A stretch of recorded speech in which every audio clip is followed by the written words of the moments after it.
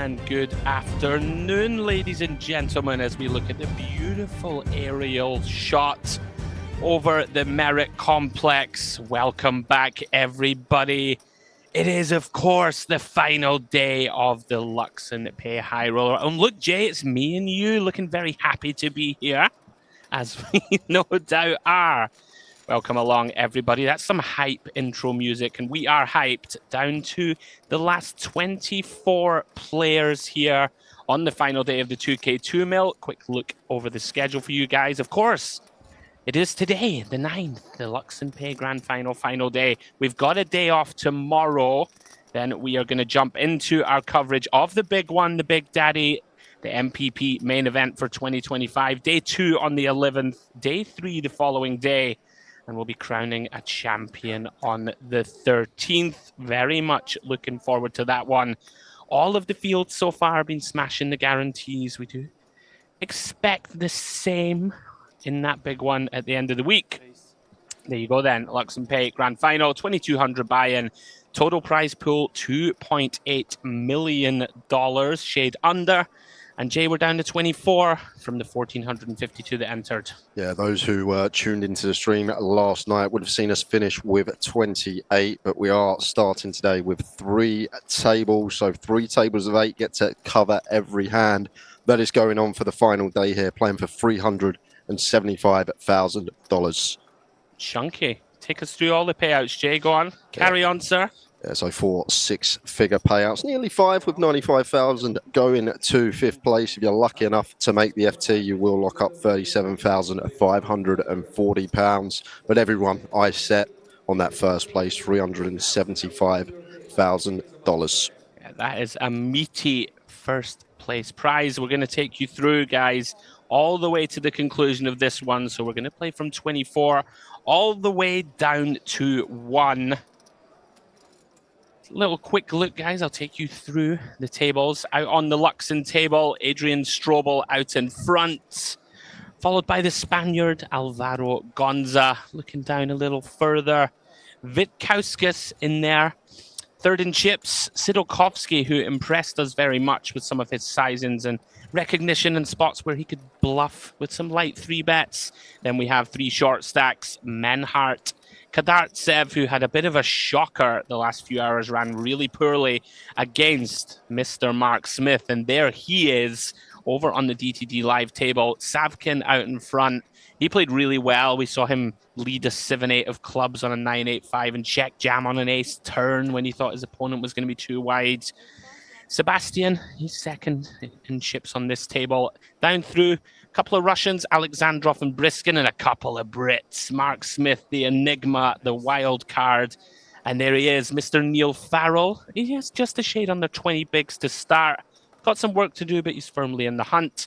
And on the main feature Onyx table, we have Dmitry Kuktarev. He's got a chunky old stack. In the chip lead, 37% of the chips in play. Voronin and Frankowski, around about the 30 big blind mark. And then the short stacks, well, the man in 7th, Jay, Mihai Nist. Well, saw the hand yesterday. I'm sure it's been shared already across many platforms, but not many people are going to be able to find that fold. You need to be a certain caliber of player to be able to get 9 to 1 on a call and fold the nut flush on a non-pair board. But he sniffed it out and he figured it out. So credit to Mihai. All right, then, 24 remaining. Let's get after it. First look at the Onyx table today. Oh, Mr. Perfect. Loving that. I thought that was just my nickname. Mr. Perfect. Apparently someone else is called Mr. Perfect. Wonder if this is a wrestling reference. Jay, I don't know, you might be too young. There was a wrestler back in the day called Mr. Perfect. Never heard of him. I know the Big Show. That's about it. It's the Big Show. Right. Gonna be a big show today. Yeah, round 2 Corral in the hijack. We saw him play some really nice hands yesterday. Got trappy with a pair of aces. Some nice pot controls. Played a fun hand where he flopped trip kings and his opponent managed to fold aces by the river. It was a fun one. Round 2, Kuktarev, 31 million, Jay. He has a chunky old stack. We're probably around about 3x average at this point. Queen Jack on the button, in for the raise. Beautiful spot to be in this stage of the tournament at 30 here. Voronin going to defend the King 3 suited. One that potentially offsuit could be taken off, but suited feel like better playability. We are just going to call in C3, and what a 3 we see to start the day. Well, like the blue touch paper, Jack 4-8, 2 diamonds, top pair for Kuktarev. King high flush draw, 1 overcard for Voronin. 30 bigs behind Jay. You could see this one going a couple of ways. Yeah, I feel like on this board, top pair, just happy to bet as Kuktarev here. May even choose a slightly bigger size. Lots of gut shots out there from the big blind. Draw heavy board, 9-10 up and down. Does go for 900 into 2.2. So just slightly size up between 40% and half. Yeah, Voronin decides just to call. Certainly makes sense. You're not thrilled to try and get this in for 30 bigs. Got a lot of playability down the streets, and he does pick up bottom pair, Jay, to go with that flush draw. Yeah, I feel as Kuktarev here still fine to continue barreling here. Bottom versus big blind. There's going to be some 8x in there, some 4x, worse Jack X to get some value from, and then like charge some combo draws, the 9-7 of diamonds, the 5-6 of diamonds, all this type of stuff that have to stick along for another street.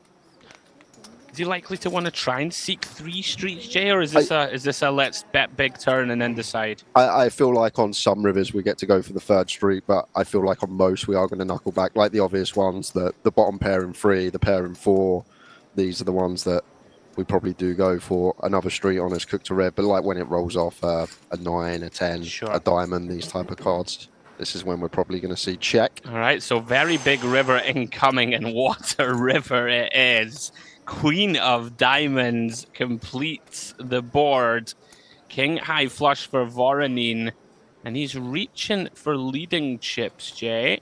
Yeah, this is interesting because Kuktarev here improves on the river, but lots of draws getting there. The 9-10 completes as well as the diamond draw, so it's not a comfortable spot to be in against this size. This is pretty grim. 6.2 million into 9.8, 2/3 pot.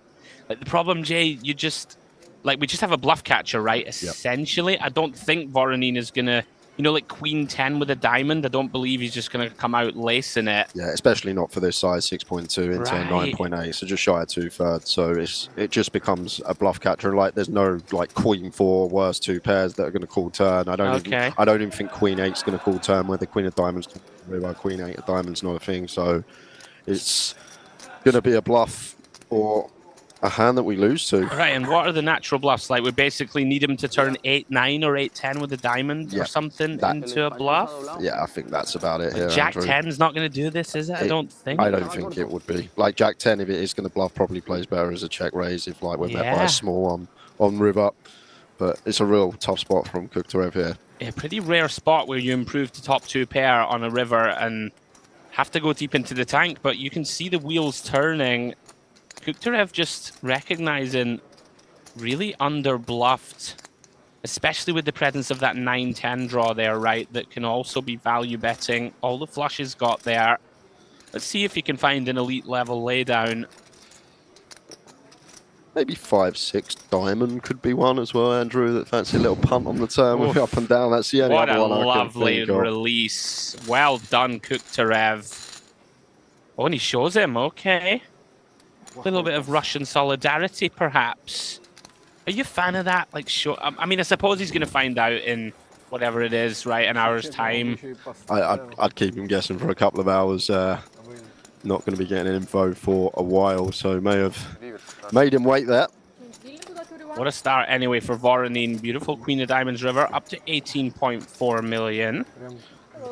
Voronin, plenty of cashes here at the Merit Complex. Plays here a fair amount, just shy of $300,000 in live earnings. Yep, looking to add to that today. Over to the Luxon table. First look today for us at Gonza. Opens from the hijack with ace-9 off. Menhart on the button, Jay, with the decision. Shade over 12 blinds and the king-jack of diamonds. Yeah, I think perfect one to just move all in here as Menhart. We can fold out better hands. Some of the ace-x won't be able to call off, and it's a hand that's going to have decent equity when called here. I feel like this is a nice find from Menhart, leaving himself a few chips back as we are potentially on a ladder here. Yes, we are. we can outlast one more opponent. We led a $3,100, so just keeping those chips back. Yeah, nice. Always frustrating these kind of spots. Like, you know that you can be ahead of some of the suited Broadway stuff and flipping against some of the low to mid pairs. I just can't really call it off with ace-9. Nice find in the early going from Menhart. So we can tell the viewers at home, Jay, he made the elite level fold last night, but we lost Mihai Nist in 28th place. There's just no justice in the game. He makes a worldy fold, and you think there's going to be a story how we come back to that fold at the final table, perhaps when he's sat there and we talk about him making one of the best folds you're ever going to see. But unfortunately, it was Mihai who was first out today. Yeah, for anyone not aware, Mihai folded the nut flush on an unpaired board when he only lost the one combo, which was the straight flush of that man in this hand, Sebastian. Made one of the best folds you will ever see. Unfortunately for him, not rewarded. GG in 28 for Mihai. Picking up the action at DTD Live. Open from Sebastian. Lupuliak with a pretty wide defend, Jay. King 4 offsuit.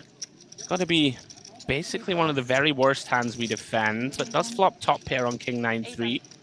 Yeah, I agree with you, Andrew, especially at this stage of the tournament. Like these sort of raggedy hands against EP, just likely to be dominated, can get ourselves in some bother on this occasion. Working a treat. Yeah, I was a little surprised to see him defend it, but does flop best. Sebastian with the ace-queen, c-bets. Of course, Lupuliak going nowhere. Flicks in the check call through to the 5 of diamonds turn. No, I feel decision point for Sebastian, still ahead of some stuff, some of these like Queen Jack, Jack 10, Queen 10 hands, but against big blind, going to be 9x strapping in, there's going to be some King X potentially to fold out by river. But I feel like if we are going to barrel turn here, we need to be unloading on a lot of rivers, if not just check and hunt for showdown. Yeah, it does always feel awkward, these, and like when you check, you do feel you're going to get bluffed quite a lot, right, by these sort of Queen Jack, Queen 10, 10 Jacks, the natural ones. Does decide, though, to pump the brakes, and Lupuliak improves, not that he needed it, but 2 pair on the river.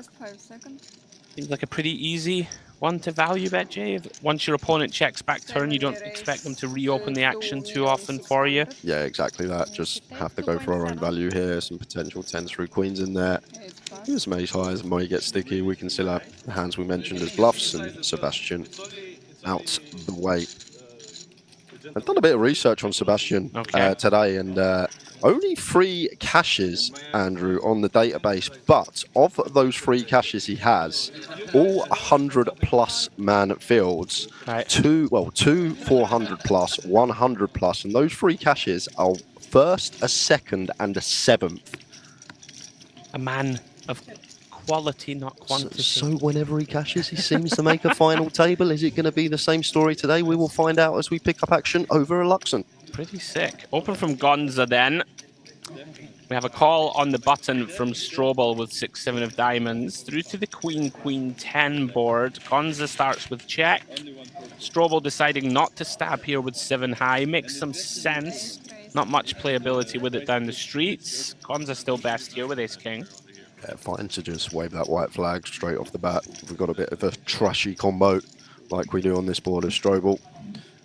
Like, it's not one we need to bet. Do we want to start bluffing, Jay, as Gonza to fold out the kind of pocket 7s of this world, or are we content to just try and get to showdown? I can see it. One of those ones, right? Yeah, I can see it, especially like ace king, ace of spades, still get to unload on river, and even like the 10x against a double barrel going to be in a rough spot if we barrel turn and follow through on river here. I think I would have bet here, like especially when Strobel checks, he either has like a hand like this, right, that's given up, or he has most of his showdown that doesn't bet flop is these kind of 5s through 9s type hands that we kind of need to get them out of there at some point. Intriguing now though, Strobel going for the delayed stab, excuse me, for half pots. Gonza now still has that draw to Broadway. Can have the best hand, as we can see he does. Does make the call. Ace of diamonds river. He's loving that development. Yeah, and it's just a awful one for Strobel to be unloading on here. Yeah. Just ace jack, ace king. So we're like basically targeting pocket jacks or something that didn't bet, pocket nines that got sticky. And you feel like jacks is going to probably probe turn, so maybe I would agree with that. Specifically nines here, Andrew. So as Strobel probably would be giving this one up. But Strobel having another crack at the 2K this year, was one of our final tablists in this exact event last year, finishing 9th when Boris Kolov eventually won that event, come 9th for $45,000. Adrian Strobel in last year's 2K here at the MPP. Very nice, going for the back-to-back. Still has the chip lead here. At the Luxon table, as we see Gonza moving up to 17 million or so in chips. Musa and Heredia on the short stacks, still with a little bit of breathing room. Off we go then, back to Onyx. We have all in and a call. They both have the same hand. Coral, though, with the suited variety. And they're just going to chop this one up. Chop, chop. Chop, chop. Take 3 minutes for... Я ж пытался тебя сохранить 3 тайбанка. Спасибо. No sweats for us in the booth.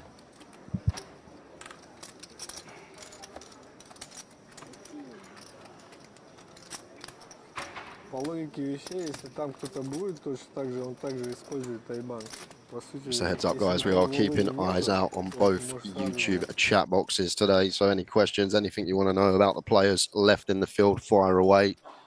Going to be a great day here at Merit, playing for $375,000. Lovely stuff. Yeah, of course, this is the Luxon Pay Grand Final day. And we're taking you through all the way to crowning a champion. Myself, Andrew Headley, and Jay Harwood calling the action. And Mr. James Dempsey will be joining us in a little while. As we see at the Luxon table, Isaiah decides not to give his man a walk with the 8-4 offsuit. And well, Gonza finds number 1. The pocket aces. Let's try and get some more money in the pot. Unfortunately for him, Jay, Isaiah with a whole bag of nothing. I mean, you'd be shocked to see continue, right? With this one really ever. Could even just walk Gonza here. Andrew, don't necessarily need to complete. I think I would walk this hand in this sort of exact lineup where he just has us covered. We're out of position. 3 tables left. Of course, so can never be a mistake to try and take that discounted price to see a flop. I was thinking that he's... Oh, sorry guys. Yeah, sorry. I was thinking that he's thinking... Very jovial atmosphere over at the Luxon. A little bit more of business at the DTD live table. 3-way pot in progress. Have a really wide raise here, Jay, from Briskin. With the ace-3 offsuit from +1. Calls from Lepuliak on the button with king-queen suited. And the Enigma Mark Smith completes. Comes King-Queen 4, and Briskin, undeterred, Jay, fires that c-bet out. Does have the ace of clubs in hand, and an early position spot where we're you know, seems like we've hit this board a lot, right? Yeah, now we get here, feel like finds a c-bet. Agree with you, though. Bit of a loose open here from +1 in the first place, but Lepuliak gonna go for the raise in position here with top 2 pair, making it 3.5 mil. Maybe not wanting Spiff to come in behind, but our hand is so strong on this board, top 2. And I'm a little surprised to see raise. Like I could see it with 4s, like 4s more often, like unblocking the King X and Queen X. They're potentially going to continue, but like King Queen just... These are the ones that I just never see people find a bluff. Like, it's so hard to be bluffing, right? Like, you need to be reaching into, like, Jack-9 of diamonds and stuff like this, I think. Well, I don't even think you get Jack-9 of diamonds, Andrew, because imagine just getting ripped on then, and then you just don't get to call with position. It's so hard to be bluffing. So maybe it's like, I don't know, maybe like ace-5 of diamonds, something like that. Yeah, like almost none. The free to straight, free to flush over card.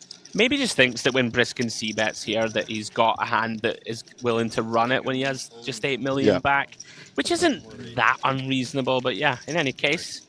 Moves up to 28 million. You see Mr. Neil Farrell there on the right of your screen. He has 9.2 to work with. Good for 23 bigs. Yeah, we mentioned Mihai Nice first out in 28th. Obviously, come back day 3 with 28 players, but started the stream with 3 tables of 8. Just a rundown of the rest of the finishes. Mihai Nice in 28th. We had Aziz Efi in 27th, Ruslan Kadartsev in 26th, and Parahat Nurmagomedov in 25th, which leaves us with the remaining 3 tables of 8 as we head over to DTD Live. Always on point, Jay. Nicely done. I think I missed my cue to read those 4 out earlier, so you've bailed me out of jail. Round to Savkin, +2 here on the DTD Live table. He really impressed us yesterday. First look at Feraldo into the muck with Queen 5 suited. Round to Lepuliak has the chip lead here. 70 bigs. Good place to be. Average stack probably 25 bigs, Jay, something like that. Always a nice spot to be, around about 3x average. And kind of a little surprised to see him fold Queen 10. Yeah, I see Losev with the reshove stack. I actually like him. Everyone has a reshove stack here with Queen 10 off, but Losev with, what, just 10.5, so yeah, essentially reshove, and we just have to fold the Queen 10 off. I'd still open it. If I would only, open. Yeah, if there was one reshove, but if it's the blinds that can reshove as well, I'd just let it go. Just open on all of them, mate. Just be like, right, you're going to have to find it, lads. Well, Losev probably would have found it, and this is a nice clean one on the button here for 10 big blinds, just maybe having a little tank because of that $3,100 ladder. It makes a lot of sense. Have a tank and put 4 million in.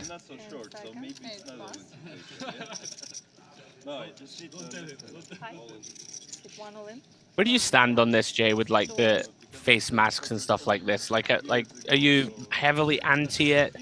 Oh, hold the phone. We'll come back to you because Smith's just gonna run it.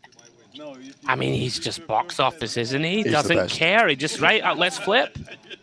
One of the best to watch. And Sebastian, who would have had a snap call in the big blind, now going to have to relinquish the 6s. This is so good. Smith, as we saw yesterday, got so many hands that had him crushed to fold. They're in a Queen 10 in the muck, Andrew. So Smith in a better shape than he realizes. Feraldo just announces a classic race situation. It sure is. Queen 10 of spades versus deuces. I'm here for it, Smith. You're just trying to win the tournament outright. Love it.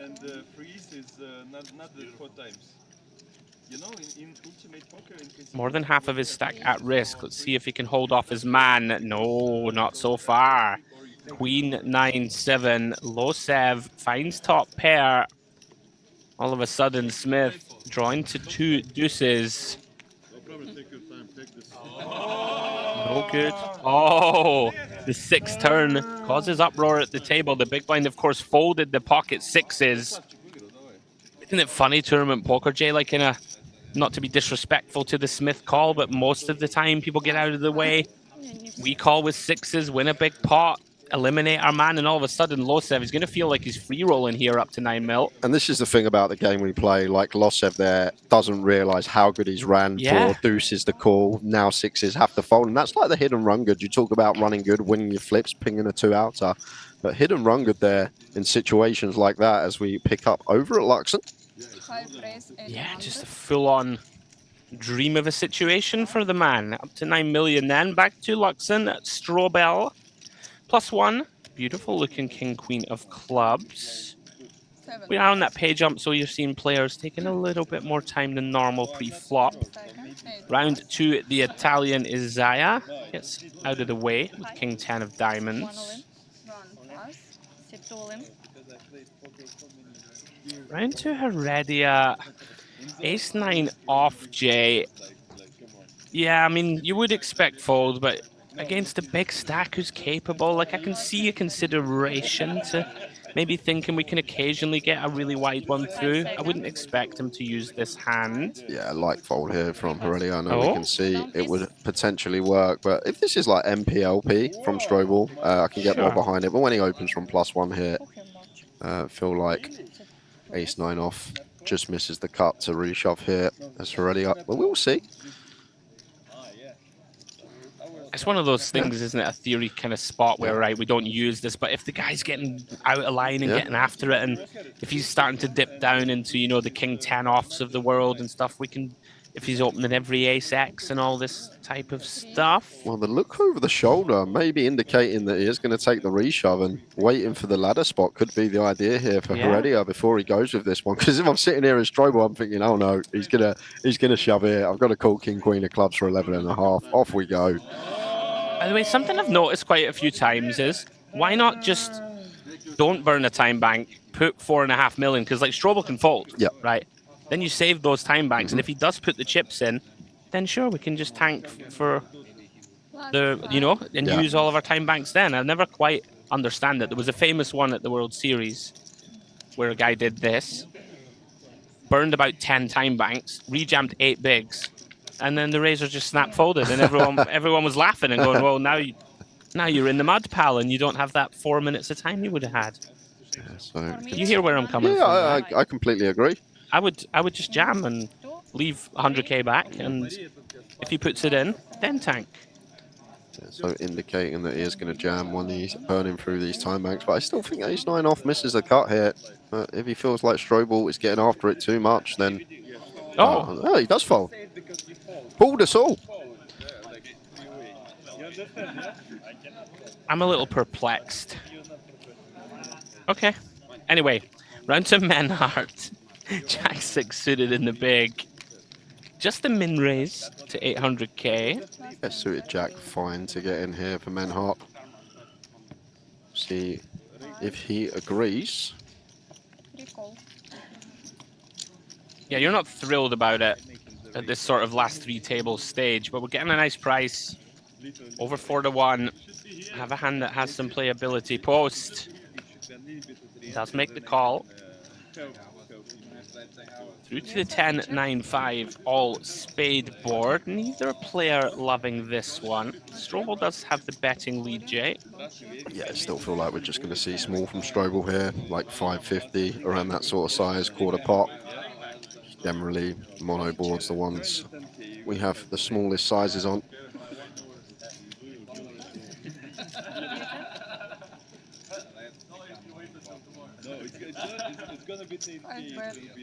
I'm not sure I've ever heard such a raucous table at the last 3 tables with 375k up top. Yeah, it does find 550 for quarter. Like it a lot. Like a home game, Jay. Yeah, Menhart. Best of luck continuing with this one, my friend. Last 10 seconds. We are close to all-in situation. If I have ace, I call you immediately. And maybe everyone just slowing it down now, like it's a healthy ladder for a over a buy and buying and a half. Buying and a half, right? No, first it's not. Strobel continues to accumulate. Dominated. Dominate? I was going to not the dominated. Dominated if you have the yes. That's another story. I told you nothing before. Just asking the man with the ace-9. Thought you were all in there, buddy. Back to Onyx we go. Anicevic, Queen-8 of Hearts. Opening to 800k from the cutoff. Mr. Perfect. I'm loving it. Stick that in the hand and mob, Jay. I couldn't find Mr. Perfect. Stick it in and see what comes up. Round 2, Ricken. Getting very short. Less than 9 blinds remain in his stack. Queen 4 of diamonds in the small. Another one who's just incentivized to slow things down, looking for ladders before he gets his chips in. However, Corral in the big should be coming along, just north of 15, big suited king in the big blind. I really enjoyed watching him yesterday. Found some really nice lines. Has chipped down, unfortunately for him. Had the bones of 15 million or so last night. Yeah, well, you missed the hand. Aces versus kings versus queens, and Corral was the man with the aces, and it come a queen on the flop to leave him crippled. Wowzers, and what a flop that is. For the opener, middle pair, queen high flush draw. Corral comes up stone empty with just king high. Once again, just seeing the guys slowing it down, trying to secure that extra 3k. In the background, guys, of course, the main event, day ones are underway.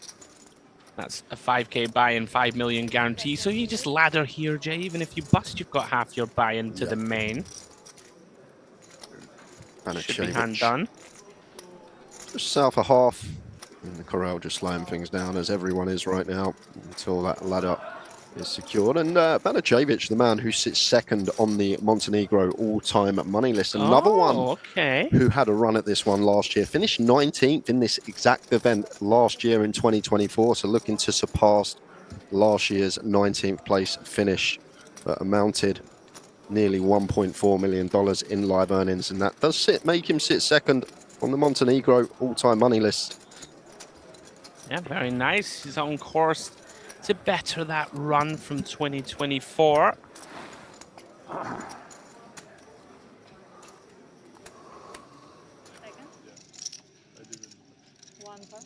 Back to the DTD live table we go. Now then, Smith lost that flip with deuces versus queen 10. We know that he marches to his own tune, sends it in here with 10-8 offsuit from the button for 9 blinds. This skin. We're gonna look on the second card. 10 seconds, by the way. No, first is not. Love to see the atmosphere at these outer tables. Dominated. Dominate? not the dominated. Dominated if you have the... Smith's like, what? You folded that? Yes. 6-7 suited? There he is, Mark Smith, the enigma, as Andrew calls him. He has been the star of the show the last couple of days, been taking some wild lines, has been involved in some monster all-ins, and he's still there battling. Is still there. Well, Gonza has run into it here. Don't mind this hand selection. A little unfortunate, has made it 2.3 million. Yeah, only thing, Andrew, I feel like at this stack depth, we need to go slightly smaller. Vitkorska starting the hand with like 17 bigs here. So like we can go just shy of 4.5 BBs here, as Gonza don't necessarily need to go this large. 1.8, kind of 2 mil, something like this. Seems nice. Save ourselves 500k here when we get piled on, because it's coming from the Lithuanian. Oh. 10 seconds. Did see forward motion and he took it back.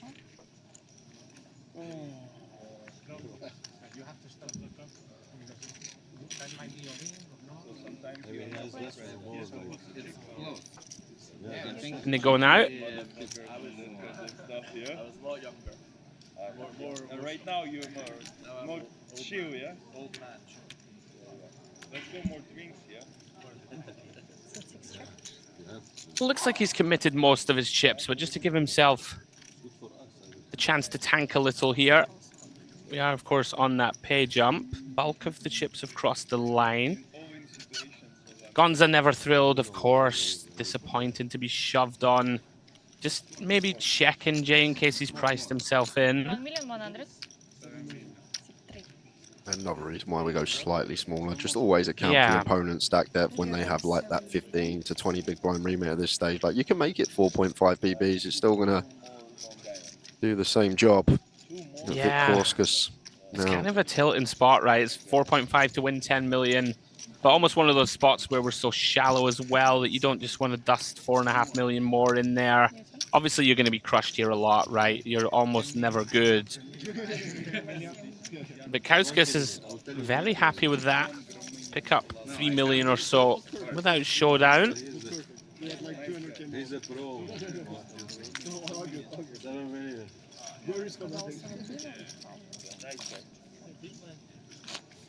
One of them was really close, I think.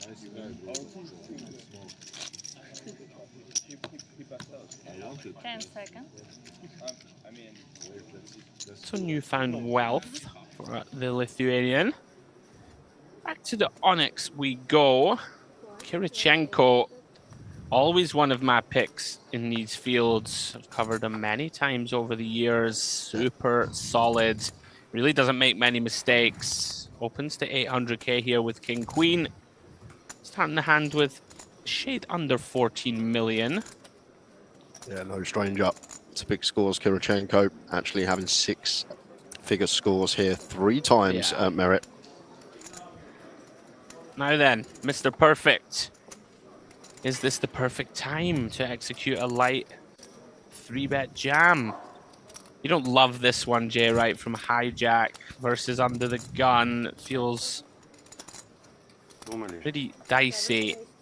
I really don't mind it, though, against someone as Okay, and he's just made it 5 blinds as well. Interesting. He's gone for the I have pocket kings rep with the 5 bigs, leaving 9 behind. Yeah, but once again, like, if we are going to 3-bet not all in this stack, maybe we need to go like 1.5 million, because now we're just going to be priced in if we are met by a 4-bet send. Maybe that's the plan, right? That he's just going to try and rep something stronger and maybe get someone to hero fold, right? Like, it's not impossible that if someone's sitting there with 9s now, for example, and you make it 5 bigs out of your 14, it feels arguably worse than when they just face a 14 big blind jam, right? Yeah, I get that. If you hear me, like, it's, you know, a small wrinkle, but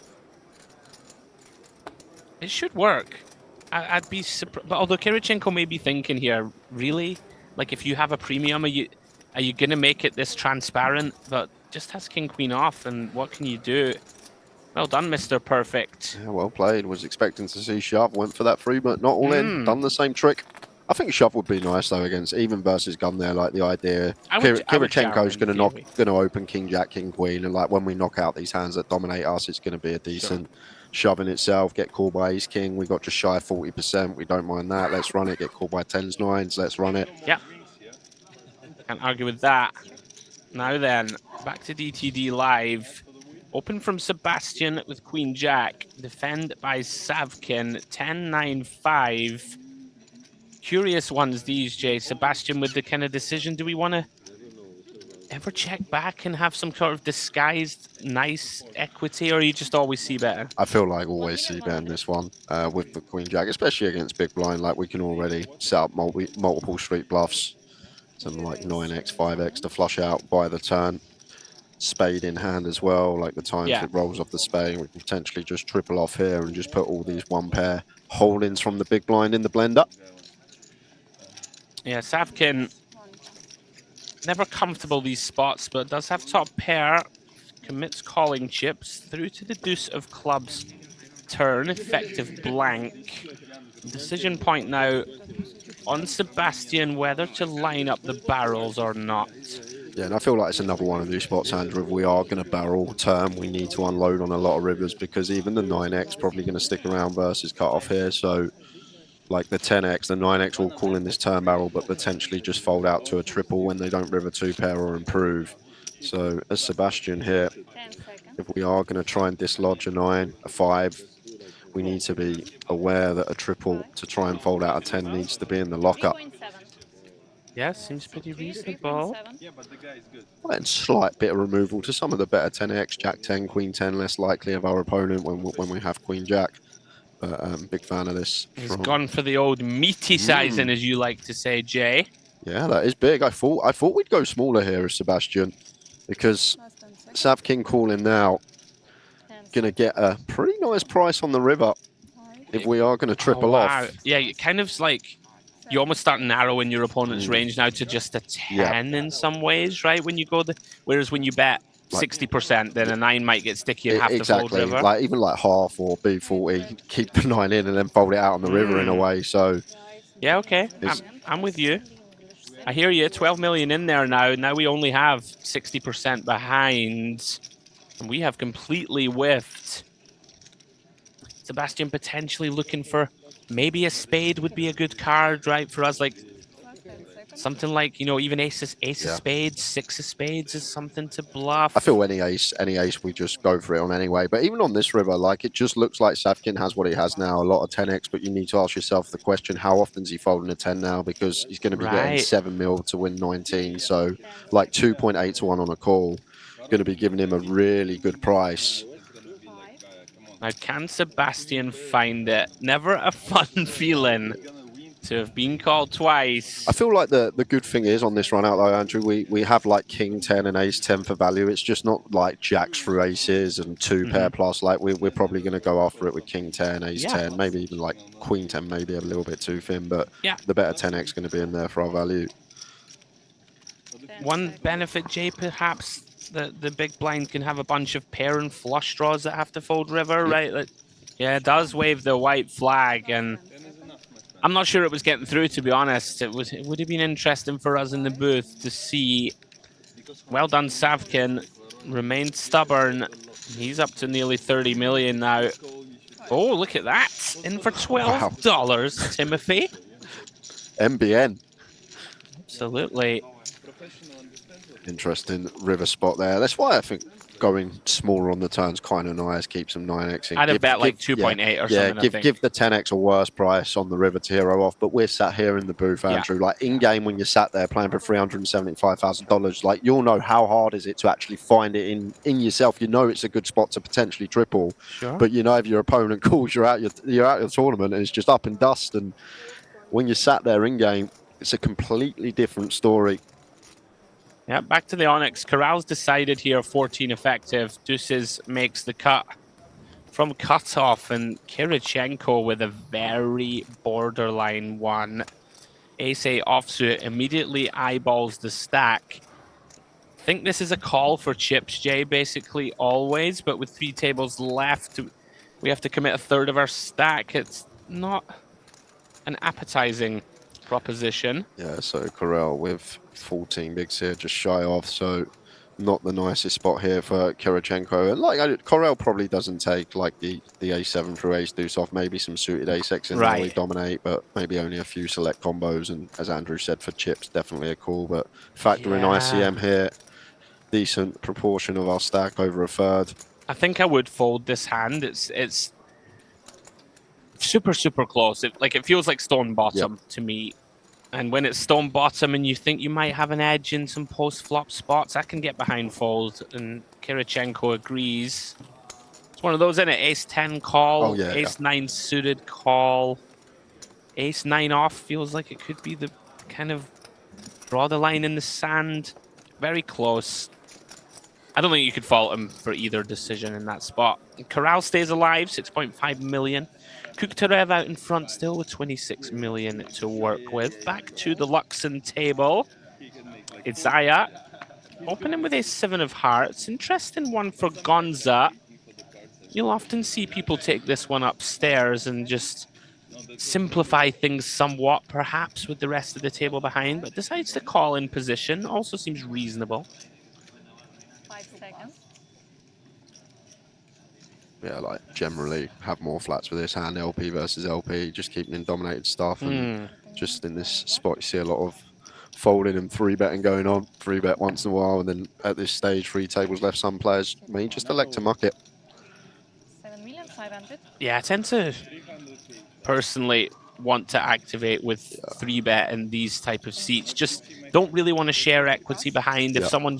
You know, if we 3-bet them, if someone wakes up with like 8s or 9s behind, you put them in a horrible spot where they probably just have to let it go. Can leverage pressure on the Italian. But I can see call being a thing too. It's one of those kind of tricky spots. Run to Basil. 10 blinds. Just everyone trying to lock up that 3 Gs. Yeah, moves are just going to be looking this one into the muck, just slowing things down like everyone else on the short stack. Strobel will be wanting to play hands quickly with one of the big stacks at the table. Right. It's so funny, isn't it? Like, you've got 32 mil, you're like turbo folding, clocking people. Right, we are going heads up. So, the Italian out of position to the Spaniard.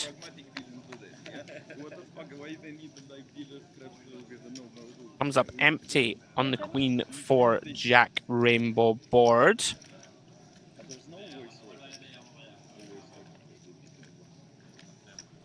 So, middle pair for Gonza. Not much going on for Asaya. A general rule of thumb, what I always say when you are sat next to the person on your direct left out of position will play a lot of checks, but it's going to come out firing here with the A7 of hearts. Yeah, I would likely check in flow. One of those, I guess, though, we can immediately put pressure on the 8s and 9s and 10s of this world, right? It's basically what we're targeting. I don't think we fold out Yes. any hand that has a piece of this board. Pretty easy call for Gonza. Let's see a turn and decide. 6 plus. 10 of hearts one time. Well, it's the 5 of hearts. There. Turns the nut flush draw, Jay. Yeah, now we get here. May feel obliged to barrel. Still got the strongest hands in range. Jacks, queens, ace, queen, kings, and aces. And like Gonza calling in position, we can target some of the jack X. We can even try and set up a triple versus some of the queen X. I feel like we just kind of have to bet this one. You know, Gonza's not going to fold. Like, he's not supposed to fold 9s and 10s, for example, to 800k. So they should still be in there. You do put a jack in a nasty spot. Ace 10 suited, right? They're all going to have to fold. Ace 10's a nice one to fold out here. That just has to fold now on the turn that we're behind two. That has us in rough shape. Yeah, these spots not fun. We are facing 60%-ish. Decent sizing. Chunky bet from Isaiah, but Gonza gonna keep his man honest. Makes sense, right? It's kind of our, you know, when we don't have a queen, this is the one that kind of has to stick around for one more street. 9 of diamonds, river. Isaiah comes up empty. Just over pop back.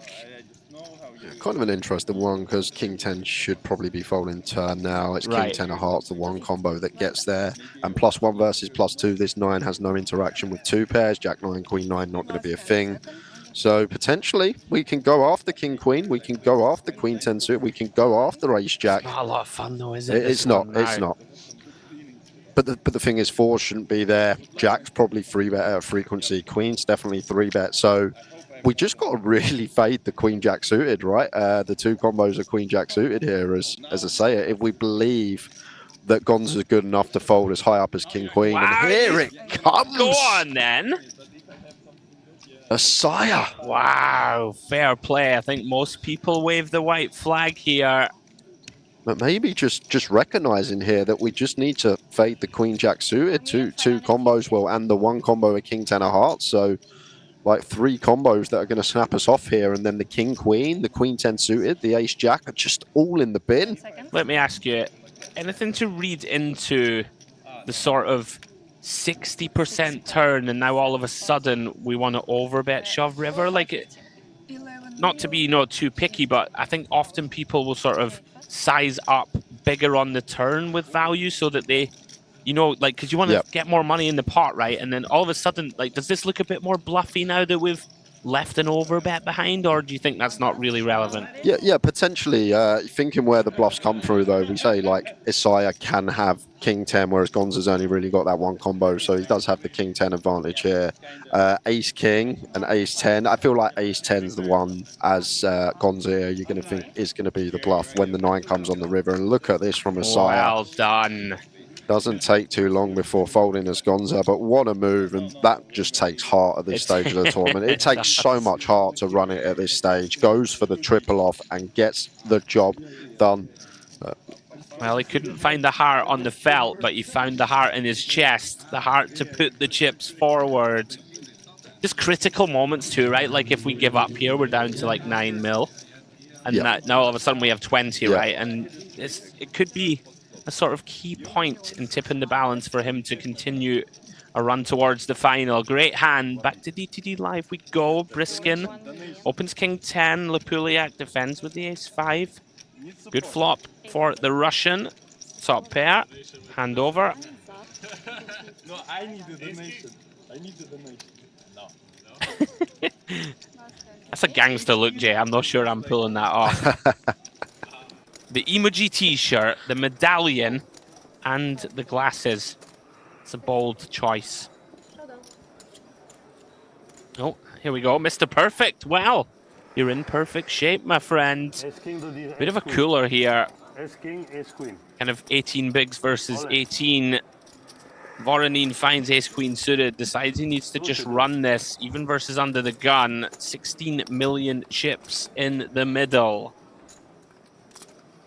Diamond in the window, unfortunately for Voronin. No more materializing behind. Jack 4-3. Mr. Perfect, 82% of the time will find that full double. 10 of hearts turn, both players turning, a Broadway draw. Mr. Perfect just fading kings, and kings only. And does. Ace of clubs on the river. Beautiful result for him. Nursing that short stack. Had 5 million or so just a few moments ago, up to 16 now. Tough spot for Voronin J. It's really difficult, right? 18 bigs, like we have such a strong hand. Ace Queen suited seems too good for Voronin. Can't fall in for that one at 18. Seems pretty clear. Just running into it of Mr. Perfect. So good. Mr. Perfect. Well, it's a beautiful looking chip flow graph. Started, there you go. Last 5 hands, 5.5 million up to 15 and a half.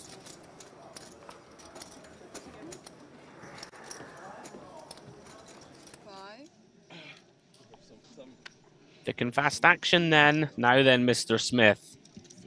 It doesn't take long. I love to watch him. Literally took 3 seconds there, maybe less. Just looked at Jack-9 suited under the gun and said, all right. Blinds have gone up, to be fair. And well, Savkin finds a big hand. Ace Queen of Spades in the cutoff. I love the fact Smith's the only one on the short stack that's just rushing the decisions as well. Not fussed about the ladder. He's like, let's just run it. If I finish in 24th, I finish in 24th. What's $3,100? Yeah. He's perhaps saying to the poker gods, listen, I'm here for the love and purity of the game. Give me a double. I don't care about the extra 3K. I want 375.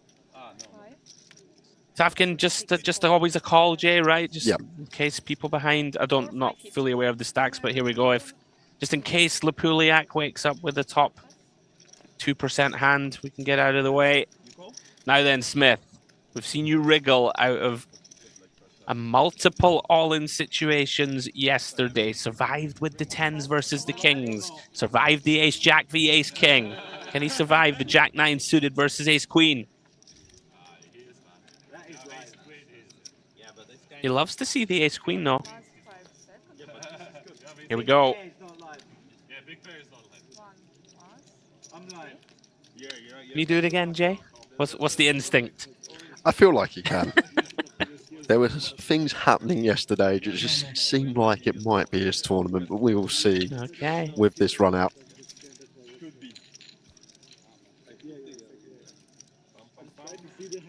Not so far. King 6-3, couple of clubs and 1 heart. About as empty as it gets for Jack-9. Needs to find a Jack or a 9. 1 card to come on the 4 of hearts. GG's, the adventure is over for Agent Smith. 7 of hearts completes the board, and what a fantastic watch he has been. Very much hoping, Jay, that he hops into that main event and we see him again. Really was box office. Good game, mate. Entertainment value at its finest. Was Smith just one of those, plays his own game, doesn't really care what anyone thinks about his strategy, and it's got him this far and takes home a decent score.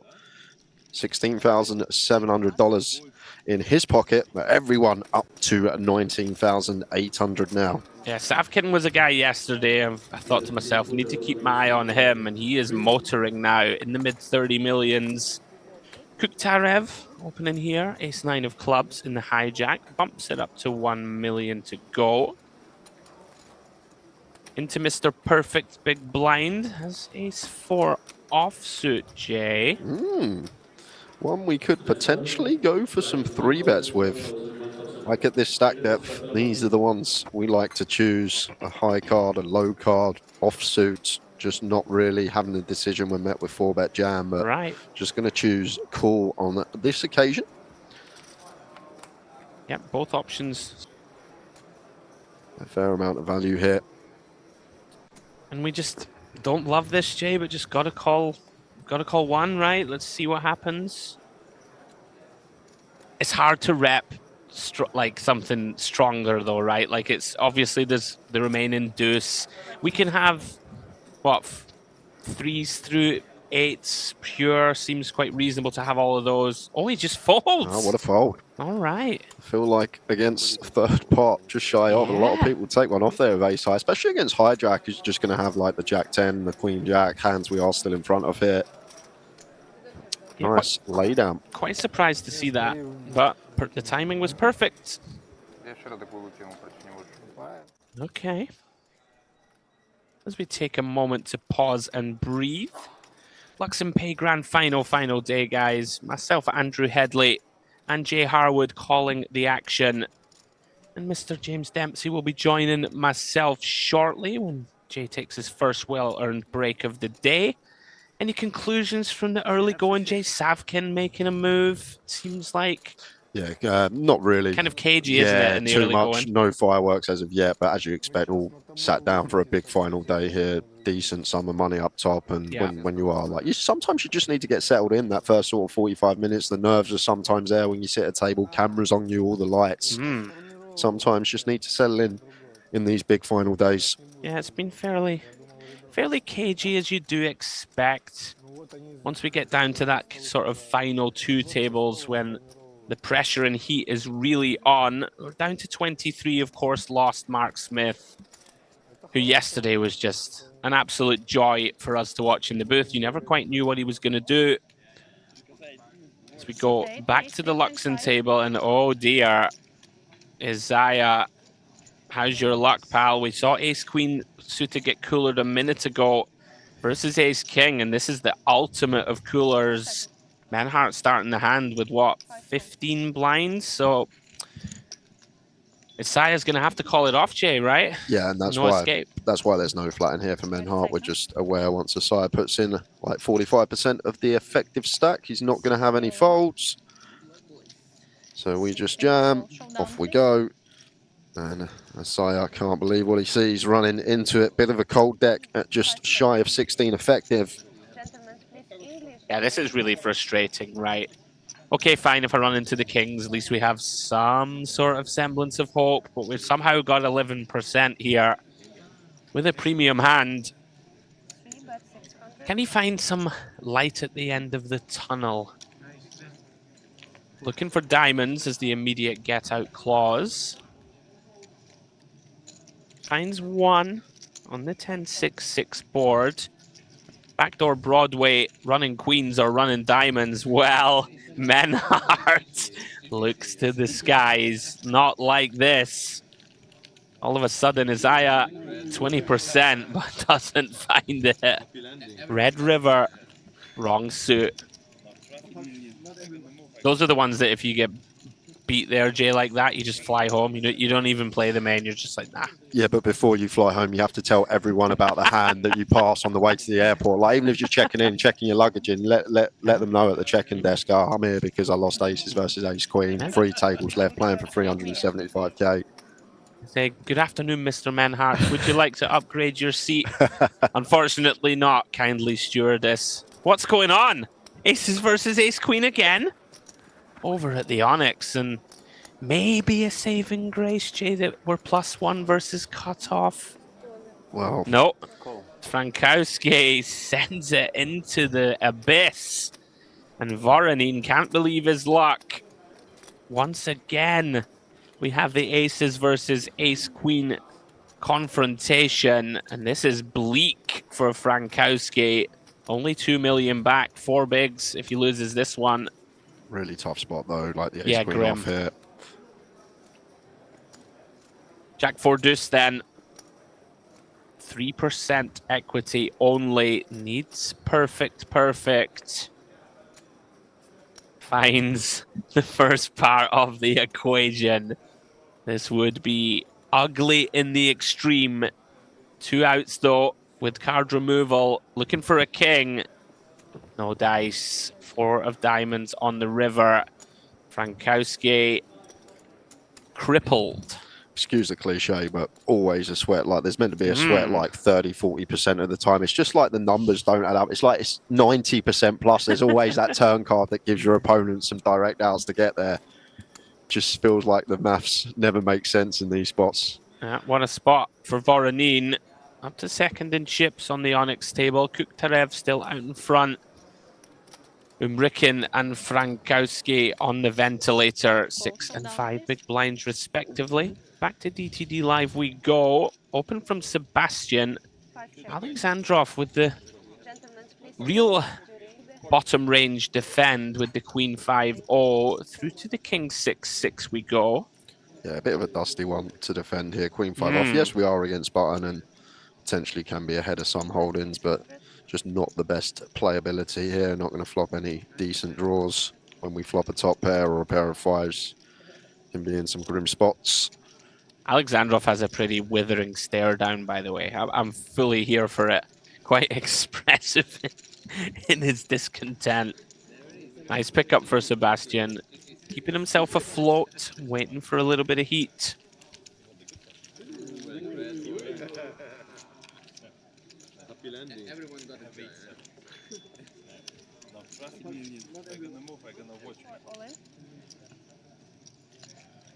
What's going on? Where are all these aces coming from? Dealer's shuffling or what? Now then, Gonza sets the trap. Oh. How unlucky can you be, Mr. Heredia? Finds the dream of a situation, Jay, King, Queen suited.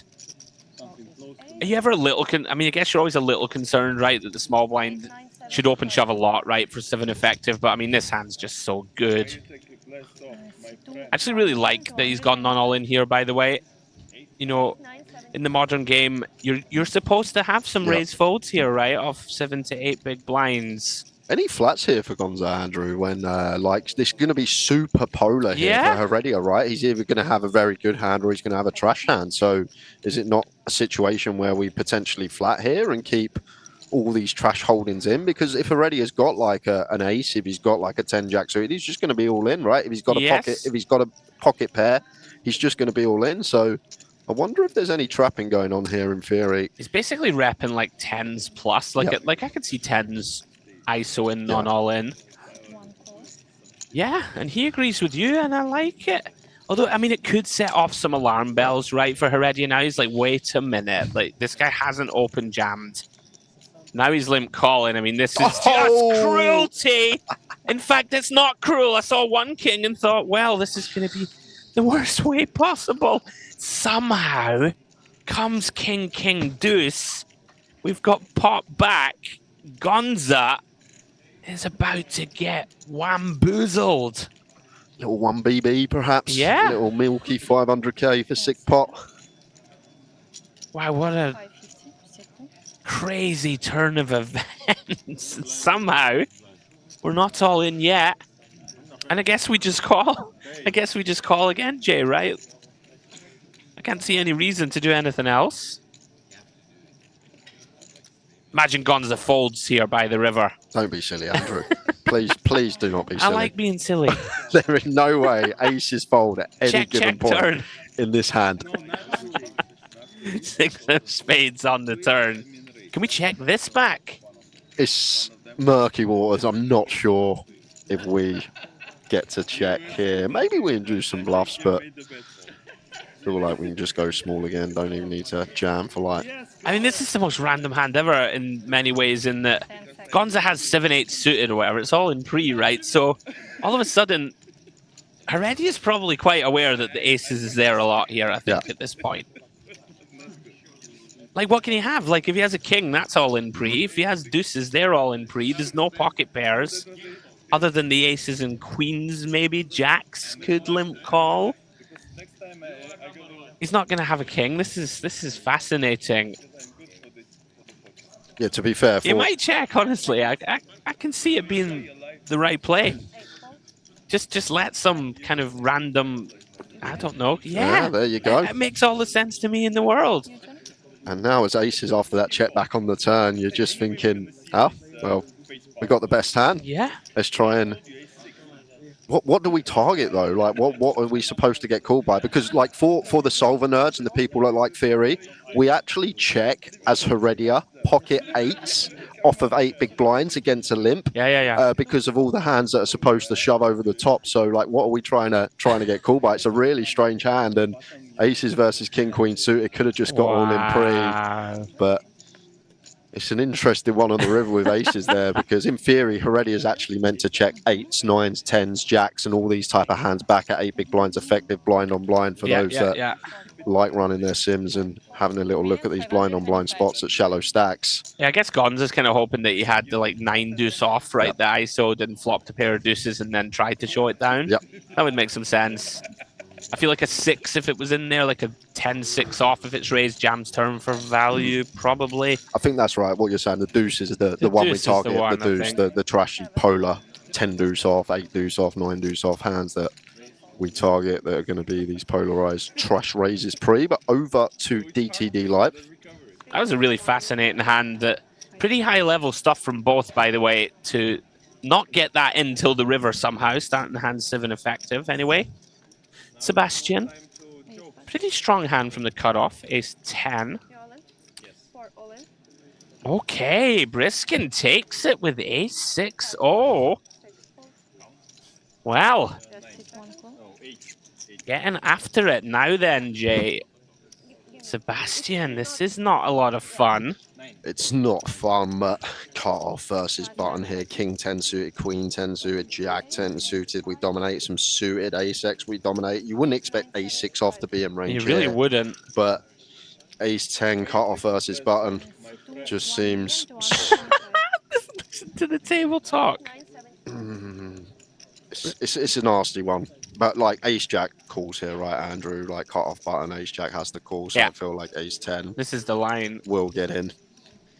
I don't know. Like Briskin was so chilled. Did you hear that? He just looks at him and goes, "Why you take your glasses off?" As if this ever come down. Look, he's trying to appear strong, right? He's giving it the. Yeah, I've got it. I think he's folding here, Jay. That's my gut instinct. Yeah, on body language, does look like a man who's leaning towards fold. There are a few combos in here. Do you think, though, that like we can see that obviously he hasn't tightened up, okay? Briskin's rifled it with ace 6. At this stage of a tournament, like, don't you start to take out some of those, I don't know, like a King 10 suited? Like, do you think people just always still send with 3 tables left? Against cutoff, I feel like a fair amount do. Like, I get it's different versus MP, it's different versus EP, but against cutoff specifically, I feel like these suited broadways are just going to be taking the shove spot. Credit to Briskin, by the way. It looks pretty relaxed. Yeah, if I was sat there, Sebastian, I was like, okay, this guy. If like these close spots, this is what you need to do in live poker. You need to look at your opponent, try to get some read. If you can go either way, call or fold, see if you can pick anything up, and having a little drink. How do you read into a guy drinking a gin and tonic, Jay, during the decision? It's tough, but I feel like these decisions, when they're really close, you need to try and see if you can get any sort of live feel from your opponent. But he's trying the reverse tells out Briskin. I'm loving this. Trying to show that he's comfortable and he doesn't really He's care. done it. He's done it. Gets it through. He's going to show the ace. Of course he is. He's like, I got an ace, mate. No, not 2 aces. Not 2 aces. Yeah, and you're not like loving seeing that either, right? You're like, oh, I can beat some of those. Then that's a bad fold for you. You will see it on TV, but I think you made the bad fold. Yes, correct. Briskin, what a character. Let's keep an eye on him. Now then, Frankowski, unfortunately for him, ran into the aces a moment ago. Gets the bad news here that he only has 1 overcard. Can't fault him, of course, for running it. 3 bigs. Kirichenko, very happy to see. He's a 2-1 favorite with the 6s.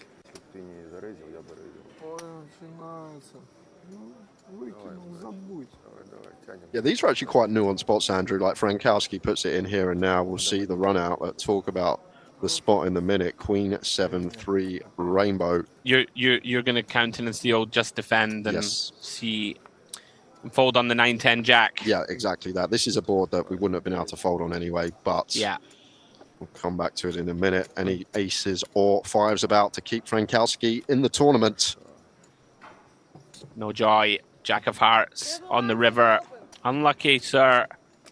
Yeah, but when we like have 3 here and we have no fold equity, like we actually have a few boards we can just actually fold, leave ourselves a big blind and still have a smidge of equity in prize pool. Like it comes Jack 10-9 all hearts, like you said, 10-9-8 all hearts. These type of boards are ones we can then actually just get away from it on. Yeah, I can see that being a thing. So 23rd place for Frankowski. Unlucky, sir. Good run. Shade under 20,000 for your efforts. You can jump in the main event, Jay. That's a bit of consolation. Yeah, our 5 million guaranteed main event underway. Second flight today. We will have a day off tomorrow, but we'll pick up with the main event on Sunday evening. Yeah, Kirichenko swells that stack up to 14.4 million. Я не выиграл, ты мне скинул. 5 But the seconds second was left. not. So what ace you have? 3 raise 1 million. Ace jack? Ace 10?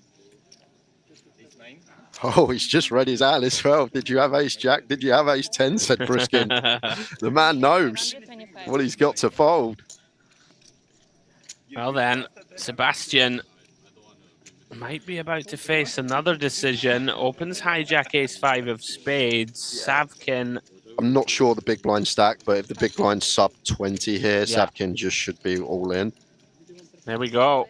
7 And yeah, Feraldo was sub 20, so pretty clear jam for Savkin. Going to pick that one up. We like those. And healthy stack at 35 milli.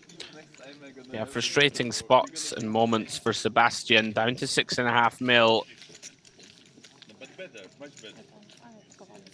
He wasn't thinking of ace 5, don't worry. Not a great feeling when you raise fold ace 10. So it's better than ace 5. An old Chuckles on your left is saying, I think it's a bad fold from you. Just picking up the YouTube chat, we got Garcia Gomez who says Heredia is a god. Oh, all right. We've also got Dynamo who says, why would you not shove aces pre? Let the king queen get there, Andrew. Yeah. No comment. Ricken, you've got it in dreamy shape, my friend. Opens the cutoff for a jam with the 10s, and Kuktarev more than happy to commit 4.5 blinds with pocket 4s, but sees the bad news. I fold to The fold. 10s looking to hold, get back to 10 bigs. 1 4 and 2 10s. Oh, hearts. Good start. King, Queen, 9. A couple of hearts on board. Kuktarev with the potential to get there the dirty way. Oh, and gets there the normal way. 4 of clubs on the turn, and just like that, Ricken down to 10s and jacks to stay alive. Nasty, nasty business for him. 5 of clubs on the river. Unlucky, sir. Gets 2 outered. Final 3 tables of the Luxon Pay Grand Final. GG, sir. Played your heart out. Couldn't fade the Obama. 21 left then. Getting there, Jay. Slowly but surely, as we Because he has a lot of chips. approach that final table, of course, we're going to bring you coverage all the way through to crowning a champion.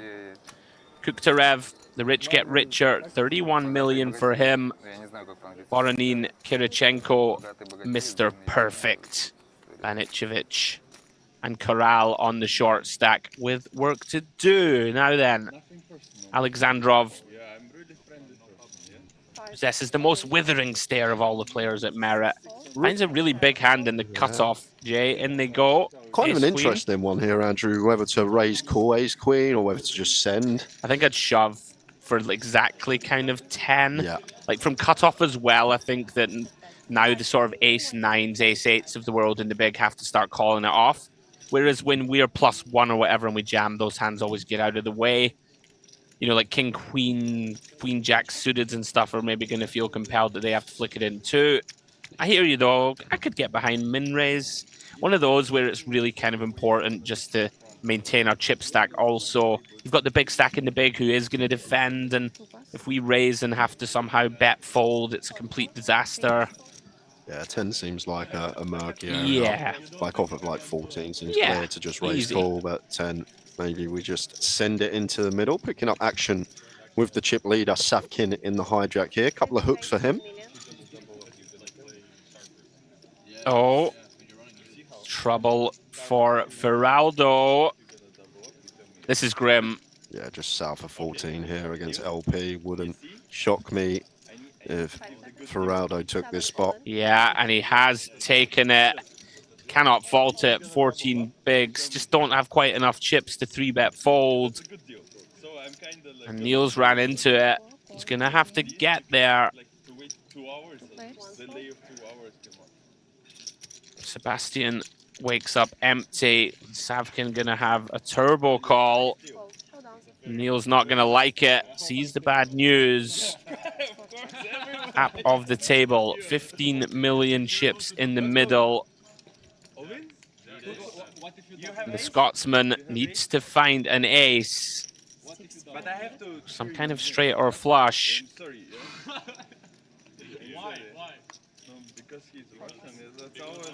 Savkin can hold here, Jay. 45 million for him.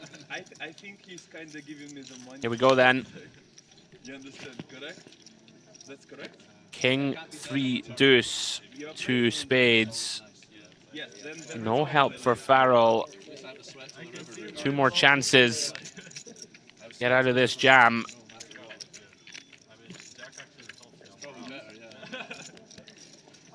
Three of spades on the turn, the blankest of blanks. 2 outs once for Feraldo. Not to be. Here's his side card, 10 on the river. Good game, Neil.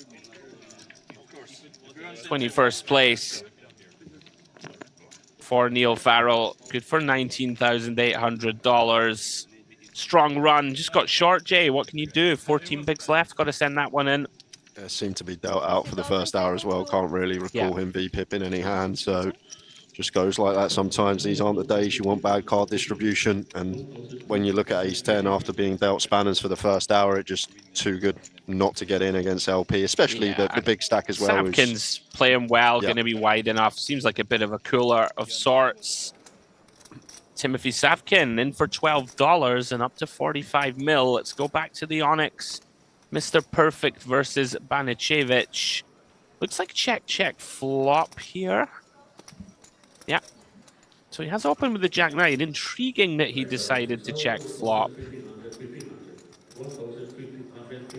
Oh, and would you look at this from Banicevic here, going for the little check raise. Like, it kind of makes some sense, right? When your opponent doesn't c-bet this board, all of a sudden you start giving him more of the sort of queens, jacks, ace, tens of the world that didn't decide to bet. Perhaps a bit confusing spot here for Mr. Perfect. Thinking, right, are you like, what, aren't you going to lead the turn yourself with a bunch of your king X? Is this a semi-bluff with like a queen jack with a club?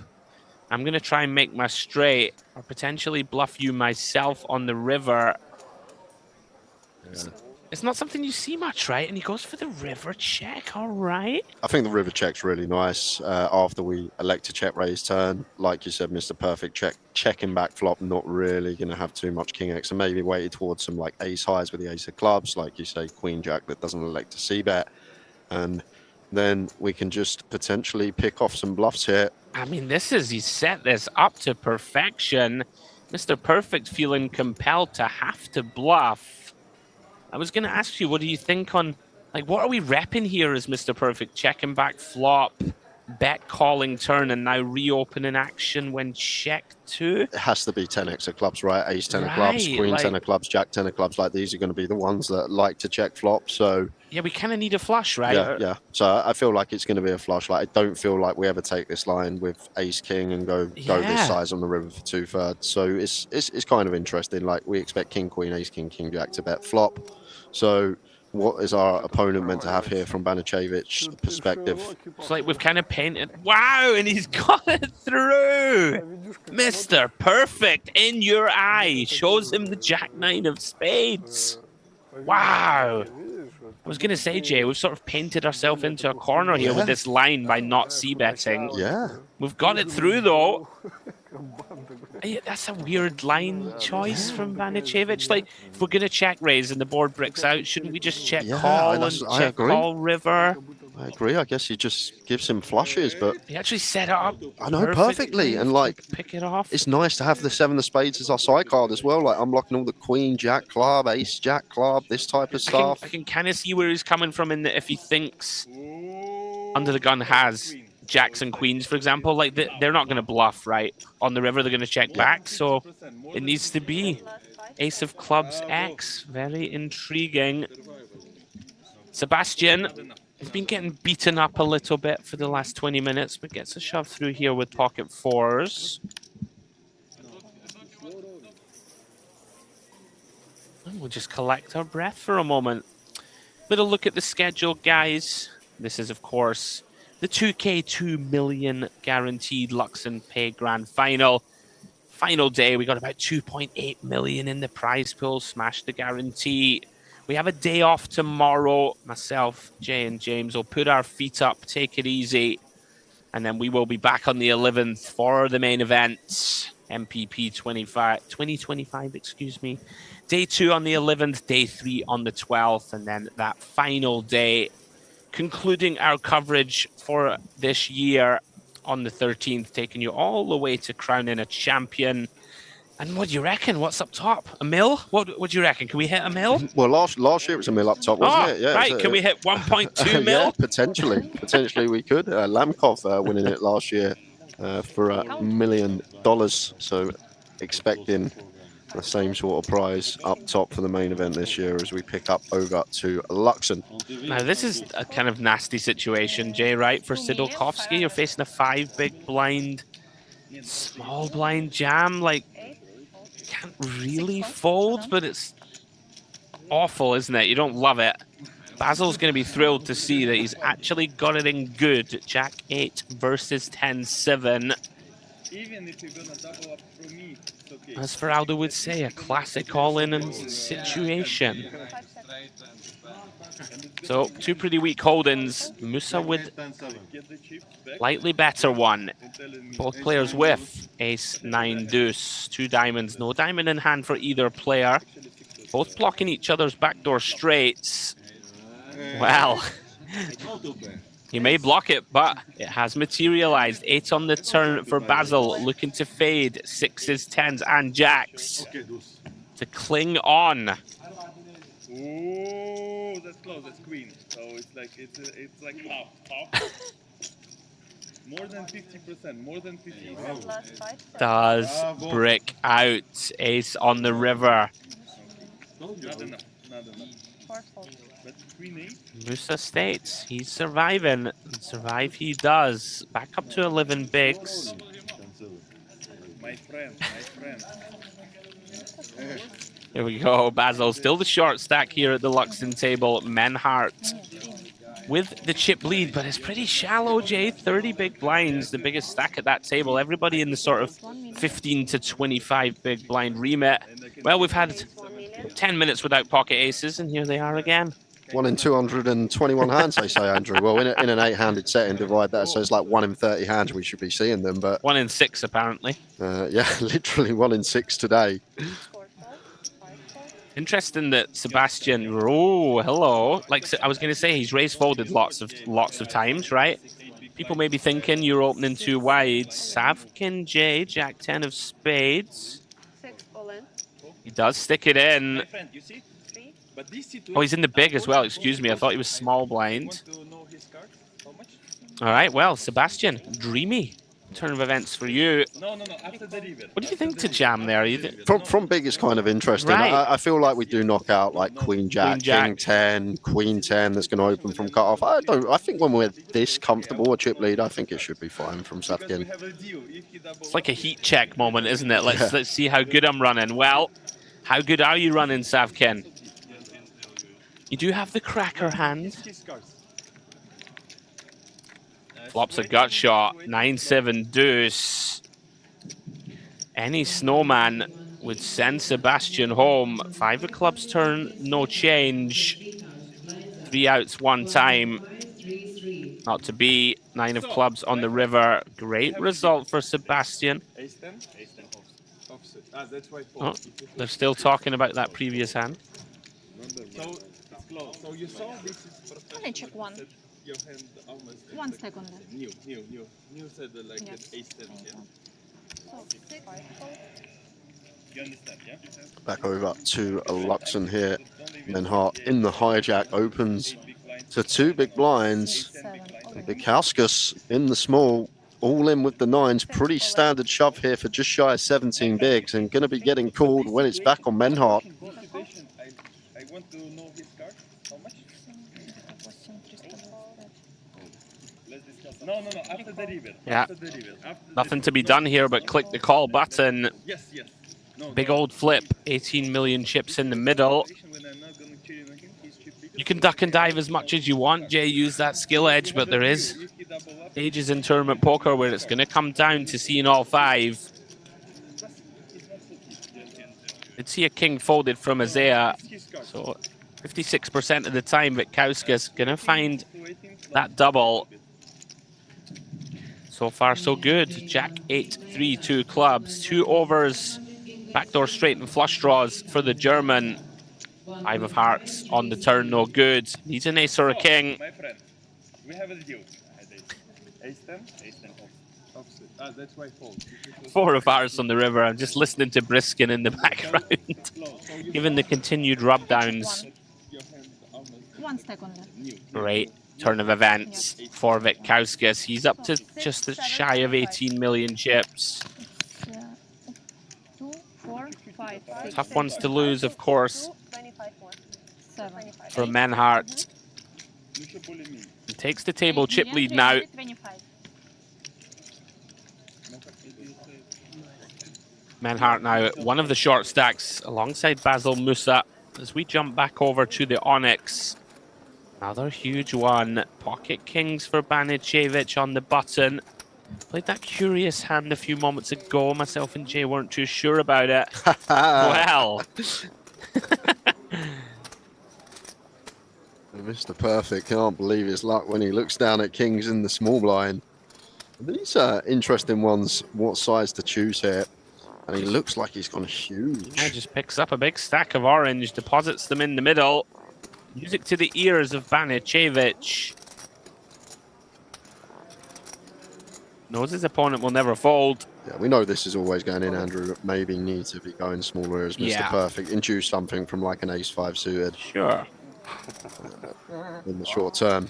Both with the kings anyhow. And we are hoping for no casualties. No one likes to bust in this manner. This Speak deep. for yourself, mate. I want the 3 club flop. Let's have a sweat. Sorry, Banicevic. Yeah, You can have 3 diamonds, whatever. I don't mind. I don't mind the sweat. Sweat's fine. Yeah. Just no completion of the sweat, please. All right. You're just all heart, aren't you? Kings versus kings, then. Almost always going to be a chop and is confirmed on the ace-6-8 rainbow. Going to chop up the blinds and antes.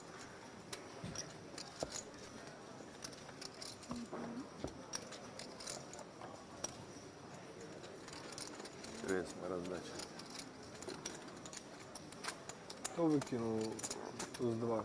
Признавай. Ace 2. Fold. You're sharing my shots. Because you will be fair. Сидишь короткий, туз 2. Фолдишь, а Come там on, короли. who's going to double me? Ace fold? Ace fold? No? Ace. Now? When I open? As we listen into the table chatter, both players, I guess, happy enough. Always disappointing, right? Find kings on the button. Your man reaches for a big old pile of orange. You're like, yes, here we go. Oh, all right, chop it up. Back on Savkin then. Did take that little flesh wound a few moments ago.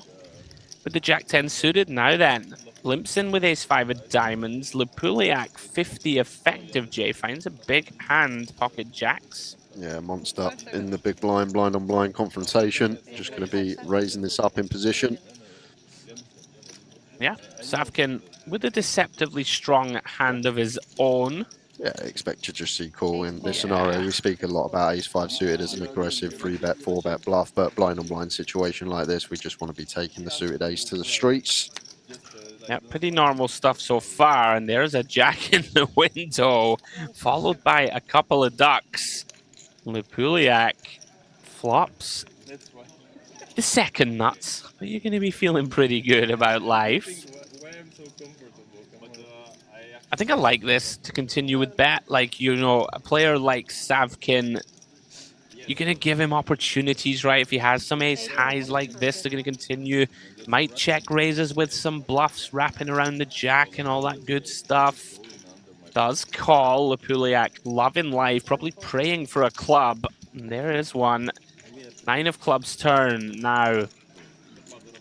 Mandatory? Like, do we just keep putting money in, Jay, or do we check and allow the sort of King 10 of hearts type hands to just bluff us on the river? What's the plan? Yeah, I feel like we just want to go for like all the value against a flush here. Even a deuce can still be in there. Some suited deuce X blind on blind. Like, we're not going to get a river bet from ace highs, king highs anyway. Like, these probably want to check and just try and show down, still beating some trash holdings. So as Lupuliak here, like the decision to go for a second barrel. We just want to get the maximum against flushes, deuce X, rather than checking back, potentially giving like a deuce a chance to bet fold river on a fourth club or something along those lines. Yeah, you might think that some of the sort of hands that Sav can have that are air balls can be like, you know, the sort of, well, they're not an air ball on a 9, you understand where I'm coming from, like the Queen 10 of hearts and stuff like this that's check called 1. Going to continue, right, on a 9 turn. Especially against that size. Yeah. Yeah, I like the decision to bet turn there. I know it can be easy to just check back because we have a lock on the hand, but we need to think about our opponent's range, and we want to try and get as many chips as possible against the turn flushes and the flop trip deuces. Yeah, makes a lot of sense. All right, back to the Onyx we go. Open from Kirichenko from under the gun with pocket 8s. Voronin deciding to flat +1 with the Queen Jack of clubs. Allows Kuktarev to complete with 8-6-0. Pretty wide one from him. Through to the Ace-Jack 6. Voronin flopping best. Can't know it, of course, on that ace-high texture. Yeah, so as Kirichenko here, assuming that the big blind is going to be playing in flow, should see a lot of checks once again. General rule of thumb that I always say, when sat next to someone on your direct left out of position, we do a hell of a lot of checking in theory. Yeah, one of those I think that we can bet quite often from under the gun, but especially against +1 who has this like really pretty strong range that's heavily condensed around this board, I would venture. All the sort of ace-queen suiteds, king-queen suiteds of the world are going to be in there.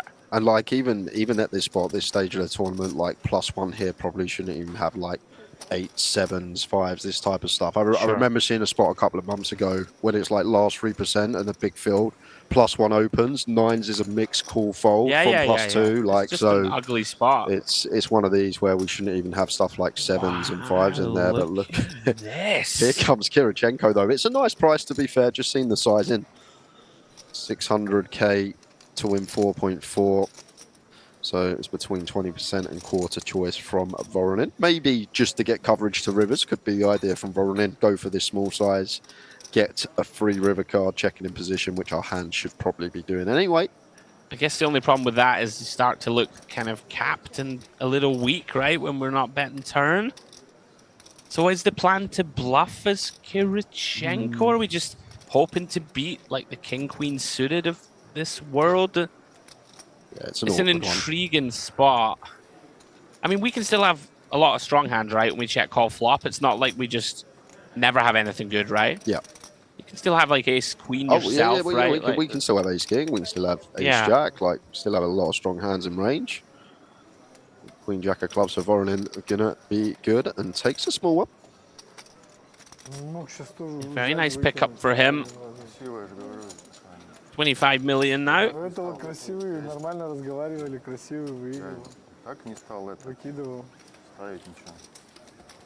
So one of the remaining 20 in this field will be crowned the Luxon Pay Grand Final champion later this evening. Over to Luxon.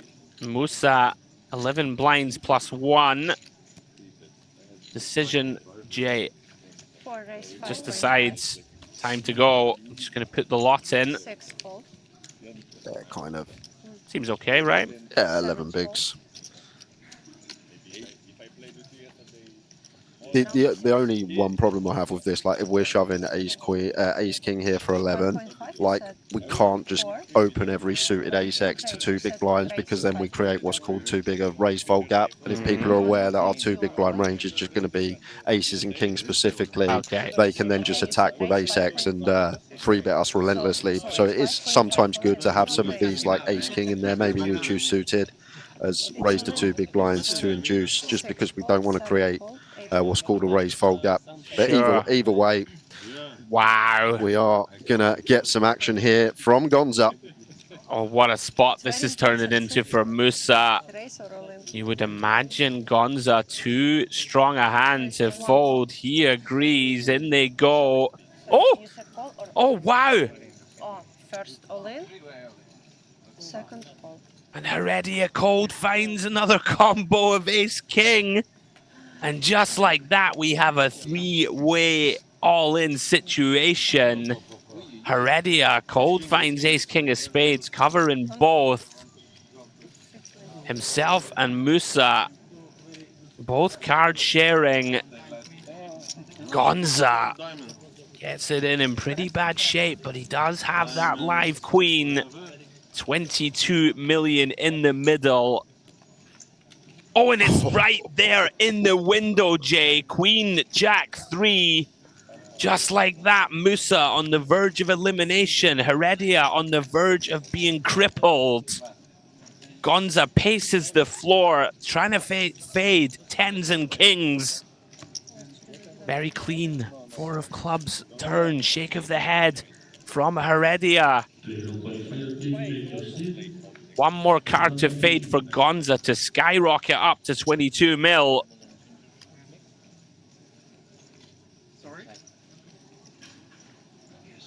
And he's done it, Jay. Little fist pump, 9 of clubs on the river. GG's to Basil Musa. Great run, sir. Stalwart of this poker room. Unfortunate. Gets it in. Good shape. And Heredia also crippled as we say goodbye to Basil. 19.8k for him. Down to 19. Grim, Jay, to bust like that. Yeah, and I think Heredia with the head shake, he had one last night, last session of the day, got it in, opponent draw into a 3-outer and pinged the 3-outer, so he's probably just thinking, not again when I'm this deep in a tournament, but he's still got just shy of 3 bigs to spin, but the big winner, Gonza, 22 million, would be out the door nearly 70% of the time, but he sat there with the chip lead on this table now over at Luxon. Yeah, that's got to feel good. Things were looking bleak. We all know how quickly the situation can change in No Limit Hold'em. On we go then. Sidolkovsky here under the gun. 7-5 of clubs into the muck. 5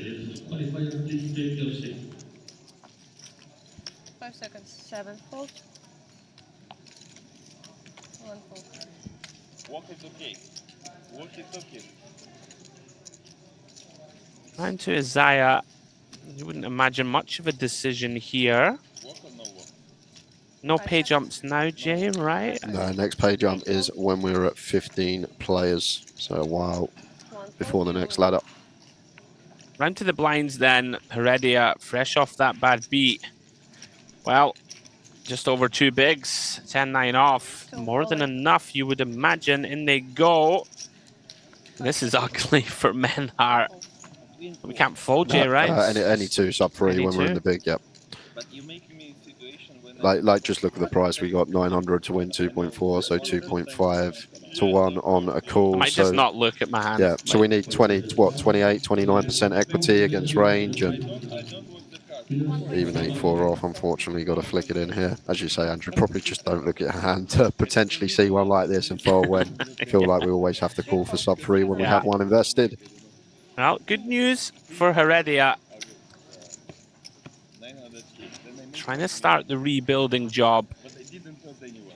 So it was a good, not Most of the time, 68% of the time that is gonna hold, but falls behind on the Queen 8-6. However, it's a stone coin flip. sevens, nines, tens, and jacks. That's Whoa. a terrible card. 8 on the turn. Improves Menhart. 2 trip 8s. GG's Heredia. Very sad way to bust any tournament, especially one as big as this. He is out of here in 19th place. Good run, sir. Played very well. Sometimes, Jay, poker gods just deciding this one's not for you, my friend. Anyone that's been around the block in this game knows how much variance there is in tournament poker, especially live tournament poker, when it can take years, decades sometimes to realize expectation. Great result for Menhart. On the short stack himself, gets a little more breathing room. Back to GTD Live we go. Absolutely loving Briskin, by the way. Just quite the character. Sebastian's like, would you stop looking at me? Just look constantly on it. Opens to a mill. With the Jack 9 off on the button. Alexandrov with the decision. Looks like calling chips with the Queen 10. Yeah, it feels like the only way to go here. Offsuit Queen 10 at this stack. 5, 3 deuce, 2 hearts. Neither player a fan of this one. Floor, table 3. First decision falls on Sebastian. One of these that on the face of it, Jay, like you just don't really love for obvious reasons. But, you know, most of the ace-X are all in pre already. Deuces through, nines, tens, they're all in pre already. So, like, some merit in my eyes to just betting and try and fold out the queen and king highs of this world, right? Like, it's not fun, is it? But I think I quite like this. Yeah, I feel like it is maybe one that's going to be a good step here. Yeah. Heart in hand as well, just slight bit of removal to some check jams, the 2 overcards, flush draw type stuff. I agree with you. I feel like this is a nice find from Sebastian. Yeah, it's just one of these, right? Like, we don't really mind if we get jammed on per se. Just have a pretty easy fold. Okay, finds a call. All right, Alexandrov. What's the plan? 6 of diamonds turn. I must confess, did not expect to see check call. Yeah, it's kind of interesting now because now Sebastian, and we're thinking about our opponent's range at this stack depth when he's got 8 picks left in his stack. If he's got a flush draw, 2 overcards, it's just probably going to be jamming the flop. But now we're met with lead, and Alexandrov just going to say, I've got more 4x than you, buddy. You're going to have a tough time calling any sort of ace high, king high now. I mean, this takes a lot of heart to pull the trigger on this line. It kind of, like Sebastian kind of smelling a rat though, Jay, right? Like, don't a bunch of the 4x like donk themselves, like even potentially jam flop? Yeah. And what are we saying we have? Like 6-7 that took one off and now is just happy to bet call. It's a little suspicious. Yeah, we just can't really do anything at the stack. No, of course. Like 2.2 milli back is, yeah, we can be suspicious of the line of our opponent, but we still have to fold there. Credit to him for finding it. I'd just check fold flop, I think, and lament missing the board. Well done. Back to the Onyx. Back on Corral. He's just going to send them, I think. 12 bigs seems quite reasonable, short-handed. And when you get to the kind of 6-handed, right, like it starts to, I think, perform better as an open shove than a raise fold. Maybe like raise this full ring, Jay, and stick it in 6 max. Yeah, 6 max plus 1 effective low jack. I like it. Seems fine from Corral and Mr. Perfect. Ace 7 of diamonds here in the big blind. 12 effective. Tuffy. Yeah, Tuffy is right. Like, I think fold? Fold if I'm came pushed, to my head if I'm pushed for a decision. Again, one of those ones just a little too weak. Ace-9 suited, just even that right at this stage of a tournament, you're not thrilled with life. I like fold. As we hurtle on.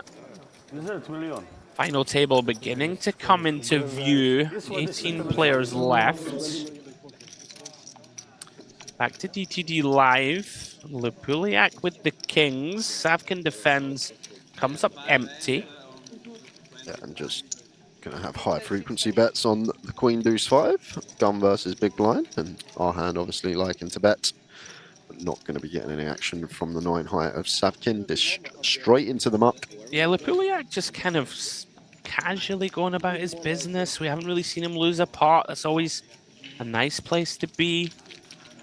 Up to 30 million now.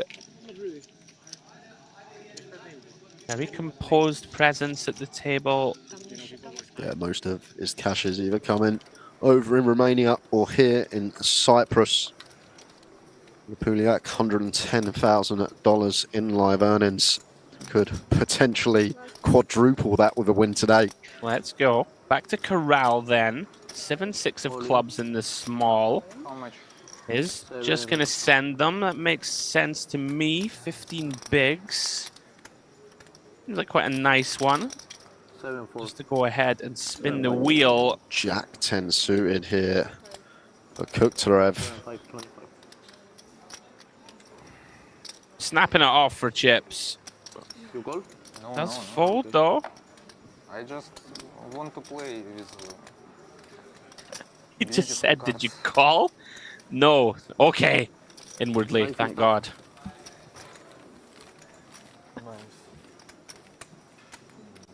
Surprised he folded quite so quickly, I must say.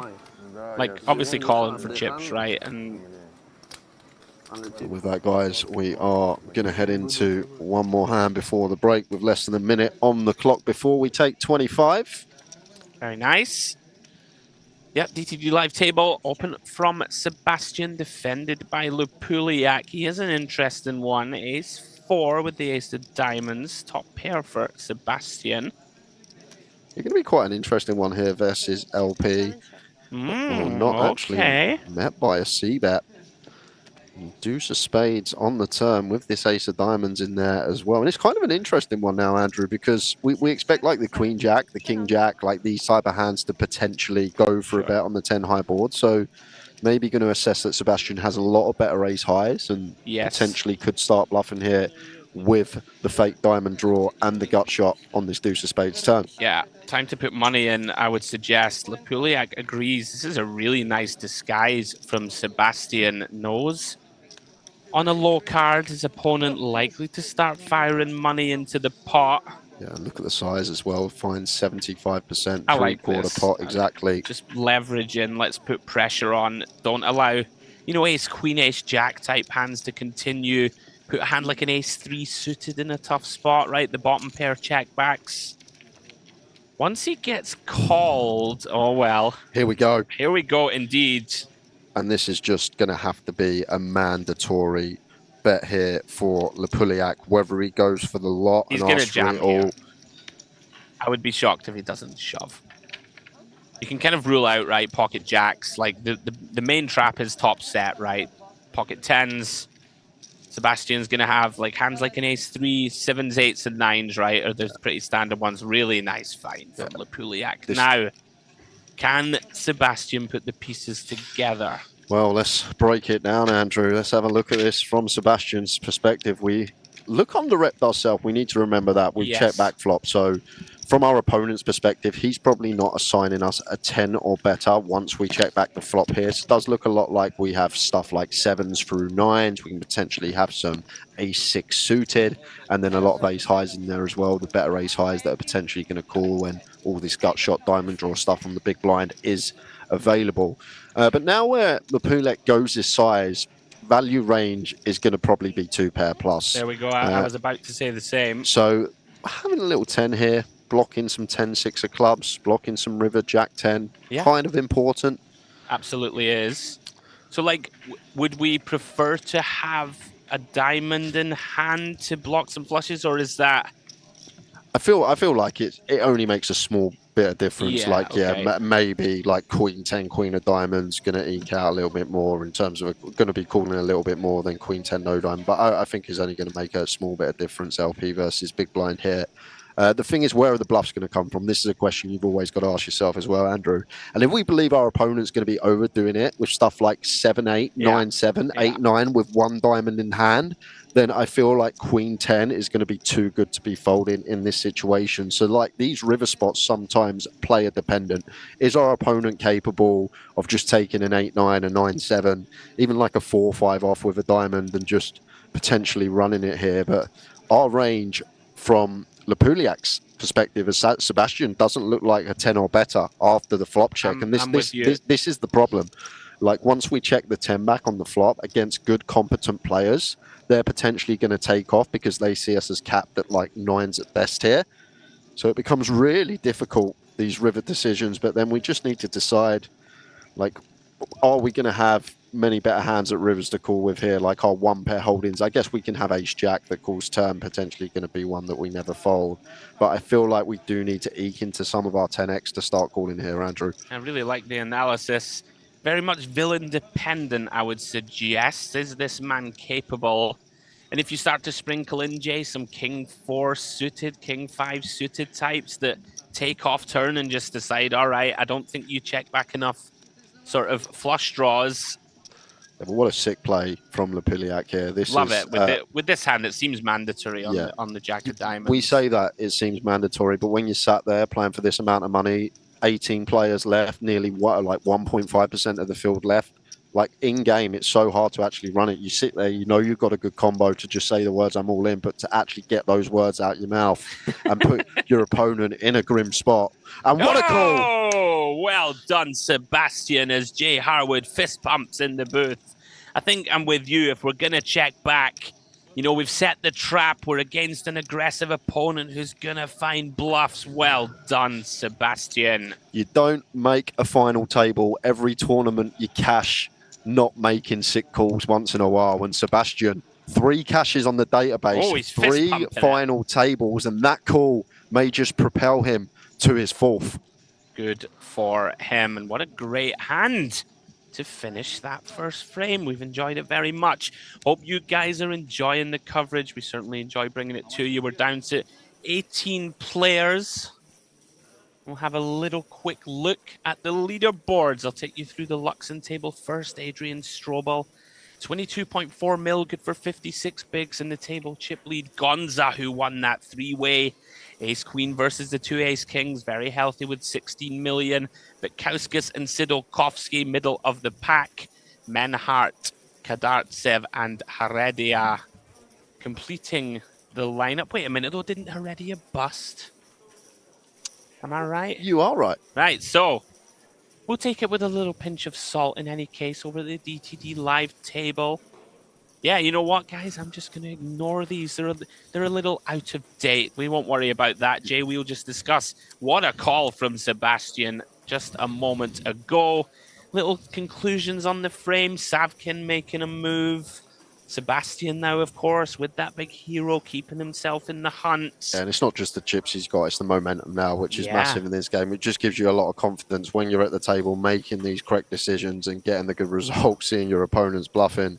It's just going to be great for us going forward. And as I said, Sebastian, not much of him on the database, 3 cashes, but 3 final tables in decent sized fields, and looking for 4 cashes and 4 final tables, which is a 100% record of FTs whenever he cashes, which is insane. What an absolute sicko. Yeah, we'll take a breath. So with that, guys, Jay is going to step out of the booth. And James Dempsey will be joining me, guys. We've got a 25-minute break. Don't go too far. Come back for the last 18 of the Luxon Pay Grand Final.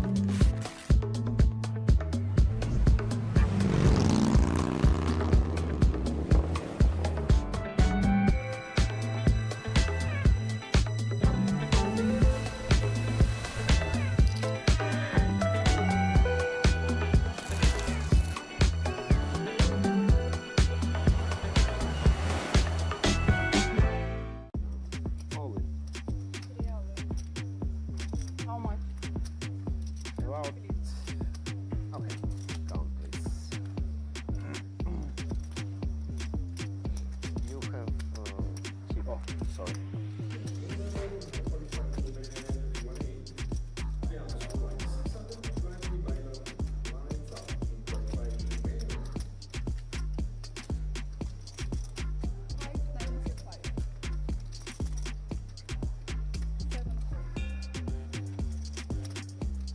Oh, nice. What night? I had sevens. Did y'all? Sevens. Yeah, I figured. Probably close one.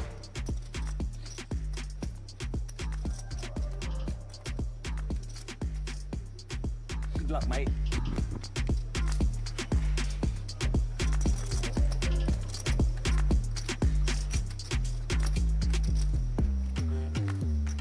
Six? No. Not a six.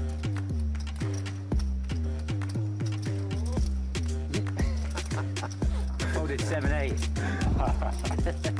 Oh, you probably wouldn't enter if I took 10-9. GG, mate. Yeah.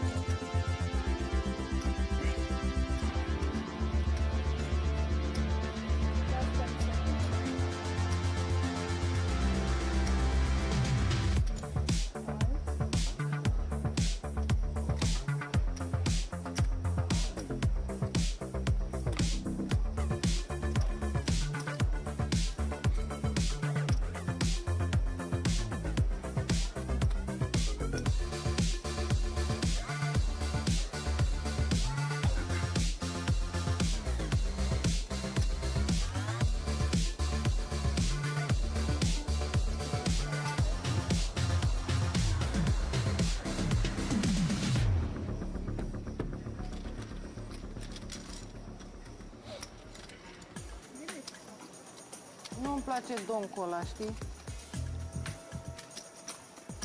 Mi-a dat și col la tribet și mama îmi face donc în față.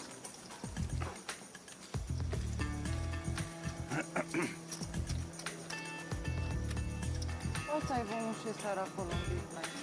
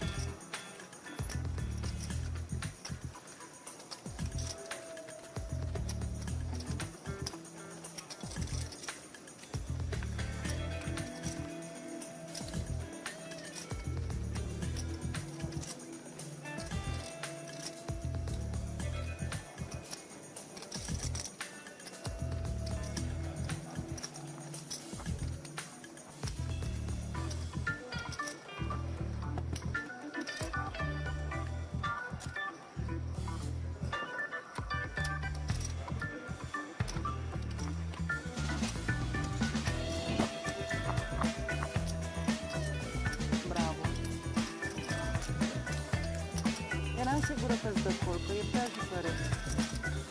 Deschide din buton, nu eram sigură că îți dă call. Păi i-am dat. I-am dat 3-bet, el m-a băgat pe din. Eu am văzut invers, că tu le-ai băgat eu.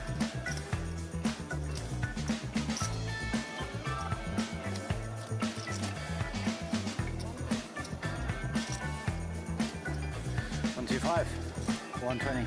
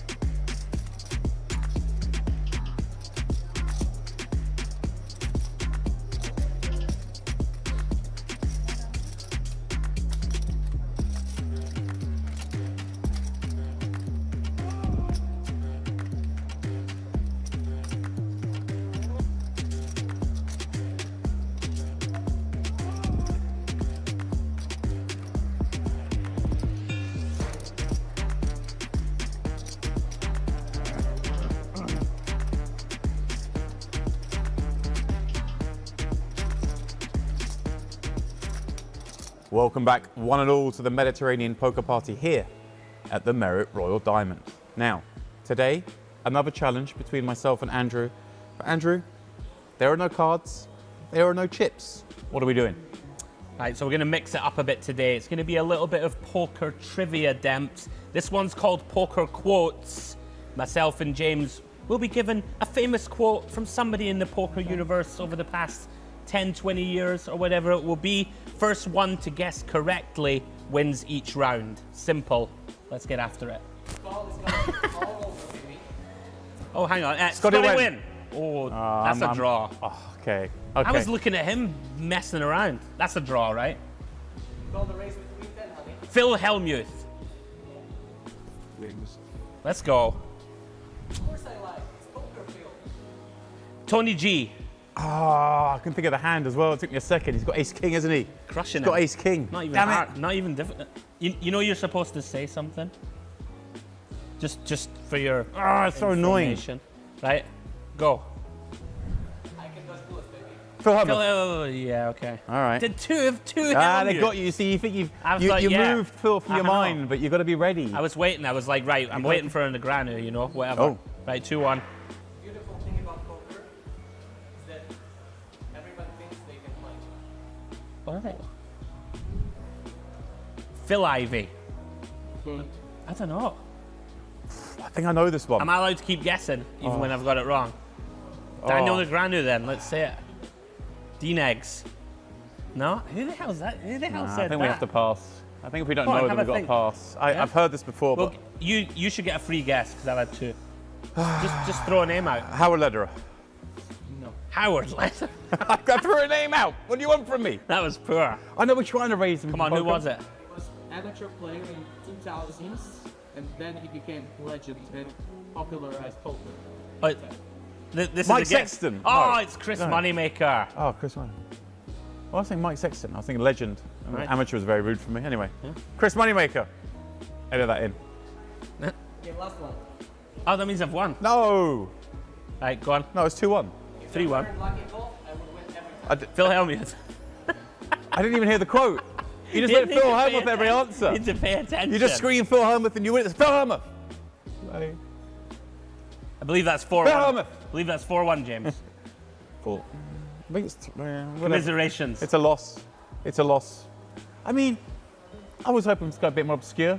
Just to be clear, a man with over, I don't know, 15 years commentating experience, 25 years, maybe 30 years in the game.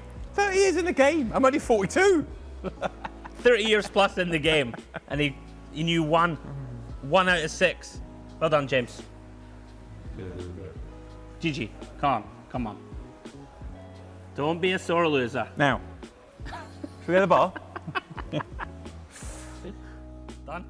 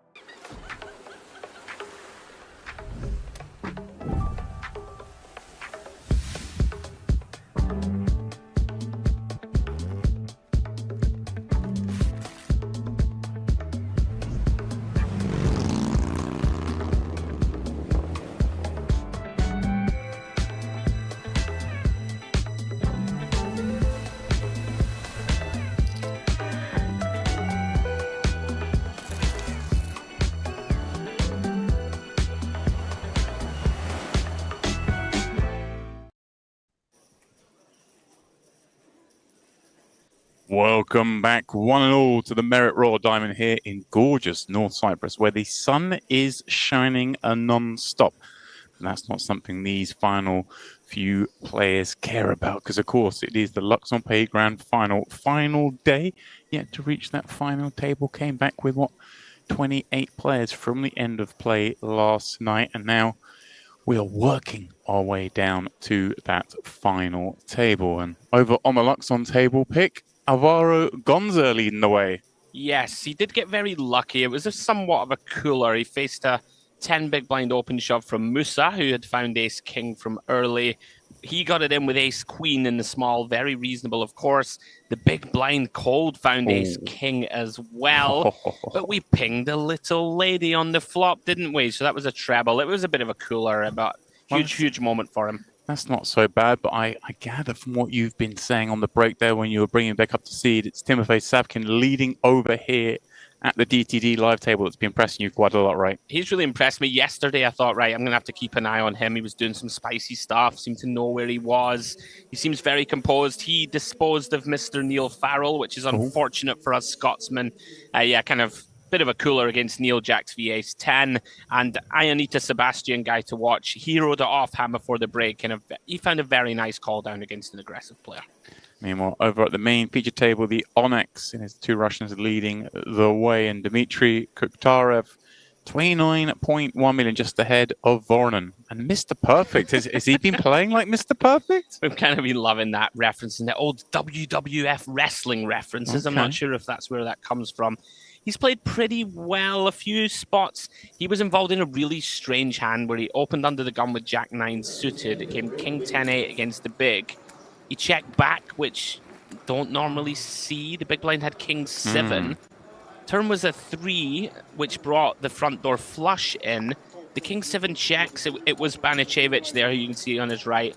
Mr. Perfect now bluffs, and Banichevich check raised with King 7 no club, which we thought was a bit spicy. Mr. Perfect floated. Oh my word, what is this hand? Yeah, the river was a blank. Banichevich now checked his top pair, and Mr. Perfect bet like 80% of his stack and got it through. So it was a weird hand with a perfect result. Okay. Whether or not it was a perfect line, I'm not so sure. I like how you're caveating. Yeah. It wasn't bad by any means, and it worked, right? If it works, it was good. All right, then. Back over at the Onyx. Play does get underway in the first hand of the frame. We'll see Corral in the cutoff, popping up this 10-9 suited at the new level, 300, 600. Coming in off that shallower stack. This is a man that was in so much of the action last night, Corral. Obviously, still sort of clinging on to a not ideal stack, but hey, we're in the mix. Yeah, I like the cut of his jib. He seems to know where he's at. This is one that I think for chips we could consider just open shoving from cutoff, but this kind of last 3 tables, you know, you don't want to do much open shoving for 14.5. Uses it as a steal and works out nicely. Yeah, welcome once again to all of those you just joining us. Maybe a couple of minutes late back from break. Wow, Pick, I tell you what, I've just got you to grab me a coffee on that break, and it hasn't quite taken its toll on me just yet, but I'll be back with you. I had a little nap, you know, I was in the sun this morning. The mind's that little bit slower, but I'm sunstroke, isn't it? I'm racing up to speed. Well, let's not get too dramatic. I don't think, you know, a sunstroke needs to be banded about. You know what but, you know, I'm feeling the effect, shall we say, at the moment. Gotcha. I'll be back with you as Losev facing a jam from Bryskin in the hijack. Briskin's been box office, very funny, amusing character at the table. We saw him reshove an ace-6 off, which we thought was pretty wild, but he got ace-10 out of there. I'm not a fan of this open jam for 17. I think Jack's is far too good a hand. We should induce this one. So something to keep an eye on. Perhaps he's, you know, valuing that tournament life and just sort of looking to keep things simple with the open shove. As we jump over to Luxon, Menhart, I'm going to go for the old pre-flop sneak, raising with ace-8 off. But Kauskas, undeterred, flicks in a call from the big blind with king-6. It's a really good flop for the opener. 8-3-3 feels like the effective nuts when you open this hand. Obviously, the big blind can have some of those, you know, suited 3x and stuff, but we're just going to run this one. If our opponent check raises us, so be it. Just thinking about the appropriate size in here. Demps. Normally small would be the order of business. We don't mind allowing Vitkauskas to do something funky. We'll just hand over our king-6, no interactions. Yeah, Vitkauskas, very impressive in my eyes throughout this tournament. Let's see some of him over the last couple of days. Also, I was just looking through before coming in, you know, the overall chip count, and it was interesting to me that Savkin actually bagged the chip lead on 1C. And you know, okay, so he started with a big stack on day 2, but to still be leading here, obviously, Kutarev, the day 2 leader with a big stack, but also Voronin bagged the chip lead in day 1. So 2 of the day 1 chip leaders still in the mix with 18 left. It's kind of a little bit surprising, I guess. Absolutely, not easy to get there. Both just navigating their way, that final table creeping into sight now. We're 9 away. As we see Kirichenko, a guy that we know has a lot of pedigree, and well, this could be big. Big old flop, top pair, second kicker for Kirichenko. Banichevich has a hand that may want to realize its equity across 5, James. Yeah, it certainly looks like one of those. I can see a world where this gets in. 1,700,000. Yeah, and I like this sizing choice from Kirichenko. Goes just north of half. knows, I think, that the big blind's going to have a lot of hands that check jam here, and we don't mind just trying to get this in over 2 streets. Or 1 street, as the case may be. I would jam this hand, and Banicevic agrees. Here we go then. 18 million in the middle. Massive equity spot for both players involved. As Pick mentioned, so close to the final table, worth so much to make it to that point.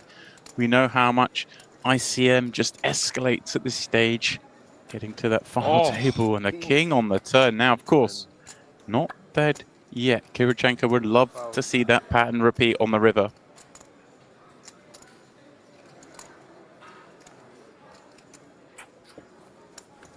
Alas, not to be. Banicevic with a huge double up.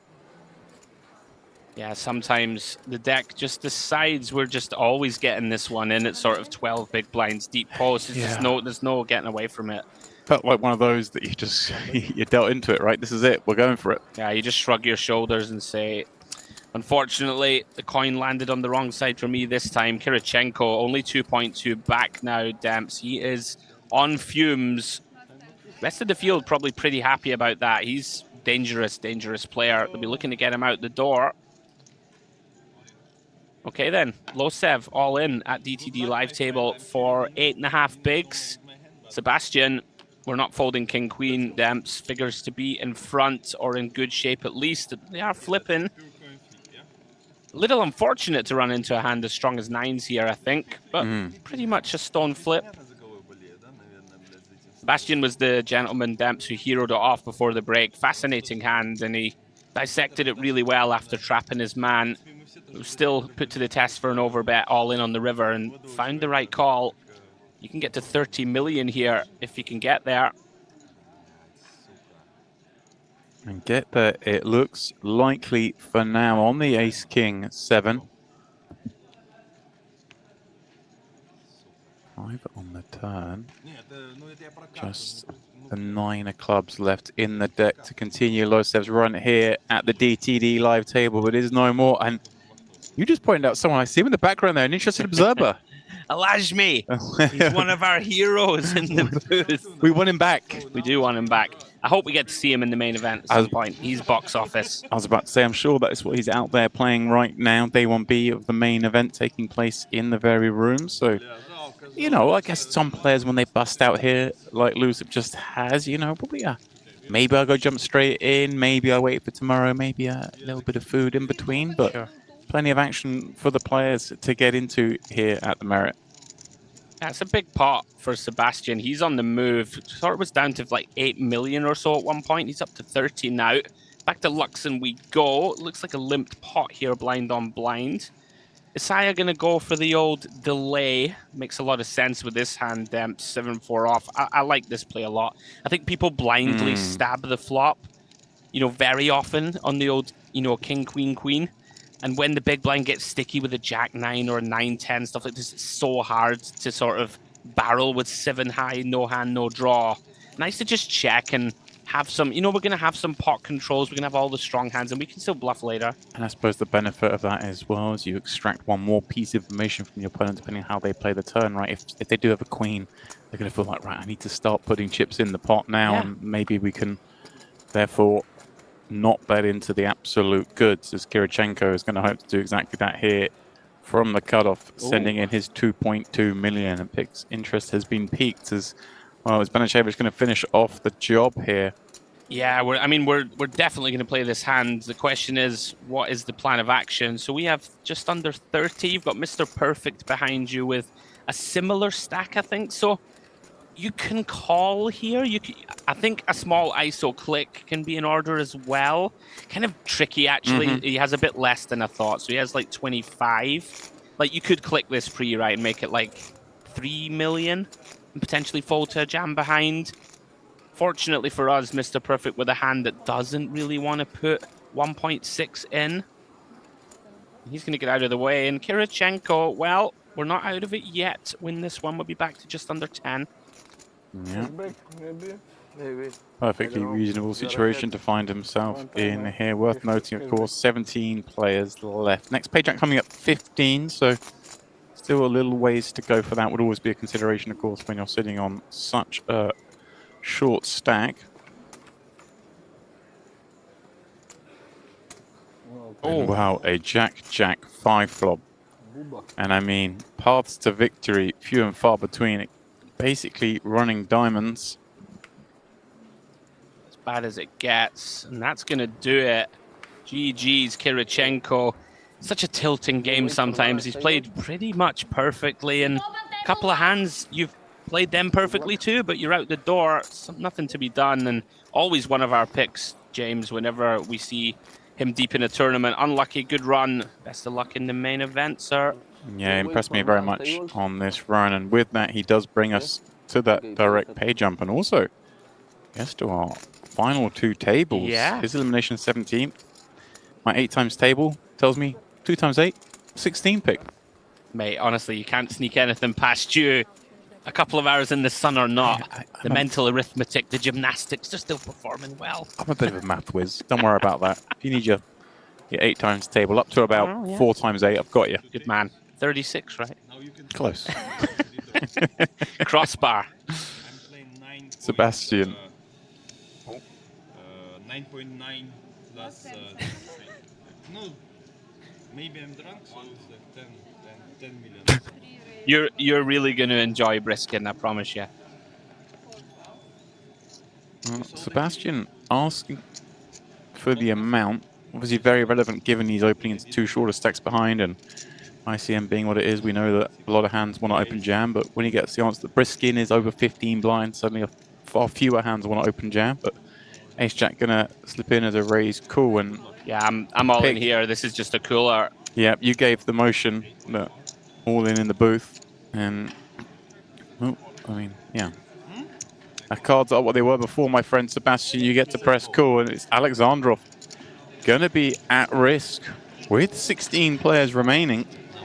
You need to find a 6. Yeah, I mean, I like jam, right? You've got an aggressive opponent who's got newfound chips on the button. He's going to be raise folding plenty of hands.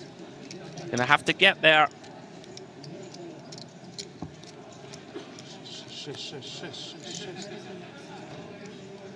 Eight, 4, 4, couple of spades. Sebastian has that covered, but split out's a possibility.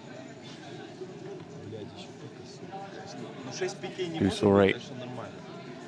6 for the win. You're also in the deck. Spades not a factor in this particular scenario. Alas. The top of the table. GG's from around the room. Just like that. We are on that pay jump. We're down to 15. $24,000 knocked up. And I'm just going to do a callback here. Okay. To something that Jay said when we were covering the bubble, which was... That's the first time we've had a 4K or more pay jump since the bubble. The way he was sort of saying to people to think about it is like the jump from 216th to 215th, 4,000. The next time that's going to happen is 16th to 15th. It's like a good way to think about treating pay jumps and how significant they are. So we think of these ones being significant. That's how important it is on the bubble when we're on one of those sort of like big field tournaments like this with 15 big blinds. Just it's so crucial to get into the money, so much more than chip accumulation at that stage.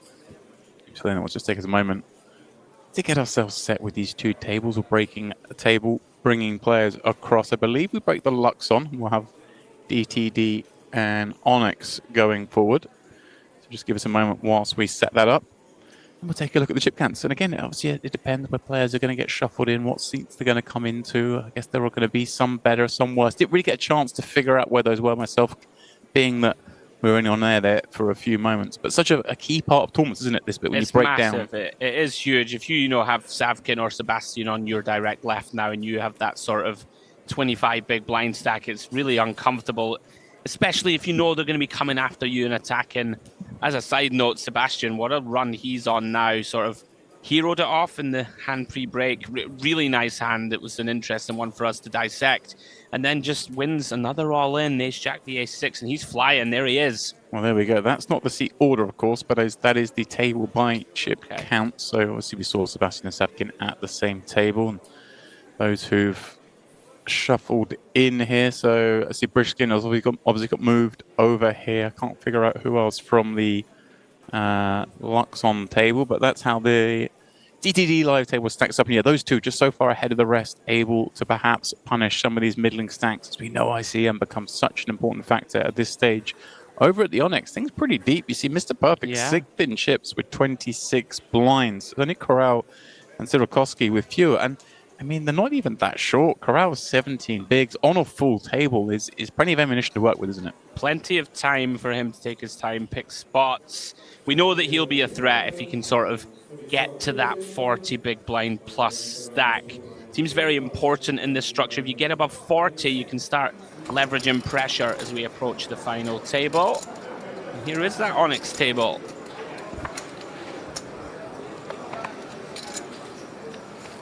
Way back underway as we work our way down to the final table of this 2K buy-in. 1,000 runner guaranteed blitz through that in the form of 1,452, generating a monstrous prize pool that includes 375k for the winner for a 2K pick. It's chunks, it really is. As we see Corral gonna go for the old under the gun steal here. Seems nice.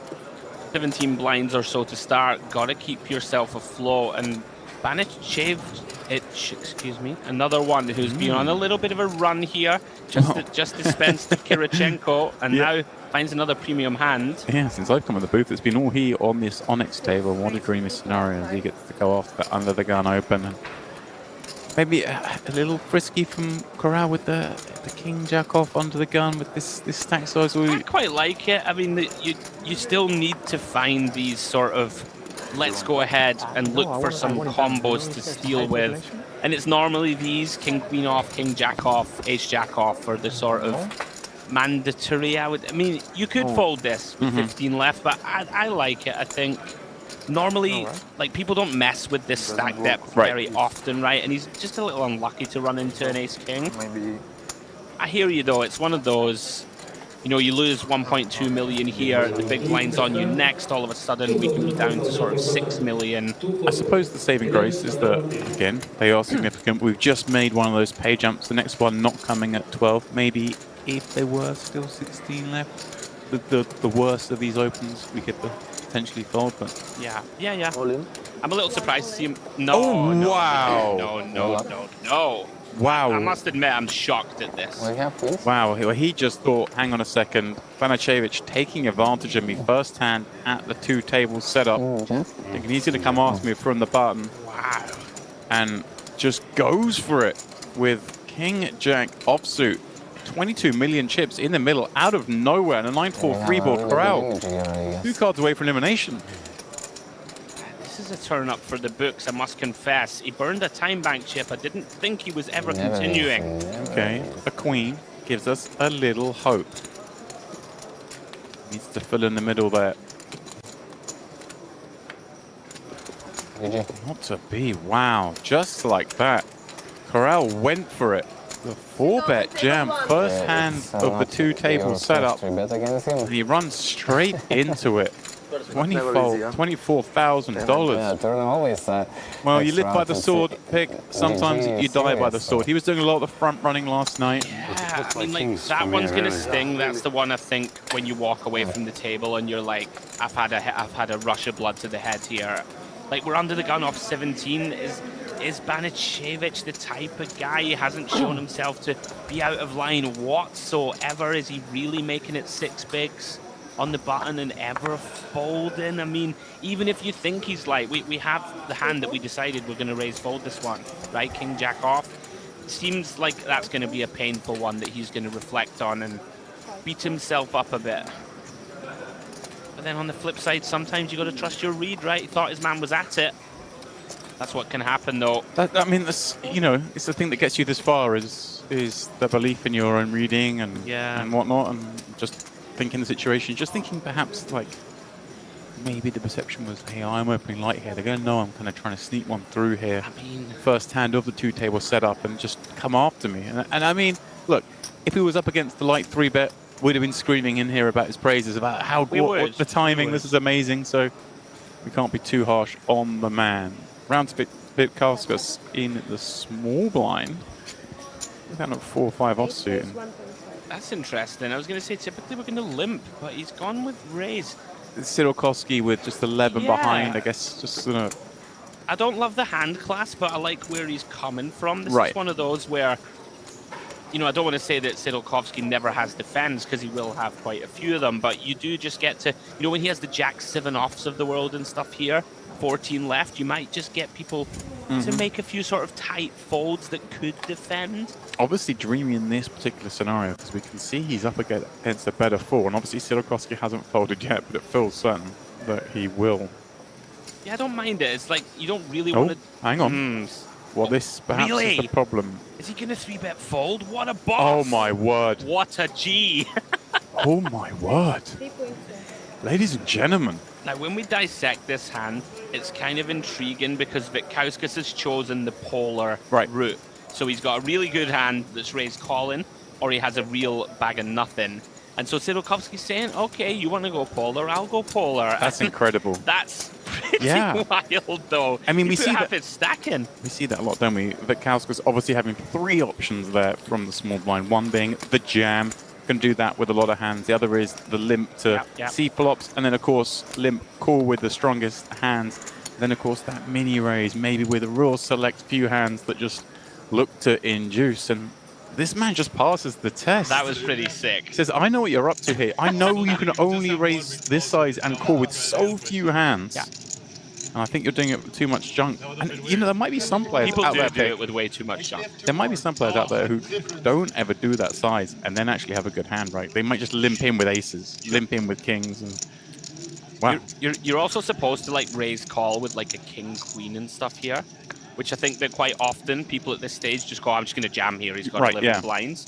So once that starts to become the case, if they only raise call with jacks plus, then good spot to put it back on them. But with 8-4 offsuit, not so easy to do.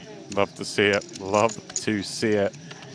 I mean, the start of this 2-table action has been great for us viewers. As over at DTD Live, we have more action. Strobel popping up 2 8s, and Sebastian getting This is frisky. a really nice find in my eyes. This is one of those kind of spots where we can just target like the king queen off, king jack off, ace 10 off, even ace jack off. You put in a really kind of grim spot here as Strobel. I really like this from Sebastian. He's got a little smaller than I thought he might. Like Strobel has what, 35 big stacks, so thought he might go 5.5 to 6 blinds. It's not a massive deal, but I'm actually a big fan of 3-bet with this particular hand because you can be kind of dominated by the steel type hands of Strobel, and even there, pocket 8s, it's just in the coffin. Yeah, and just understanding ICM, what it is. We see it in place here. Just these hands just don't want to call 3-bets. You don't want to be playing a 3-bet pot out of position against a covering stack. And you can just send that into 1.2. Try and get yourself the final table. I like the fold a lot for what it's worth with 8s there. I think in the long run, it's just really difficult to play this hand out of position. Over at the Onyx, Mr. Perfect activating the cutoff with ace-jack and Vitkauskas. Well, with just over 20 blinds and 2 4s. This is really, I like this. I was going to say that it just feels like the only real way to go in my eyes. One of those at an earlier stage of the tournament, you might 3-bet jam, you might call, but now the chips are so precious. Like, we don't really want to put 2 blinds in with 4s. We don't close the action, right? If someone squeezes behind, we can never continue. I like the discipline.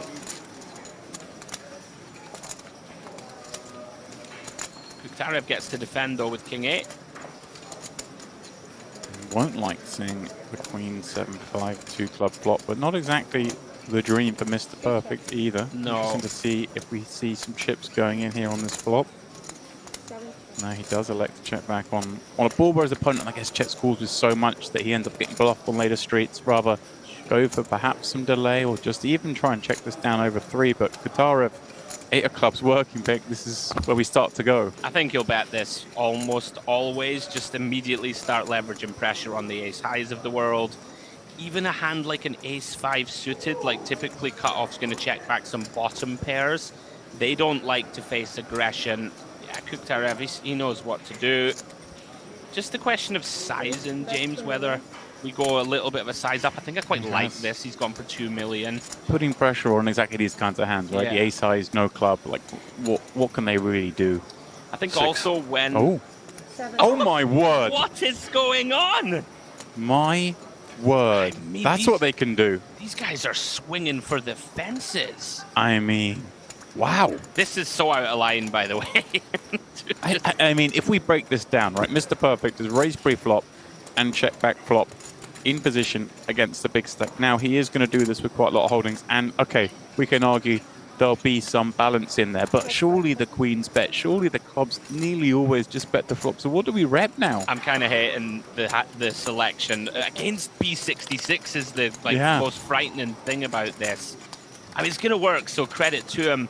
We could, from cutoff, like, you can check back the sort of queen 9 suiteds, make a nice one here, like the like mediocre queen that doesn't want to stack off, so queen 9, queen 10. They like just call in They position. never raise turn, I right? don't think they ever do. They play as bluff catchers. You don't want to elevate that part, but we're like basically trying to say that we've got king jack of clubs, like ace 4 of clubs that could check back, but even that just calls in traps. That's why I feel like we're calling because our opponent is just going to take off with so many holdings. So again, I mean, we've been on air for 15 minutes and we've seen 3 like really elaborate plays already. So I mean, if this is what we've got ahead for us today, then well, we're in for a treat. Sebastian tries to sneak one through here from under the gun with that 40 million chip stack. But Savkin, the other big stack, 2 kings in the hijack. These are where the leveling wars can sometimes commence. Obviously, again, going to get ahead of ourselves, Sebastian. Oh, he's playing tricky, okay. Okay. Well, maybe recognizing he just doesn't have, I guess, that many hands that want a 3-bet, but also we'll have to study the stacks behind, because this may well encourage those behind. We think, oh, well, if he had a big hand here, he would definitely 3-bet. Nice find, by the way. We've got, like, you let people squeeze jam behind. They are not that compelled to overcall with too many hands, right? It's one of these where people are sort of chip preservation mode. You've got Menhart in there from the big 15 blinds. There was another couple of shallower stacks. Kind of like it from Savkin the more I think about it. I don't think people find it very often. It's sort of 55 bigs deep. They just go, oh, I've got kings, I'm going to 3-bet, but Savkin's going to have so many Sebastian's going to have so many raise folds off this stack. Against us, I don't think he's going to want to tangle that often. Let's see. Kind of nice. He manages to pick up any more post-flop. As they see a queen 8-6 board with a couple of hearts. Good flop for both to see, and Sebastian will start it off with knuckles over to Savkin. Yeah, typically just going to go with check call here. Savkin, you know, I don't think people ever check this back, and this, with good reason. We've got an overpair. Our opponent's checking. Let's get money in the pot. You know, all of those hands that are trying to pot control from under the gun. We're going to get called at least once. This is working out beautifully for Savkin so far. Of course, that ace of hearts in hand makes this even more of a slam dunk continue. Never folding, never raising. Let's call. The 8, of course, would be the most disguised value for Sebastian. Deuce of spades turn. First kind of big decision point is coming, because you'd imagine a large bet is about to be deposited. Right, there's so much potential for draws and whatnot on here, and Savkin so far up the range, having slow played these kings and receiving a check call makes him, well, likely to sort of think, hang on a second, is this the dream scenario? Have I trapped in a queen X here? One thing that's kind of going in his favor, Sebastian, with the ace of hearts in hand, a lot of the hands that barrel for Savkin, natural bluffs, not flush draws, right? They make a lot of sense. Yeah, I like the size, 4.5 mil, so that's like 60%. So when you start to dissect this, okay, for value, Savkin, you probably wouldn't give him kings, but you're going to give him king, queen suited, king, ace, queen, offsuit and suited, both reasonable. Set of 6s, sure, that can be in there, but these are the kind of value hands. We block a set of 8s. There's no real 2 pairs in there to worry about. So the natural bluffs are going to come from the sort of jack 10 suited of the world. Yeah, I think having exactly the ace of hearts makes this not an easy fold, because of course it never is. But yeah, makes it more reasonable to lay it down. No, I kind of well, the first don't share the information, everything, yeah? Because it's good money. If you win the first, it's going to be late changing. It's not like that's a huge amount of money. Spishkin, right? Yeah, I love him. He's hilarious, honestly. Obviously, guys, watching at home, this is the Luxon Pay Grand Final day. And as best we can, we never know when the players are going to start speaking, but we will always, of course, lay out for their chat, especially if it's Brishkin waxing lyrical. Seems like he's Honestly, you weren't in the booth, but there was a hand Sebastian opened hijack, I think, ace-10 off, and Briskin just ripped it with ace-6 offsuit from like cut off, and we were like, whoa, this is thin. Anyway, for 17 bigs or so. And it's a tough spot for the ace-10, right? And Briskin just picked up his like cocktail. I think he was drinking a gin and tonic, and he literally was like sipping it and just looked at his man and was like, this is not the spot for you. And was like super focused and confident, and then he folded, and then afterwards he's like, I think you made a bad fold. It was great. Wow. Okay, over here in the Onyx, where such antics haven't yet kicked off. Voronin going to raise things up with his ace-10 and Mr. Perfect. Well, a suited ace, albeit dominated. Going to have a little look from the hijack, and it's Gonza in the big blind with a hand you want to squeeze with. Happy days. Mr. Perfect's call, not to be overly critical, it's not a huge mistake, but at this stage of the tournament, 14 left, I'd rather 3-bet fold this hand. You know, again, it's just you don't want to be in there against the ace-10, ace-jacks of this world, that when it comes ace-high, we can end up getting stacked. Gonza, 30 bigs or so. You can just shove this, Demps. Like, I wouldn't hate that. You know, I kind of like to maximize fold equity here against something like a pocket 8s or 9s that Mr. Perfect can have flatted with. You know, if you just stick the lot in here, can you really call off for 30 blinds? He's decided the non-all-in route. Again, nothing wrong with this decision. So makes it just 8.5 blinds. Good size and choice if we're going to go for the non-all-in. You'll often see people just jam the offsuit variety here for like 30. Now, Mr. Perfect's in this pretty grim spot. Seems like a fairly trivial one to just let go of. There's just not much we can do. Not deep enough to peel. Yeah, and even here we see, obviously, Gonza, no additional action with the ace-king, but it's just a lovely pickup, isn't it? Like, a handful of blinds. Dreaming, yeah. Goes so far at this stage, and you just preserve yourself still in the tournament, 14 left. Yeah. Keep mentioning ICM coming towards a crescendo before you make that final table. Nobody knows what's going to be. It's so funny. But it's a good feeling, you know? Like...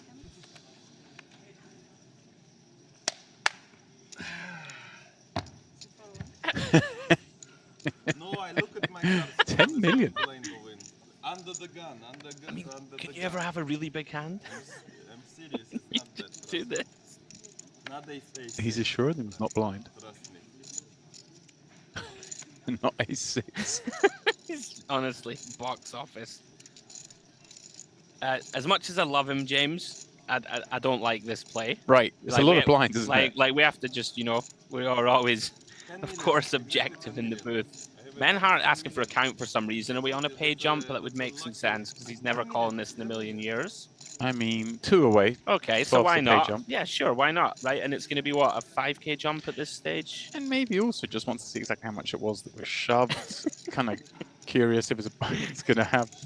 He's been doing this to Sebastian constantly. I'm not sure it's a great idea to show. It confuses people, I guess. I think it's something like minimum under the minimum.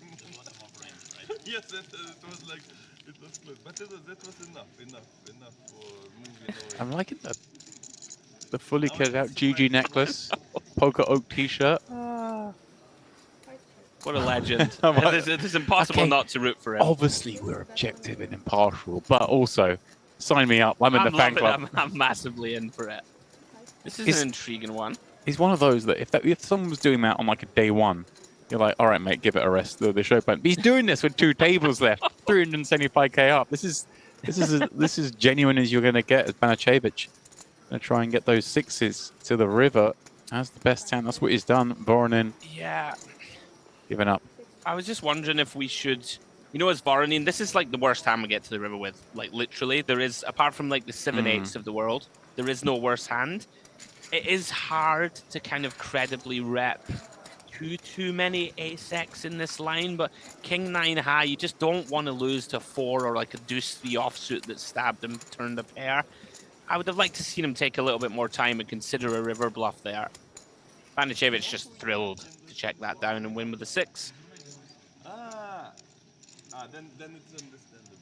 No, I mean that's understandable because he knows that you're never gonna bluff in this situation, yeah? No, another guy.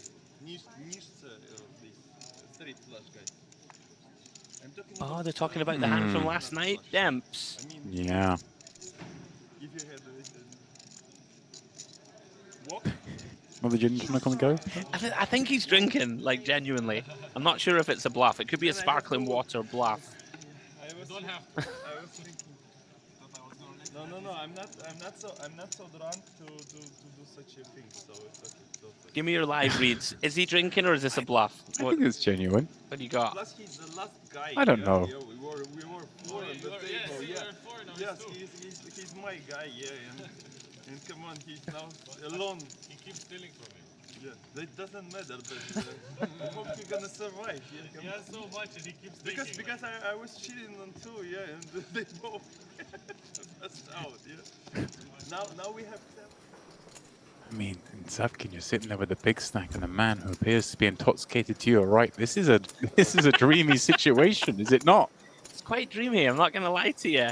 And I mean, you can smell the gin if a man's drinking gin and tonic or whatever it's okay. fizzy. Well, you can get a whiff. Pick. Come on, you're a... I told you that you story, like a gin. didn't You? You'd told sniff you that out the story. juniper, wouldn't you? Maybe, yeah.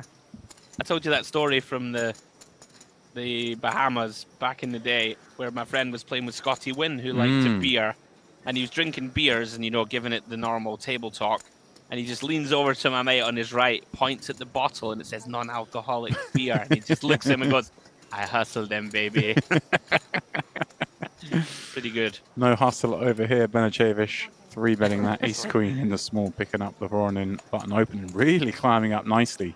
Yeah, I mean, not to be too harsh on Corral, I'm sure he feels bad enough, but got a bit of a gift in that spot where 10 million was just sort of sent over the table into that stack, and he is on the move up close to 40 million now. He's just been rock solid, like I just haven't seen, you know, anything out of line, but that's sometimes half the battle in this game, right? Patience and solidarity.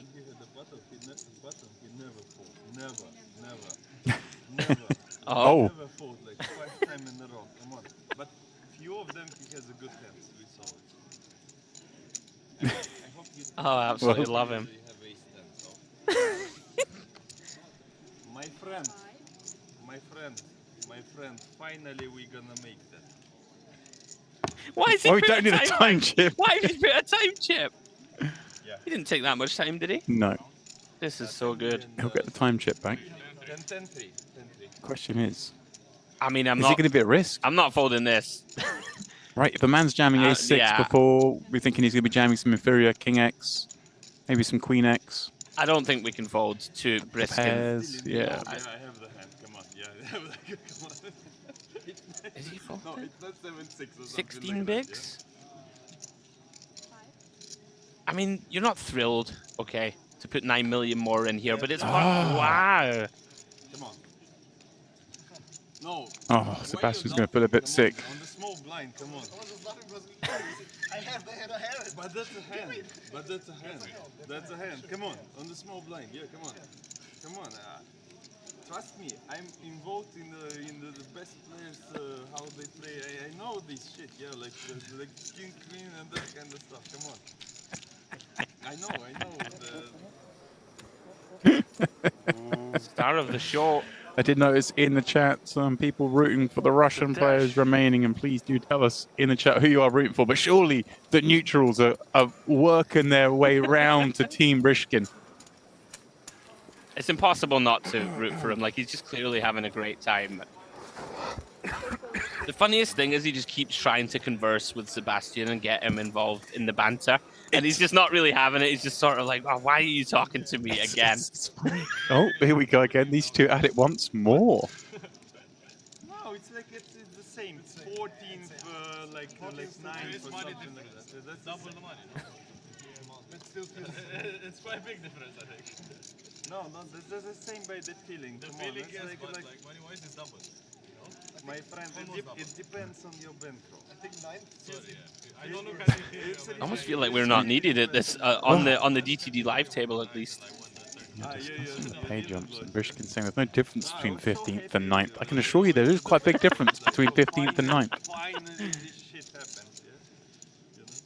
Because I bought a lot on 2.5, then it goes to 2, I bought a lot on 2, then it goes to 1.7, I bought a lot there, then it goes up to 1.5, I was like, fuck's sake. Talking about crypto? And I said like, well, last 100, just like to hit this bottom, yeah, like something like that, because last hits was much better, much bigger, and now 2.175 when I go to the bed, when I wake up it was like 2.475. Habibi, come to Dubai. Sounds like it had an overnight spike. Life is good. What a great time. The candles. Yeah.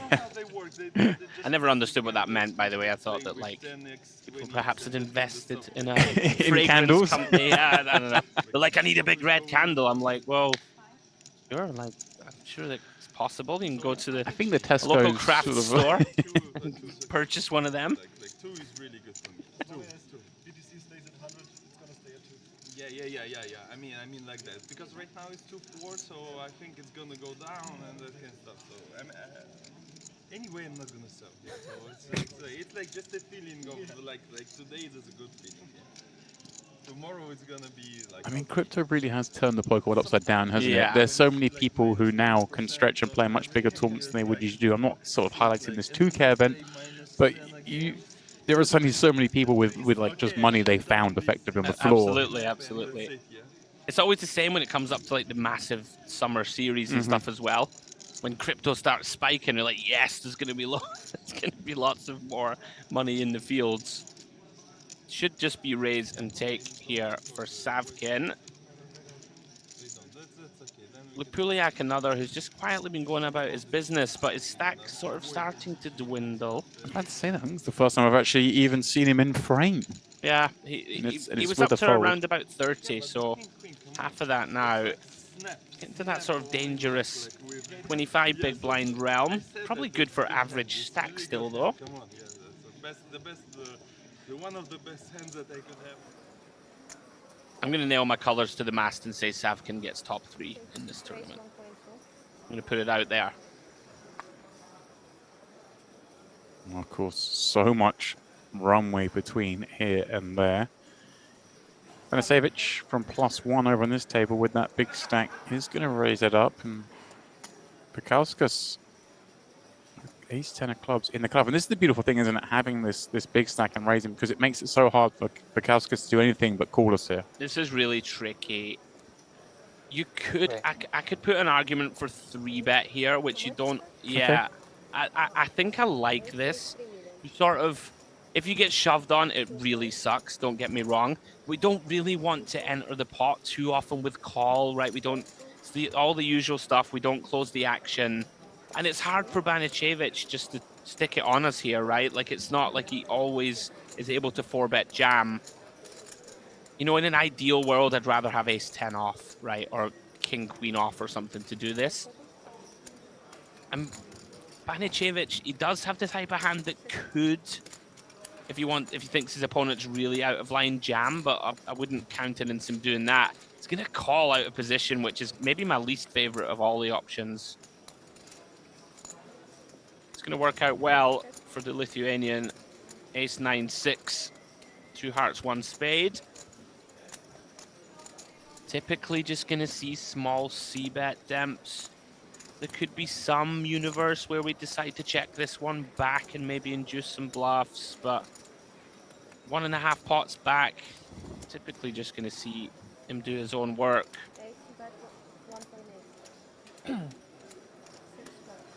Yeah, very nice. I like that 3-bet though. I think people just sort of play this hand similarly than they would with 300 left, and they just click call and you know, I feel like if you have to 3-bet fold, it's not the end of the world. Well, I mean, I posited it. I thought that, kind of we're in an awkward spot here. We just kind of have to 100%. call, but there you go. You and he finding a second route. I think it's really nice. The race Nice just find. clearing things up. I have the one teammate here on the table. And I'm cheating on him also because he needs money, so it's okay. I mean, the table's called DTD Live, but I'm renaming it. It's the Brishkin table. It is the Brishkin table. Can we have 2 of those? Sponsored drinks? by Hendrix. Can we find out what those drinks are and get 2 to the booth, please? And she took the 100K. Yeah, 100K. That's a fucking best Talking story, about the you Poker know? Up Mystery Bounty. I don't actually recall the name of the lady, but ripping out the 100K She bounty. was excited. She was shaking, wasn't she? It was a nice moment. More than first prize. Everyone happy. Everyone I'll play happy. devil's advocate, Demps. Is there a chance that this is like a well-constructed act from Briskin and this is his thing? I'm not saying that he's not a jovial, fun character, but like, can he be like, right, I'll make them think I'm a bit of a goof, like I'm not a threat? Yeah, he's probably playing into it a little bit, but I mean, it's pretty full on to be It's doing that. non-stop, Like, isn't it? that'd be pretty exhausting. It's quite charming for us, but like maybe if it's relentless for You're you, next to it it. might start to annoy you after If a it's, while. you know, normally these things come in waves, but it seems every time we cut the table, he is front and center of the activity. They ask the players, yeah, but you don't need to ask the players. Come on, you don't never. That's a basic rule of like if you run. I haven't heard Sebastian say anything. He's just kind of going about his business, You should decide. which can often be the way to go. Back to Onyx we go. Kuktarev opening with a 7-0. Voronin decides for the price. 7-4 suited passes the test. Flops best on the 10-9-4.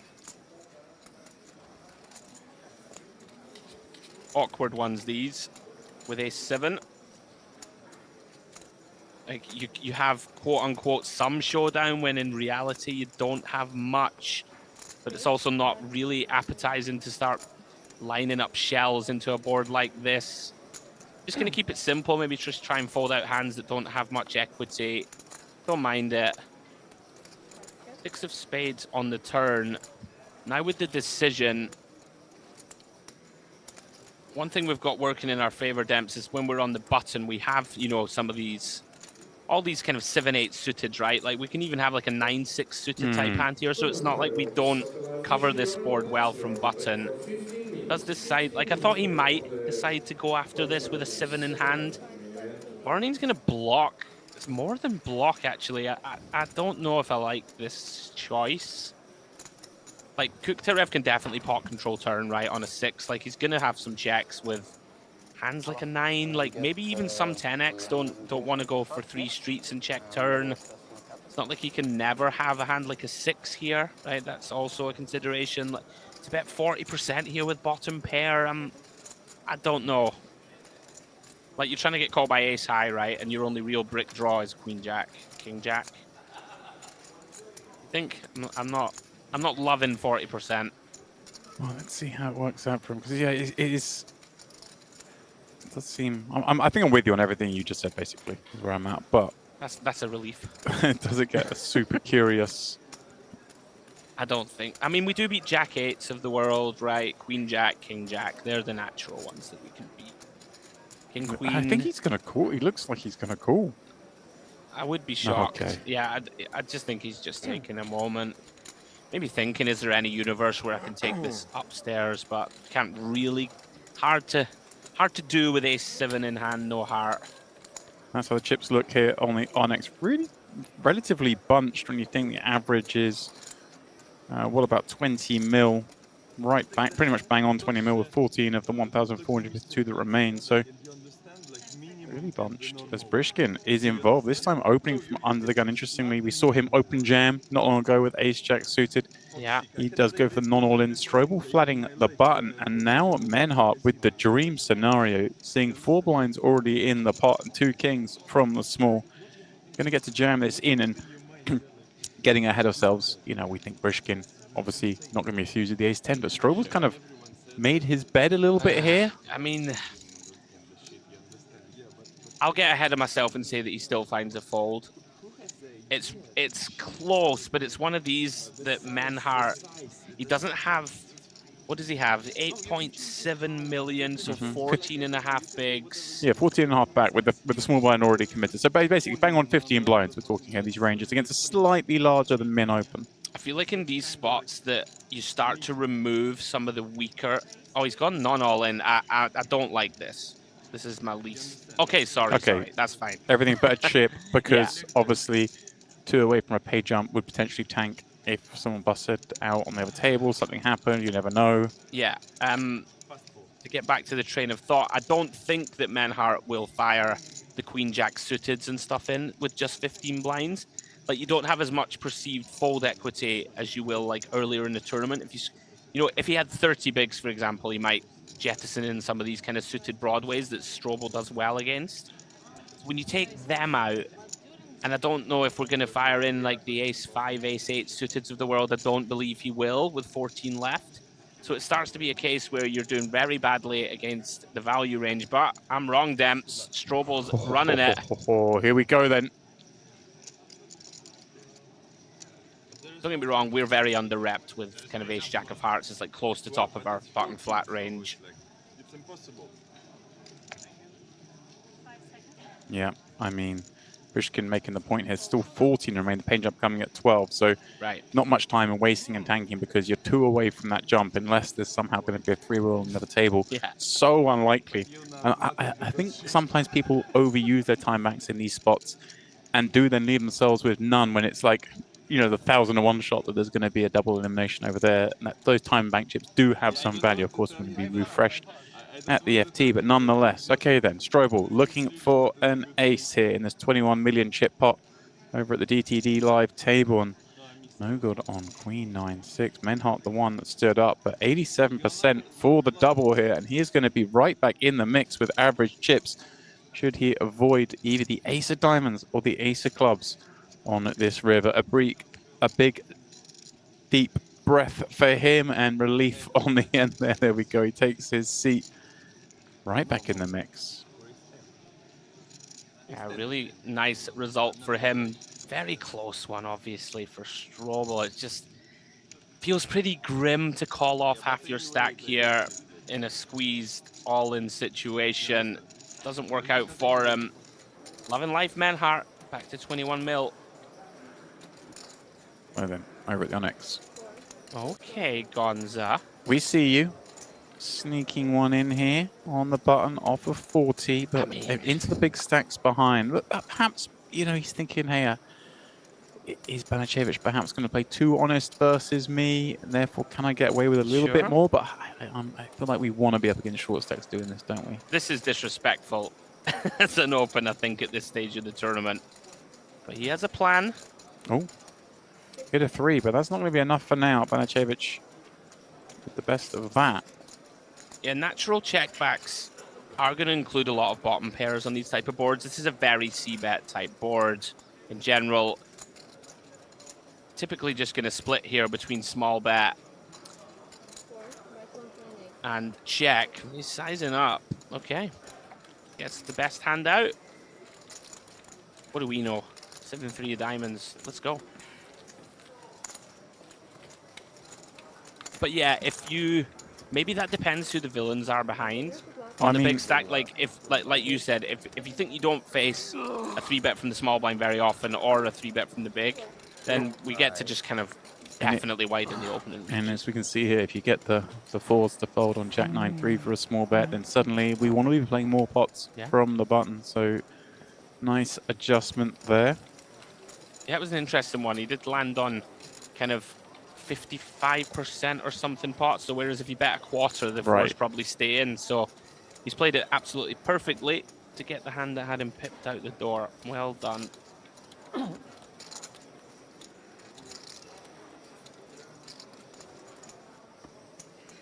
going to stay at Onyx here with just 2 tables remaining in the Luxon Pay Grand Final. Beautiful setup here on the main stage for these guys, of course.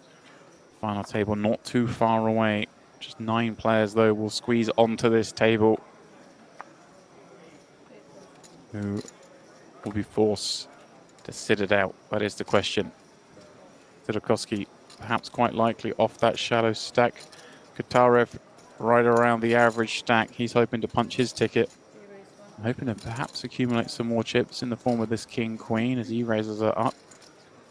And kind of not ideal seat for him with Gonza behind covering, Voronin with basically the same stuff. Banashevich, pardon me, with a big stack as well. And even Mr. Perfect behind with well over 20 blinds. So not the best scenario for him. But this scenario developing quite nicely as he does take it three-way as the opener with the dominating hand. Share cards throughout, but it is a 10-high board that will put Voronin out in front. Yeah, good start for him. Mr. Perfect with an interesting combo. 2 overs, King of Spades in hand, Jack of Diamonds relevant also. Kuktarev, we spoke about this earlier, you're going to check a lot when you're out of position to a guy sitting close by. Seems like one for Voronin to just go ahead and bet and try and thin the field, and he's got, that's not 600k, that's 1.6. You're right, 1.6 it is. I'm on top of it. Yeah. I quite like this 40%. It's quite a wet board. You know, we can expect Mr. Perfect to continue a decent amount, but we'd rather just define where we are. Nicely done. Not much for Kuktarev to do here, really. If he has like a king-queen of diamonds, I think he'd continue in the form of call or check raise, but king-queen off, just gotta let that one go. Another one of these sneakily big pots, though. Yeah, when you get in they're these all situations. super important. On that table where things are a little bit more evenly bunched. Strobel, of course, just the wrong side of that encounter with ace-jack versus kings. Now finding the far more palatable ace-king in the cutoff, raising it up, and look who's in the blind. He's hoping for one of these crazy jams that he's seen some of. Okay. Not much to worry about. I'm not the guy who's gonna like push this shit. Anyway, I'm gonna have I don't know, Mr. Brishkin, I think you might be. Too many people watching this game, yeah. I think he's doing the flamboyant thing where, you know, in poker where people like dress in like funky stuff and look all zany, they're always the biggest nits. Yeah. Always, just like without exception. It's the quiet ones you have to watch out for. Certainly is. Back over at Onyx. Been perhaps a quiet one here, because I think Vikauskas has... Oh, okay, so we have had the 3-bet there. I was going to say, I saw we gone 3-way. I assume we hadn't, but I wonder if this has come from... How can there be 16 million? Let's have a look here. I'm not sure, to answer your question. Is this a 3-bet from Mr. Perfect in the small, and then Vikauskas just cold calling, or was this a squeeze from Vikauskas? Let's think about this. So Kuktarev has opened. A squeeze from Mr. Perfect and then cold call from Vikauskas is the only thing that makes sense. Kuktarev is just not going to peel, in my eyes, in position versus a big blind squeeze. Very confusing. In any case, we are 3 ways on the turn. Mr. Perfect decides, all right, there's 16 million in there. I'm going to protect it. And Vikauskas now just in a horrendous spot with 2 jacks. It's just a mandatory fold, I think. Dempsey. Holding 2 jacks is a disaster. We block the semi-bluffs, got the jack of spades in hand. There's just nothing to be done. And Mr. Perfect picking up a very big pot. I'm going to look at what gets pushed over here because I'm not sure there can be 16. I don't know if there's a universe where there can be 16 million in there. There's a lot of chips. It is a lot of chips, yeah. Is Vikauskas going to cold call the 3-bet? I think maybe it was a Vikauskas squeeze, and you think the King Jack of Hearts? It would depend on sizing, I guess. But right. He'd put like half his stack in if he squeezed, I think, because he only had 10 million back. 13.7, I think. Okay, so maybe squeeze to like 400, 800k, right? So 3.6, wasn't it? So maybe he made it like 5 mil. 5.5 5.5, and that got us the 18 million chip pot. Sounds about right. And Mr. Perfect overcalls ace-4 suited, huh? Wow. Okay. Somehow that pot had developed.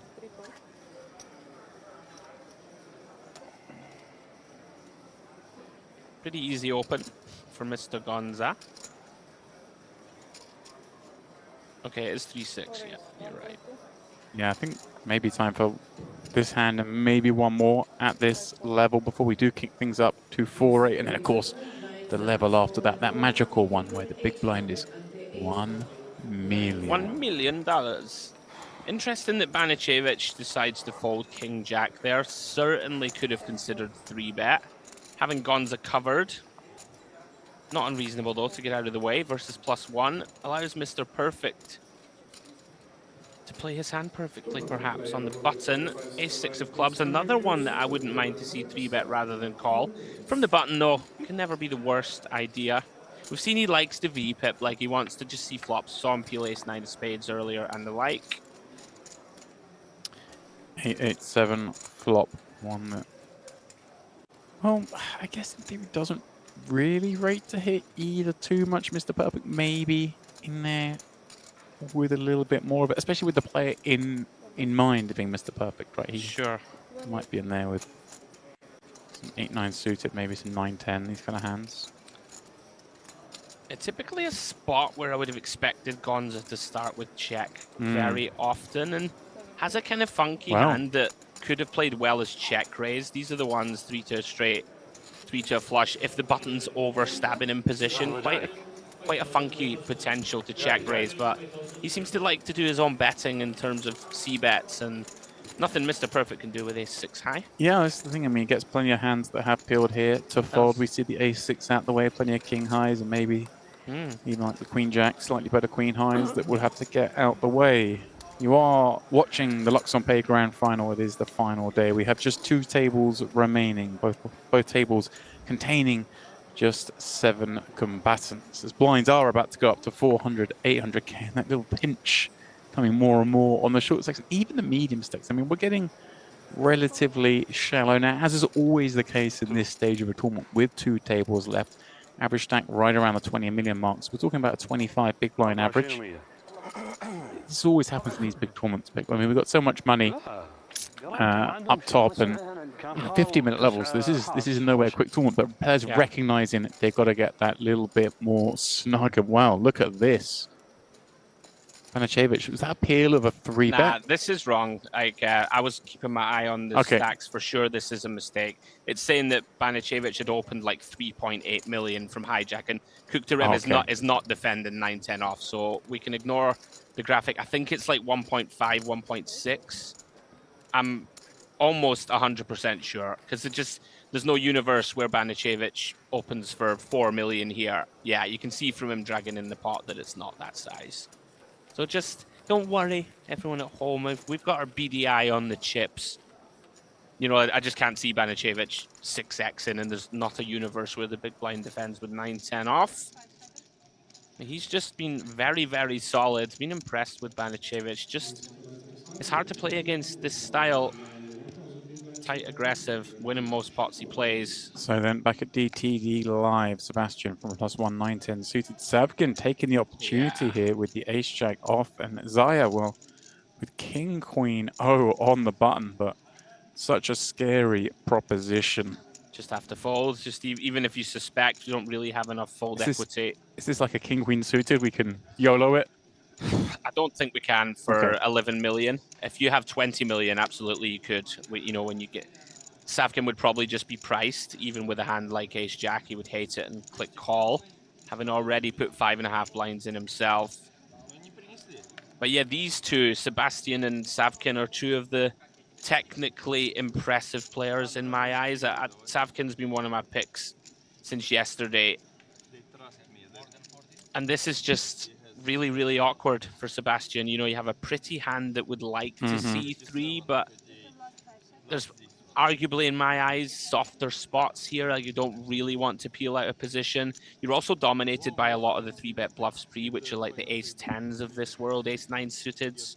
And I'm pretty sure Savkin's going to find all of those, so I really like laydown. Both of these guys playing strong.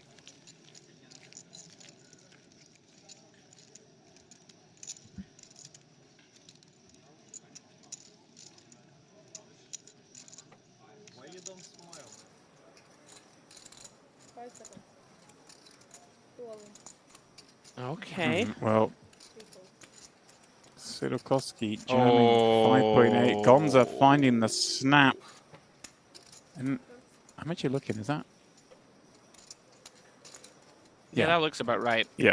Hard to be too critical. 7 bigs. It's very borderline, but we really want to try and pick up the blinds, and we've run into the disaster combo, James. Yeah, it's the worst hand, of course, you could see here. See nearly a 10-to-1 dog. 2 cards pre-flop in Hold'em. It's hard to be worse than that. And the King Deuce 4 board, well, that makes it far worse. Only the backdoor straight or running 9s. We'll see Sidokoski continue here. Oh. It's always oh. Come on, pick. Come on, pick. Surely not. Surely not. Oh, this would be filthy. No, not to be. GG's Sidokoski out in 14th, which does, of course, come along with $24,000. And with this elimination as well, puts us on that all-important pay jump. So 13th will get the same prize of 24K, but then we're up to 6K more for 12, a 30K pay up. Yeah, GG Leonid, it's another one of the gentlemen who really has impressed us over the last few days, but just sort of dwindled today, couldn't get going. Look at these stacks here. I mean, Vikauskas sub 20, Katara for what? 12.5. The rest over 30 blinds. Really deep there. I imagine the majority of the action may end up coming from this side of the room. A Strobel jams in Queen Jack O from the small. And Menhart looking to finish off the job. Wow, this is pretty grim also. This one I like a lot more as a jam, of course. Blind on blind, you're more than happy to rip in Queen Jack. Yeah, get the bad news. Do you have one overcard, a little ray of light at the end of the tunnel? Kind of a cooler of sorts, this one, blind on blind. Good luck, my friend. At least you were smiling, so it's okay. 974. Well, he is smiling, but there's not a whole lot to smile about here. As if Briskin still continues the monologue during a guy sweating his tournament life. Says he feels like a queen, but that's a bad turn card as the Queen of Diamonds no longer an out. Briskin just say I had the Queen of Spades.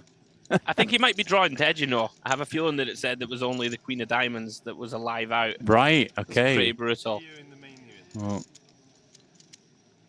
yeah, we may well see him in the main event. And just like that, I said we were dealing with a pay jump, but Strobel out in 13th. Everyone now guaranteed 30K, which is the static payout all the way to the final table. Okay. GG, sir. And wow, that's a 1-2 punch. Menhart, isn't it? Finding kings, finding jacks, just the right time, catching a bit of heat. Of course, nothing wrong there, but with the king managing to induce the ace-jack into the pot, this one was just standing downwind and catching an easy one. It's always just such a beautiful feeling to wake up with a couple of premiums. He himself was very short, right? Getting 14 bigs when you find those kings. Yeah. Shows you if you stay patient, things can change quickly. He's got a good shot now at making the FT. Oh, hello. Oh! That was like the Matrix when the bullets are coming towards him. There we We've been go. talking about the Matrix this week. Agent Smith is no more. I'm sad. Oh, he was. But we've got Brishkin, so I feel like we've had an upgrade. No disrespect to Mr. Smith, of course. He's Mr. Smith now. He's not in the tournament. He was Agent Smith when he's in it, but he's proven himself fallible. So. Yeah, Isaiah, who we've seen sort of just folding away at the moment, and understandably so. Just no real hands of note.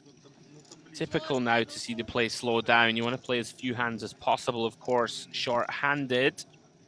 But Puliak in the cutoff, ace-3 off. You can convince yourself to open some of these sort of just under 20 bigs. We've got that ace blocker in hand. You'll be thinking about all these things, looking at the lineup of players behind them. How likely is it that they're going to fight back? Not fun here to open into Sebastian with the big stack. Menhart, though, in the small, 9-7 off.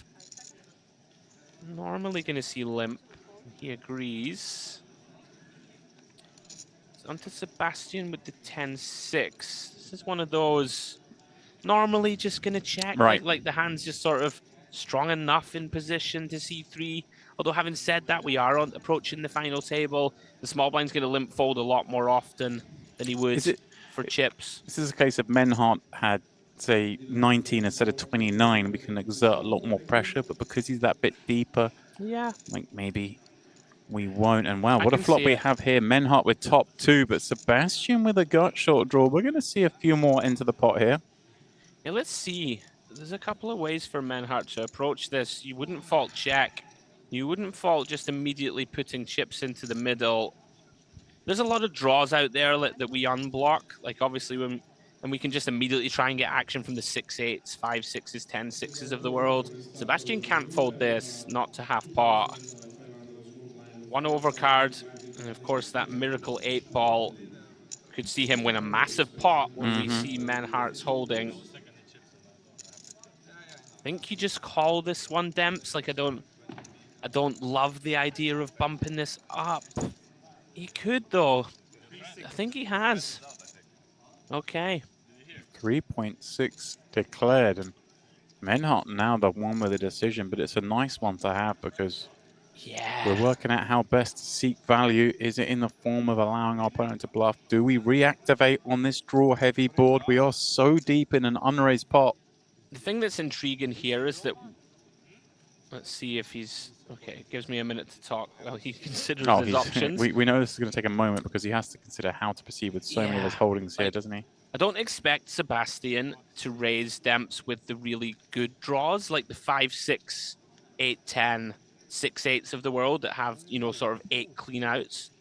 So most of the raises are going to come from like a flop 2 pair, right, for value. Maybe like a set of 4s if it didn't raise pre. And then maybe hands like this that are like a gut shot with an overcard, right? They make sense as the sort of bluff raises. So he might decide to re-click. And I think I don't mind it. Yeah. I mean, if you've cooled your opponent, right, and they have 7-4 here, you're going to get it all. And you do get to deny against some of the draws. It's a tricky one. Because if you think they don't raise in position with like an open-ender, and it's all gut shot kind of related and stuff, there's not that much then to protect from. And blocking the 2 pairs, it's hard to get your opponent to put more money in is what I'm getting at. It's just one of those, I guess. Yeah, like you can't fault him for putting more money in. Could just call though and like kind of let him bluff it off. Well, look at this. Menhart up second in chips over on that table, but all of a sudden we are all in at Onyx and Katarev at risk, and more than at risk. He's out of the door as Mr. Perfect's King Queen holds up. Katarev picking up 30K. Yeah, GG's. He came in as one of the chip leaders at the start of today. Just hasn't gone his way, Demps. And Mr. Perfect, he's on the charge. I always think of the wrestler every time. Do you know who the wrestler is? Mr. Perfect? I mean, wasn't really my thing. Sorry, mate. Jay didn't know either. I'm gutted. I can't do some pop culture references with the boys. I mean, are we calling that culture? Oh, Briskin, hang on. Sorry. I realize I'm going to anger like so much of the community here, but yeah. Oh, hello, yeah. Briskin, Queen, 7 of hearts. Let's go. He says, let's run it for 12. Can't say I'm loving it. I'm loving the guy though, so I hope it gets through. Yeah, this is too wide for me. But he's going to get it through the small blind. Isaiah, very clever here. He's just trying to take as much time as possible and play as few hands as he can. Oh. He's going to get called. Yeah. I don't think Lupuliak folds this for 11.5. You don't love it, but you're on one of the short stacks yourself.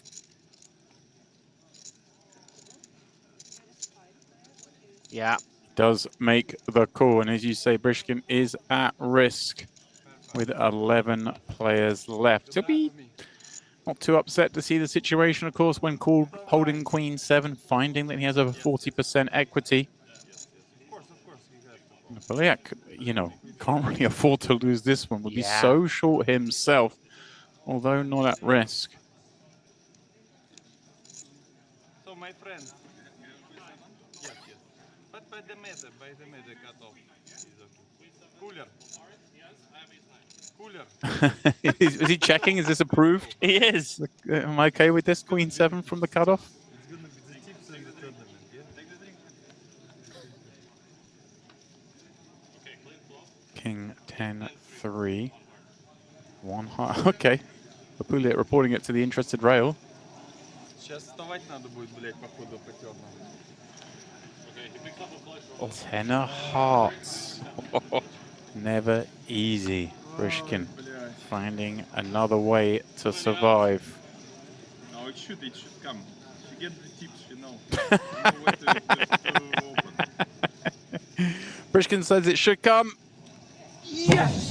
Come on! Let's go! Go!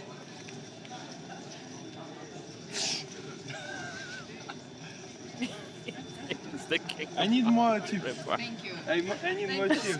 Вот, блядь. What? That's a bright. I'm always giving him time if he wants to do a monologue.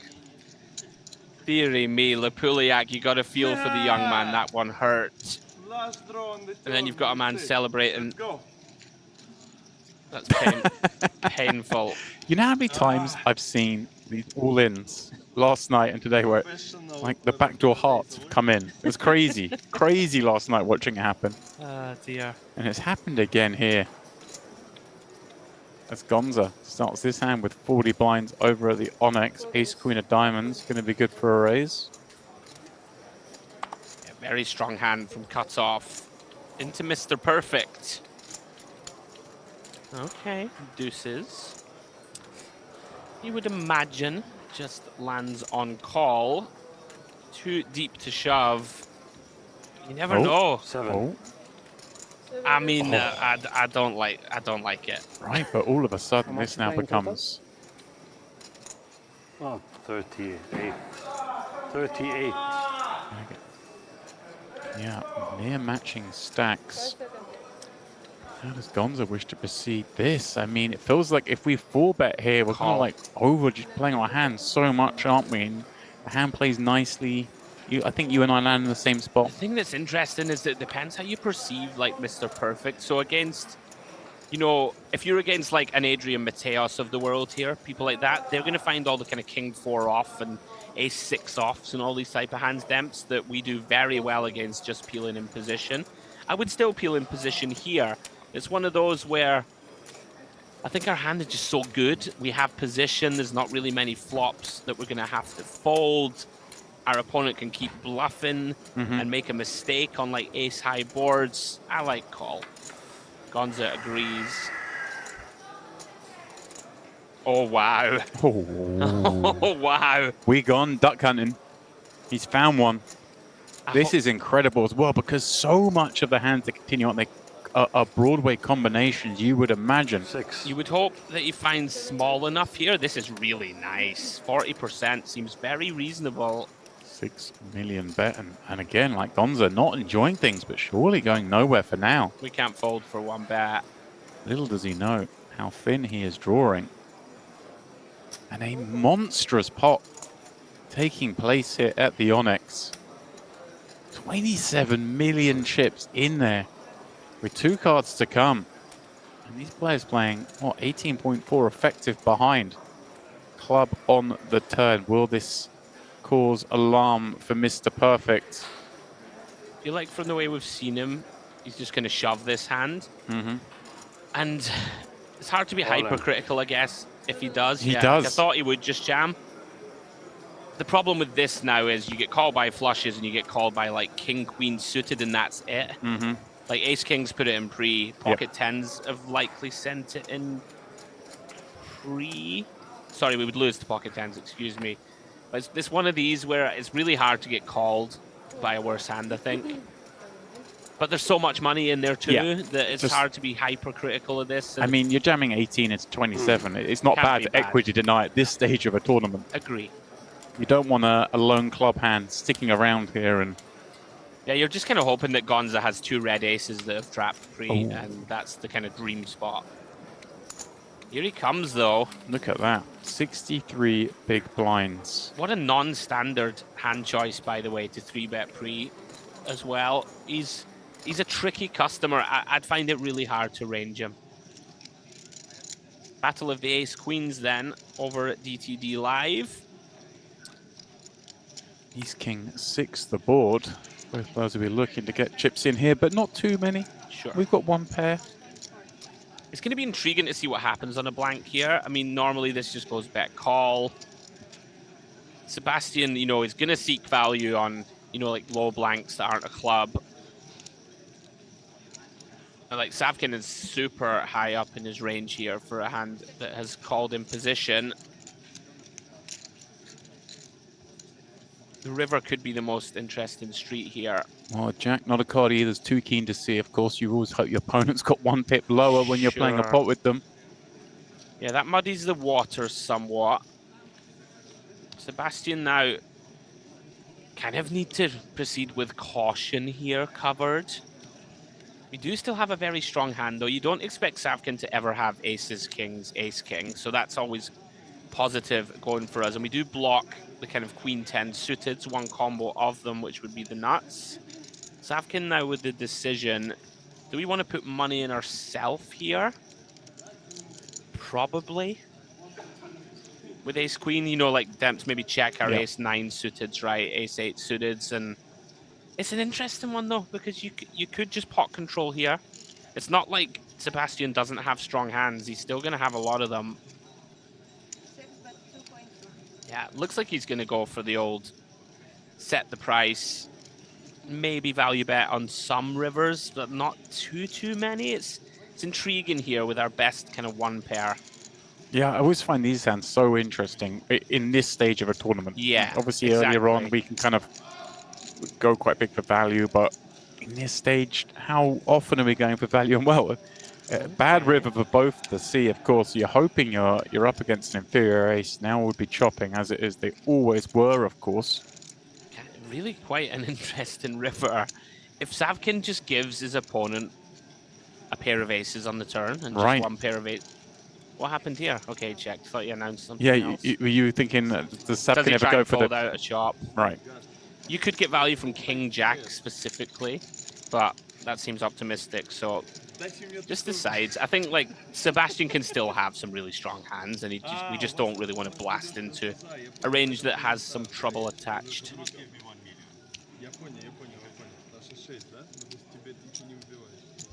That is what awaits the final 9. Of course, 2 eliminations away before setting this situation up. 11th and 10th guaranteeing 30k. Rishkin improbably still here. His queen 7 of hearts getting that flush on the river. So close to jettisoning him and being on the FT bubble. Yeah, selfishly for us, we're kind of loving that he got there. Of course we are. I feel bad for Lupa Lucia and Big Blind. That was a critical one for him. But for us in the booth, we want to keep risking around a little bit longer. Yeah, and I hope all of you watching with us along on YouTube feel the same. And remember, if you are watching, please do jump in the chat. I have one eye on the GGPoker YouTube chats. Please do post away. I see plenty of comments coming through, and I expect lots more as we play this one down to a champion tonight. And here's your chip leader, Mr. Perfect. 50 milli. This one quite close. If you perceive Mr. Perfect start getting after it, which he should do. You don't love ace 8 off, and he does decide to bin it, whereas this one is never getting binned. Yeah, Gonza with the king, queen of spades in the small. Feels like just a fist pump to me. 6 million. You could. Okay. He's going for 3-bet non-all in. Is this, he's seen Mr. Perfect involved in a lot of skirmishes and is willing to take the risk of allowing him in here, perhaps with some dominated hands that a lot of players might fold to this size, but he thinks this player in particular might call. I think as long as we're prepared to call off here, facing 4-bet shove, then this seems fine. If Mr. Perfect will never fold like the King Jack, King 10, Queen Jack, Queen 10 suited of this world, then kind of like it actually. 6 million.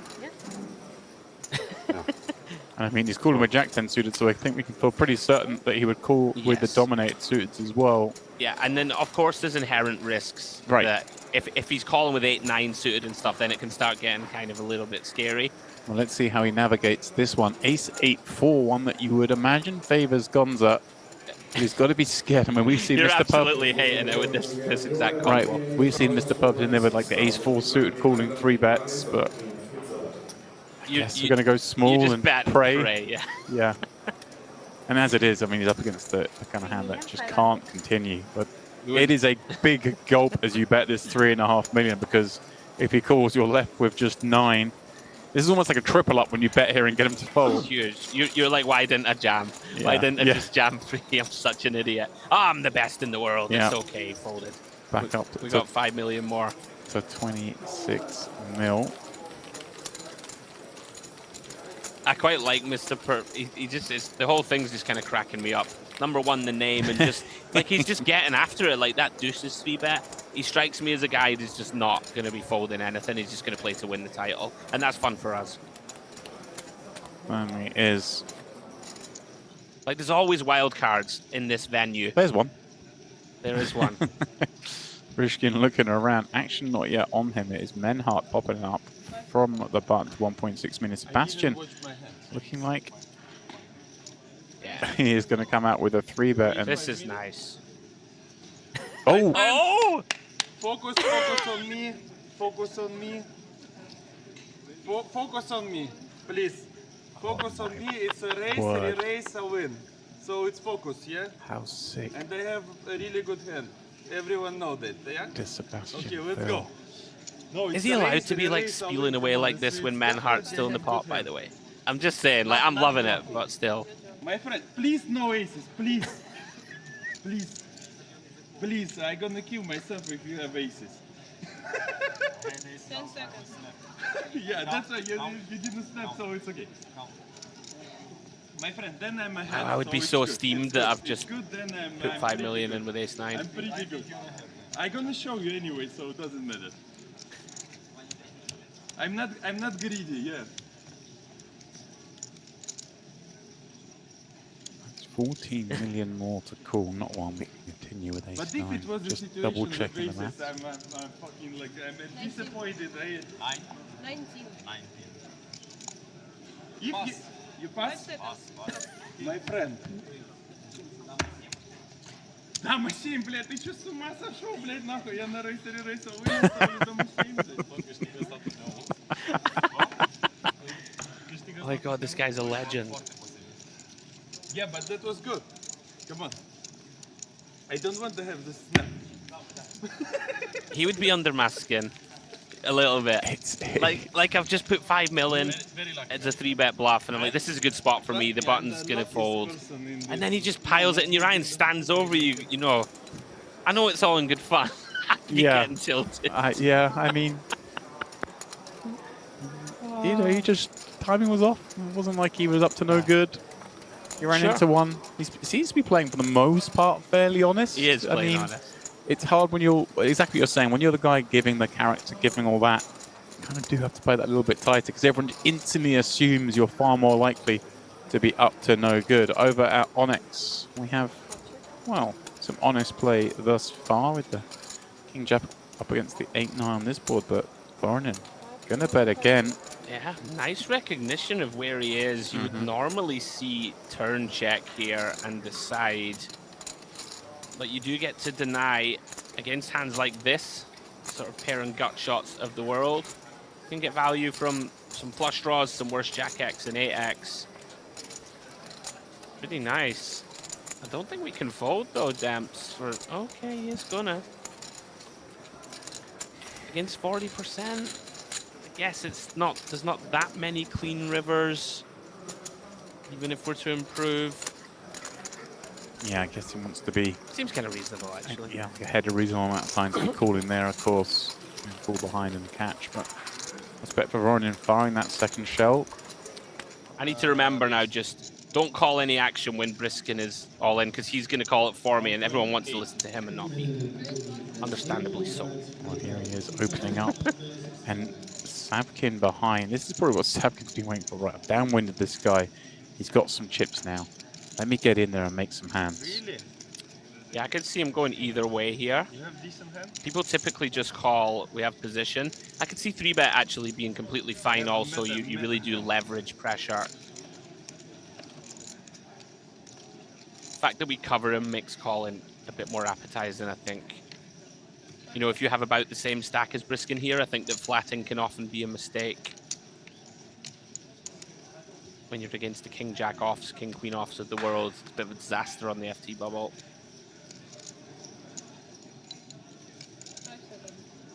You have the time bunks, it's okay.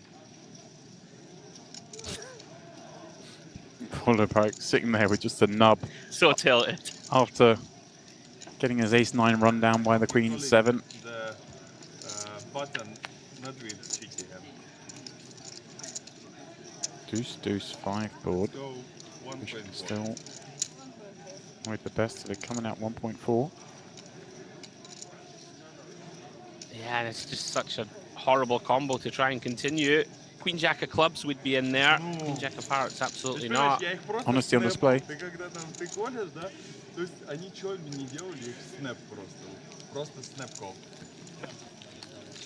Up to 30 million chips.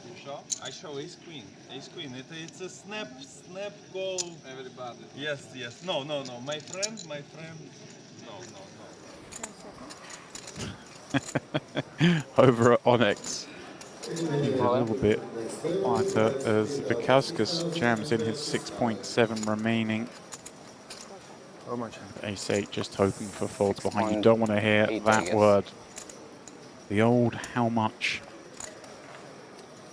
Yeah, and Voronin with what looks like fairly slam dunk call. I don't think we're folding this, Damps. Just looking behind at the man he has in the big blinds.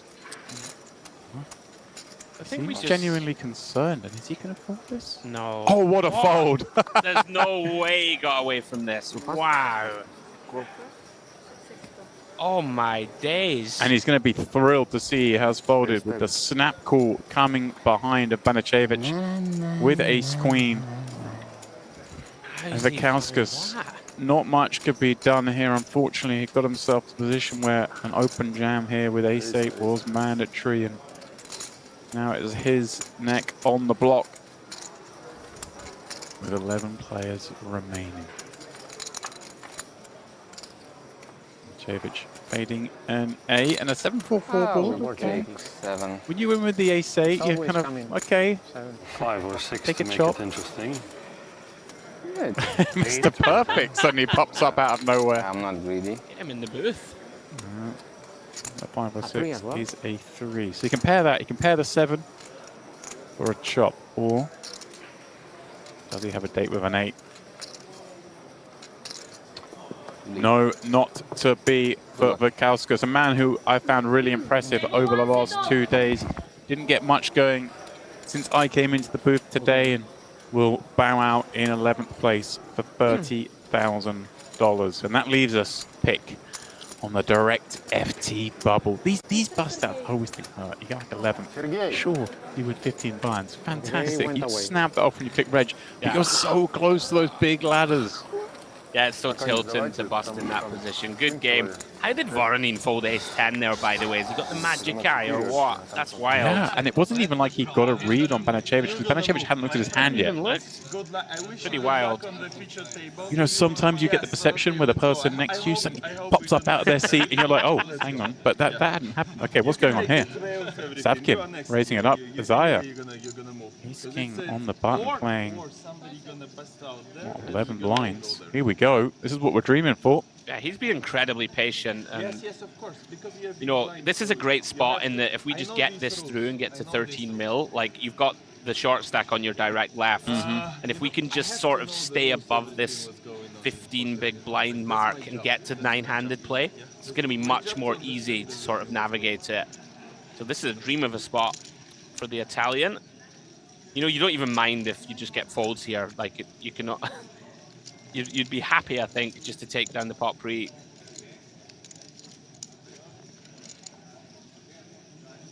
Do we play hand for hand mode, Demps? Maybe not if he's tanking, because this wouldn't make much sense. Right. I guess he's up to something. I'm not quite sure what. Sure. Maybe, I don't know if the blinds are about to go up, and maybe he's trying to position it so they go up on his button. Ah, okay, that would be something to think about. I think we're still a little bit further away from that, so I don't think so. But If I'm not on the big blind. There's no harm in taking time. right, I mean, you still want to play fewer hands on the other table. If they're not going half a hand, it might be the thing. Definitely. I think we're going to be losing a player as well, because obviously there's only 4 over there on the Onyx, so I assume we're losing the next big blind, which would be, is that Sebastian we're losing then? Would he be getting sent over to this table? Let's see, Well, Panacevic with 2 5s in the small blind. Yeah, let's see who got moved over here. Does that look like Sebastian to the left of Mr. Perfect taking that vacant seat? Only admire the forearm for a split second. Did you admire the forearm though? Is it something that got you? Look at it. It's so majestic. We're at that stage of the tournament. It's a disaster. Right, Panacevic limps, decides to stab here for value. Makes some sense. Mr. Perfect with the disguised ace high. We got to call one. Panacevic doesn't like this card. Really tricky now once we have decided to stab. It's like we basically beat nothing except some queen high and ace high combos. Man, this guy. 4 mil. 4 into 4.4. Have some of that, Mr. Panacevic. What are you going to do now? Yeah, like... I don't actually mind it. I mean, I'd prefer to have a heart in hand if we're going to do this. And I don't know if we need to bet as big as this, like, because you're kind of now, you're trying to get a king to fold, right, when you're betting this size. You can get 10 out of there, I guess, to turn 10. And to be fair, you put a king in a horrendous spot. In a limp pot, right? If Panacevic has king 7 and you've called the flop bet and then just bombed pot when you have all the 3x and all the flushes, he'd be hating life. After your big blind. This guy's got some moves. Super. Давайте перерыв сделаем.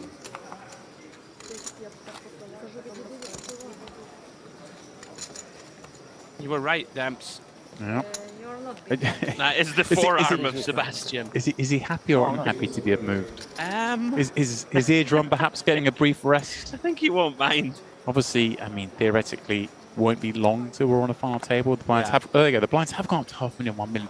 What a little shark he was, just trying to get the levels to blind up nice, on his button over at GTD Live. I'm fast becoming a fan of Mr. Perfect. Oh, yeah. He's kind of chipped down a little, Sebastian, not really through any fault of his own. He took that nice 3-bet bluff spot with ace-9 and ran into the queens behind. It's just how these tournaments go, right? That was a 4-8. He was a little over 30 million, lost that pot. Then the blinds go up. Suddenly you're playing 25 bigs. No, it's crazy. Happens quick. You go from 40 to, to 25 in the space of 5 minutes without doing anything wrong. Thumbs up. Going to defend with queen 7. And these two take to the flop once again. Yeah, this makes sense versus a button open of the big stack. Ooh, 7 in the window and a couple more hearts behind. And he's up against a man who has shown that he likes to bet big. And this is a hand that likes to play big pots. But this time, Mr. Perfect checking back in a pretty ugly looking card for Gonza. It is. No real reason to bet for me. I would like to see check. Yeah, I don't know about this. Like, you're essentially... Okay, you can get value from this and like a king-queen, I guess. King 10. I don't mind just checking and like allowing some bluffs, a bit of pot control for when our opponent does have ace-jack, right, and has turned the jack.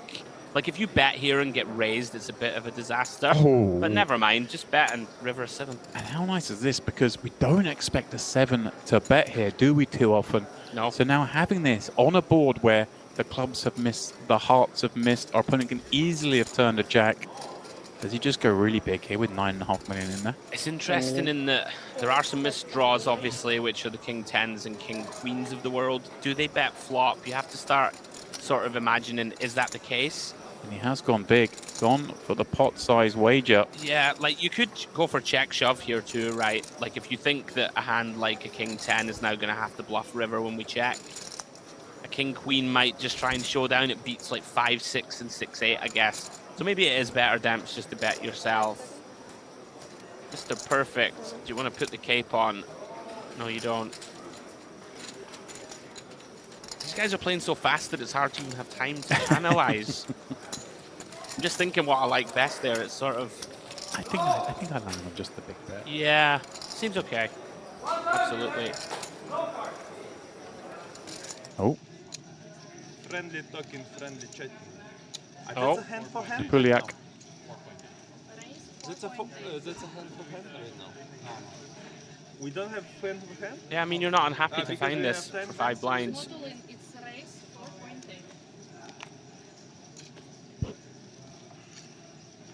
Yep, coming in for 5 blinds effectively, or leaving that one chip back. I mean, just going for the full-on tank, but I think Brishkin's saying like it's hand for hand now. I'm not sure. We haven't actually had confirmation if it is or isn't. I mean, it should be, but...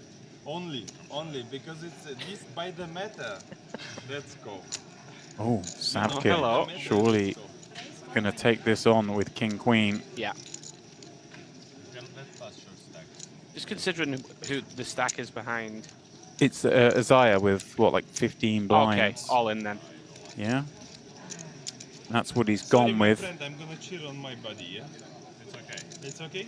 I wondered if that was a spot where Savkin ever calls and checks this down with Lepuliak, knowing that continuing this situation, and also, you know, as Sharkley is just having the button, you know, not going to pay any blinds for a couple more hands, maybe keeping him in, you pretty much get to win the next hand because everyone wants to fold and get rid of Lepuliak, who will be in the big blind. That does make some sense. Maybe something we see more often on final tables than with 2 tables left. I think so. So then, Lepuliak, he's at risk. Got it in good. Or will be at risk in a moment. What? Oh, he's not happy. No meta, so you should know it's bad etiquette. No. A7. Oh yeah, understandable. Yeah, he's had enough of the kind of Briskin show, and it's one of those things. If you're chipping up and Briskin's all like, you think, oh, this is great. When things have gone awry, you know, it can be a bit much. And yeah, I think Briskin is like sweating for Savkin. Like that's kind of poor form, right? When yeah, I couldn't hear what was said, but sure. You know, it's likely Briskin's going to be getting a bit overexcited the way he's been. A Jack 9-5 board. He has backdoor flush as well. Savkin needs to fill in the middle there or find a pen card. He will spread the information about the hand. Now it's time to give the tips. 6. Puliak. No! He holds the turn. One time, dealer. No To card. fade 9 live cards. Lose the card. And that's what he's gonna do. Let's fucking go. Back up to 12 million, and again, we hate to use the word justice, but it would have felt wrong for him to bust out. Gets to hang around a little bit longer. agree completely. Can't begrudge it for the young man. Big smiles. Back to 12 million. You are big favorite. No, what you had? What you had? I was going to lose. Yeah, straight. Anyway. Straight? You straight. I did miss it. I mean, I was just he was missing. Obviously, Isaiah, as one of the short stack, one of the most hurt by that development, isn't he? because he is so keen to get to that final table on a short stack, potentially get ladders. Well, as we continue with 5 and 5, we find Sebastian on the button at his new table, raising up this ace-10 of spades, and Voronin defending 9-7 of hearts, and wow, what a flop for Voronin. Sebastian, well, pretty murky one here. Pick suggesting a check back. I see him tapping our desk here. Yeah, these are the. It's pretty ugly. I mean, you can just c-bet, obviously, from the button. It's not unreasonable. I like check with this combo and just try and, like there's still turns we can bluff, or we can just hit that, right? And if you get, you know, the chance to see a king or a jack or an ace on the turn, we're going to be able to activate and maybe fold out some 8x and 6x and the like. Slam dunk bet now. Voronin's going to have an interesting decision here. That's 2.6. The problem is, you know, if you ever want to check raise, it's like Sebastian can have like ace 6 and ace 8 here, right? Which is somewhat problematic, which you're never getting rid of them. Like, we could go on the attack against the perceived one pair ace-x with a potential raise. Like this, but with so many draws out there. So much equity, just going to take it. And an 8-pairing river. And obviously counterfeiting the kicker of Sebastian. I wonder if you just... Well, I wonder if Voronin's going to allow him to act on this. Is this one where he ever feels compelled? I mean, we've got 9 high, but at the same time, what are we really repping? Nah, this is pretty grim. I'm not a fan of this. I can understand he's maybe just trying to fold out like a king high that gave up and then bluff turn. There's no universe where he folds. No. Like, we're basically repping like 8x of clubs. Right. Or an ace that decides now it's going to lead, and like an ace typically just checks, right? Like, you just allow the button to bluff. Yeah. And I mean, he's just going to flick in a call here. I don't imagine we do anything else. Yeah, I think, you know, not a fan of the bet, but the size may be quite nice in that we are just targeting those unpaired hands. I can see that. I can see that. And there we go. First kind of misstep from Voronina, just a bit of a clunky one. And Sebastian with a lovely pickup on a board that once the flop came out was very unlikely he was to win the hand. I'd almost rather just check raise turn if we're going to like funky stuff. As we hear commotion over at the GTD table. But Brishkin's excited once more. I mean, maybe a drink has been delivered. Isaiah, all in with, pardon me, not all in. Oh, he is all in. Oh, wow. Oh, wow. He rifles the 6-3 suited, takes the bottom end. These two have got the same stack. Oh, I think Lapuliak just told him, hey, look, I'm going to be calling you. He's told him I'm going to call. Yeah. Ah, you have the time, sorry. Your friend didn't have it, yeah? 5 seconds. Yeah, so Isaiah hating life, knowing he's about to get called. Lapuliak trying to waste as much time as possible, and Isaiah is the one at risk, but effectively they both are. Lapuliak with just 100k chip behind. And what a spin up this would be from the shortest stack a moment ago. A chance to get to the final table.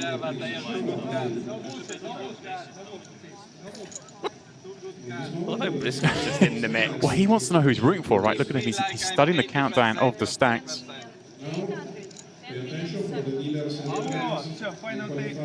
Split the pot. It's going to be split the pot. Oh, what a character. Oh, Isaiah, man who got second in the 1K Open at the very first MPP. Where are your friends? But I have many friends. Nobody cheating when I played them with Queen 7. It was so silent. You saw it was silent. Even the flush comes, only I celebrate. I feel I'm big favorite. Well, Brishkin going to be playing a supporting role in this one because it's Isaiah and Lapuliak. And wow, an ace queen 7 flop. Oh, he's going for the pre-celebration dance. Dangerous. They're all backdoors, but it's nice to see the emotions. It is. He's very easy to root for, this young man. Never. Because now it's going to be at least diamond. Look. Sure. As it is, it runs out clean. Improves to aces full. And yeah, I just love seeing some emotion. Of course, it's cool in Isaiah, and I like that he's quickly switched round and given the fist bump. But the young man... The friends now. He's friends with Briskin now. He's got 22 mil. Good for him. Unlucky Isaiah. Yeah. 10th good for 30 again. As I say, a man who has a litany of results here, so no doubt we will see him back. Maybe a deep run in the main event on the horizon for him, but he is the last one looking in at the final table. What a spin up this young man has had. Sweating it. You're okay, buddy. No need to sweat now. You've made the final. Yeah. And there we have it. That's how things ended on our two feature tables. We are going to merge them shortly. It is the DTD live table headlined by Ivan Brishkin with just 34 million, 34 big. Savkin, he brings 31 to the final. Menhart with 29. But look at that. Lapuliak with 22.5 million in chips. Was almost out a moment ago with just, what, 4.5 million chips when he shoved it in. Nice to see him make it. And yeah, an easy one to root for, just given the way he's carrying himself at this table. Over at the Onyx, things a little bit deeper, but overall the field so very bunch with Mr. Perfect. It really is. Leading the way with 45 million. Vanasevich, he's in the mix here with 35. Sebastian, the same stack effectively after a nice little pickup there against Konstantin Voronin.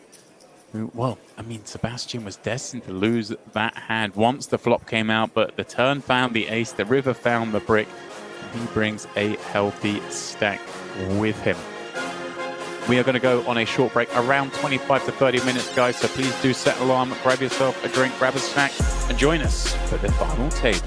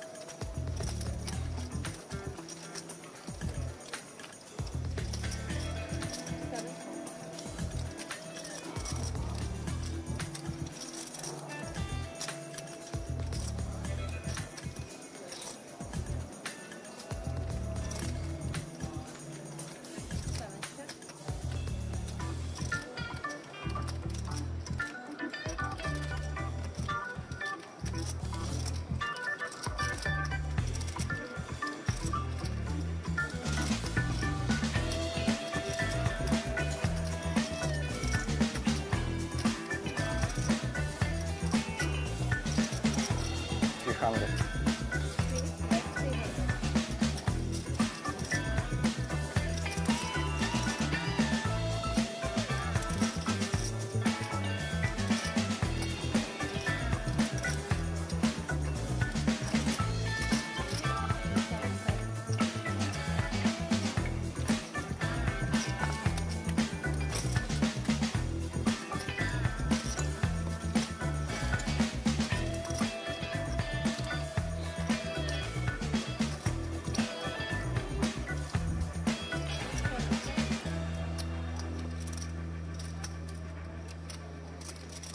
All in. 3 all in.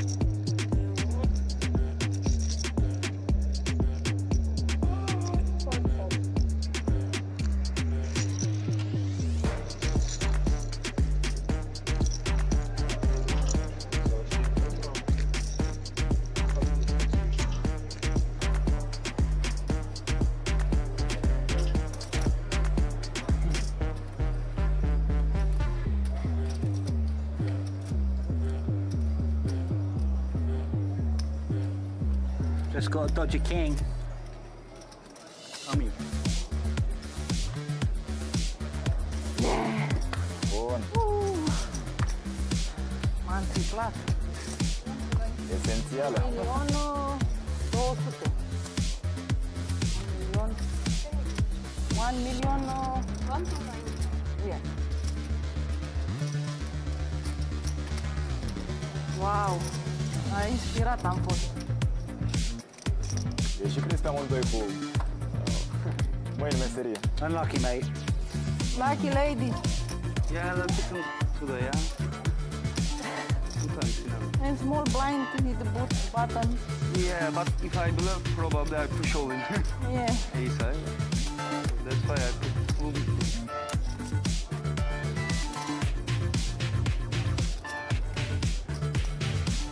Mamă, ce aer am luat acum.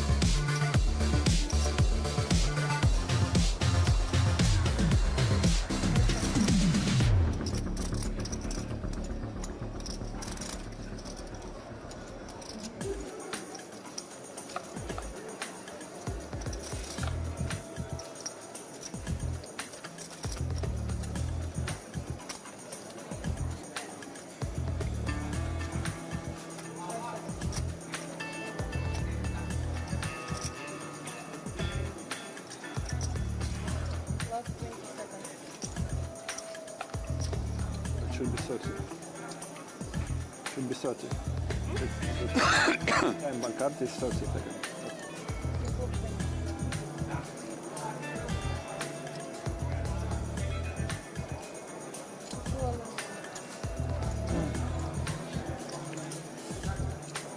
Count this.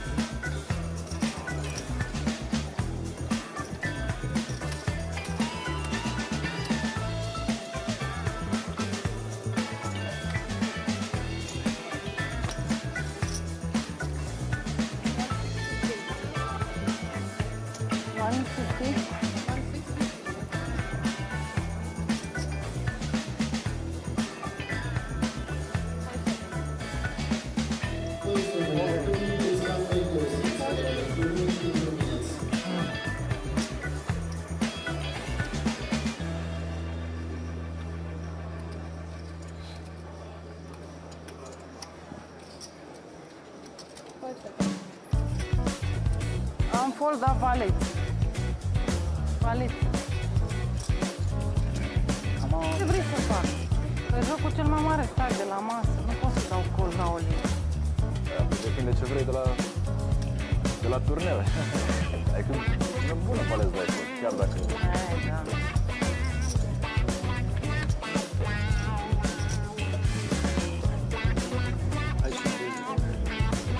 Ăsta a avut numai aș, numai pur. A băgat o linie. Nu dai seama. Lasă că nu e.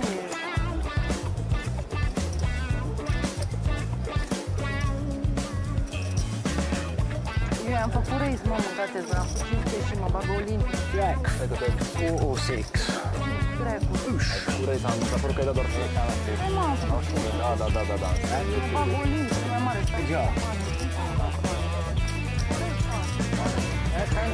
Thank you, mate. Saved by the bell. Really felt the force. 45. no, she just conquered folds. That not influence your decision. Adică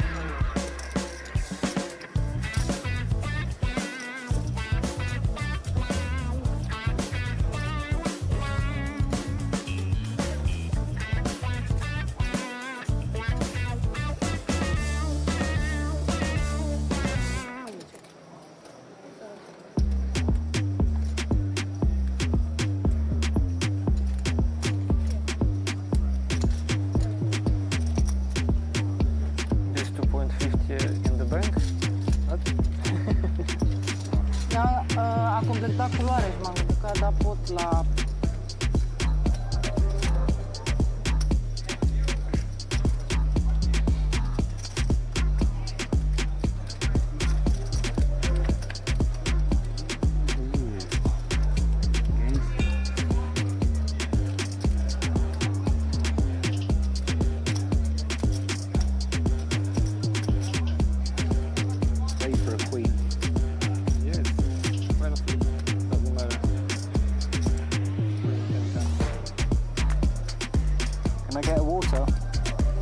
Glass bottle, cold.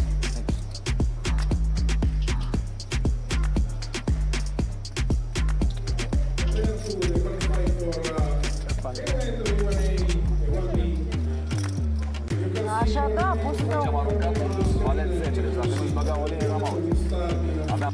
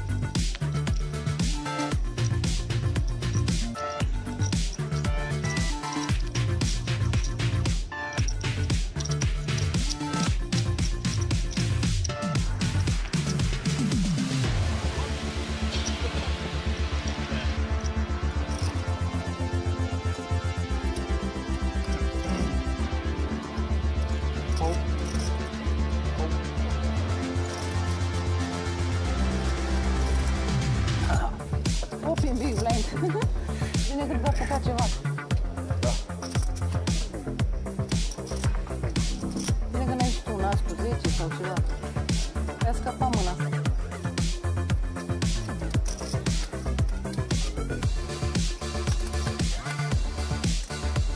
Deci ai înțeles mâna aia, nu? There's no point counting that. Da, Valentin, da, mă înțeles, am înțeles. Ăla, Olin. Da. Vorbesc Olin. Și-au spus așa. Are fixe cu minim. E minim ați spus, Minim. Minim, că de care nu-i bagă. După forbet.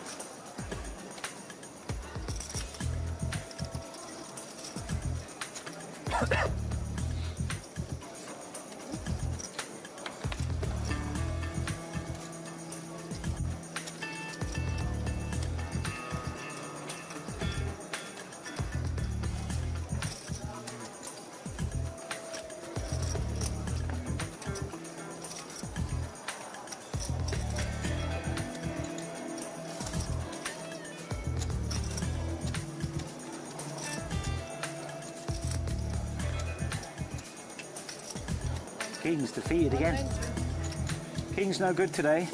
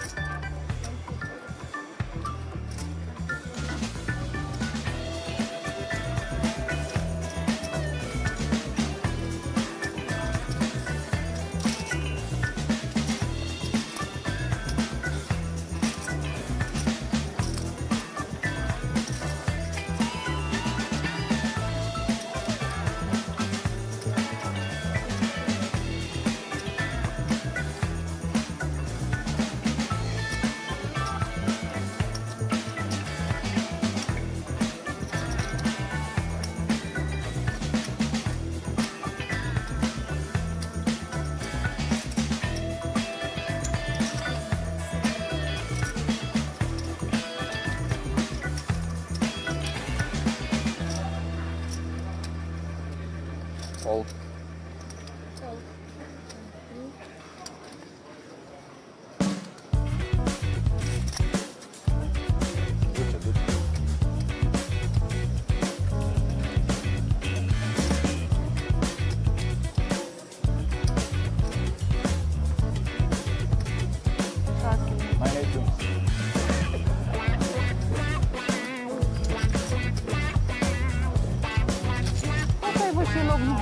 Se 9 bine, hai.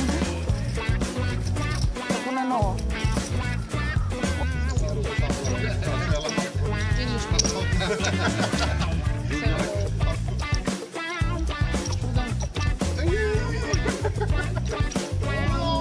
No way, man. No way, vamos. Lectul nostru, și aruncă. Hai la sus, asta lo che mai fish. Merge, merge. Somebody wants to jump.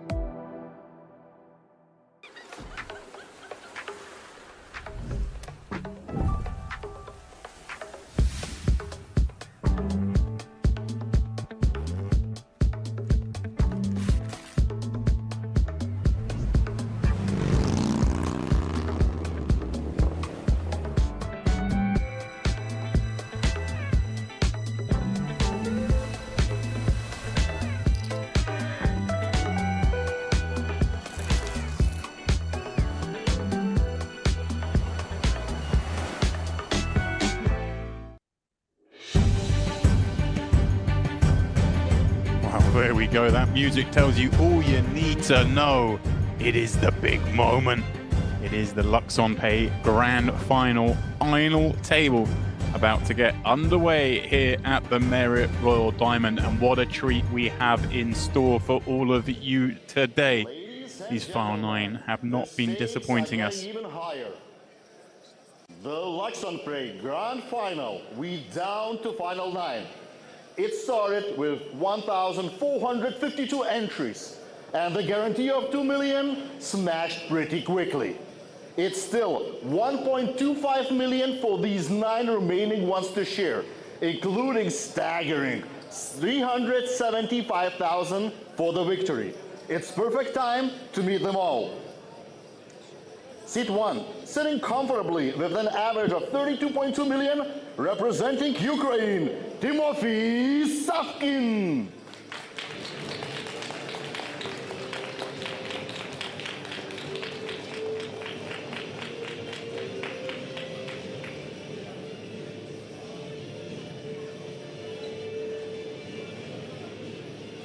Sitting in the second seat, with more than average of 36.2 million, from Montenegro, Vlado Basievich. Banisevic coming in here, second in chips for this FT. Great shot at the title.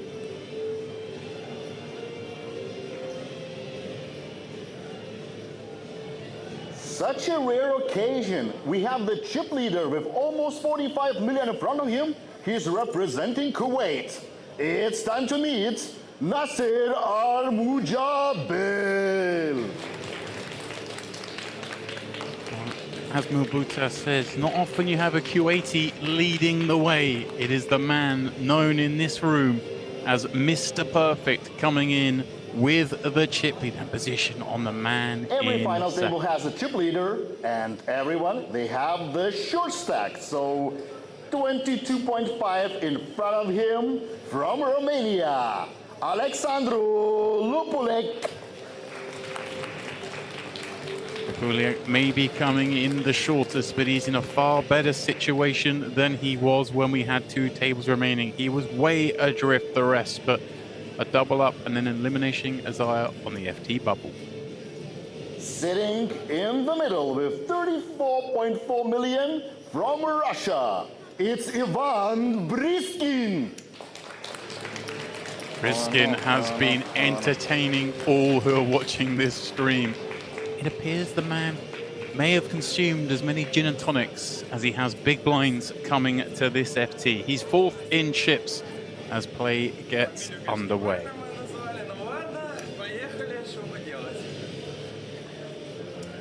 Another shorty in seat 6 from Spain with 26.6 in front of him.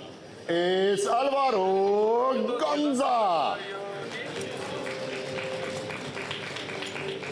Alvaro Gonza been mixing it up at the final 2 tables. Did have a big stack. Hasn't really done too much wrong. The cards kind of working against him, but here with a shot at the title nonetheless. Sitting 7. Maybe this number will be lucky with the guy with the 30 million, and it's Konstantin Voronin.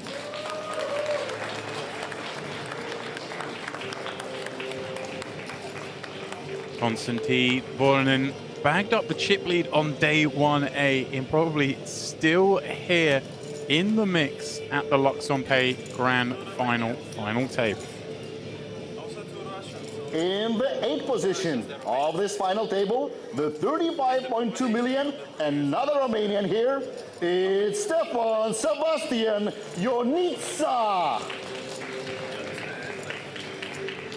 Sebastian really put through his paces on that final 2 table run-in, clashing, pardon me, often with Briskin, but mostly in the streets of speech.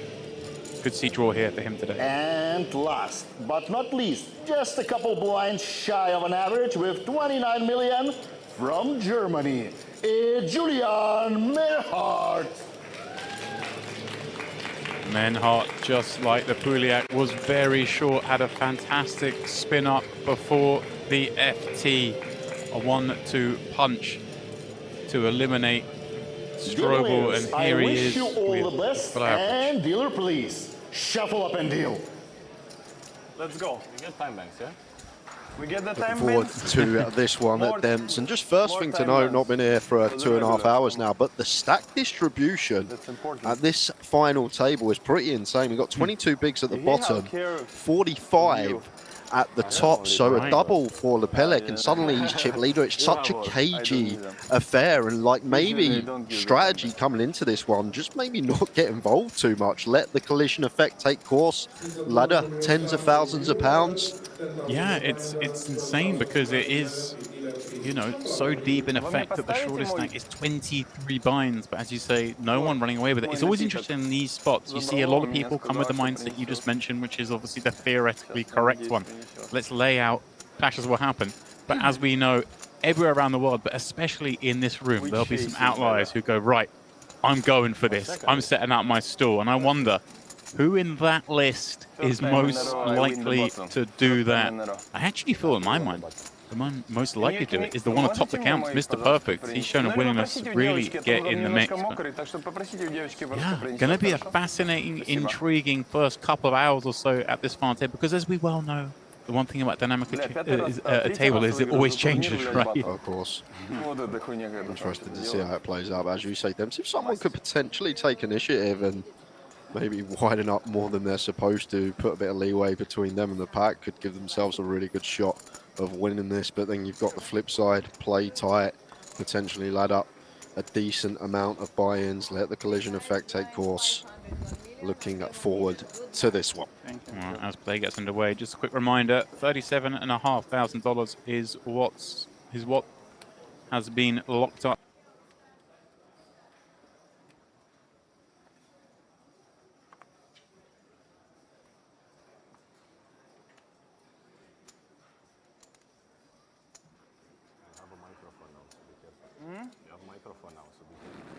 No, I'm focused.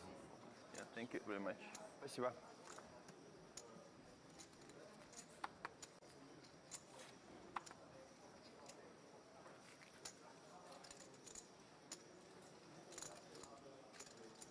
I'm not gonna say in the bad words or something like that, so don't worry, yeah?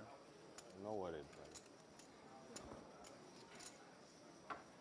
Yeah, and over here to Benacevic, and the man who sits second on the Montenegro all-time money list. In with the call here with the sixes, but once again, another one. These small pocket pairs reducing in value at final tables, especially when the ICM's extreme as it is at this distribution. Grishkin with a pair of his own on the button. Lovely proposition for him.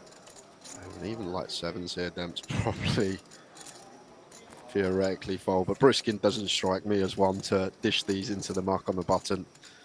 Seems like the type that will go on the hunt for a set. Well, hang on a second. He's counting out more than a call here. Looks like he's going to squeeze it up. Wow, okay. Stalls set out somewhat here because... One? Okay. Yeah, straight away going for the squeeze here, and not the most optimal hand to choose. FTs want something with a bit of removal, an ace, a king queen, blocking some, continues blocking some 4-bets, but the sevens here just bumps it up, and now Sebastian going to be in a real grim spot with nines. I don't even think it's grim, Demps. I just think it's going to be a fold here. It seems to me to just be a fold. Now, these two, of course, did have a few clashes, 2 tables out, but for the most part, Briskin showed his man hands every time he 3-bet him. So, I mean, if I was sitting at the table and I've seen every hand they play with 2 tables left, I would not expect Brishkin to be 3-betting sevens here. Like, I would not put this in his range. He's played fairly snug in effect. I mean, he's 3-bet jammed some hands, maybe open jammed a little too wide, but he's had the hand every time. He hasn't stepped out. But look at this. Benacevic. Wow. Calls, and Brishkin has managed to get 9s to fold, 6s to call. And at the onset of this FT, we have a 19 million chip pot. And as you said, Demps, we're at merit. So I'm not surprised to see this, I'll tell you that. But what a flop for Briskin to kick off the FT. 3-bet squeezes 7s, drills off middle set. He can't believe it with the right smile on his face. And he's talkative as ever. Getting nothing though out of Banasevic. See what size he decides to come with. I mean, realistically, able to believe there's lots of... Maybe these kind of hands, 8s, 9s, 10s. Maybe an ace-queen suited type holding. But look at this, 5.3. Banasevic Decent hand. not paying a penny. He shows them. Decent hand, you see? You don't need to wait 2 wonder hours. what Sebastian's going to think seeing that. Just I'm gonna show you, it's okay. Don't worry. Chip leader.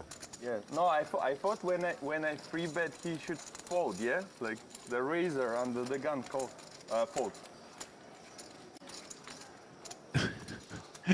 Gonza's so bad, face. but it's okay. You're coming in relatively short and chipped, and you're seeing this guy willing to go with 2 7s. Ladder's quite likely.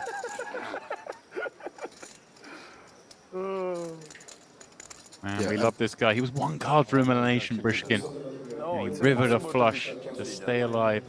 And I think for the viewing pleasure, it's a good thing he did. If you sat there, Demps, though, and you've seen that hand and 7s have been shown, gone for the squeeze against the under the gun open, like straight away in your head, you're like, oh, okay, I don't really need to get involved here if stuff like this is going to be going on. As you say, ladder 4 places, almost 100k in the back pocket. We'll see how things play out, but that sort of advertisement first hand, squeeze with the 7s versus EP, they make a few tighten up or potentially change the strat that they come into this FT with. Over to Savkin from +1. Into 2 bigs and Mr. Perfect with the Queen 9 of hearts here. Gotta love Mr. Perfect, just wants to get in the mix all the time. Queen 9 of hearts here from low jack makes the call. It would be fun if I free bet again. Unstoppable warrior.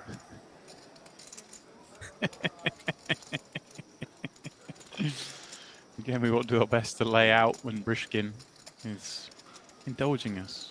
Yeah, let's see if Sebastian can find the fold here, like a spot that a lot of people seem to miss at FTs. They feel like they're at a normal point in the tournament. They just get to defend taking the prize, but need to be selective with what we choose to defend multi-way, especially when it's gone EP open, MP call, like likely to be in a dominated spot, potentially do more chips down the streets when we make a hand. Yeah, it's such a good point, and an adjustment you do see so few make. As is, he calls, and we'll need to miss this one, but no. Flops a pair on Queen Jack 7 and is still trailing in 3rd place. Interesting now spot for Savkin, one imagines, with Mr. Perfect having called +3. There's going to be reason to do both here, right? Yeah, lots of check-in, theoretically, our hand. Even with like our ace queen, potentially one that does still happily check it over to Mr. Perfect here, just going to have a lot of checks out of position to the chip lead up. May even be some pure checks going on. And look at this, he's going to raise it up with the top pair. And I mean, careful what we wish for, of course. We've got a great hand, but all of a sudden we're looking at this going, hang on, am I going out in 9th? It's pretty crazy, Demps, because I come in saying this is going to be a cagey affair, looking at the stacks and the first 2 hands, it's just everyone wanting to pile chips in. Top pair here for Mr. Perfect, raising into a range that has the better Queen X, that has all the sets, maybe not 7s. Aces and kings in there as well. I wonder if Savkin ever ascribes something like a worse queen to this raise, or is he just always thinking, hey, this is Queen Jack, maybe a set of 7s, and then the King 10s, the 10 9s that want to bluff? But it's hard to imagine what wants to raise here. Yeah, that's true, because you think the sets are just going to call in position, try and keep some bluffs in. Got like the Queen X, Aces, Kings drawing very thin. And then even like from our perspective as Savkin, having the Queen of Clubs, Queen Jack off should not be in there. So only one remaining combo, which is Queen Jack of Spades of the top 2 pair. So no world in which we fold here as Savkin. Wow, there is a world. His world. Oh my word. Look at this. Mr. Perfect has surely no idea what has just occurred there. Savkin just assigning no bluffs. That's okay, don't worry. Thinks he's walked into it. And I mean, it's understandable in the sense that we call there 6 million. And then, like, what turn are we looking for to continue with? Just maybe we're trying to remove that headache by getting out of the pot before we reach that point. But, oh no. And maybe a case in point for the flop check if we can't bet and call a raise.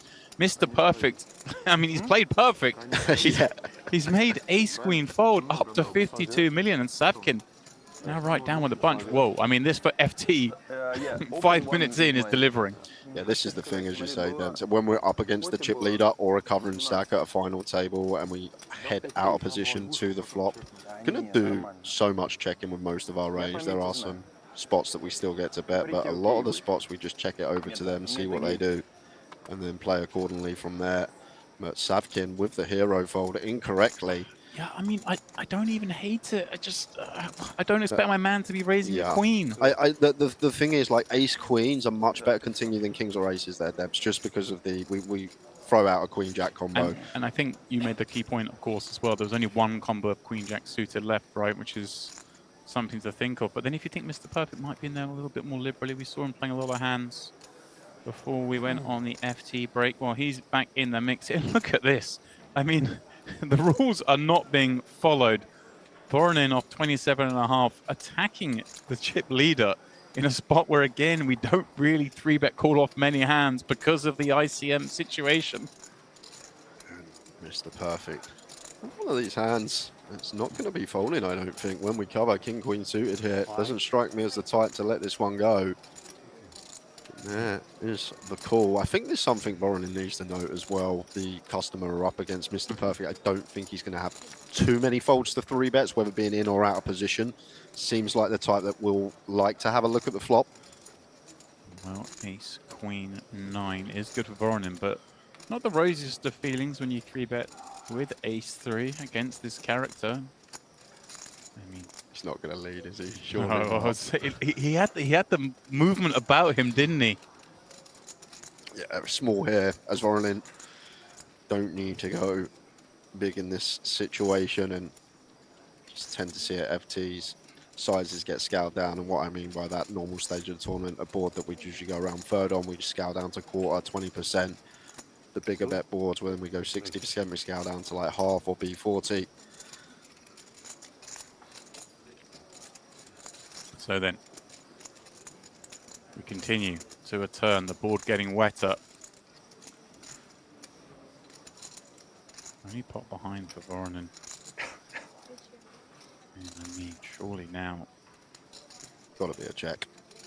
Not enjoying getting that action, checking and hoping. This goes through, and look at this, Mr. Perfect. Rivers Broadway. Perfect start to this final table. I mean, what in the world? Now, does he ever find the check here? The 3-better gets to have the ace king, kings. 13, 1-3.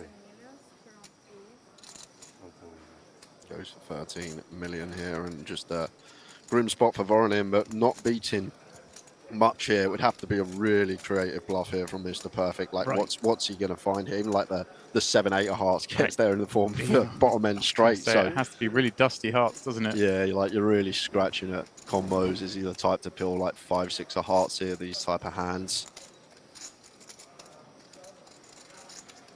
Well. I mean, Gonza, again, sitting there at the left of the screen, has folded all these hands, but has seen action after action after action.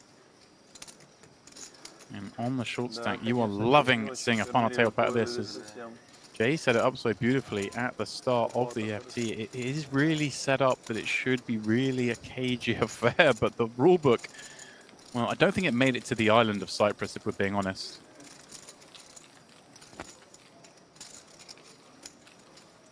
And as well, yeah, I mean, a throwback there to the mystery bounty picked up by Alex Goulder. I was a bit perplexed there for a second, but we are, of course, at the Luxon Pay Grand Final. But yeah, that was a fun one. Goulder won that. I know it was before you got here.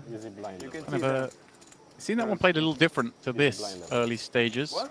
Easy blind level to know how many bigs like last time I had like 10 million. It's really easy to Easy blind level. They've got 1 million big. Lucky number. Briskin seems to have changed drink or not now. It still looks like it might be a gin and tonic or something of that ilk.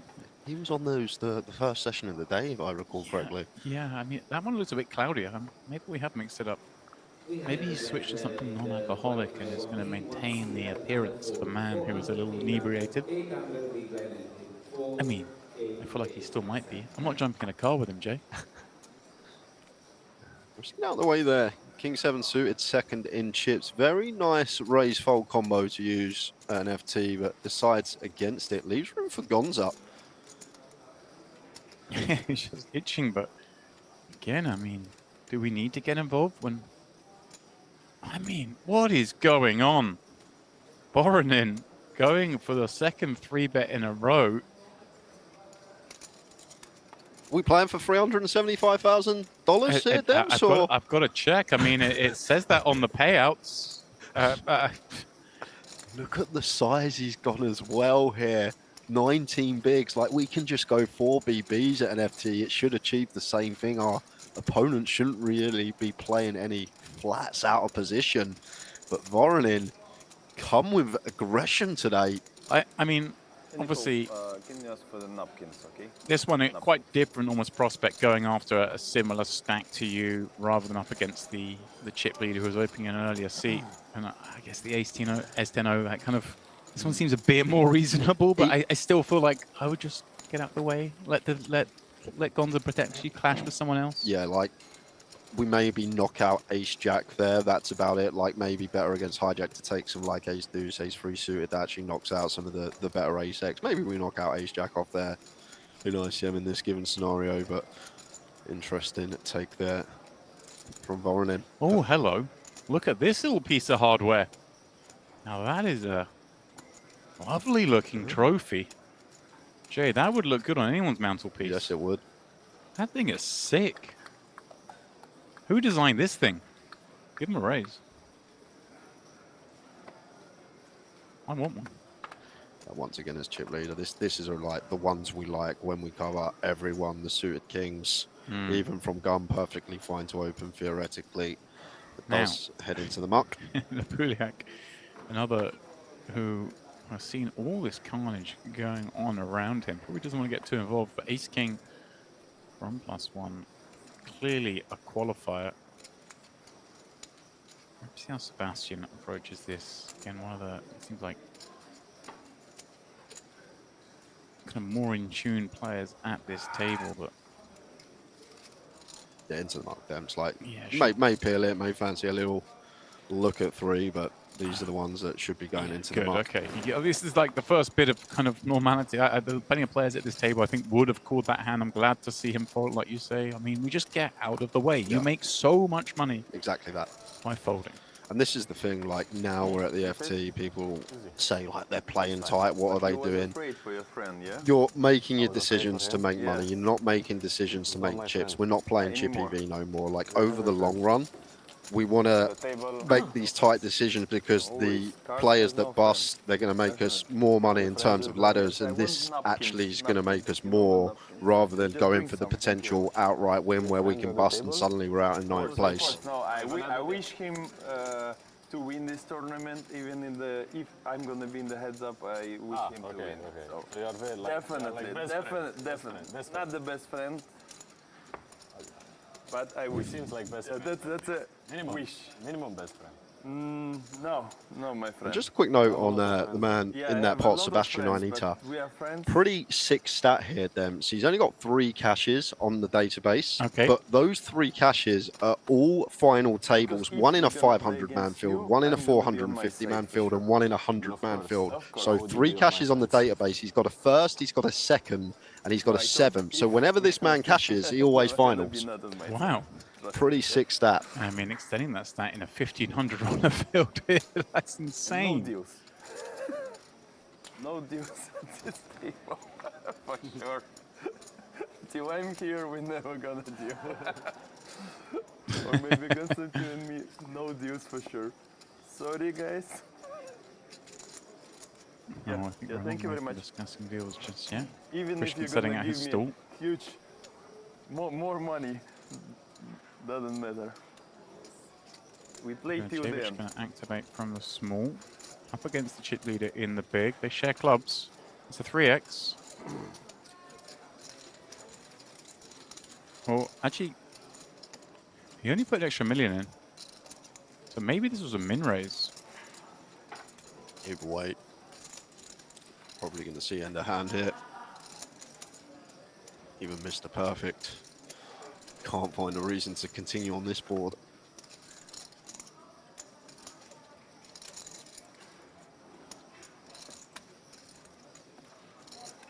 Oh no, my apologies. I misread the colours of the chips. He did call with 2 1 million chips. So the yellows, they look quite similar to the orange under the lights, but it wasn't open to 3 million. And as you suggest, C-bet gets the job done. Все правильно, Константин. Без дележек играем. 100%. Невероятно. Это больше вот не... Fun having Pushkin here, Jay. So often the final table such serious affairs, but obviously, as he's speaking Russian, go over this, but we will try and lay out when he's waxing lyrical, because, well, Jay's been very amusing thus far. He just looks the character, doesn't he? He does. Looking straight back to his table mate. So you don't even know him, you're just from the same country and that's it? We know from each other from Bucharest. Yes. We met a couple times for sure, but no. The shisha, everything, yeah? Or shisha? Ah, no. Just a talking. Sunday meeting. Gonza, +1. Probably fold here as Gonza. That's a good find. Not everyone going to find that at this table, I don't think. No. I don't think everyone will find that fold. Yeah. It's a good fold here with the ace-10 off. Sebastian in the low jack. Let's get involved with the ace-6 suited. Pocket sevens here for Savkin. Once again. Yeah, good fold from him. Stay out the way. There are going to be collisions. You've got the likes of Mr. Perfect still in the pot. Look at this, even with Queen Deuce O, he's inquisitive. I mean, this would be just not even disrespect, just a straight insult. And Puliak. Yeah, and once again in ICM, just probably gets out the way, can be dominated here. Like if it's a bit low down, maybe one of these low frequency free bets, offsuit, high low. It tends to be these king wheel cards, isn't it? Yeah. I think best, and I guess the king 5-0 the best of those. That's the one the solvers like at least. How much people actually take them, I'm not sure. Oh, he tried, yeah. It was not a donation. Nice little pick up there for Sebastian. Just getting raise and take for his nice. I guess in this particular spot on a final table, perhaps the best of those 3-bet bluffs actually lean back toward the ace right for the blocker. Yeah. Stop the 4-bet jams. To be fair, like I probably wouldn't even take them the way this FT started. I'm probably going to play a strategy that can get exploited, but only I know it can get exploited. Just play super tight, have no bluffs the way this particular final started, because what we're doing 2.5 mil an orbit at the moment. Like we've got 26 mil, we do 7.5 million in 3 orbits, 24 hands. In 24 hands, I think at least the probability of one person busting, probably at least 2, is going to be likely the way it started. And we've got to include in that time, of course, that might just find a hand. Yeah, in exactly. a good situation. Yeah. And we might, like, if we pick up a pot once every orbit, that just lets us sit there on the same stack and keeps our head above water. But the way this FT started... I mean, look at that bunching. So 23 million up to 32 million, splitting 3rd and 9th. And I mean, even more concentrated in 9th to 5th. Literally, just the blinds go through and they all swap positions. Mr. Perfect out in front. Prishkin, 2 seats to his left, 2nd in chips. And just the fact that Prishkin's been so active, both vocally and on the table, kind of, you know, maybe he gets away with a little bit more. Really deep. Everyone have the same stacks, yeah? Approximately. Yeah, approximately. Because usually it's so many short stacks, one chip leader. I think Pushkin knows what he's doing here. I think he's saying this because he's recognizing he's in a situation where he gets to play a lot of hands. He's drawing attention to the rest of the table. Hey, you guys have all got similar stacks. Don't be fooled by the exterior My friend performance we've seen thus far. I didn't wash my hand.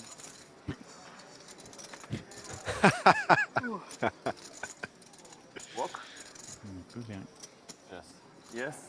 Let Wow, he talked him into the walk. You fold? Yeah. No, I think you beat me. I think. Almost. Almost? I beat you, but not much. Not much? Coin flip? Suited. Yeah, you're also suited, yeah. Me, no. Yeah. I like that fold as well because Brishkin is going to pressure us a lot, isn't he? Yeah. We limp in there. Exactly. So close, that's okay, that's okay. Obviously for chips. So actually, if you limp, I raise. Huh? No, if you limp, I There we raise, go. of course. 7 deuce, diamonds, for the TV. I don't know. For the TV. Maybe. Yes. Love the way Briskin's like for the TV, but when he covers that much, it's actually probably fine. Right, So I think he knows that. Oh, okay. I think he's telling the truth that he would have raised, but it's certainly just because it would have been a good hand to raise with rather than for us at home. But fantastic stuff having him here.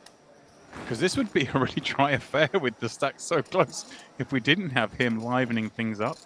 Mr. Perfect as well, getting involved in a bunch of pots. It's action to Savkin. Yeah, got it going into the mark. Savkin seems very clued up straight away. That fold with the sevens, he's had a couple of hands that others may open, but seems very clued up of what we're supposed to do here with our stack size at this distribution. And even though, you know, the fold with ace queen was incorrect, the fact that it's in the locker, given the situation of the farm table the way it was, just shows that he's thinking at a very deep level. Yeah, thinking about making money. The ace queen spot was kind of a tough one against the chip leader, but tight is right in these given dynamics. Well, welcome one and all joining us for this Luxon Pay Grand Final table. We are coming to you on a multitude of YouTube channels, but I do have one eye on the GGPoker YouTube chat, so please do let us know in the chat who you're rooting for today. Have you got any friends in the mix, or are you here as a neutral? Yeah, Gonza here, a7 off against button. Just seems like we got to defend here at 22. Did he just jam? That's a defend, all right. Okay, that is a defend. Just sends the lot in. I guess we fold out some ace 8, ace 9, ace 10 even. You want to see him? Do get a few hands out there with the ace 7. Come to play. Nice little move. The a7 off. Yeah, I mean, like you say, it does get a lot of hands to fold from the button, but still, just when called, it is disastrous, isn't it? As the great Mike Sexton used to say, the all-in move works every time but one. I like it. I've actually never heard that.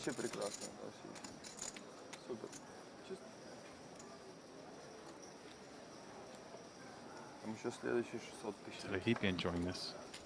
He'd be enjoying Brishkin. Oh, hello. That's one we're going to play from every seat.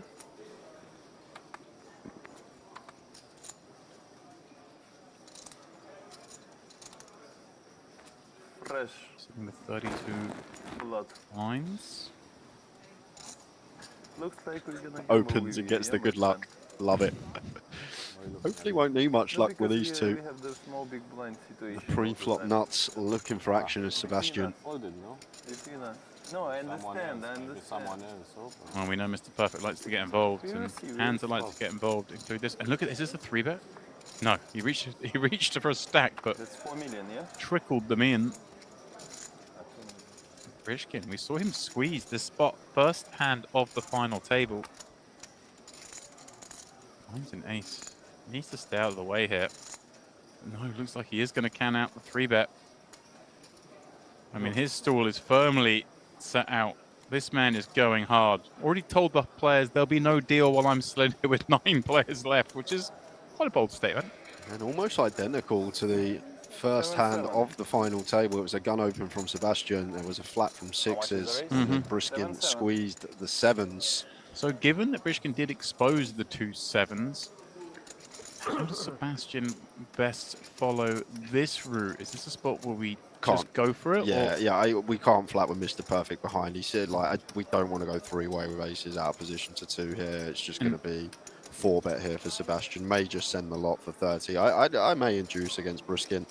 go for like a little, what would it be, like 13.5 milli here. Just, I guess, with the ICM the way it is, even risking busting here with aces is so expensive. Picking up 14 just vaults is so far clear of the pack. And of course, you know, Brishkin is just going to have a handle all the time as well, just because maybe even more so because he showed the sevens last time, that you might think, okay, he wouldn't do this like light again, would he? And it looks like it is some form of click. Yeah, seems good. I like this. I like the click to keep Brishkin in, perhaps.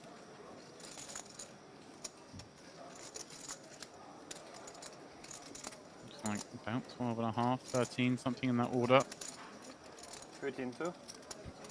It's my turn. Yeah, just setting up the idea that there's 13? some room for folding.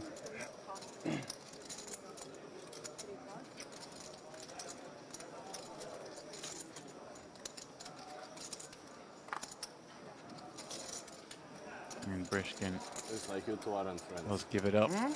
You two aren't friends either. No, he's good guy. He's good guy. I wish him all the luck. Yeah. Not friends at He's all. number 3 on this. No, number 4 on this table. I like the click though, clicks it back. My last.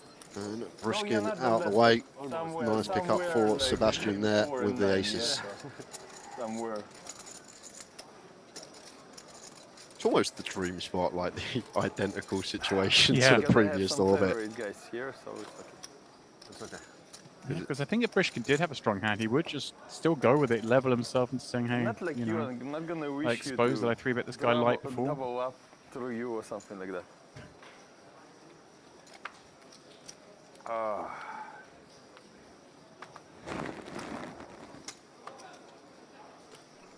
Another big hand, Menhart this time. I think first look at him at this FT. This one has to be opened.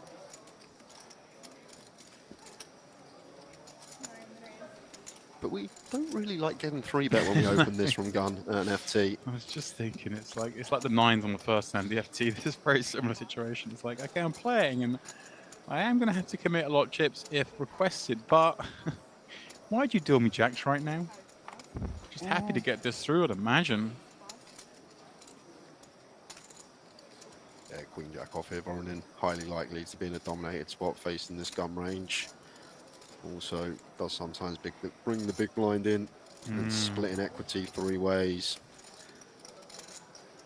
That's Sebastian with one that should be hitting them up once again, similar to his Jack 9 off reasons. Although, we're going to piece together some 3-bet bluffs. This seems like a know good that candidate, I'm- but certainly the I'm fold okay better with than him, call. so he gonna 3-bet me only with Well good done luck. to him for finding that fold. 4-bet, As you mentioned 4-bet before, so only with tempting the good. sometimes to flick in Never with one some chip. shit. Oh my word, Voronin, how have you done that? Queen, Queen 5 and a board that, okay, Menhart's going to have some concern being 2 queens on board. You're up against the King, Queen suited, maybe some Ace, Queen. Obviously, Queen, Jack, not too liked when we hold 2 of them, but Yeah, Ace Queen for sure. I think that should just flat. It's not going to rip in this stack distribution, or at least it shouldn't. So Ace Queen for sure in there. King Queen suited, Queen Jack suited, Queen 10 suited. But we shouldn't really see any offsuit Queen Jack or Queen 10 like Voronin has in this given scenario. And when you get check called, you're thinking, okay, maybe this is like a 8s, 9s, 10s potentially holding. So a low card like this may see him bet again. Although, of course, there's always the option to check back pot control. It is an FT after all. Try and get that second bet on the river, because we're certainly not going to go 3 streets with this hand, are we? No, it's just going to be a 2-street hand. So if we bet turn here, we're always checking back river for a free showdown. Or if we decide to check back and get check 2 on rivers, then we can go for our value. Do you think I'm going for the second street here? I think I'm always too timid in these spots. I think I would just check back and... With a small size in the pot, 1.6 to 6 million, so between quarter and third. But I think this German guy is a little bit up on the level, yeah? You understand? He's double SOP, GG, everything, so it's kinda... I'm just choosing So I'm guessing my this favorite function here, players the on the function table. of this bet from Menhart is to get some value from, like you said, 7s, 8s, 9s, these type of hands, Despite and to get a free nationality, showdown. just going to always snap check back any river other than a jack. Actually, a queen's kind of a funky one, actually. If it does come the case queen on the river, whether to check or go for value. 4.6 into a 9.4 here. How do you feel about So just south of half. How do you feel about this? Spain is nothing for me. Weighing up his options. Surely can't have an avenue here other than call. I mean, we just don't have bluffs then. It's like we're not floating king jack at this stage of the tournament, like king jack of clubs on the flop, I don't think. And I feel like once we spring the raise here, our hand just is face up. And we'll see if it is, because Menhart, back in his court with the jacks, when you really think about this, when someone's check called, what, like 20, 28, 29% on flop, they're not going to have these like jack 10 of clubs, king jack of clubs hands. Potentially some like ace king could be one, ace king of clubs potentially, that doesn't want to, because of this stack distribution, but that probably just sends at 20 now, I think about it. So there's just no bluffs once again, Demps. Let's see if Menhart can figure this out, getting a ridiculously good price, nearly 5 to 1, but even still becomes an easy fold in my opinion. Yeah, good fold. Warren going to show them. I assume the queen. One card was shown. Did he flip the jack out there? Yeah, because it should be the top secret. I know Menhart's hand is always checking back anyway, so we don't get any value. But for that time that he does have the bluff, that he's got an ace king that's barreling, that he's got an ace jack that's barreling, just potentially get them bluffs out of our opponent on the river. I feel like once we spring raise after falling flop on queen, queen 5, there's just no real bluffs that we can find. Well, Voronin climbing up with accounts, big smile across his face. А потом он меня опять трибетит, а? Следующую такую же зафига. Ну, видишь, там хорошая была, ладно. Видишь, я немножко бухой, но я понимаю... Ribbon 16. Thoroughly enjoying the start to this FT.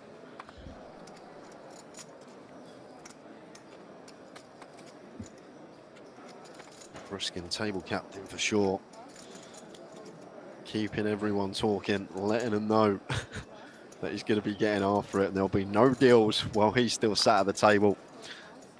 And right on cue, big slick. Race 2.3. Let's go. 2.3. Oh, you see my friend's fold? He's on the top of the list also. So, my friend, you're on the top of the list, but you fold against the top tier. Just going to be a call here from Menhart, I think. Once again, just with the stacks. Like, I'd much prefer like shoving something like deuces rather than sixes, because maybe we knock out 3s, 4s, 5s, stuff like this. But sixes, Briskin's probably not going to be folding 7s plus. I don't think hijack versus big for 16. So like that's kind of the idea. We want to try and knock out some better hands. So I feel like 6 always flats in this given scenario. He does just that. Like in terms of chips, we know it's a winning jam. In chip EV, hijack open, we got 16, we shove 6s. Chip EV going to make us money, but now we're not making these decisions to make chips anymore. 2.7, the continuation for Briskin on this board, but it looked pretty dicey for an ace king and Menhart. Getting a little trickier for him, but with a pair, with a gut shot, feels like one we have to stick around for one street. With the gutter there. Some reverse implied, lots of times it does come at 9, obviously the queen jack, king jack, ace jack, all part of our opponent's range. So it does just let the 6s go. I can get behind it. Understandable, but you're not necessarily expecting Briskin to continue here.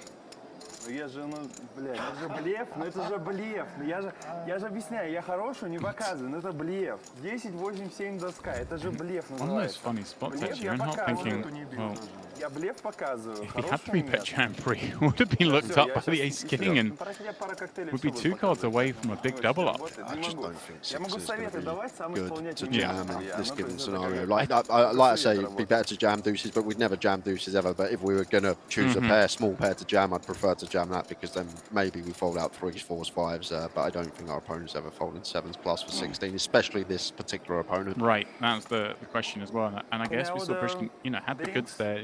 But if you started to get perception that he was opening way too wide, I wouldn't be surprised if you saw some people stepping out. Thank you very much. Maybe trying to combat that with more aggression.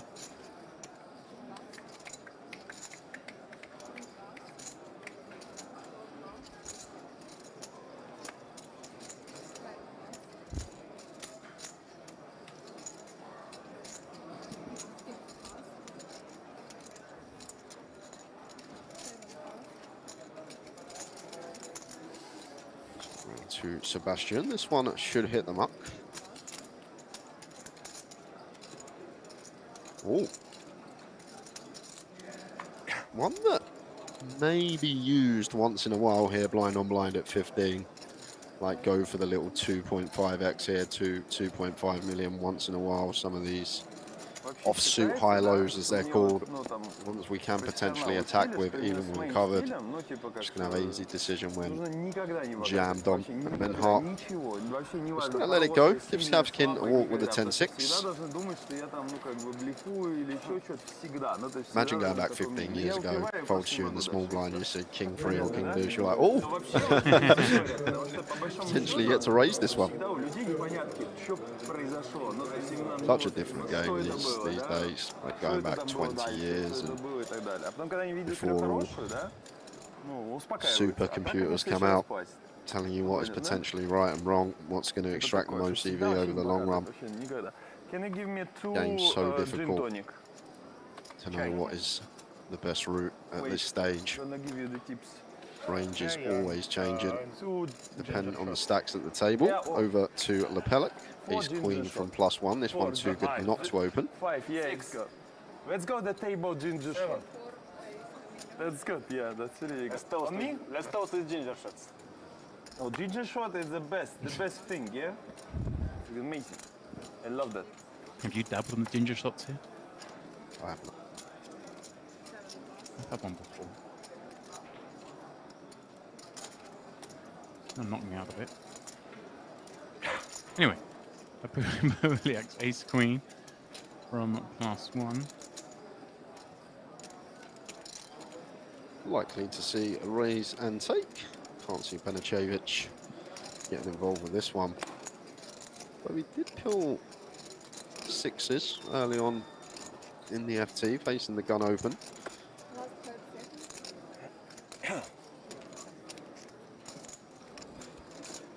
Okay.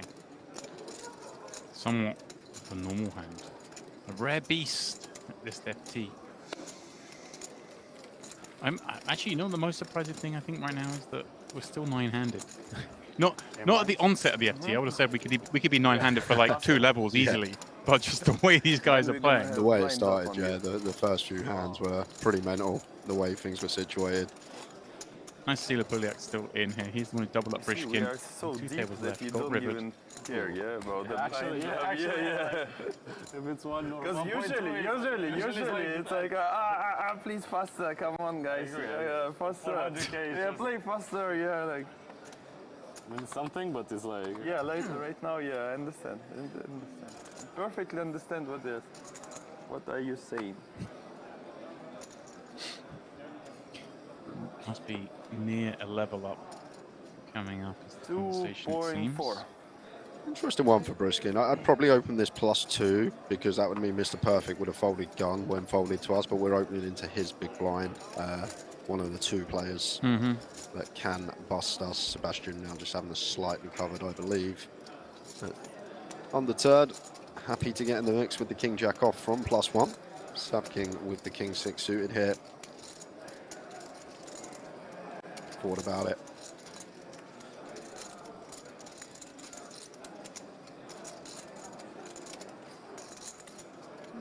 Benacevic, 10-8 of diamonds. Wants to have a look, and Mr. Perfect with the same hand as Briskin in the big blind.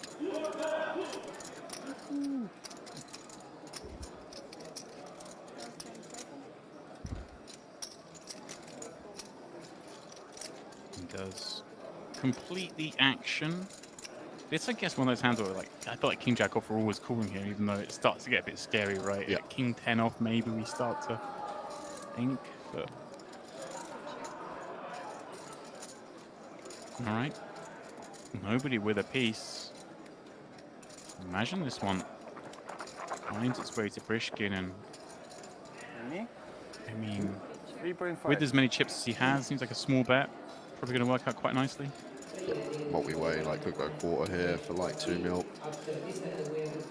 See what Brishkin chooses. Goes fairly hefty, 3.5, and already now the gut shot of Mr. Perfect. It's a pretty rough spot.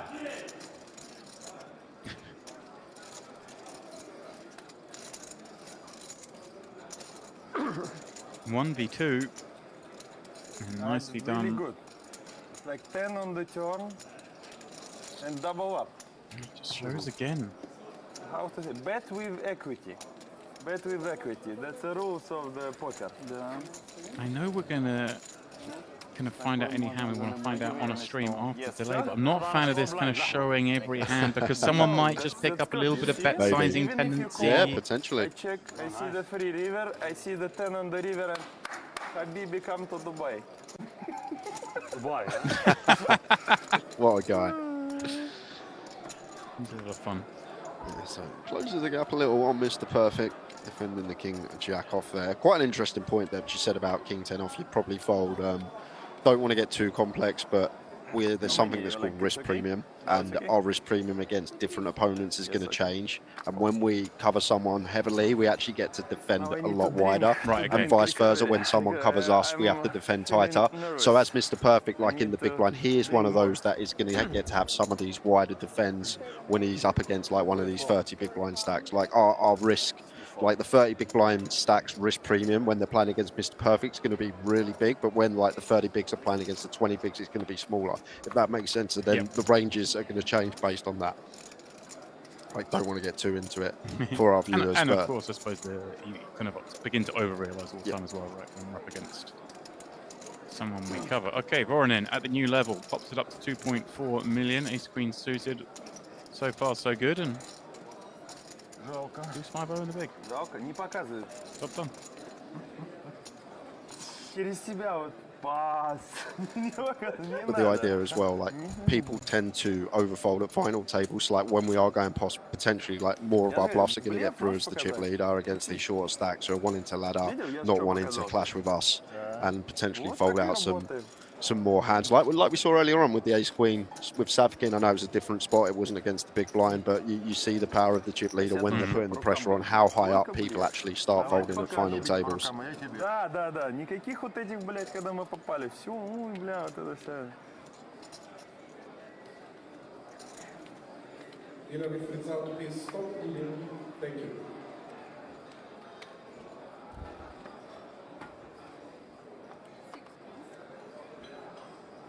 You're still so deep. So it's not the all-in situation, it's just a race situation anyway. Correct, my friend? My young... I feel like Brishkin's going to make our job a lot easier this evening. I know, just say so rare you get it in a big FT like this that young, just sit back and regular. I mean, most of the time it is just him talking to himself, but he's getting engagement from some of those around him. It's quite nice. Mr. Perfect, 2 jacks. There'll be some chat heading his way. Look who's blind, he's opening on. Whoa! First time I see Wow, such going a big. raises, yeah? I always play with regulars. They raise 2 times, no more. Never, never more, never. Impossible. No, sometimes 2.2. 2.2 big blinds, that's it, yeah, never. This guy knows his stuff, to be fair. Regulars do usually just raise 2x, sometimes 2.2. He's most certainly been around the block, Brishkin. It's like, the first was good, but the second is, I'm drunk. You can choose one card. No, that's, no need. We should... You can see after 2 hours. No, we should hide the cards, I don't want to see. Okay. You see, when you're drunk, it's like drunk aces, you see? If you play in Ultimate or something, it's when you take 1 and the second is... Oh, yeah. It's close, Ultimate it's close. No, I mean ace and close. Ultimate ace is 4x. Yeah. Any ace, any ace, any. Trust me, I'm professional loser in ultimate. So I know any. Even if I see the king is all-in situation immediately. Trust me, every One of the night popular we games in the hear casino in here. ultimate, His so Ultimate it's good. Texas Hold'em. Great game. Played it a lot in Vegas. Done a bit of money here. I'm one of those that they always say, "Oh, come and play it. 5, 6 of us. We'll win. We beat the casino. We can look at each other's cards. All of this, and still don't end up Hasn't winning worked out games. for you, no? Hasn't worked out for me.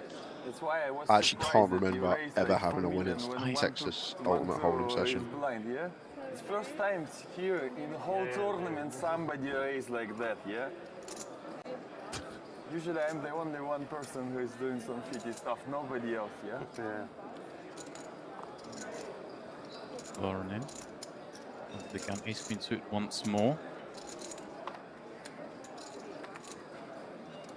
Oh, Julian finds the boots. They're in one of these spots where we'd probably just go like Everyone have the tips 5.2, right now. 5.3 mil seems nice. Like quarter of our stack where it looks like still some perceived fold equity for our opponent. And this is going to be grim when it's back on Voronin here, Demps. Especially because he has opened like a reasonably high frequency, far higher than he's supposed to. You know, in terms of actual the sheer number of hands. If we can see the cards, he's had ace queen twice, but we saw him 3-bet or ace 3 and ace 10 as well. So he's going to look hyperactive. Where's my drinks? That's like Lapulik here. We are going to have some jams for 20, but this one has the 3-bet, not all in, and yeah, it does find 5.2. I think that's like the nut size around there to go at this stack depth. Oh my young. Oh, here is it. It's okay, yeah. Thank you very much. You said it's going to be grim for Voronin. It certainly is. Looks like he's going to just kind of quickly call. No fault here for Voronin. Now 13 million pot. 14.8 effective left to play for. So like 1.1 just north of SPR here. Voronin will not be wanting to make a top pair. I tell you that at this stack depth. One for constantly, yeah? Oh my word! No way! Flops the joint, does Voronin. Ace queen up against the aces in a Puliak. Well, I mean, you don't like to see 3 ball raise on the board, but you said it, SPR of 1.1. I mean, this still may be a board. We still knuckle. Yeah. We just knuckle back with the ace of clubs. Need to think about Voronin's range. He shouldn't be continuing 9s or 8s, stuff like this. So his range going to be potentially 10s, jacks, not wanting to 4-bet rip. What a sicko this is. he has bet. Thank you very much. I mean, does Voronin, Could I have later I chamomile mean, tea? does he just go for this because he thinks Lapulek just has it and doesn't want him to fold, or is there... Yeah, I feel like he may just jam here and Right, now. we When unblock the yeah, pairs, exactly, right? exactly that. Like unblocking all the board, the sets, this type of stuff. And not gonna go for the 6 milli here. Oh my god, I mean, Lapulek, there has to be some vomit working up his throat. You'd almost rather just see the jam. Yeah, this is a grim board for us here. Oh, this is cruel. That's Lapulek.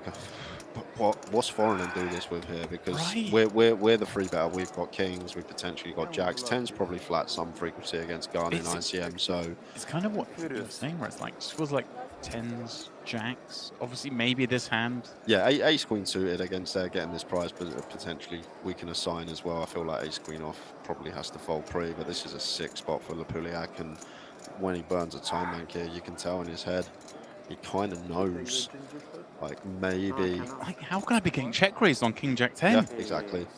You're not supposed to do this. Just has to be jacks or 10s or ace queen suited. Kings get him pre. Ace king gets him pre. So what else is he supposed to have? And any I mean, hero just- folds about. We saw a pretty sick hero fold last hand of the day yesterday.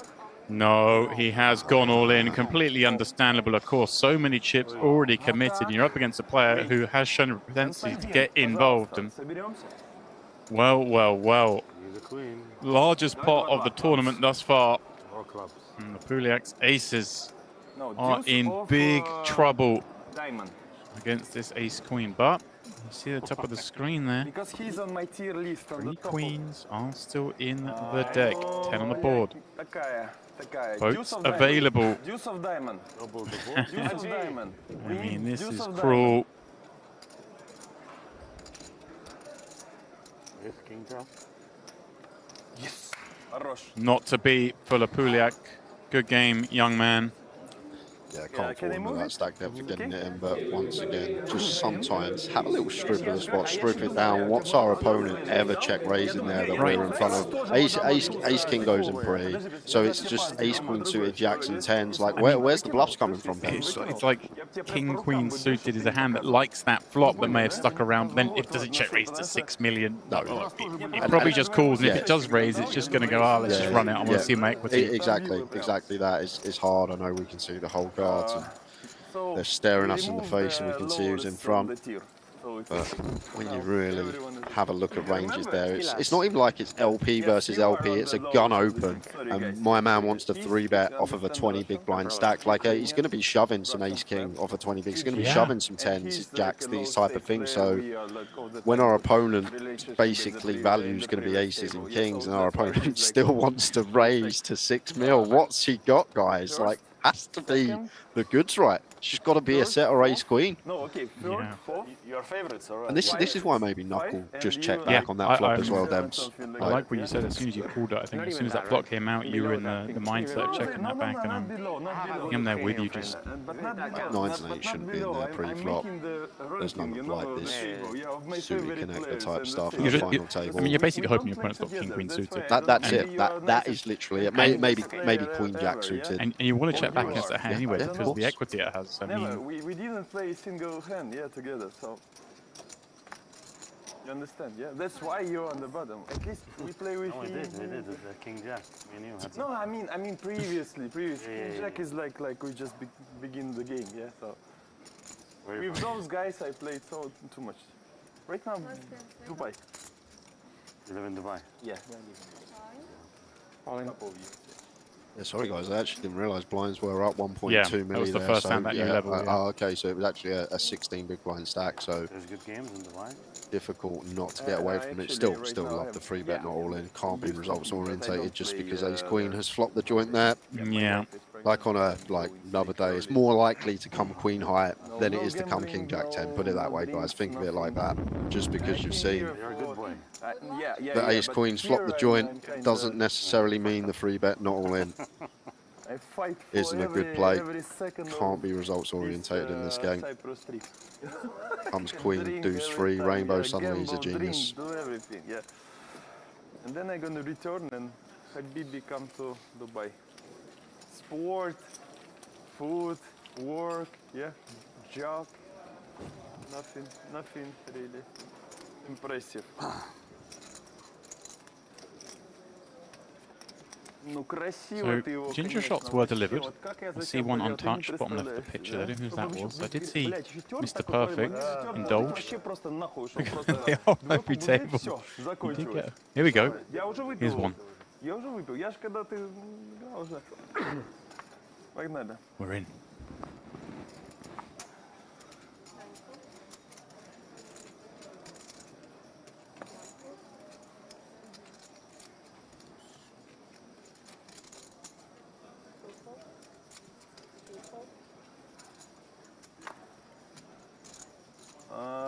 A lot of talk about these small pocket pairs, but I think we've covered everyone behind now. Maybe close with Sebastian in the big, but fine to open from the cutoff here is Briskin.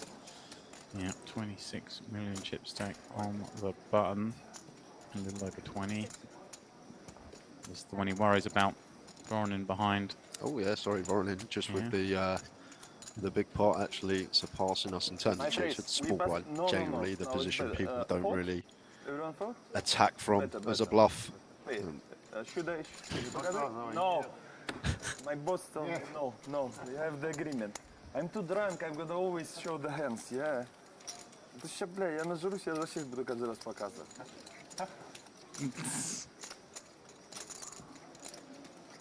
$375K on top in this one, ladies and gents. We did lose Alexandru in 9th.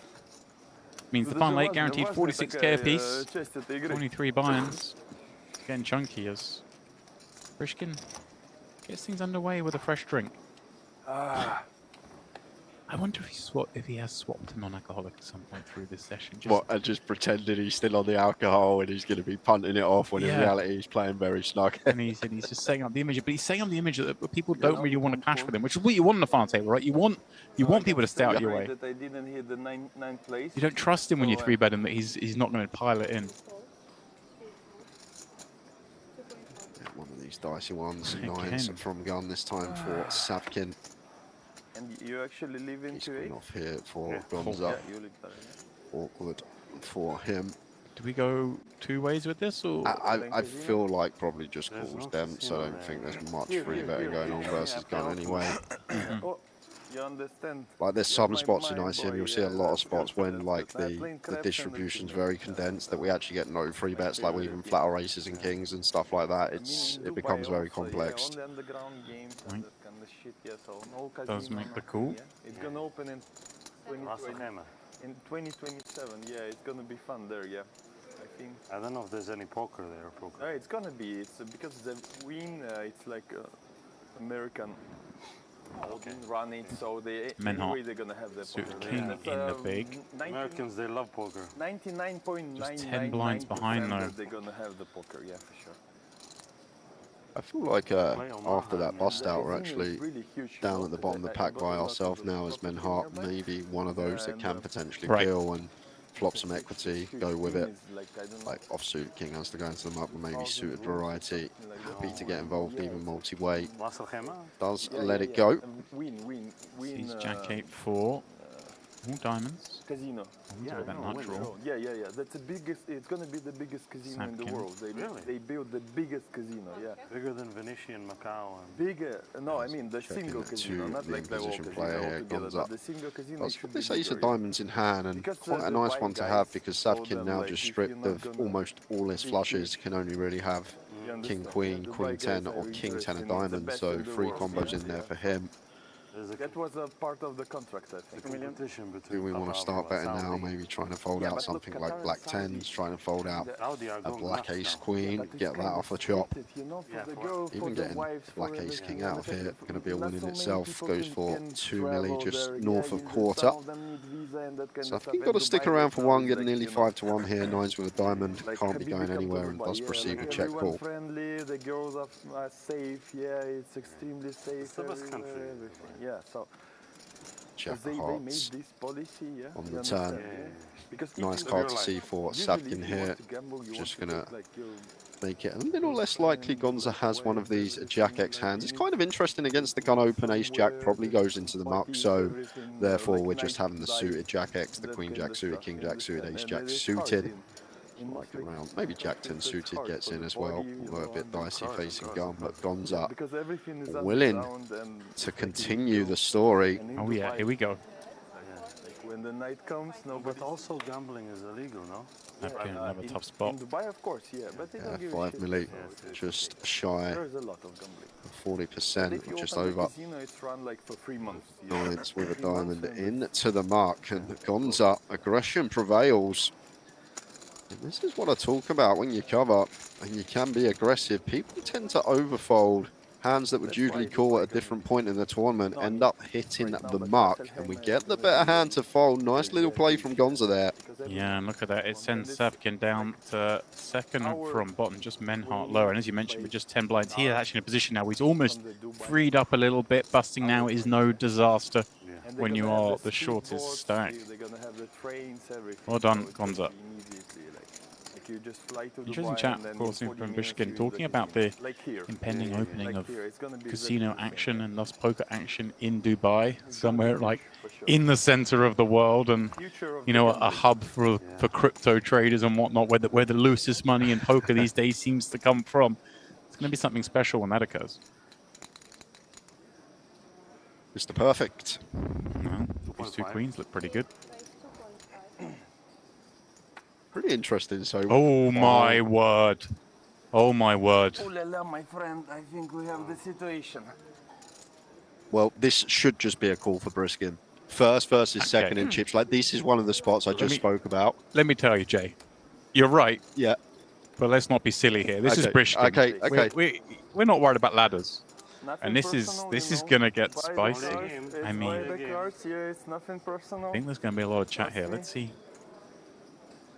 This can't get in depth. I know it's ace king versus queens, but I think first and second in chips, You might just surely see- they can't get this in. You might just see Mr. Perfect jam. Let's have a look. Let's see if Brishkin can talk him into something. It's my turn. How much is it? 8.3. 8.3. Yeah.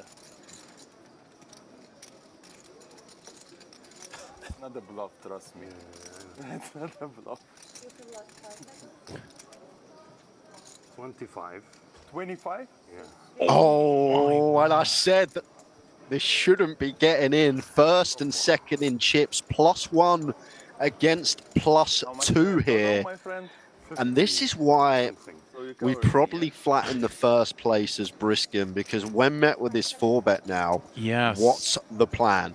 Right, we're in a horrible spot. And look, Gonza, his eyes, loving this, seeing this action. The time back chips going in. Yeah, I mean, we've got the 3 big stacks here, haven't we? Now, and these are 2 of them. Oren's got around 51 million, I believe, so all 3 of them congested at the top. Oh, they're gonna all the time telling me that I did this stupid thing. So how much I raised? 8.3. So I have like 30 left, yeah? Maybe even more. You're gonna show me your hand if I'm gonna show you. Wow. My friend. Yeah, after that statement, seems If like I a gotta man show who's you my already hand, made you're his gonna- mind up that you're he's gonna show folding. me? Yeah, he played poker many years. He's quite, yeah? Potentially a third of the chips in play in this pot if he were to jam. With 8 players left. Let me tell you. Brishkin is thinking. Okay. Don't be fooled. Show the bluff. Show me bluff. Oh, oh, it was a flip. It's a coin flip, my friend. That's good coin flip. It's okay, don't worry. Well done, Brishkin. You suggested, you know, we don't want to be 3-betting if something else happens, but then he did find the fold and avoided complete calamity here. You see there is what, down to 3rd in chips, but I mean, could well have been out there, and Mr. Perfect would not have enjoyed running that for that much either. And I think you'll look at these stacks at the bottom here, like Savkin, Menhart, thinking, hang on a second, this guy's like 12 gins in. Like, how has he not just got this in?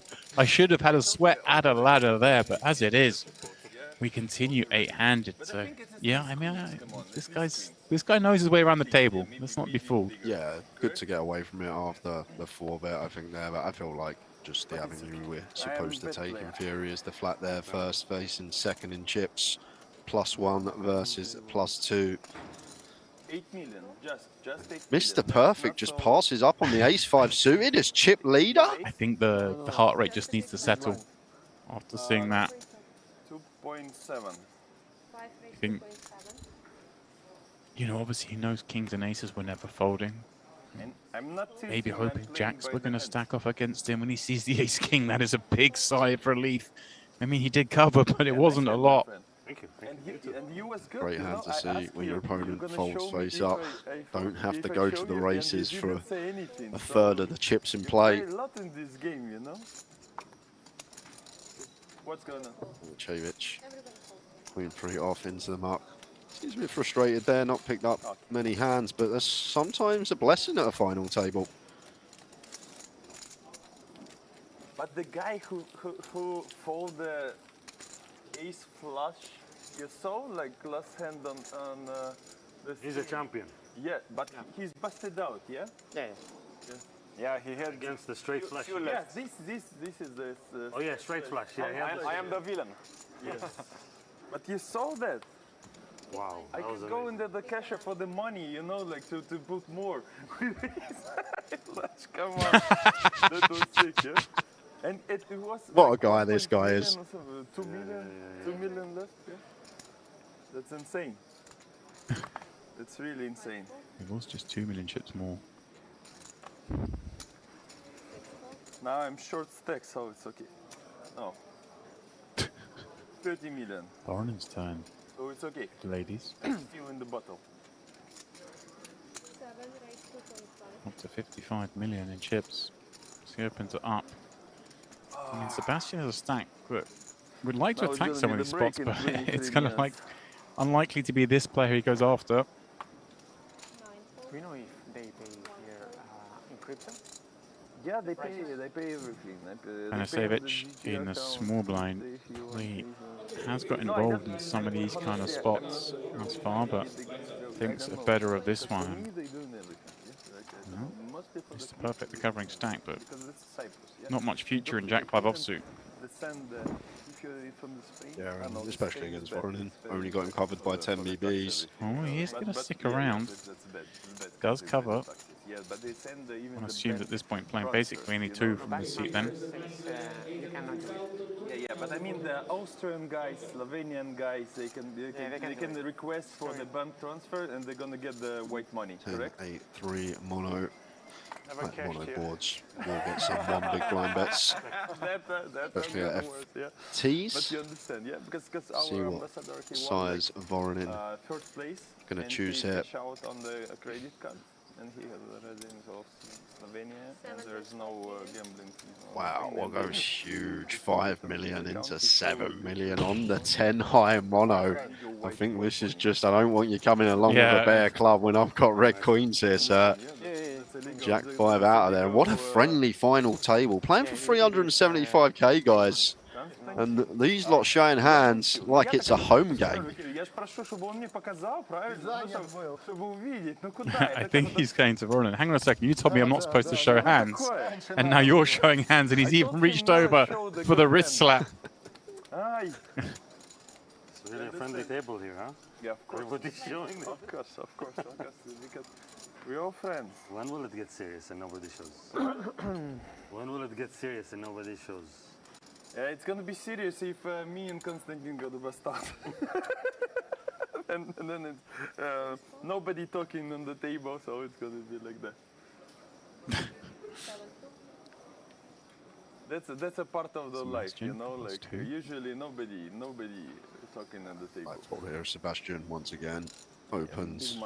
Gonna want to be removal based, ace x, king x, this type of stuff, but is gonna open the sixes. I always feel like this is just people that understand sixes as an open but haven't looked at like ICM ranges. And I just like, you look at a pair, if you've not looked at the spot, you're like, oh, a pair's a good hand, I need to open it, which makes sense logically how the brain works. Yes, you know, yeah. I'm not in these scenarios, we are supposed to get a lot more removal base, having some ace x, some suited king x, trying to get the still through. Maybe I'm not gonna be. Let's shave it. Chase 9 suited. Wants to have a look on the button. Working with just shy of 20. 2-4. Skin takes no time before defending the 8-6 of hearts. So 3-way action here. Go. Let's go. It's a 3-way action. 10-10 deuce, couple of diamonds. Sebastian's open. Still with the best hand, but check. Instantly scary when you're in a 3-way pot. Panasevich certainly have some of those better pairs. Maybe some strong 10x, Brishkin the same. Yeah, it feels like once we get here with sixes though, probably one that has to bet. Right, hard to win otherwise. Yeah, exactly that. Like kind of in imagination land, because I feel like sixes, sevens not going to be here as an open from +2 at this distribution. But when we see the 10-10 deuce, just want to deny equity to overcards. Still get some value from some like diamond draws in the big blind, perhaps. Even some like deuce x of Briskin. Playing cards in, is he really going to try and do something, or is he just messing with Sebastian for the banter? So you have 30, yeah? Something like that. 40. 40? If he check raises this combo, Debs, it would be mental. How much is that? 3.5.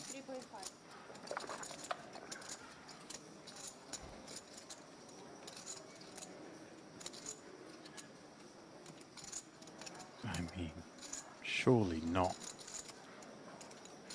He must be messing with him. He must be messing with us. No way. No, he's not. Oh No, my word! He is not.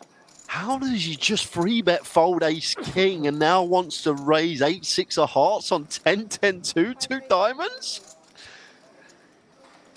Wow. And you see, when the action came to him on the flop, he just instantly threw his time bank chips in, right? Like oh, definitely going to play this hand. It wasn't like a late arrival to the thought of doing this. And I wonder if that plays into the mind of Sebastian. It would to me. Mm-hmm. It's just a group spot now for Sebastian. There are some scenarios where drawing to 10% equity. Need to find a 2-outer. How can we continue?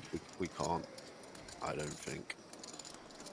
How? And that's the other thing about these pairs. You do get yourself in a lot of awkward spots. You flop a set one every 8.5 times. That doesn't happen too often. And then always overcards to contend with can be difficult spots to play.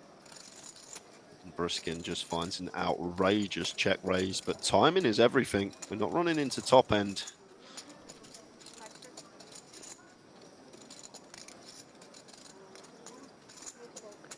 Yeah, completely understandable. Okay, for the name of SPR. Oh, that's gonna hurt. The name of our streamer. Somebody bust him out, so he was here. Actually, the chip leader of the day. I couldn't vote. You understand? Yeah. Couldn't fold. You can't fold 8-6 of hearts on 10-10 deuce 2 diamonds. That is brutal. Just flicks it over. What an FT. Brishkin. 51 million. Sebastian will feel a little sick. But I mean, what can we do with the 2 6s there? We can't continue, surely. This man has turned over the goods many times. 3-bet folded ace king a minute ago, which we approved of. No problem. Really. And just put Sebastian in the bin. And again, if you're a short stack at this table, you're loving seeing all of this nonsense go on. Menhart here with 10 blinds is probably thinking they're still, how? We're still 8. Give me some ladders. But it's going to be even better after the hand. Trust me, yeah. Trust me. Keep me alive. Okay, of course. Somebody raise? No. We are with my friend? Yeah. But you look like a nice person, The second least favorite friend. You see, you look like a nice person. That's why you get the walk. It gives the walk with 10-6. Covering. That's okay. Oh, it's a check raising 8-6 on 10-10 deuce. I'm not gonna raise a limb, so Make it make sense, Jay. I can't at the moment, but I'm thoroughly enjoying it. So more of the same, please. Table captain Briskin. Entertainment value. Getting the job done in terms of chips. Lost a few with the ace king, folding it pre, but yeah, but only what, like 4.5 blinds. I mean, no qualms there. How are you doing? Good. How are you? I'm perfect. Like 2-3 more shots, and I'm gonna be like the destroyer of the table. But I couldn't. 8-6. It was. Could continue. Yeah, they know why I did that. Yeah. Correct.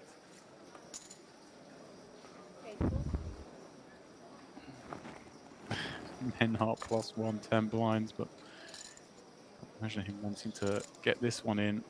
yeah, ace-9 off. Just misses the cut. What's going on? And like I say, I mean, just every hand looks like someone could be all in. Well, Savkin's going to play for the more here, one would imagine, but 15 blinds, it will take a couple of bets to get in. Or does he ever find just the open jam, I wonder? Nah, just an open here. Dense. We'll see what Savkin comes with, but I feel like opens the way to play here. Honestly, he has gone for the all-in, but yeah, I'm with you. I think we're second shorters. We can afford to bust here. It's not disaster. We want to try and encourage some action. When we open 10 for 15, though, like maybe ace queen's the only one that calls that we dominate. Oh my word! Brishkin snaps him, and look at this. I mean, Gonza maybe 6. Oh, 4 in with 2 10s. I mean, easy fold. Such an easy fold. Yeah, but I mean, there were so many different ways this could have gone. Oh yeah, literally, if Savkin opens and Brishkin 3 bets, well, Voronin probably still folds 10s. But right, but Gonza might have called forward 8s because. This cannot. Oh, hang on. Oh, they're talking in Russian. It's quite right. And I understand, but there's there's a level of, but you know, why, there's a threshold, man. Why he's thinking? Come on. But there is a threshold, man, and you know it. You're an agent, and you know. I'm the agent. You think I'm the agent? No, my friend, I'm not. There is a threshold what you can do on the table, and you know it. Okay, okay. Imagine it's against you. Okay. Yeah, I think Gonza completely within his right and said what needed to be said. Fair play to Brishkin, he just has accepted can I it. say that anyway I'm gonna show the hand, yeah? Correct? We're gonna see the hand? Yes. And trust me, he's the last person know that I that. want to raise all in, yeah? Oh, Konstantin. Pass. 51 million. Pass. 7-4 Kings on display, Sapkin. Yeah, pretty rough for Savkin here, but I don't think I saw an ace hit the mark, so... Okay. Well, the ace-9 off, I suppose, was the first hand up, yes, wasn't of it? Yeah, course. but still 2 in the deck by our reckoning. 26% should be having closer to 30. У меня меньше стек остается. Yeah, pretty grim for Savkin's played pretty tight, made that ace-queen fold at early stages of the FT and then just runs into it here.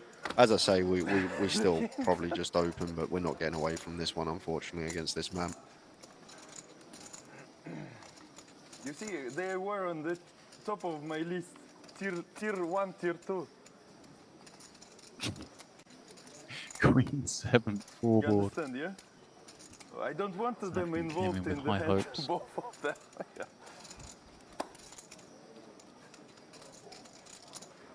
Was right up the chip counts at the onset of the FT, but now looking likely to finish in the ace, on the river, you know, like the ace of space, ace from the space.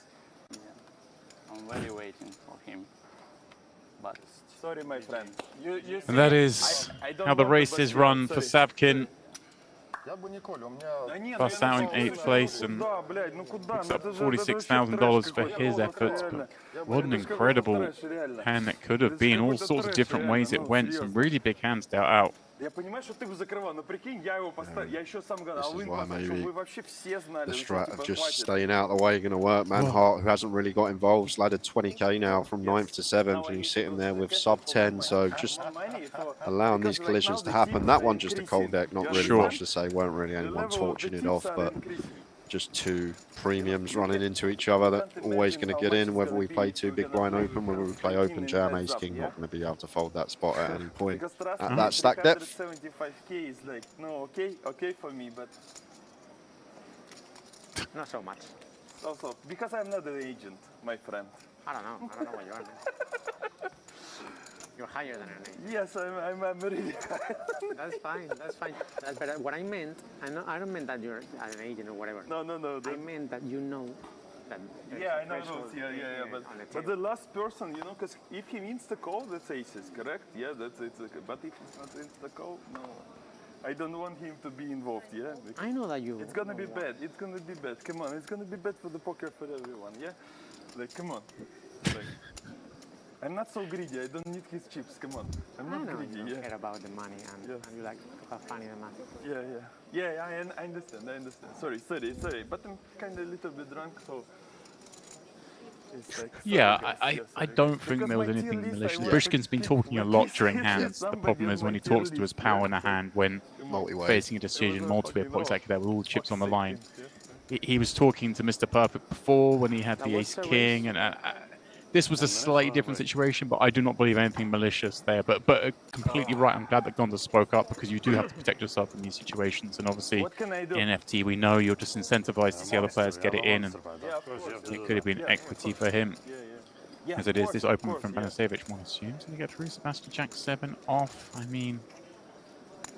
Oh, now I'm gonna have time to get more Also, money. I just wanted to make a point. I was looking at the chat over on the GGPoker YouTube channel, and Bosa Burt says, it's Menhart's birthday today.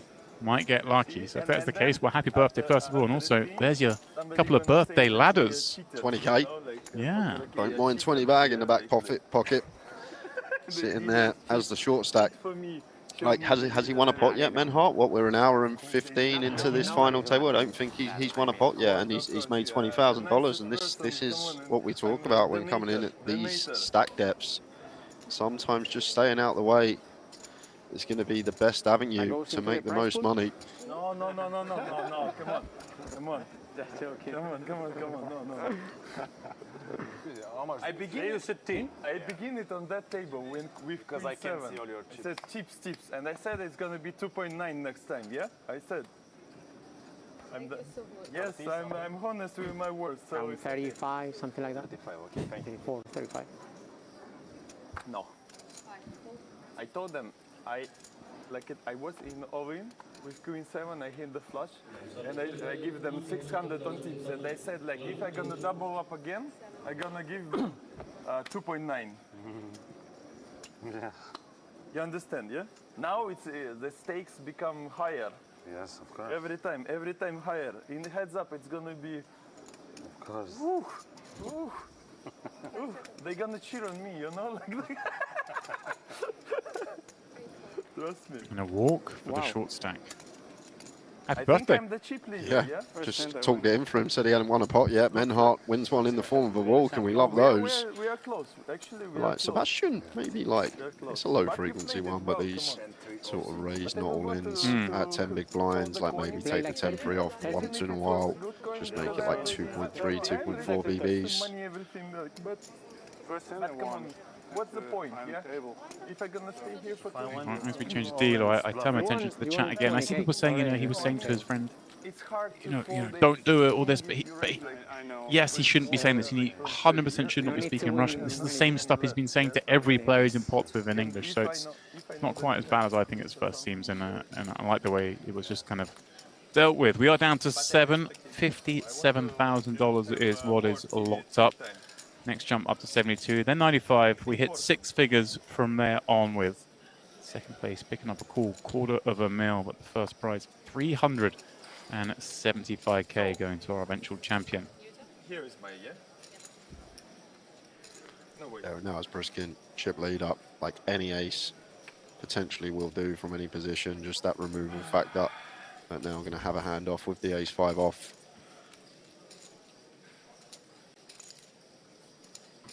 Yeah, I'm just trying to look around these stacks as we go around. So Sebastian with 30, is he now second shortest, or we've got Menhart and I forget for some reason who's behind Menhart, but these would be the two shortest. He's in here with 10 blinds, Yeah. Jack of diamonds. I mean, this feels like one we just go with. Right, we just want to stay at this table. Like, let's buy an orbit.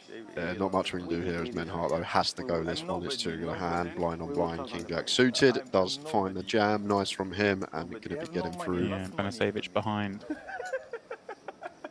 We can see, we can see. Come on. Yeah. Really important life-changing money for the first place. 12 million. But it's fun, it's fun, it's really fun. It is fun. Come on. Because I made 8-6, that my streamer is like, his best cards is 8-6. Ah. You understand? And he made like all his career about these cards, these cards. And There of we course go. when I Did get it it for the on fans. the final table, it's had to like do the it. respect of the of him, yeah? Yeah, you have to do it. You understand, yeah? Because the guys who's watching him, they know. I understand that. his best. I actually had He's one like a you know? at a final table not long ago, UK pro Tim Chung, you'll know Tim, where he got a message mid-final table from one of his friends who said if you go all in with the 9-6 of spades, which was his friend's favourite hand, he'd pay him a little bounty, and Tim went for the jam with the 9-6 of spades. He ran into ace-king and he got there, so he didn't just get the bounty, he also got a double up when that occurred. A bit different from the 8-6, but I understand why you might do that. If one of your mates, it's their favourite hand, and you want to try and win a pot with it for them because they're watching the stream. Maybe why we saw the outer line check raise with the 8-6 of hearts there potentially from Briskin. He's kind of, he made his like popular career about his hand, 8-6, yeah. So I couldn't fold it. Come on. There you go. But that's the only one person that I could deal. You understand, yeah? But he busted out, so no deals. Because he probably need the money and that kind of stuff. So I'm ready I to... play with him. shouting at his friend playing the hand, but saying, well, you know, he needs the money. Yeah, like a. And the mic's always on. A bit tight. Ooh, King 10. No, I don't know. It's where these ones get interesting, isn't it, with 12 blinds? I play like one time per half of the year, so I have no idea. I like this, just again, with all the action going on. You don't play much then, no? Just for fun, some tournaments. Anasevic may well bust this hand, you never know. I know, but I know we're quite far adrift, though. Live. But Yes. No, online I don't play. I'm not allowed to Going to continue here as Anasevic, king 7 off, starts with complete. A bit low down, once again one of these maybe offsuit high-lows that bumps it up, but middling king X completing, and Mr. Perfect, 7-3 off, bottom end of range, maybe one that raises once in a while again. These polar spots, not all in. Just going to take a free flop. I could, of course I could, but what's the point, yeah? No, fine. Yeah. Plus I don't like online, I like these. It's 9-8 rainbow here. Really Anasevic starts with check, like it with the king high. Difficult to fold out worse here, blind on blind, and Mr. Perfect takes a freebie. Casino, we are ultimate or craps, and we play against the casino together. You understand? Here we are all like enemies. Mr. Perfect feels like 7 high needing to stab now, and Anasevic doesn't even think once before letting king high go. Interesting that. Maybe one that has to stick around for one, but maybe feels not good enough to call the second barrel on the river, and Mr. Perfect more than capable of firing a second barrel. Just taking that out of play, perhaps letting the man second in chips take that one. A great par table so far for Mr. Perfect. You understand my feeling? Pretty steady rise up. No, I'm the big did that blind. huge flip. Yeah. So I don't want to... Blind raise. No cards. Straddle.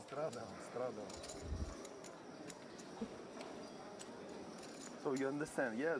Beautiful Luxon Pay trophy in the foreground there. That's what these guys are playing for alongside the 375k. If you talk Russian or something like with your friends, like I could talk with him all the time, but he don't understand the English, so it's kind of like avoiding, yeah? He's from Russia? Yeah, Russia. And most of the regulars, they don't talk at all. If you ask them the question, completely silence, yeah? Yeah. Well, where's my... You understand, yeah? Yes, I understand. It's like that, yeah. I prefer playing live too. It's more. Of course, live hold'em is the best thing, yeah. If when we're gonna have the translation in our AirPods, it's gonna be really good, yeah. No. You see? Actually, not going to defend. Right now, AirPods gonna translate during the calls. They already announced it. The EI gonna translate everything during the calls. It doesn't matter on which language you're gonna say. And the next step that we're gonna all talk together on our own language, and we're gonna have like AirPod, and we're gonna understand everyone. It's gonna be the future. Yeah, that's the future. It's gonna change everything. You don't need to learn the language right now. Yeah.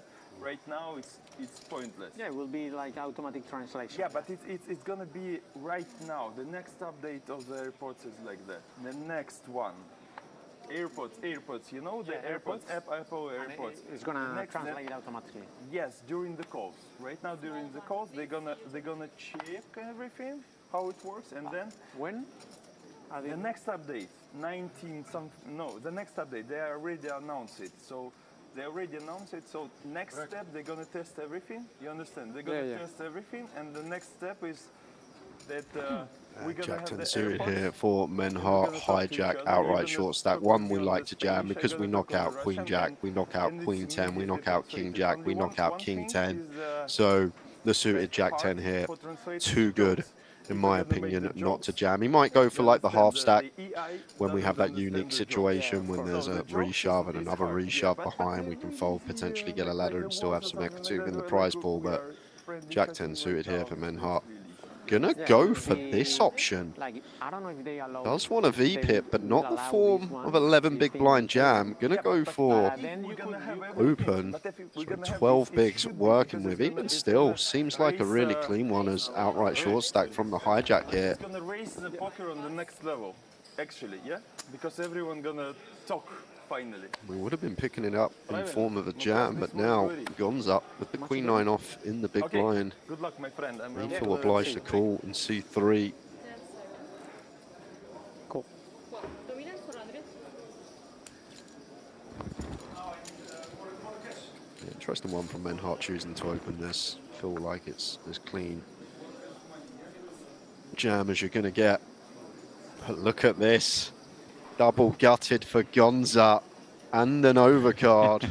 And we got top pair here for Menhart. Yeah, this feels like we're wagering all the tokens.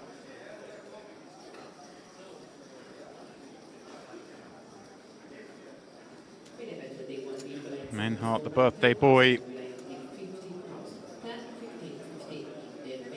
Yeah, this is going to be really interesting from Gonza's spot, because if you've got sat there, you're not assigning any 10x, because like ace 10 through like jack 10 suited, you just expect to jam, or at least I would in this given scenario. So when he opens off a 12 from hijack, like his value is just going to be the overpairs really trying to extract the most, and then just going to be a lot of stills in there, like some suited ace x and potential king jack, which also may like to jam. The suited definitely would.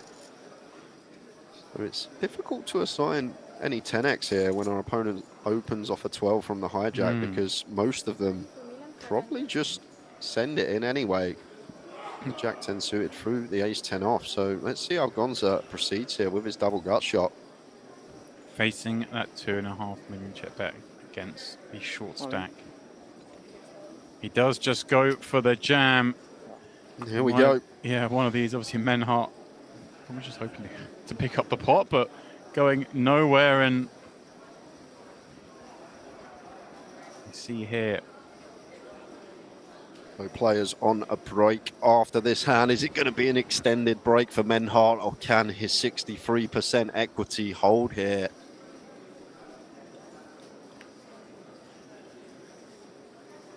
So far, so good for the birthday boy on the final hand of 600, 1200. He's just got to hope that it's not his final hand for this tournament.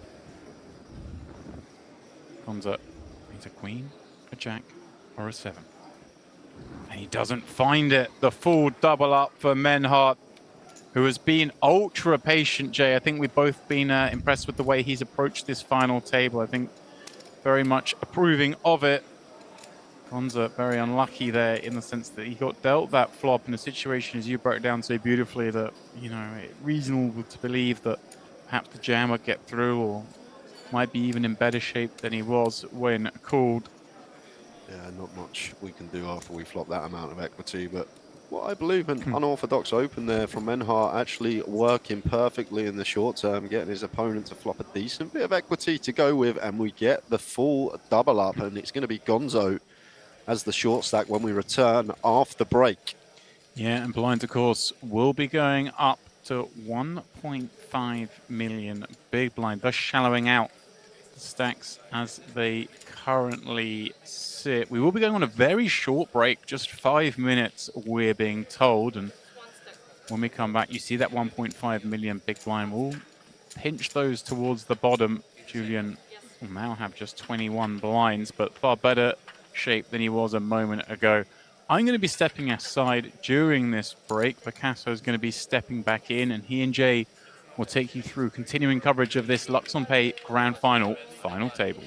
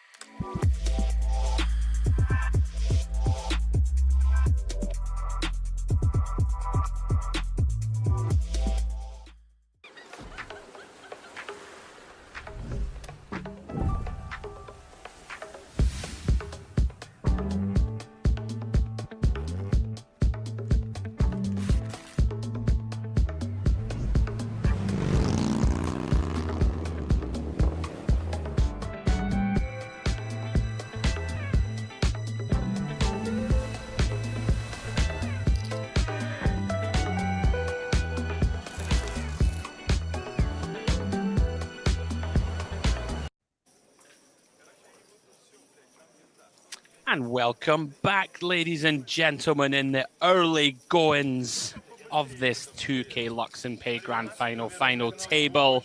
Down to 7. I just had a nice little relaxing break for a couple of hours, furnished myself with some nice food. Jay, I am hearing that Mr. Brixton is causing some trouble. Yes, he has been. It's been a great watch, to be fair, first couple of hours, Andrew. We thought it was going to be a cagey affair when the final first started. 22 bigs was the short stack, 44 bigs was the big stack, and then everyone else just congested. So weren't expecting too many fireworks.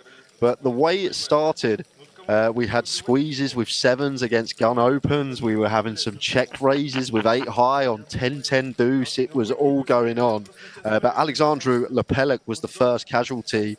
3-bet aces off of 15 bigs. The ace-queen suited peeled, and the king-jack-10 flop rolled off. It all went in on the flop.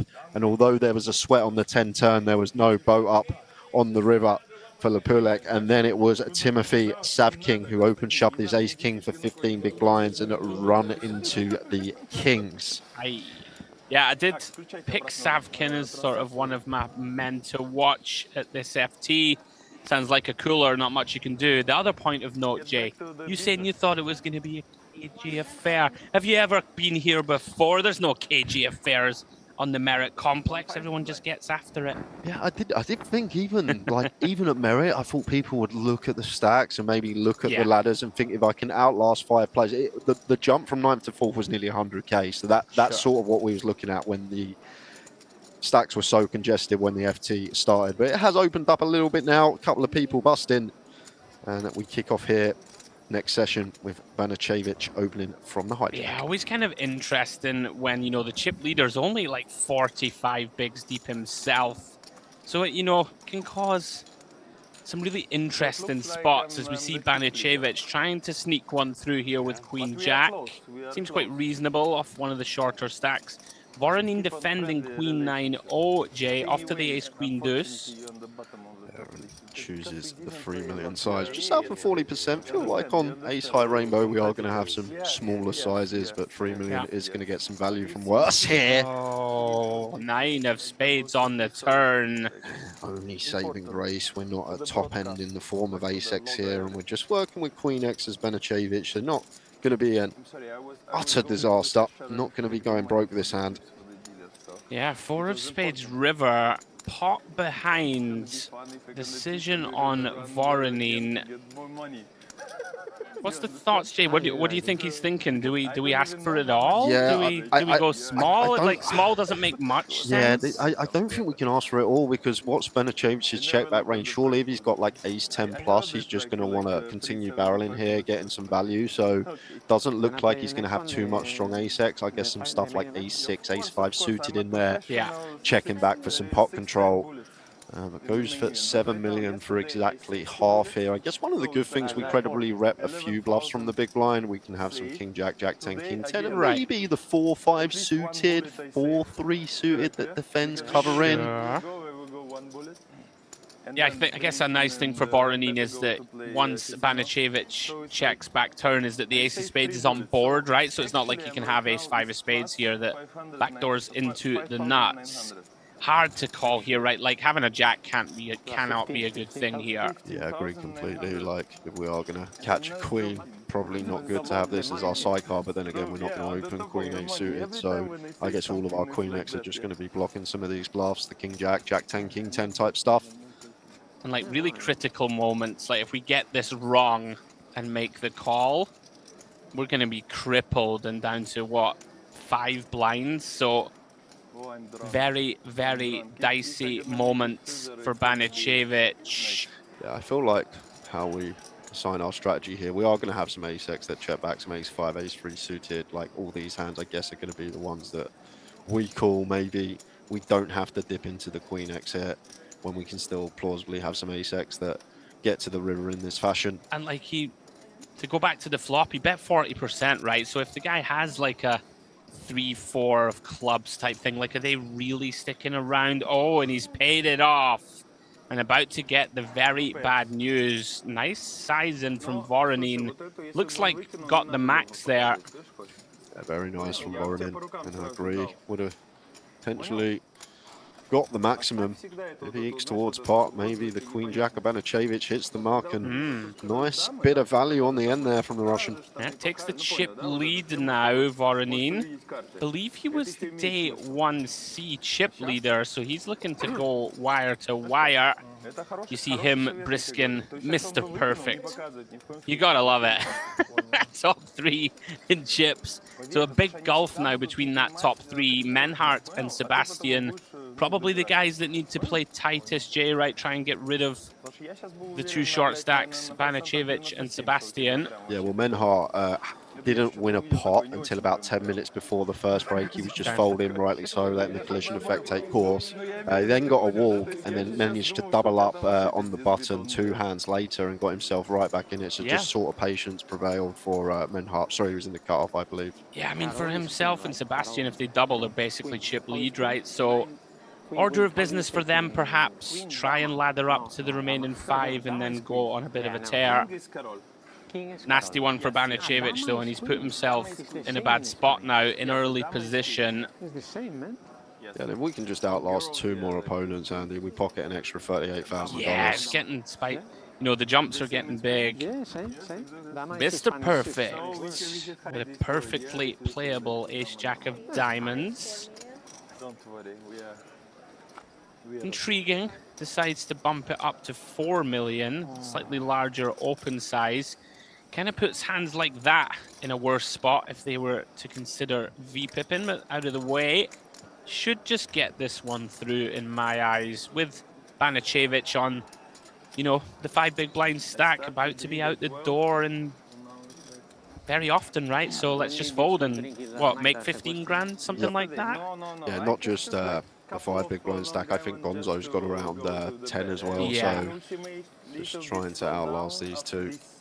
Kind of the idea. Pocket that extra $37,000, which in a 2K, good for a lot, 18 buy-ins. Yeah, it's a chunk.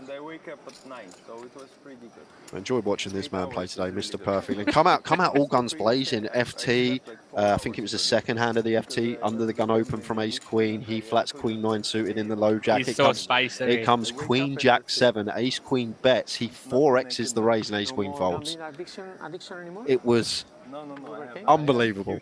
He got the better hand to fold, was probably thinking he was raising for value. How's Ace Queen folded? It's like the fine line between genius and insanity, that raise, I guess. Is it a value raise? Is it a bluff? We may never know. Me and Ben's going to figure out what it was. Over to a Gonzo here. I'm hating it. I love this fold. Just going to put it out there.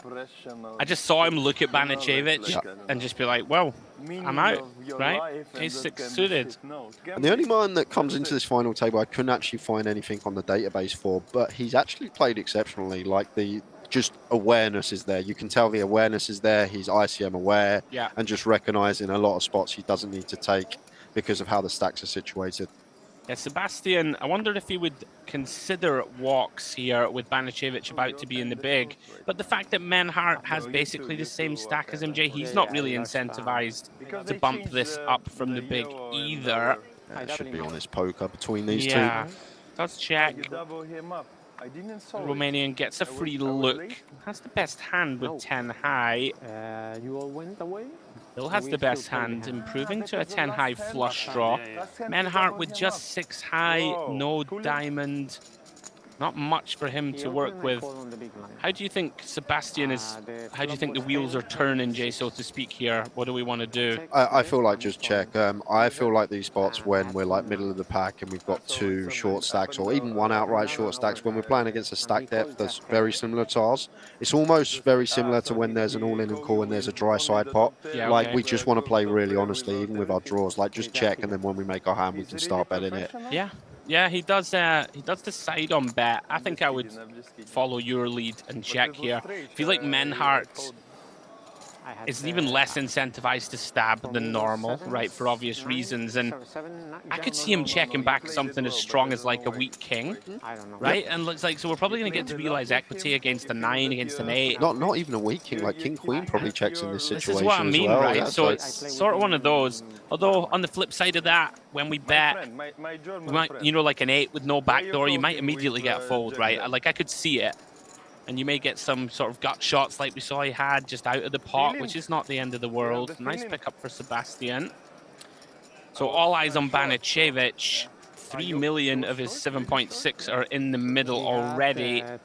Just shows you how critical that river decision was. Like, if we fold there and we go through the blinds, it's not the end of the world, right? We've still got 11 million.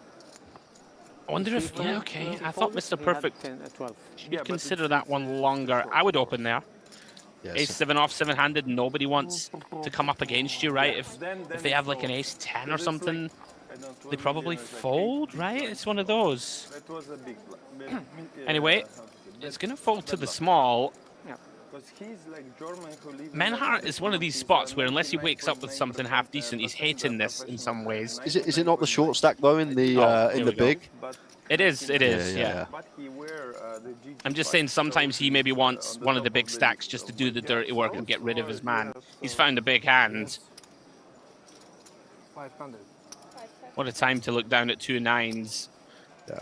Let's see if he can find the complete here. He is going to go with jam, but I've seen these spots a lot blind on blind, and like we aren't supposed to like shove 8s, 9s, 10s. Even with 3 back. I feel like these are ones that just complete, because Banicevic, he just shoves anything with 2 overcard scores us anyway, so these get in anyway. But what it does, it has the function of keeping 2 undercards in, which are drawing to like 18% equity. Yeah, exactly that. And then we potentially get it against when they flop a 7, when they flop a 3. Like the idea of the spot is anything we're flipping against anyway, it's not. It was never going to fold, and they realise anyway because they shove them hands themselves. If he wakes up with Queen Jack, Jack 10, he's just going to put it in himself. But these are like really nuanced spots. But when you look at them in the solver, like I think it's down to 8s at that stack depth, like just one that just completes and it keeps all these undercard stuff in, and it certainly makes sense. Little look at the Luxon Pay Grand Final trophy. Somebody will be holding that aloft in a few hours' time. As the box office character that is Briskin. He 3-bet folded this hand earlier. I heard. Now then, Voronin. Ace Queen O in hijack. Just a call here, Andrew. Just 2 of the big stacks. Not wanting to blow to pot here, as Voronin is going to make the call with the Ace Queen. Don't think we get any 3-bets. So there may even be some folding going on now, I think about it. But against Briskin, what we've seen from him already this final table, would not be folding this one. Just feel like we're going to dominate enough stuff in position. Sure. Oh, hello. Oh, no. Hello. Oh, my word. And it's 1, 2, 3 and chips. Oh. He just cracks me up, Mr. Perfect. Just like, so zen. I'm pretty confident if Voronin's not in this pot, this is just a call from Mr. Perfect in the big blind. I'm actually not sure what we do when there's a call. I know what Mr. Perfect's going to do. He says 20 mil. He's made it absolutely huge. Last time. He's going to fold it again, he announces. I like it. I mean, what? The guy's just put 13 bigs in? Like... He folds so fast, Briskin. What a boss. I mean, I say I like it. Maybe I don't. It depends on how he's going to, you know, adapt this squeeze strategy. I feel when they put 20 million in, Jay, like, I just don't think this is light. I don't think it's light either. I wouldn't expect to. Is Mr. Perfect not the type that potentially does that with Ace Queen as well, though? I mean, maybe. It's tough. It is tough against this particular customer, I'll be honest. It's actually wild how... So what are we doing with queens here to the 20 mil? So it's what, just kings and aces and we just fold everything else? It's pretty grim, isn't it? I have no idea. I'm going way after Voronin's flat in between, I'll tell you that. That's a nice pickup though. Puts more daylight between himself and the rest. 20 mil. Have some of that, lads. Hey, I kind of expect to see like 14 to 15 million, maybe 20. Oofed. Well, he did go for the near 4x open with jacks on the button a bit earlier on the final as well. So he's an interesting character. Mr. Perfect loves mixing up the sizes. Keeps them guessing. Keeps us guessing in the booth. Yeah, I want some backstory on the Mr. Perfect moniker. I had really good hand. You can check the... Well then, the Banicevic, broadcast, you know? have you got something, sir? Yes, you do. Good luck. I was going to say any universe where we make it 3 mil and somehow fold if it goes all in, all in. Maybe? Maybe not. 3.9. With 2.5 bigs. It could be an idea. I could see it. You drank it before? Oh wow, okay. Mr. Perfect decides not to. I thought he might call here with Jack 10. Not the best, but... Well, here we go. Chance to get back into the fight, Jay. 10 million in the middle. I told you, I know the meta. I know the meta. Somehow 8-3 offsuit has 31%. That's a lot. Feels like a lot. For a dusty old holding in the big blind that Briskin feels like needs to call when it's just 2.5 bigs. Good luck. Yes. Okay, Ace King 3, both flop a piece. 31% shrinks down to 19 for Briskin, looking for a 2-pair out. Not to be on the turn, 5 of diamonds. One more card to fade then for Banicevic to get back into the battle.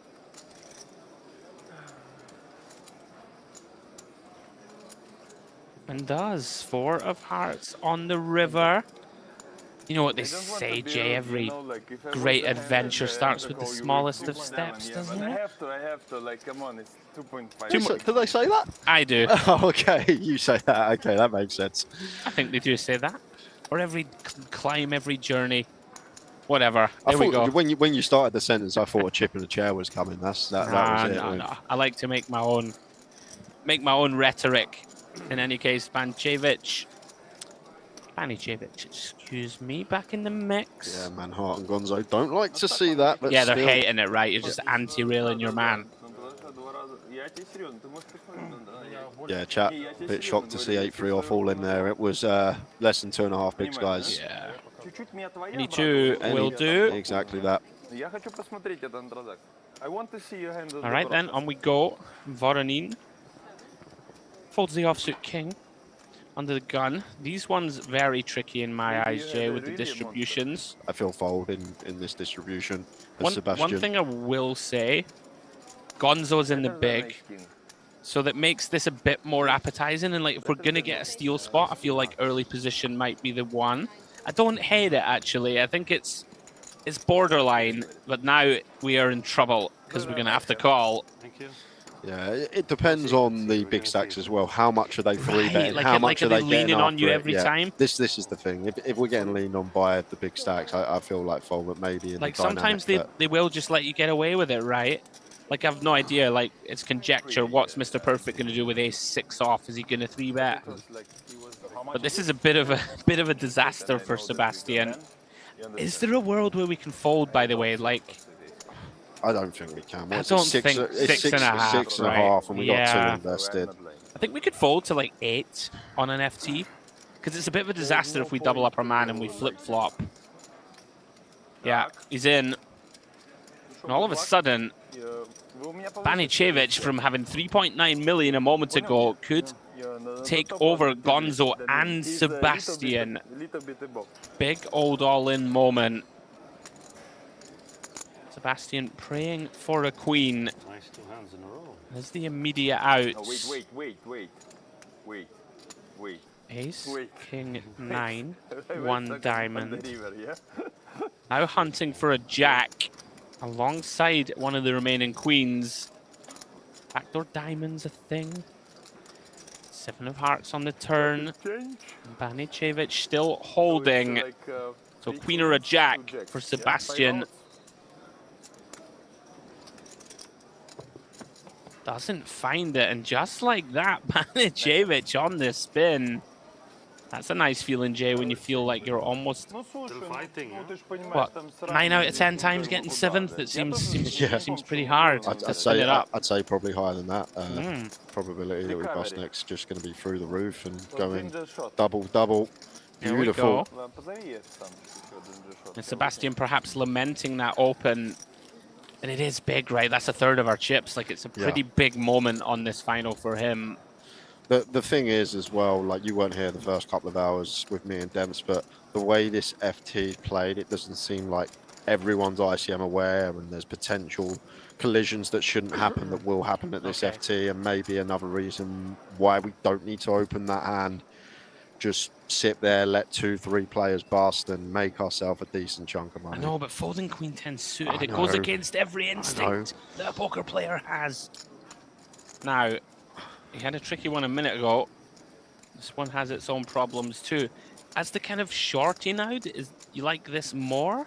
Well, are we outright short stack now, Sebastian? Has Gonzo not got around? Gonzo's just shorter than us, but we're kind of joint bottom. Yeah, going to take the ace-3 suit. It seems like a fine attempt to still, yeah. Like much prefer this over Queen 10 suited as the attempt to still, just with the ace blocker in there, more removal to reshoves, more removal to calls. Yeah, final table is just so tricky. Now, the problem you have is Mr. Perfect strikes me as the type of guy who will potentially peel wider than he should. You know, I might be casting aspersions, and it's not to be disrespectful, but he's in the mix. No, your assumption is correct. Awesome. And like, if we're not getting this to fold, it becomes a lot less fun. We can see we're only 60-40. I like the open though. He hates this flop. Double gut shot for Voronin. One of those boards, Jay, that we feel like we need to bet, but this is absolutely bleak. Yeah. Feeling anyway. Maybe one we go like small quarter, like 2.1, something like that. Just the flush out. It's hard, isn't it? To just sort of targeting King X that has no connectivity. We might have to fire a turn shell on some favorable ones. Let's go for 2.7, about a third pot.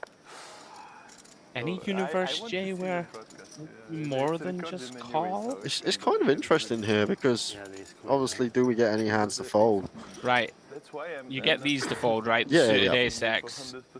Maybe ace king if we jam, I'm not too sure. Ace king probably checks this one though because it don't want to get jammed on. You never know though, do ya? I hear you though. Deuce of spades turn. Sebastian, all of a sudden, is finding himself with pop behind, just ace high. So hard to pull the trigger here. Oh, but he's reaching. If this was the deuce of clubs, could get behind it. There are a fair amount of hands we get out, like some random 10x, 8x without a draw. But ace-3 suited here, just going to have reduced equity when called, probably only drawing to an ace and sometimes drawing dead in this situation. I think it's fine to just wave the white flag. Yeah, and there are still some rivers like this one that we could potentially do something on river. Now, action on Voronin, who somehow gets to the river here with 9 high.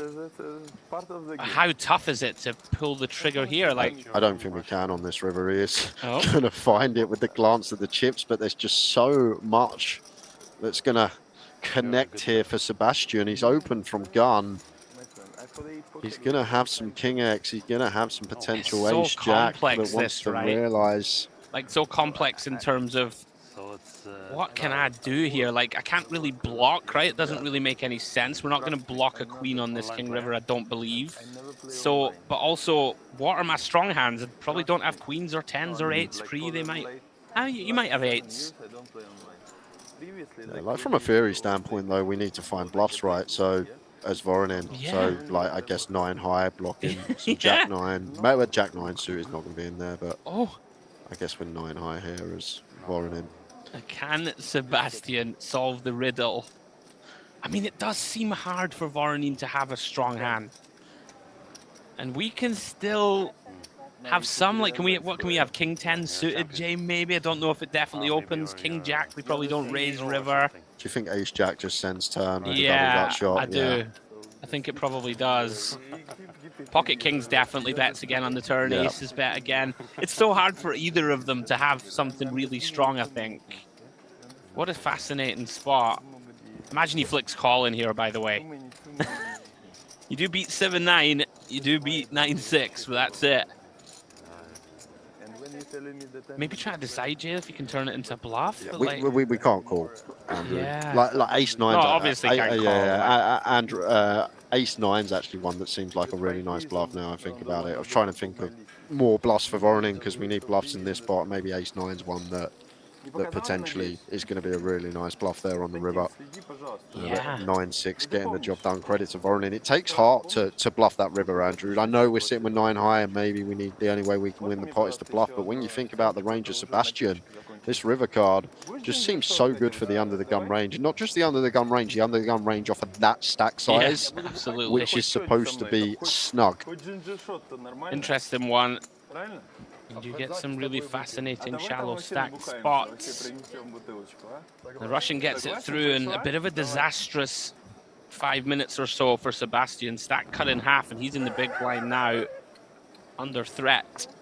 You understand? If it's gonna happen.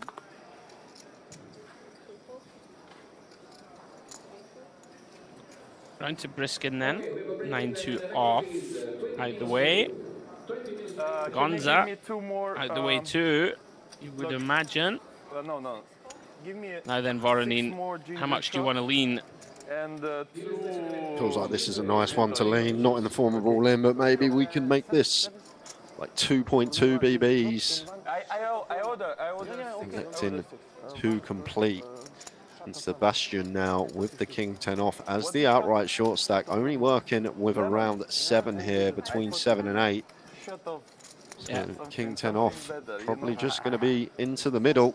Just feels like people don't trap like properly, I want to say. Maybe that's the wrong word in this type of spot. It just feels like so often we just get this through with jam, right? And there's what, 4.5 million in the middle that we desperately need to secure. You'll be happy about that. A little sigh of relief after a rocky few minutes.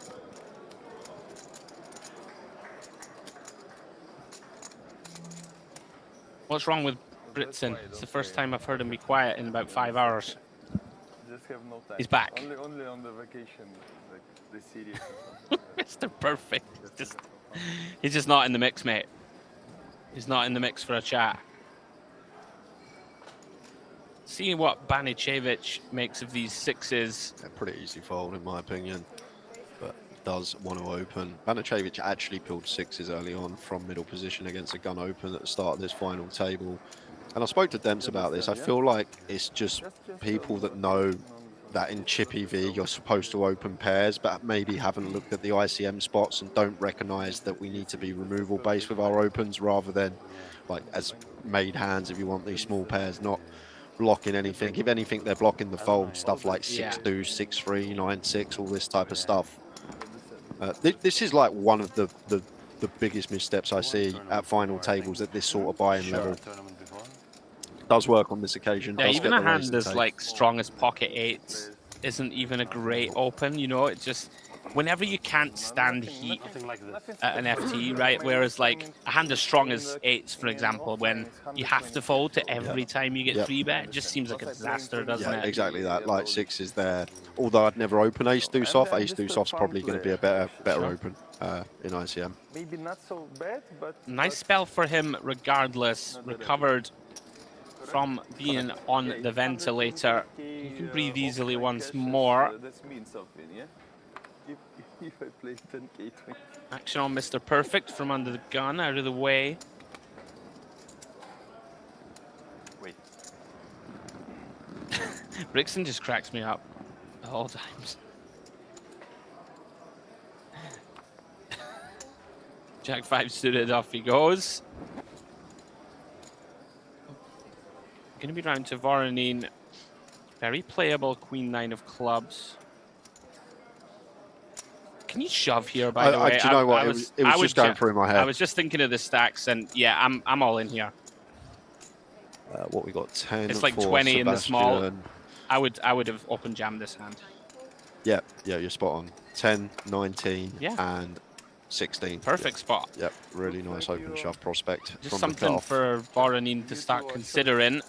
Yeah, got a nice seat for it as well, Voronin, with 3 stacks on his direct left with sub 20. So really good spot to play some open jams. With stuff like that, we like suited and gapped. Because it was like 3 big blinds anyway. Here we're We gonna take to 9:30 or so local time.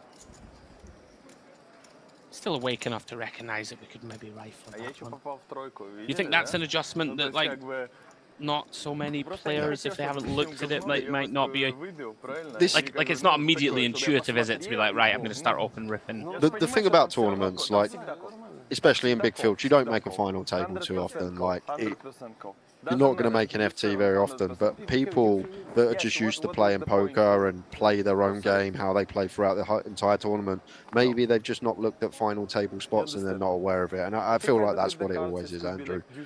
Just understudied, not looked at any sims and how we are supposed to play when distribution is like this and we cover all the stacks behind. One thing I will say also on the flip side is that if you've got 3 guys behind you who just don't care, or less, like then all of a sudden open shoving doesn't become so Of course, attractive, yeah, right? this is the other thing. If they wake up with ace-10 off and are just never folding it, then maybe it becomes a little less attractive to rip it in. Anyway, Sebastian burns a time bank here. Voronin opening, hijack. We have ace-5 of clubs in the cutoff. Yeah, against chip leader, wouldn't fault Sebastian for taking this one. Yeah, that was good. Like, if we are going to have some bluffs, this is the prime one, blocking aces and always having 33% versus any other hand at least that calls us. Is it one of those spots where we actually have way more fold equity than perhaps is, you know, than that is immediately apparent on the surface, right? Yep. Like 10 bigs is still, you know, Voronin should be opening so wide that we get a lot of folds. Exactly that. Like Voronin should open any ace here, any suited king, should even dip into the suited queen. Yeah, definitely. So we're just going to get so many folds here, Sebastian. I really like this jam from him. I think this is a really good find. Now let's see how Banicevic wants to approach pocket sevens in the small blind. Does of course still have the chip leader behind. Yeah, would not be calling here as Banicevic. I know we can see the cards and he's in great shape, but we still got Voronin behind to worry about. You've also got the collision factor when Voronin calls, potentially bust Sebastian. We ladder a spot. Yeah, I would turbo fold that one. And Voronin, Jay, for 10? That's why all the time okay, fine, we don't figure to be in the best of shape, but chance to knock off a player, we've got the chips. But then I realized you don't speak Russian because you talk on different language, something like that. Yeah, and I was thinking. We'll like, see what he lands on. I think like, people typically fold, of course. Just wondered if he ever felt like spinning the wheel. And that's a great result for Sebastian.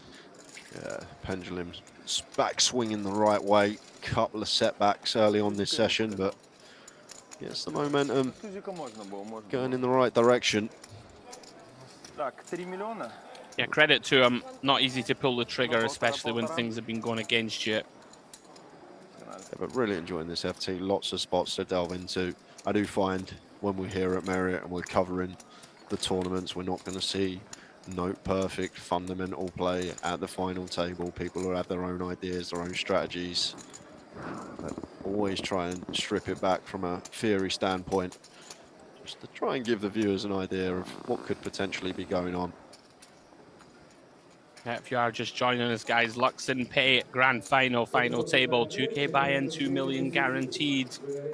Myself, Andrew Headley, and Jay Harwood calling the action. James Dempsey will be back in to the booth with myself in a little while as we fold round to Banicevic. Gets out of the way. Mr. Perfect now. 9-7. You just call? No, I don't know. I didn't. Brixton already trying to convince his man not to raise. To be fair, he early on in the FT talked someone out of completing the small blind, ended up giving him a walk. Yeah, it was 8-6 off to be fair, but he. Oh, hello. Now, It looks like we don't have ace the 4-4. both of us. Eh? It looks like. Check. It looks Quite like. like ace this is not from our Brixton. card, yeah, I check, of course. Gonna Come on, set ace the for- trap. Let's go check. Like, what can I do? Come on. Check. Wow. Oh, Okay, let's go 9 on the turn. Someone get Briskin in the booth. No, we can't have What an happened ace. there? He just turbo folded. Wow. Mr. Perfect. Turns the 9 and just snap folds. Yeah, you see shitty hand. These guys. I'm honest with you. It's the quickest fold in history as well. How's he know, What Andrew? a legend. How's he know? Yeah, he knows that the deuce 5 and stuff start bluffing the flop. That is true. That is very true. That's hilarious. What a fold. No, here one. Yeah. And GG shot. Ну давай, надо тащить вообще. That's a pretty mad fold. Blind Look at on this, blind. the lads are on the vodkas. Yeah, correct, yeah.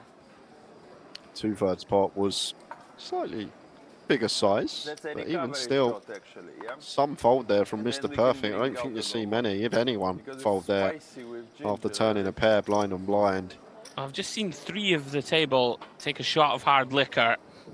That's what we do here at the Mediterranean Poker Party.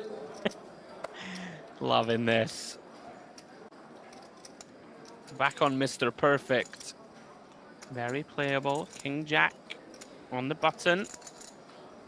We see him do these big opens, right? What? How much you have? Mr. Perfect? What's going on? I have no idea. He's a different man to what he was first session. He's just not feeling it? Like one of those vibes? 11.7. What is going on? King Jack folds, and Mr. Perfect, he just knew. This is wild stuff. King Jack folds the button. 6-4 off of Brixton is in the mix. Shoves. Gonza snaps it off as he should. Somehow only a 3% equity favorite, Jay. Talk me through that. That can't be real. It's got to be card removal somehow. Yeah, exactly that. Just means some ace and 10x in the mark, whereas the 6 and 4s are going to be live there. How is Mr. Perfect folded? Would imagine he would have raised, called the big blind. Would have got there with top pair. Gonza holding. He's trying to bribe the dealer. No, now you need to hit 6 or 4. Oh dear. For the bride, for the bride. Looks like $1,000 in hand. For the bride. Gonza looks to fade 6s and 4s and does so. Oh man, this is chaotic. Let's go like this, and tell me. So many unknown quantities, right? Like, give me a good reason for Mr. Perfect to get out of the way, Jay. Give me a good one. I haven't got one for you, Andrew. It doesn't make any sense to me. Sometimes, I guess, people just don't fancy it. I'm not that type. I'm very theoretical based. I know you are as well, but there are feel players out there, as we call them, people that feel whether they want to play this hand, whether it's their pot, whether it's their time. That's all I've got for you. Okay. You asked me the question. I gave you an answer. You did. That's the best I can I'm not happy with it, but we'll take it. Right. Konstantin Voronin then. Chip leading 74 million. Good for a shade under 50 bigs. Mr. Perfect closely follows. Then a bit of daylight now between Brixton and the rest of the field. Menhart, Gonza, Banicevic and Sebastian. Basically all tied for 4th, Jay. So that's going to be interesting now. Nobody's cut adrift. So we'll see how that impacts their decision making. And of course, we lost Timothy Savkin and Alexandru Lupuleac in 8th and 9th. It's like when, you know, there's certain people who like won't play a hand, like the hand after the dinner break or whatever. Is there? There is, or like the hand before it or whatever. There's certain people who are just like, yeah, I don't play this specific hand. I know before the break they don't play the last hand before the break. Right, I've seen someone do that before. All right. I don't play the last hand before the break. Well, Brixton's going to play this one. Ace-9 of diamonds on the button.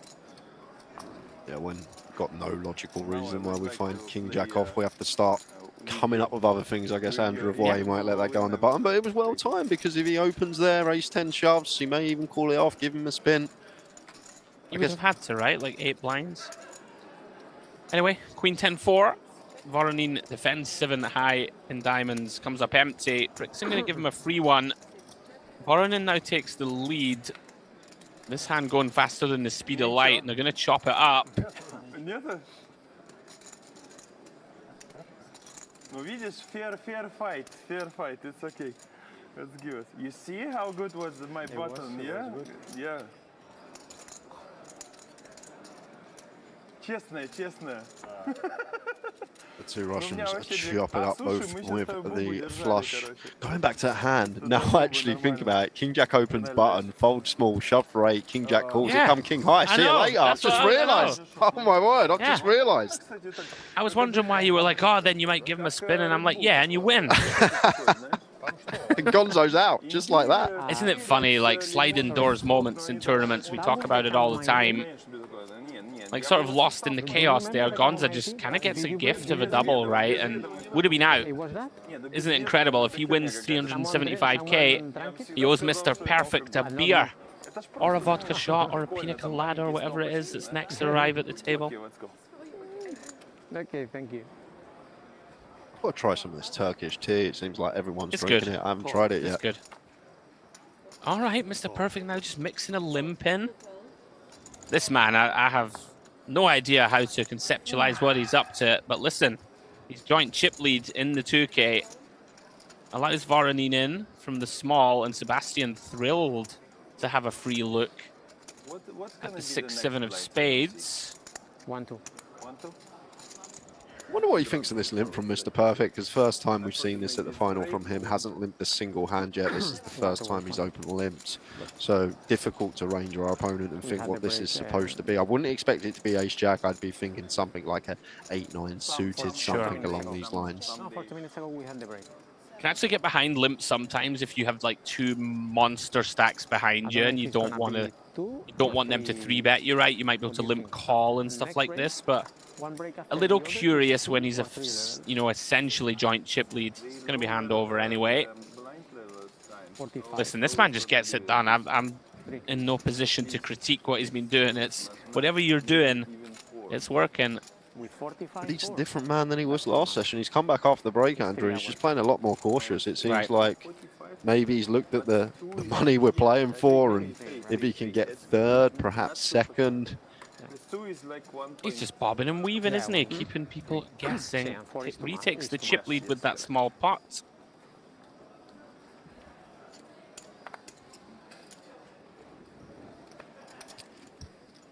Action back on Banicevic, out of the way. You won last hand? Yep. You show something? No. So you Round to Gonza. Tricky. Queen 10 off, so he's got the big stack Voronin on his left. Sebastian behind him. Yeah, this man just seems very aware. Can't really get too out of line, Jay, with his pre-flop opens. Knows that Voronin's going to kind of keep the foot on the neck of the 2 guys behind and chip them down.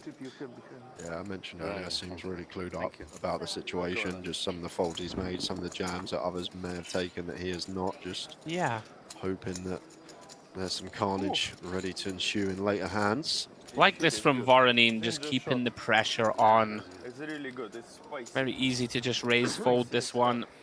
And gonna get a lot of folds pre-flop from the 2 gents on his left. Да, ну чисто когда уже скучно или во время алкашки тоже нормально. Тебя прям так назад и погнал обратно. Ну как двойной эспрессо, но поприкольней. What a beautiful trophy.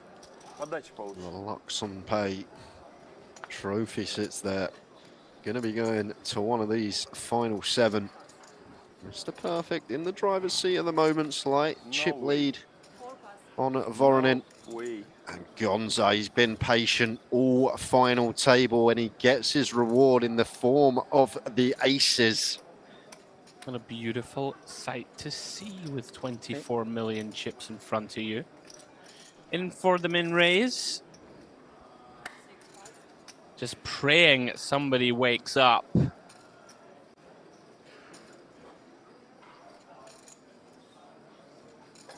Sebastian, King 8 suited, not quite strong enough. Gonna fold round to the big blind.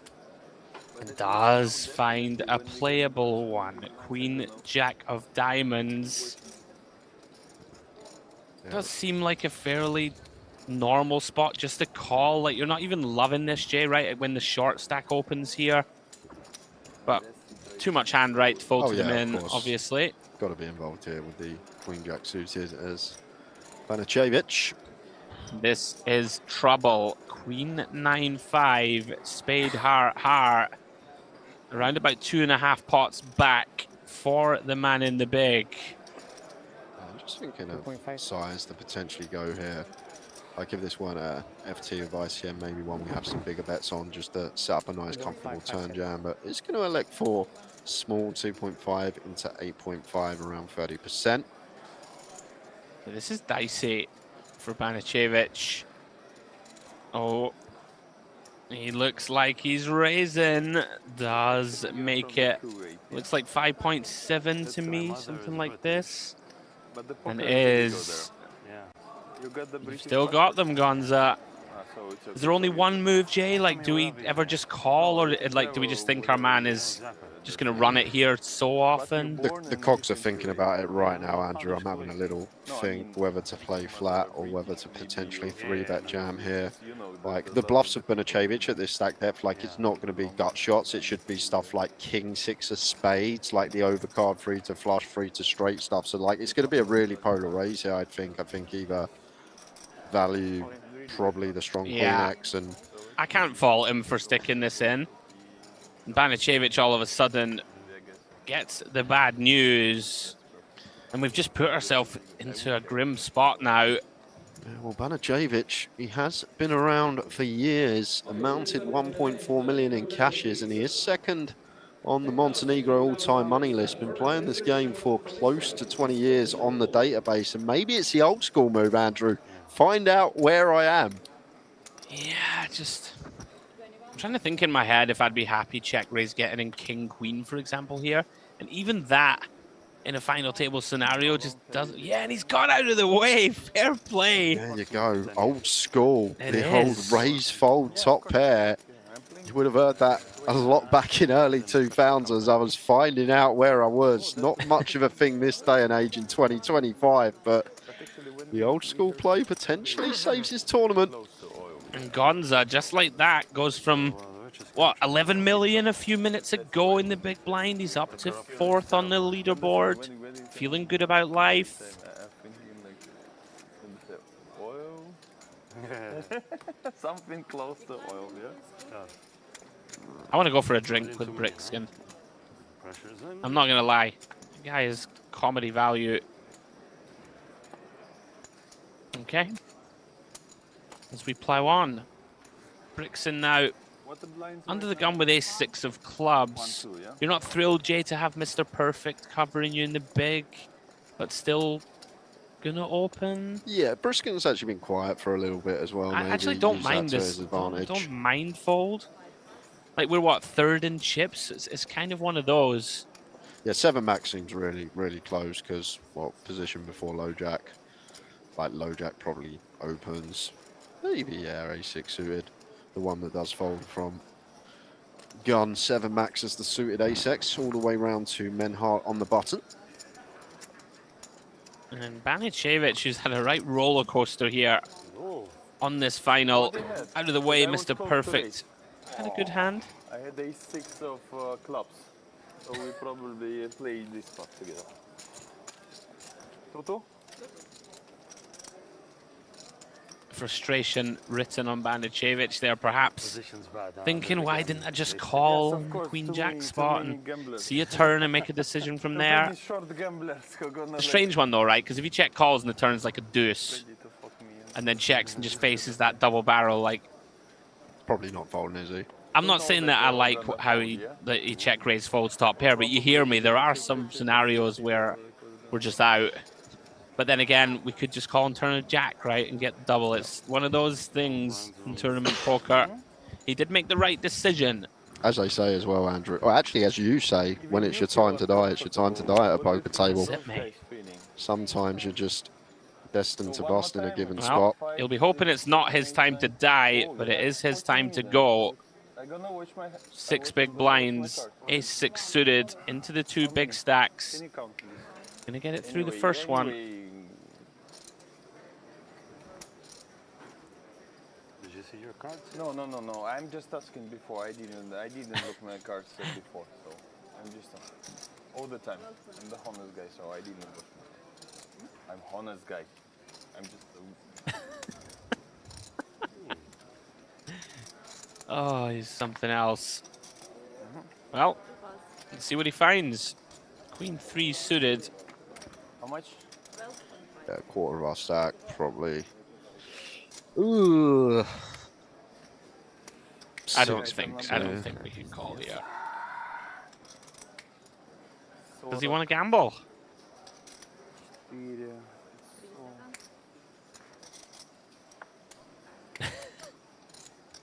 Okay, you're on the top of my list, okay.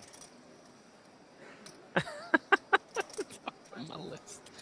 I wouldn't like to be on the top of that list, I'll tell you that. Yeah, but they had the suited queen. Had an ace pal. The other thing, Andrew, it's been such a friendly NFT in terms of showing cards. A lot of players have been showing each other what they've had, keeping it friendly, knocking the shots back. It's like we're not playing for $375,000. It's like a home game, that's right. And just a reminder, guys, as Jay just referenced, $375,000 for the win in the Luxon Pay Grand Final. $250,000 for second, so big old prize pool. Of course, was 2.8 million in the end. And that advertised 2 million guarantee. We move forward, and just in time for Sebastian. Pocket jacks. 9 blinds plus 1. At least you get back to the business. Yeah? You have like 9 big Is there any like half stacking, Jay, like, and somehow get away against 3 all-ins or something, or what do we think? No one's been doing it. Obviously, it's a thing. See it a lot more over in like the UK. Most of the regulars just always half stacking, 60% stacking at final tables, but at this particular final table, no one has even thought about going for the half stack strategy. Okay, Mr. Perfect wants a count. I'm just loving him and Brixton, and it just feels like something wild could happen at any moment. Like, you wouldn't be shocked to see someone take a really wild spin spot, right? But surely not. Folds king jack off on the button when folded to, but wants to call the 9 big blind shove from +1 with 6-7 suited. I don't think so. He does want to. Surely he won't.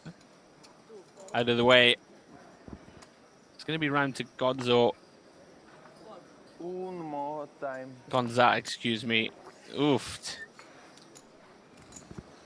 Again, one for chips potentially, Jay. We'd flick it in, but yeah, he just knows where he's at. He just can't call this one. We're in a decent position now, right? We've got ourselves to 32 million or so. Not calling off with ace-9. Yeah, I've been thoroughly impressed with Gonza all final table. He just seems the most clued up in these given situations. Yes, he's not chip leader, he's not even in the top 3, but that doesn't necessarily mean he's not been playing some very good stuff. And at final tables, when you're in the middle of the pack to short stack, sometimes that's how you play the best. You just do a lot of folding and you make money that way. Yeah. But for the man that I can't find anything online on the database, maybe one of these vultures that messages the mob and says, I don't want any of me results on there. So when people see their table draw, they look and they can't find him anywhere. Who's that, Gonza? Yeah, Gonza. And what, we've got nothing? Can't find anything on him God, anywhere. the man's got no paper trail. So maybe he's one of these that message the mob. I don't want my results on there. I don't want people to know I'm an message the mob. Well, in the mob. I don't want my results on there. I don't want people to know I'm crushing everywhere I go. And then when he gets his table draw, people Google him. They can't find him anywhere. Oh, I got a fish who don't play much poker on my table, but in reality, he's a shark lurking in the waters. I didn't know you could message the mob. Yes, you can. Message old Don Corleone and say, listen, pal, I don't want anybody knowing what I cashed for at GUKPT Wigan. Exactly. Right, okay. What's happening here? Brixton. C-betting. 5 million. Voronin coming up empty. Hand over. Easy game. Right, they really are just showing every time. That's intriguing to me. Like, we wouldn't be showing, right? Like, just in general, like, maybe in the situations where, I don't know, you get a walk or, you know, you've rejammed. I don't even know. I can't think of many situations where I'm going to let people have free info. And a part of the enigma of Brixton, though, he just doesn't care, does he? He's just like, right, I'm here. I'm shooting for the win. I'm not fooled, by the way, by the act. Like, we've seen some shrewd, you know, we saw him turbo fold ace king. You said he folded it twice, right, at this final now. So he's not, you know, the jolly, jolly idiot that he might potentially try to portray, right? He's sharp. He knows what he's doing. He knows what he's up to, trust me. He's trying to portray this persona that he's having a few too many drinks. He don't really know what he's doing. And he knows exactly what he's doing. I was saying it to Demps. It's like the guys that dress in like multicolored wild clothing and try and portray that they're crazy. They're always massive nits, right? I'm not saying he is, but you know, it's normally part of a strategy. But here's a strategy from Voronin, limp trapping ace king suited. Yeah, not going to get any raises out of this hand from Sebastian. Beautiful one to just check behind and realise with the suited connect up. What do you think of this? Like, do you prefer just like raise non-all in? Because like you're going to be perceived to just be at it, right? Yeah. With a lot of hands. Yeah, I might just make this 5 million. And yeah, five seems really nice. 2.5 PBs. Yeah. I'm just wondering, right? Like, I don't know if Sebastian's incentivized really here to just jam wide, right? Like, he's about the same stack as Banicevic and Menhart, right? It's an interesting one. So they're both going to try and get to showdown. This is a great result for Sebastian if Voronin doesn't bluff, and he doesn't. And he's absolutely loving this with bottom pair. I mean, it's not insignificant, right? 6 million in the middle here. We only have 19. Whoa. You want to trap me.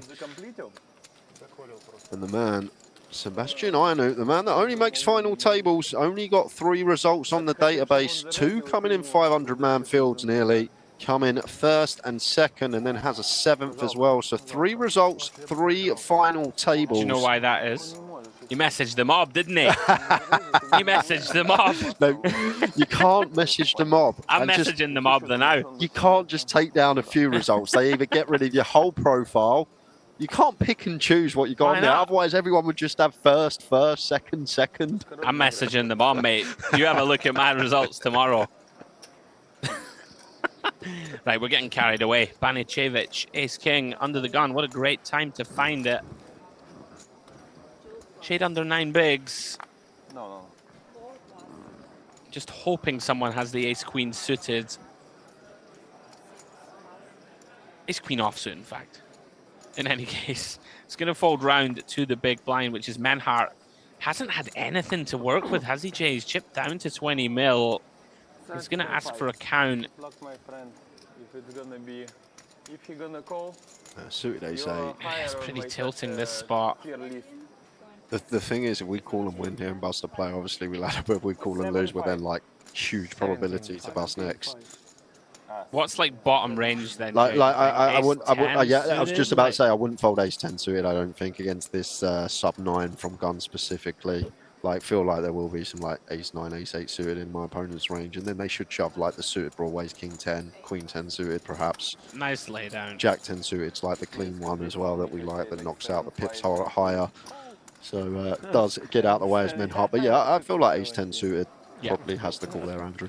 Yeah, I think even that, the more I think about it, even that is like pretty unhappy. But yeah, obviously we've got to draw a line somewhere, right? Banicevic just keeping himself in the mix. Kind of a rocky final. He's still alive. Is that kind of shallow-natured final where a couple of double-ups for anybody here and they're in the chip lead? 10 million mistake. 10 million, nothing. Nothing much. Nothing, yeah. Nothing purpose. 5 blinds. Nothing purpose. Message the mob. That's my next screen name. Mob is short for Hendon Mob. We all know that. Don't ruin the illusion. I'm messaging some very bad people and saying don't just show my online results. Right, round to Voronin. He's kind of shown the most sort of forward motions, I'd say, at this final. He's kind of getting after it, and this I really like this with the ace. Yeah, into the 3 shorties, let's pressure them. Got a great seat as well when folded too. Oh, what a time to find jacks. What a roller coaster final table it's been for Banicevic. Yeah. I'm just going to get to jam here, no traps going on. Happy to run this for 9, just going to get a lot of folds from the chip leader.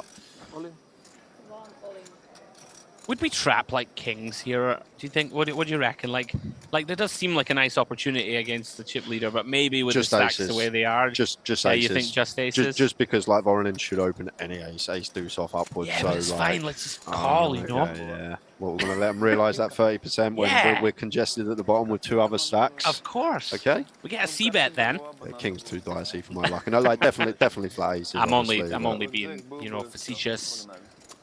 But he's back in the mix again. We can see Gonza, Banicevic, Sebastian. even Manhart, right? All kind of grouped. Any of them double, are going to vault up that board. Yeah, if the blackjack, it's always call. Yeah. Somewhat surprising still to be 7-handed, right? We've been going for a while here, about, what, an hour? An hour or so, 7-handed? No, you had 2 times. Two all in. Very much enjoying But you double up this with, FT. no, he pulled. If you are, excuse me, ladies and gents, just joining us, Luxon Pay Grand Final table. Going to cover it all the way to crowning a winner. Round 2, Sebastian. A dusty looking jack 6. Now then. Manhart, 9.5 blinds. Ace 6. Offsuit, no. Suited I'd go with. I probably wouldn't take offsuit here as Manhart. Obviously, you know, in terms of chips, 9 bigs, an ace on the button, going to be perfectly fine, but so congested at the bottom, he's still going to take it. Yeah, I think it's one of those. I was wondering if we could ever raise fold, but into Mr. Perfect. Oh, not loving raise folding into the chip leader, right? I could see it. Could see it. Yeah, I mean, 9. But the thing is, like, what have we got other than like aces and kings for value? Because queens probably doesn't even induce off 9, does it? So yeah, it does. I think it does. You think it does? Yeah, from the button. I think so. I might induce jacks. I think. I might be completely wrong, by the way. But Mr. Perfect's got a pair. Says call. Here we go then. First time in a while. All in a call at the final table. And Manhart, once he gets called, pretty happy to see pocket 5s. And I love that when he's been called. Flipping here, 48% equity to double, and would be great when we've got 3 other stacks sub 15. On his feet. Looking to get there against Mr. Perfect. Not so far, but does have backdoor potential, and it can get there with an 8 or an ace. Or a 6, in fact, excuse me. 4 on the turn changes nothing. Really actually kills the 6, because he can't hit a 5 or 6. As Mr. Perfect would boat up. Aces and 8s only then. For the German, no good. 3 of diamonds on the river. We lose Manhart J in 7th place. Yeah, no birthday title for the birthday boy. Manhart out in 7th. Think played pretty solid. Didn't really get involved for the first couple of hours. Ended up getting a double up towards the end of the first session, but laddered a couple of spots, $20,000 extra in his pocket. And that is going to leave us with 6 players. Everybody now with $72,000 locked. And all of a sudden, Mr. Perfect, 95 million in chips.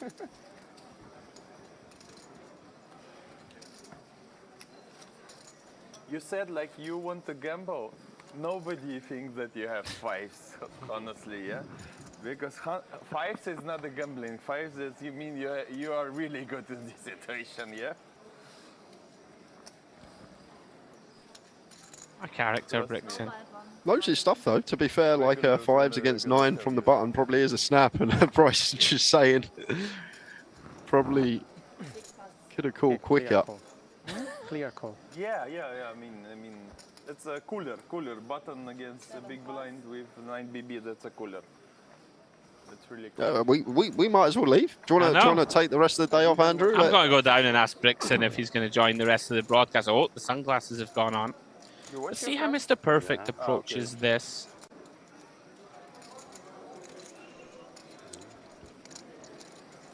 A little whistle to himself. I make it 8.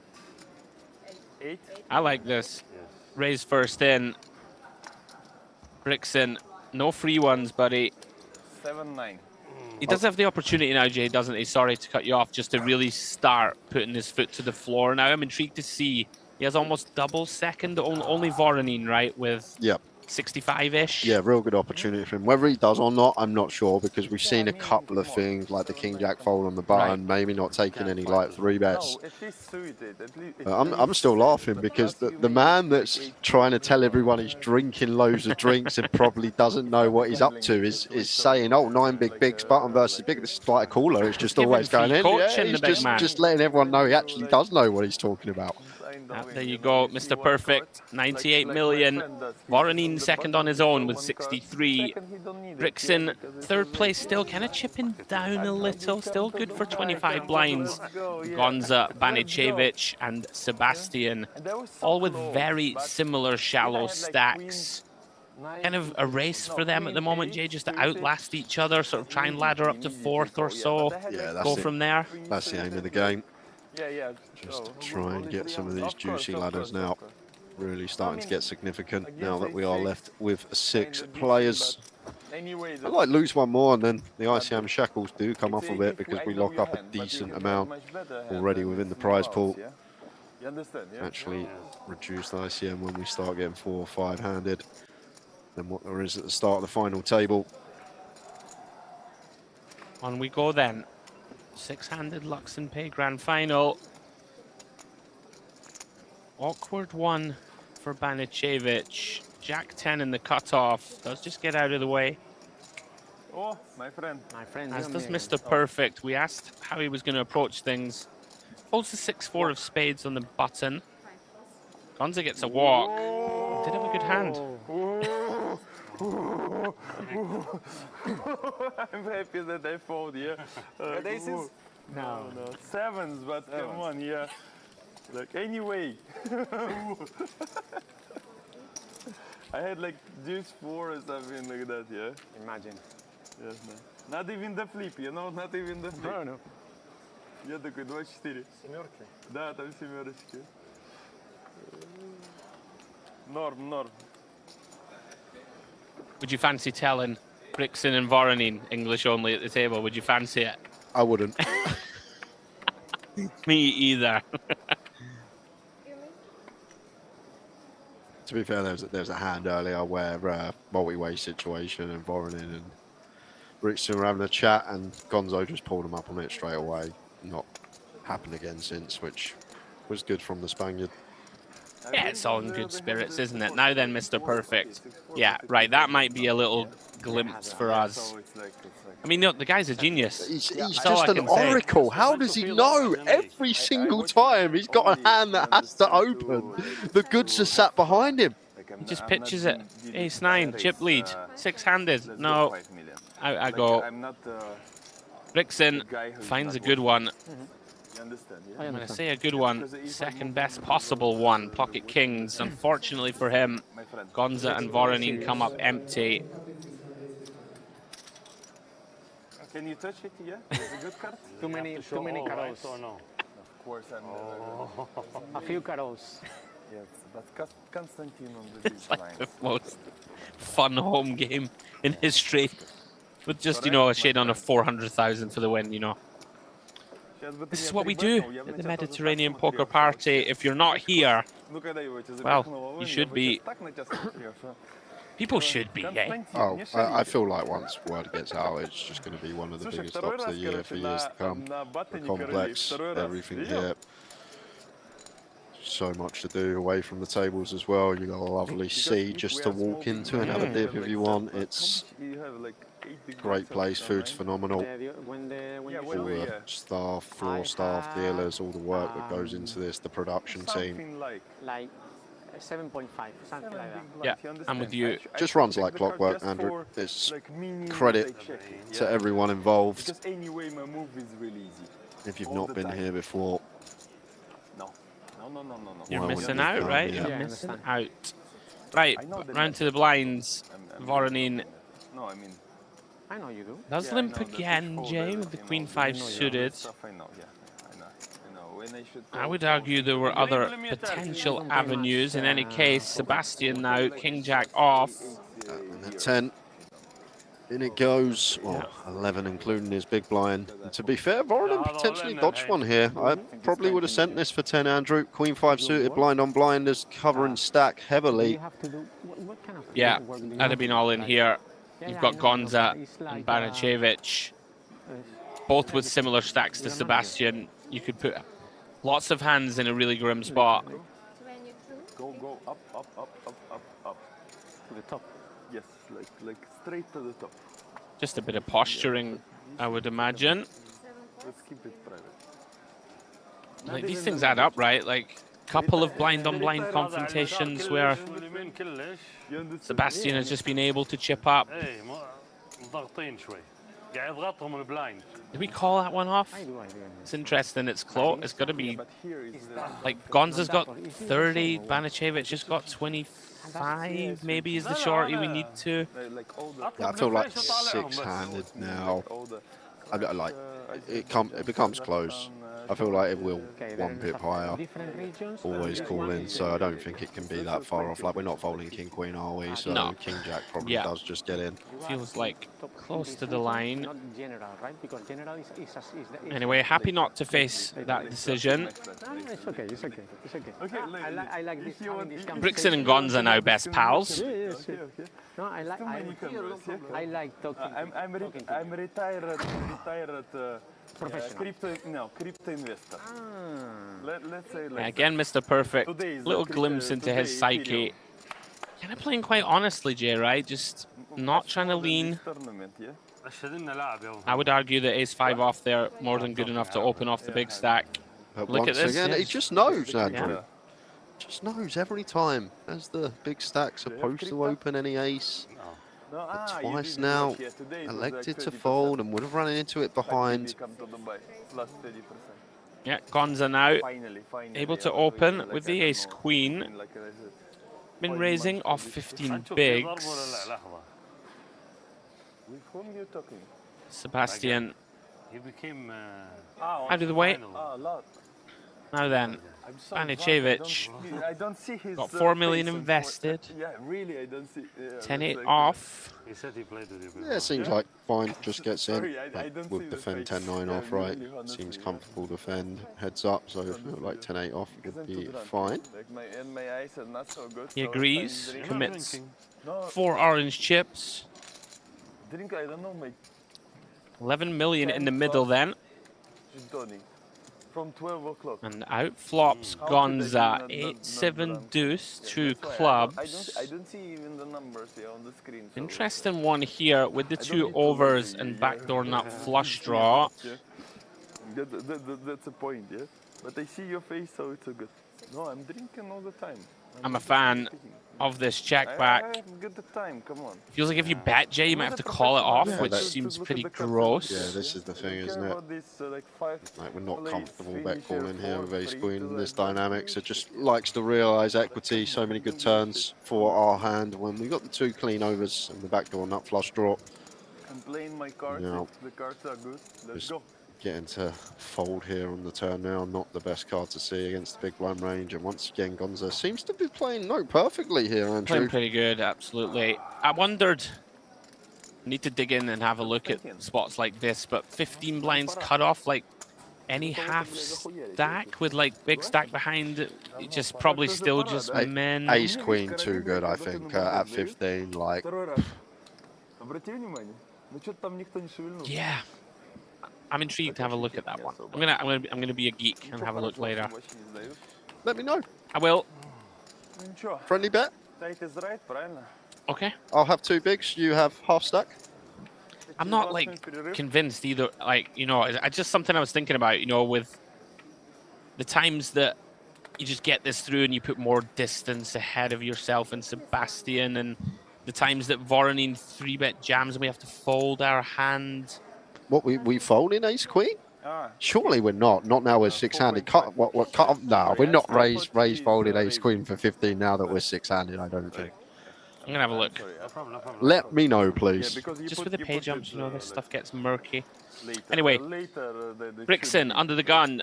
Let's go. King 9 of clubs. Sebastian on the button. Ace queen suited. Very nice hand to find. 12.5 bigs. Yep, And nice. they go. Clean one we can definitely agree on. It's going to be an easy shove for Sebastian and likely to get this through. Mr. Perfect not waking up with anything in the big blind. Ruskin going to have to fold the king-9 suited here. It's going to make his man sweat for a little bit. Has asked for a count.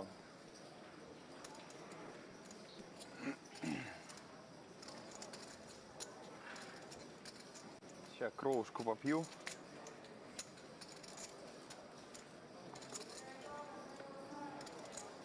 So how much is that?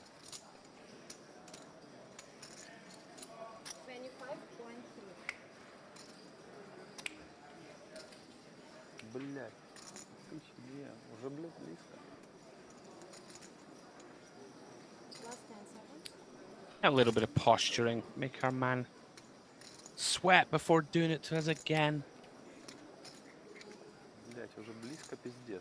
Not the best spell, Jay, right, for Brixton. Obviously hasn't done much wrong, but we're like just chipping down, kind of getting pulled down into the vortex alongside potentially Sebastian and Gonza.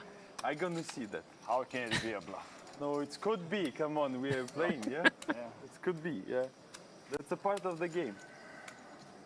But I hope it's not a bluff.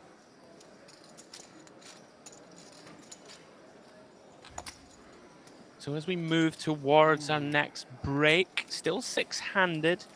Only lost one player in the last couple of hours, Jay. You'd imagine there will come a tipping point soon. Maybe the next blind level really going to start putting pressure on the three shorter stacks. It's going to be funny when Dems jumps back in the booth. He probably expected to be down to 4, maybe three-handed, the session we got to cover, and he's going to be like, what, we've only lost one? How's that possible? What's been occurring? Dems is strolling over going, right, there's a chance it's heads up. I'll have a nice relaxing final frame.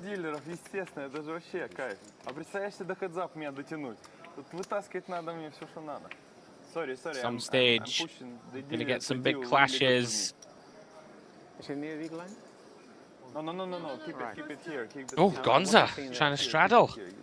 Because they could count it like a race, so be careful. No, that was I was thinking. No, be careful. I wasn't seeing it. You see, I put 2, so it's like. Never puts the small blind. Oh, what a guy. He's comedy gold, this man, I'm not going to lie.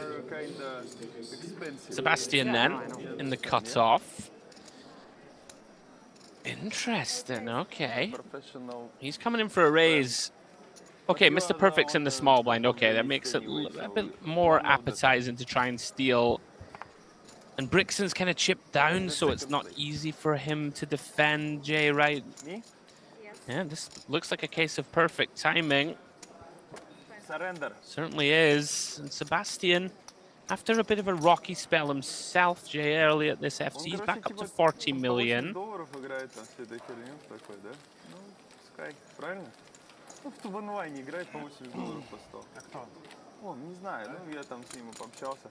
Типа я его спрашиваю, там продал что-то, а он за себя играет. Ну, для него это вообще пиздец. Ну, понимаешь, да? То есть для него это важно. Он постоянно смотрит, да. Не, я имею в виду, для него это прям там вот эти там... I thought you told me that the English only got nipped in the bud. That was during a hand, though. That's why Gonzo stepped up, because it was ongoing during a hand when it was a multi-way situation. But it was cut short. But I think it was just... He was doing it all the time when not in a hand, and I think he was just on cruise control, because when he was speaking to Constantine every now and again, he throws some Russian in, but that was out of a hand. So I think it was just subconsciously in the moment. To be clear, it's only because he's so entertaining that I would love to understand exactly what's being said, right? I don't even raise for deuce. Same goes for the chat box. I see a lot of different languages coming in the chat. Obviously, just English speakers, me and Andrew. Well, I say that for myself. Any other languages for yourself? I can speak some French. French, there we go. So French and English in the chat we can reply to. If there's any Russian, I've seen some Romanian, some Ukrainian in there as well. So You love to see that. Multicultural game, we love it. What can I do? Everybody in the world loves a game of poker. Come on. We really do hope you guys are enjoying. And please, whichever channels you're watching on, please give us the old like and subscribe. It really does help us to bring you as much world-class content as possible. We love to bring it to you. And the more we grow the channels, the greater the scope is, of course. to keep improving and keep bringing you guys the best product we can. Across 2 channels, DTD player, as well as the GG Poker on YouTube. We are monitoring both chat boxes, so whether you're watching from GG or whether you are watching from the DTD player, we are having a look at your comments, guys. Just unfortunately for some viewers, won't be able to reply.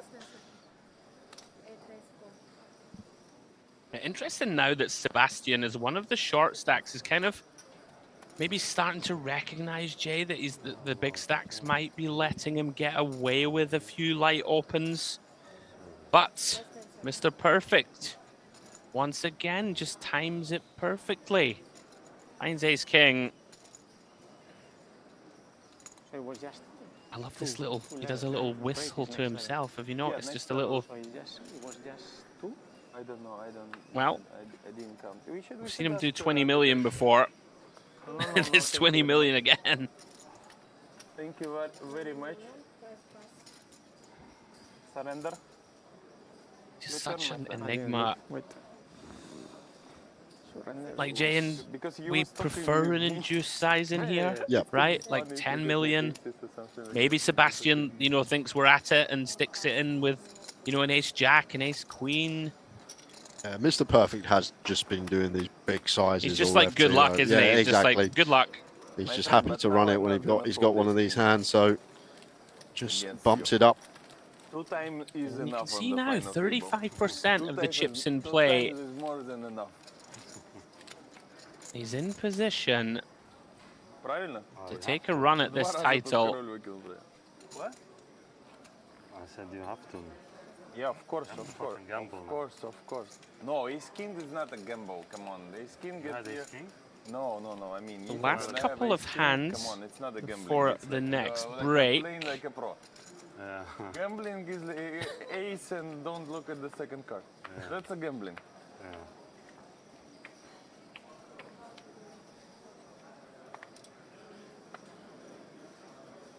Action back on Banicevic. Another one, Jay, who stabilized himself after a rough spell. Still has 30 million and right in the fight. Brixton. No, I'm talking to my friend. Is he going to go for a wide one? He is. You think he's 4.5 million now then, Gonza. Talking about me? Yeah. Makes sense. I thought he said something. On to Sebastian. But he said something to his coach. Coach? Suited and gapped, covered by Brixton here. I would argue this is a definite fold. You know, okay, for chips, we can call whether he thinks that he has a potential edge, J post. I just think this hand's too weak. Agree completely. You know, we got Gonza Banicevic with us. It's a nice pickup for Brixton. You know, things have not been going his way for quite a while. But anyway, he's a good guy. Picks one up. I wish he's on the top tier. You're a nice guy. You're all the nice guys. But you see, I made the tier before, yeah? So I have to stick to the tier. Stick to the tier, yeah? Because 1, 2, 3. Okay, you're taking the both 4. Okay. Okay. It's a chop. Chop 4, yeah.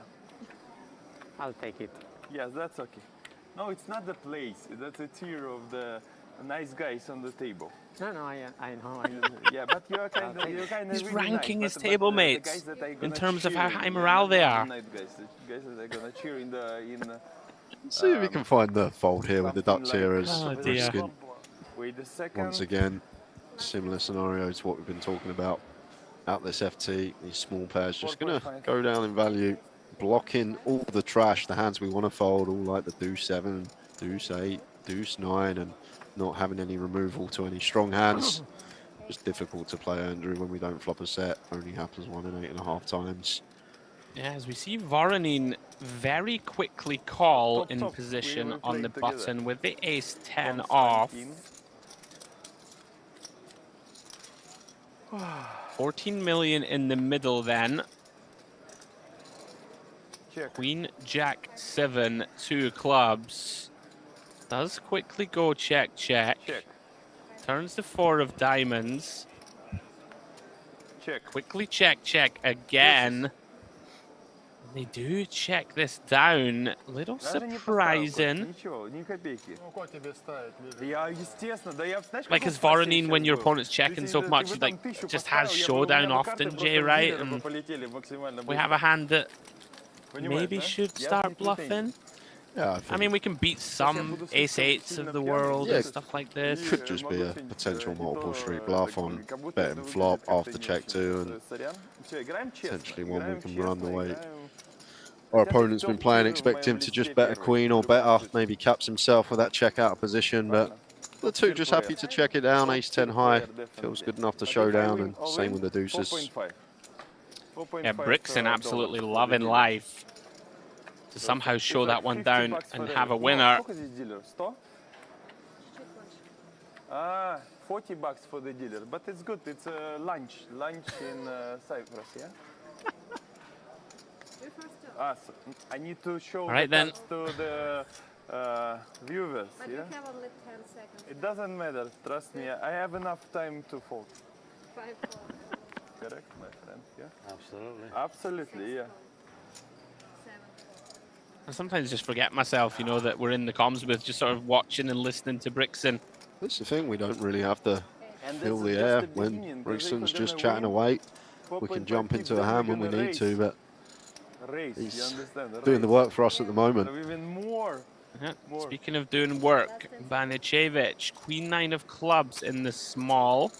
Decides to limp in with this one. Mr. Perfect with Queen 4 suited. What time is that? Does check. 5 minutes, yeah. Okay. Banicevic keeping his man in, dominating him. And wow, not anymore. 3, 4, 5, 2 diamonds. Absolutely smashes the man in the big. And the way Mr. Perfect plays. Like, I feel like it's an okay jack R hand, but this man's probably one that just likes to bomb it when he's got a high equity hand. Looks like comes with half, going to be the same result. Queen 9 of clubs of Banicevic can't continue. Yeah, very frustrating to just completely whiff this board. Yeah, of course. No, in this situation, of course, I'm gonna do that, yeah.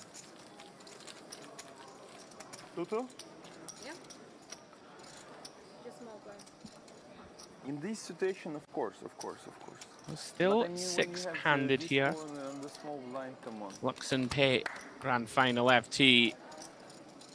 I'm the gambler, but come on, it's a top 6 of the 1.5 thousand players, yeah? Yeah. Maybe I want to stay. Maybe I want. Maybe. Yeah. Plus, you can't imagine Cards how many, back how many in the people air. looking at me and this broadcast. Gonza. My friends, my teammates, like everyone. Yeah, it's like Ace-6 of hearts gets out of the way. We've seen him make some very shrewd laydowns, just like aware that there can be collisions with the other players at the table. Not going to get in there with too many of the kind of lighter hands. Round to Mr. Perfect, 3-4 offsuit in the small. No, it's shitty, come on. Brixton wants a walk. Gets one. He dominates me. Yeah, but Mr. Perfect with the trash holding could have potentially bumped that up there. As the chip lead up, just going to give Brixton the walk. I mean, you got to hand it to him. He does sort of like convince you. I'm your pal. Give us a walk, buddy. Yeah. And what are you gonna do? Fold? Yeah. Just burn money. Burn chips. Yeah. Yeah, that's it. Yeah, but now if my friend moves, fold immediately, yeah? We are not in the situation when they have to call like 3 big blinds without looking my hand, yeah? Action back on Sebastian then. King 9 off and hijack. Out of the way. Banicevic, Jack 10. Follows suit. If this 4 is gonna be like a joke, you know, it's gonna be like a joke, you know, if I'm gonna show you like 3 times in a row, it's gonna be like insane. Okay. Not this 4. No, Guns are just kind of loving it. It's been walked a few times. That's really good. That's really good. Yeah. You remember 6-8? That's our hand, so of course. Yeah. Of course. Never fold it. Of course. Like 6-8. Come on. If I gonna fold 6-8. No. On the all in on this kind of action, of course no. But pre-flop and that kind of stuff. Come on. I believe him. Me too. Didn't fold it earlier and check raised the 10-10 deuce, 2 diamonds with the 8-6 of hearts. I recall it. Know the career about this, you know, like on the streams, if you had 6-8, he's. And It's like, hard to like a keep man, this you know, level of like all the energy time up to going be all in and given that kind of the stuff. non-stop spiel. Especially when you're drinking, because you just hit a wall Yeah. usually, don't you? Like a couple of hours in, you hit a wall and you're just slumped and quiet for the rest of the final. But this man is relentless. And Mr. Perfect doesn't open the ace-5 as big chip leader in the cutoff. Yeah, he's playing his own game. He's not bad. He's not bad, definitely. You know, you can't argue with it. It's working very well. Brixton, King Queen though, does get called by King 7 of clubs. Has his man dominated. So he's really good.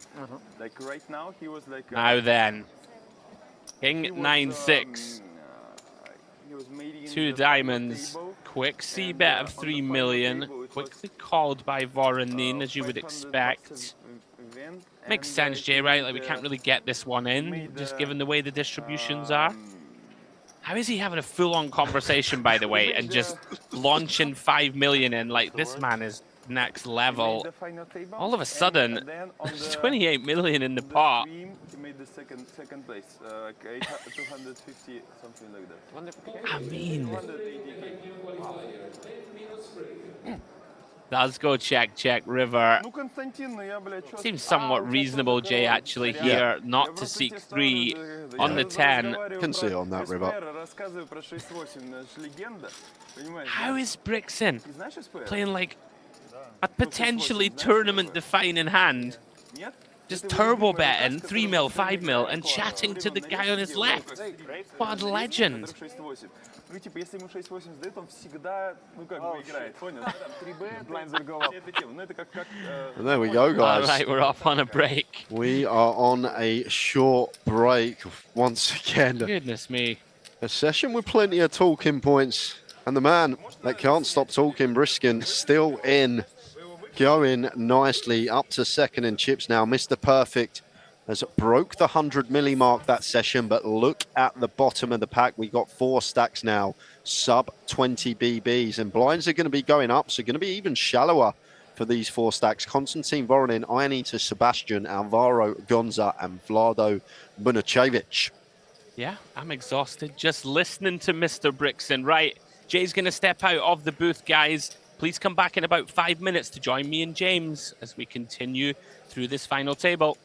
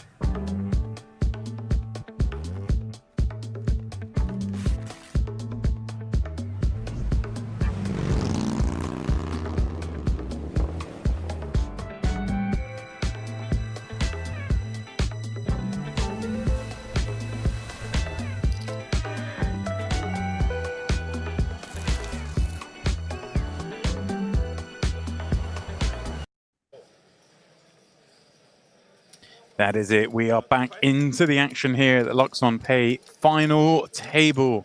And it is Mr. Perfect sitting pretty with 6 figures. 6 figures? Well, 1,000,000 figures, but you know what I mean. When I say 6 figures, I mean, everyone knows what you mean. Usually we think of 6 figures like 103,000. We're 103 million, but you get the point. 3 digits, shall we say. 41 blinds, though, at this increased blind level, 1.2, 2.5 million. And the real pinch there at the bottom, look at that. 4 players, 13 blinds and below. Now, pick. Obviously, I've been out on break at dinner. Yep. Not a lot has happened. We've lost the birthday boy, and that's it. Talk to me. Yeah, it's been like kind of passive, like which you would expect that with the kind of medium to low stacks. But I've been advocating for Mr. Perfect now. Look at that chip distribution now that the blinds have gone up. He can coffin these guys. Like, it's so hard for Voronin, Sebastian, Gonza, Banicevic. They're all just trying to outlast each other. And we have seen him decline to open some spots that I would argue at an FT we really should open ace-9 off, ace-5 off of this world. He folded king-jack off on the button in an unopened pot as the chip leader, wow, which we were kind of shocked at. But this is his strategy, and he's deciding this is how I'm going to play. But now I hope he ramps it up, because there's a chance to just run away with this here. Very surprised by that, because he was certainly willing to get after it at the onset of the final table. Honestly, they're all heavily on the vodka. Vodka now, are we? I mean, I think so. Russian, right? A clear liquid in a shot glass? Fair enough. Gotta be. Brishkin got them all doing a ginger shot before, which would sort of perk you up a little bit, but... No? Now, decision on Gonza. I wonder if we have non-all-in is the first thing that comes to mind. We're kind of 5th in chips, so I guess we don't really want to incentivize like a king-queen off in the small to jam. This is it. Like, I still kind of think that jacks might be strong enough to just... Like, we're going to still have, I think, some raised folds from the button. Is this close for Sebastian here? I mean... Yeah, it is. But I know we're obviously on ladders, 72k locked up, 95k knock spot, 130 the next, and everyone is bunched, but at the same time... This is definitely close, but it's so grim because there's 4 of you, 10 to 13 blinds, and just calling off with this sort of mediocre holding. I understand that against the button jam, it can do fine against a bunch of hands. I think it's a fold demp still, just the way that the chips are distributed, and you really want to be the guy getting the chips in first. Like, it's kind of critical. But I wouldn't be shocked, of course, to see him run this. At some point. Yeah, at some point you got to call off. Like, if this is blind on blind, I think we call. Gonza been tight as well. It's pretty bleak, this, in terms of, you know, ace-7, ace-6 suited. I don't think we would call them off. This feels like getting to the realm of, like, stone bottom. But he's going to run it. He's made the call pick.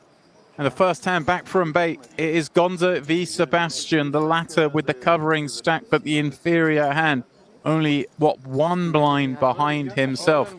2 of those 10 big blind stacks getting it in, and great news for the other shorties here. Reminder, of course, that Voronin has just 13 blinds and Banicevic has 10 himself. That these two just getting it in is great for those two. Oh, they're loving it. Potential 23k ladder.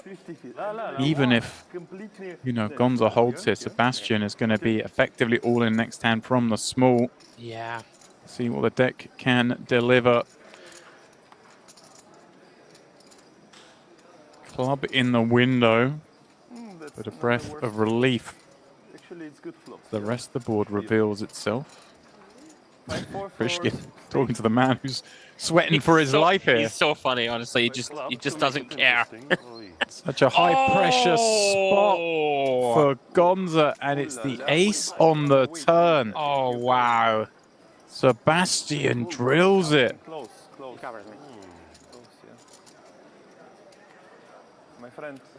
King on the end. We will confirm the chip counts, but it looks like it's GG's Alvaro Gonza. Oh, brutal turn of events for Gonza. We've been very impressed with him. Rock solid. I really didn't see him make a single mistake. He's got a new friend, at least. He does have a new friend. That usually happens when you win 72k. You pick up some new friends, but this particular new friend's going to win more than him. And what a time to ping a 3-outer for Sebastian. He's right in the hunt now. Yeah, I just think that spot, like the more I was thinking about it there as he ran the all-in, if the guy on the button is incentivized to open shove like top of range, I think ace-8 is just, like, you're marginally ahead of most hands, Demps, right? I think. Like if ace-9, ace-10, ace-jack through ace-king, and even 10s and jacks and queens maybe are open shoving, and this hand becomes kind of bleak. I can see why he called it off, don't get me wrong. Anyway, let's just get there. Yeah, I see a lot of aces written in the chat as that one was running out. Sebastian with some fans in the GGPoker YouTube chat. Please do let us know, of course, who you are rooting for with just 5 players remaining. Seems like Sebastian is the fan favorite. I was going to say we've been looking for someone to take this by the scruff of the neck. And Sebastian's been in there VPIPing even off the shallow stack. So I feel like now that he actually has some chips. Don't get me wrong, it's still kind of precarious with 2.5 million big blind. But I think he is the type of guy to go for this. Like really start to try and push. See here again, Mr. Perfect, King 5 suited as the chip leader. I would open this hand, but he's content to just sit back, let other people clash. You can't critique him too hard for it, of course. 5-5. Riskin like wakes up. What are the blinds? What are we playing again? I know. So aloof. Yes, for the waiter. I just saw him finish a drink. You should do that thing from the Wolf of Wall Street where the guy's just like, what is it? Bring me a Cosmopolitan, then exactly every 12 minutes, bring us 2 more like until one of us passes out. Yeah, let's leave the quote. There's a word missing from there, but it's good you left that one for the stream. It's a family show. Yeah, it's like 2 martinis. But I feel like bring 2 more every 3.5 minutes. It's like you should just say it to the waiter. My friend, bring me 2 of these every 12 minutes. Can we swear on the stream, Demps? I tend not to. And to keep it clean. You know, it's an adult show, but I don't think there's any need for vulgarity. For vulgarity's sake, I think when quoting someone, it's fair enough. Oh, I missed my chance. But I'm not going to flick it in now just for the hell of it. No, I think the moment has passed us somewhat. I would agree. Okay. Yeah, let's see how Sebastian responds. Now he has like 60 mil. I could be wrong, but 5.5. Yeah. Brixton now, 79 million all of a sudden. He chipped down, James, before you came into the booth to about 40. And then 1, 2, or 3 in a row. Panicevic all of a sudden, he was down to 3.9 million Demps and spun up. But he is once again in the danger zone. 18 million for him. Mr. Perfect. Out of the way. And they really have shown every time. So it's really intriguing. There's lots of dynamics. What? You take my small blind? Yeah, empty. It's okay. It's okay. Can you ask for the waiter? Yeah, I need to drink. Yeah, it's really important. That's for the luck. I need to drink consistently from 12 o'clock. What time is it right now? Actually, somebody know? 9? 9 o'clock? So 9 hours. 9 hours I'm drinking. So if I'm gonna stop, I'm just gonna sleep. From 12 o'clock? Yes, you remember, yeah. I remember it. I begin from the I can see that, to be fair. 2 gin tonic always, 2 gin. It's the beginning, it was the beginning. So I need to continue. Morning. Quite short now himself.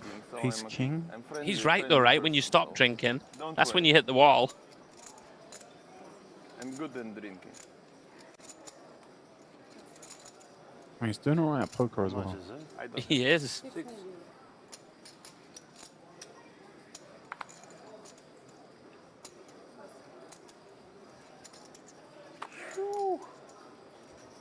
No, don't show. No need. Keep it in the... Не надо, выкидывай. Я по рукам бью, все, тихо, не надо. Неинтересно. Сколько блайнда?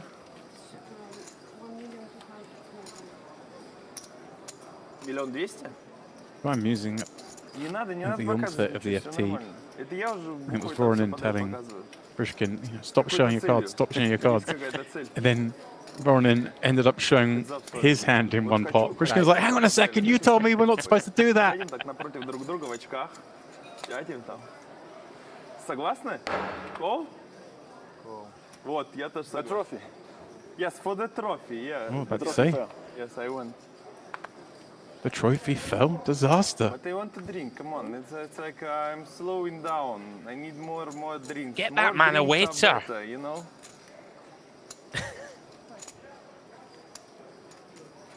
Okay, Mr. Perfect. Pocket deuces on the button, 5-handed, chip leading.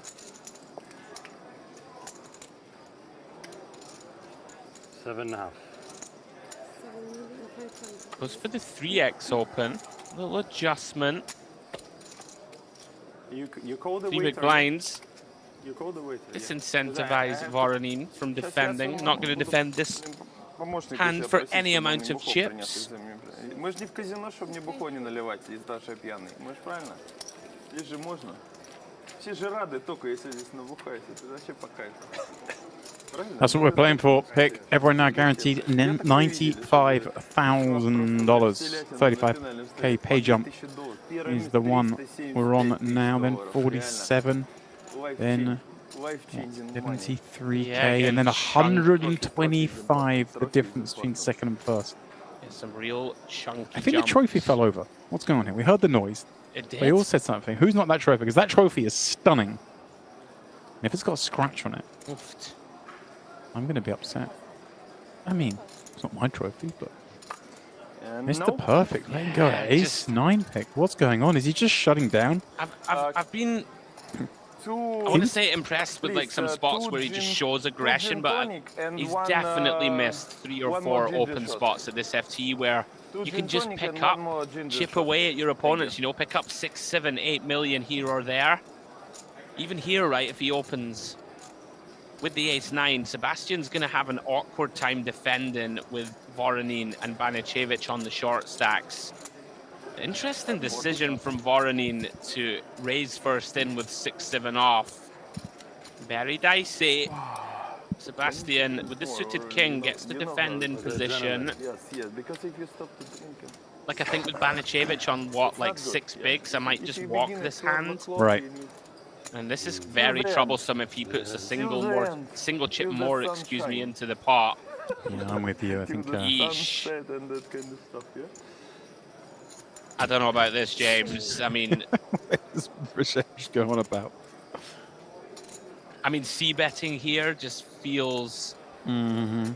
This feels like a significant misstep. Like like what folds are we getting? Are we getting here? Maybe like a. I can't think of much that folds. Like a lot of the ace-X of Sebastian's all in already. Like yeah, and now he just gets to put the hammer down. Like you're trying to fold out 8-5, something like this. Like the low pocket pairs are already all in. Maybe a bit of frustration from Voronin. And does chip down to 23 million. I did say I thought Sebastian now has an opportunity perhaps with the passive play, I think, of Mr. Perfect. If he can get himself in touch and distance depths, I would fancy him to do well. Давайте. И надо удваиваться.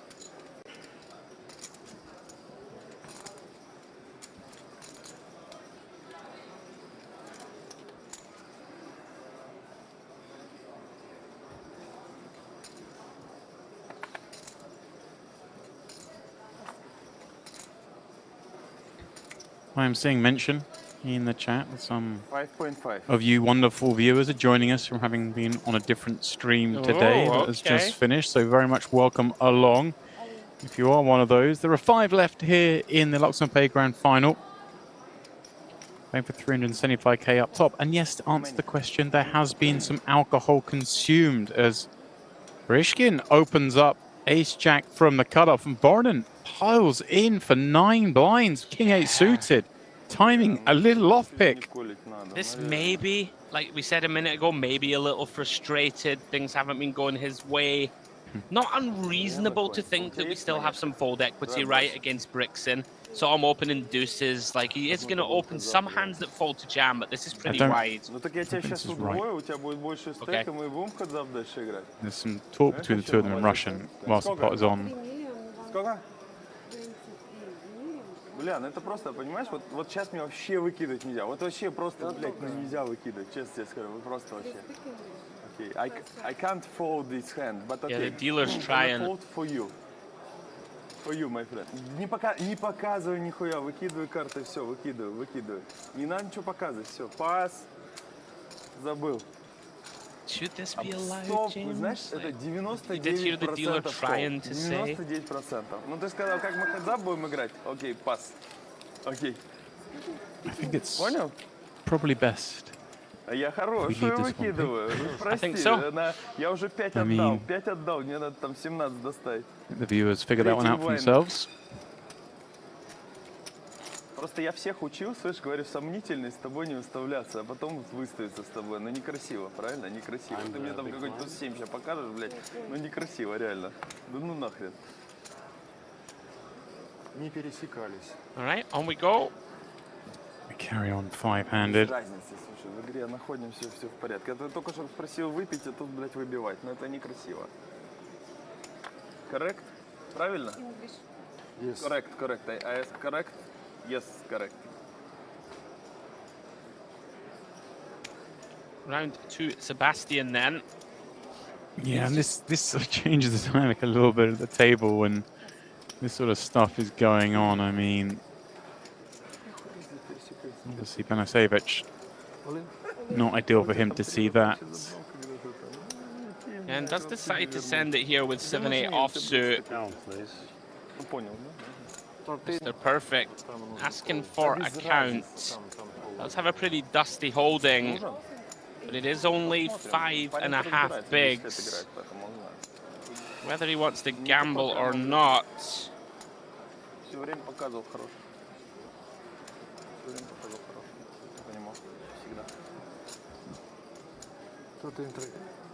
Yeah, pretty grim that he happens to find this hand, right? 9-3, I mean.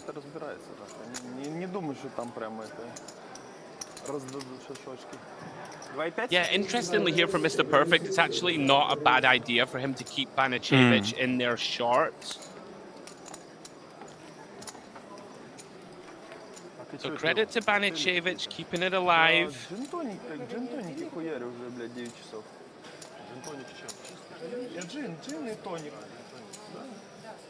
Не надо, потом, давай потом.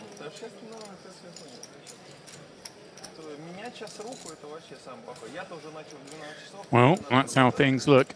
As we have a quick dealer change, it is Mr. Perfect still out in front with the 98 million chips, as Pick said, kind of profiting from this situation, should he wish to, with Banachevich on 7 blinds and Voronin on 14. Those two in the middle, Brishkin and Sebastian, kind of handcuffed at least a little bit, although only if Mr. Perfect makes it so, and he's not really capitalizing. This is it, honestly. I'm keeping my eye on Sebastian. I know I've said it a few times in the last few minutes.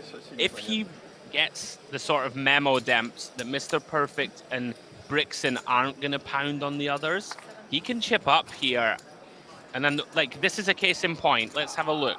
Ace-7 off in the cutoff. This is the type of hand that if you've got someone with the chip lead in the big blind, you just don't get to open this, right? Because he's just going to pounce on you.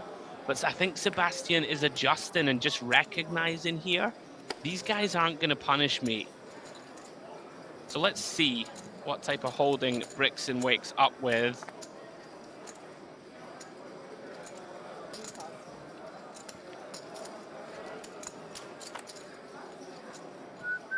Okay, King 3 suited, likely to defend.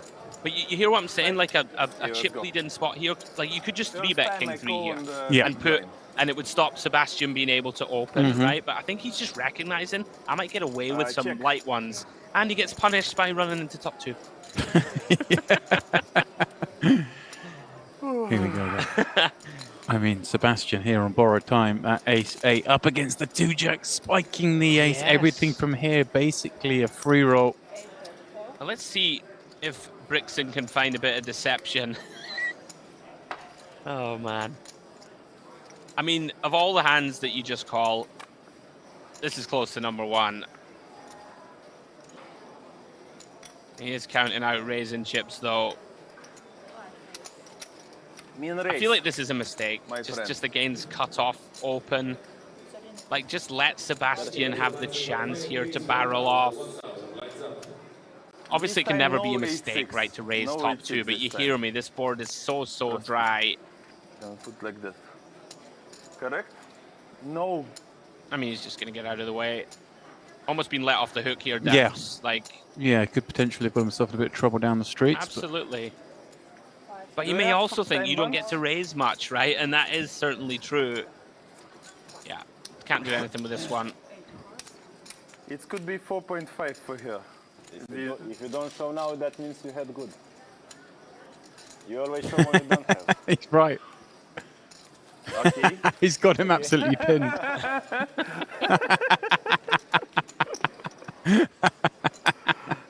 He missed the perfect enjoying that one.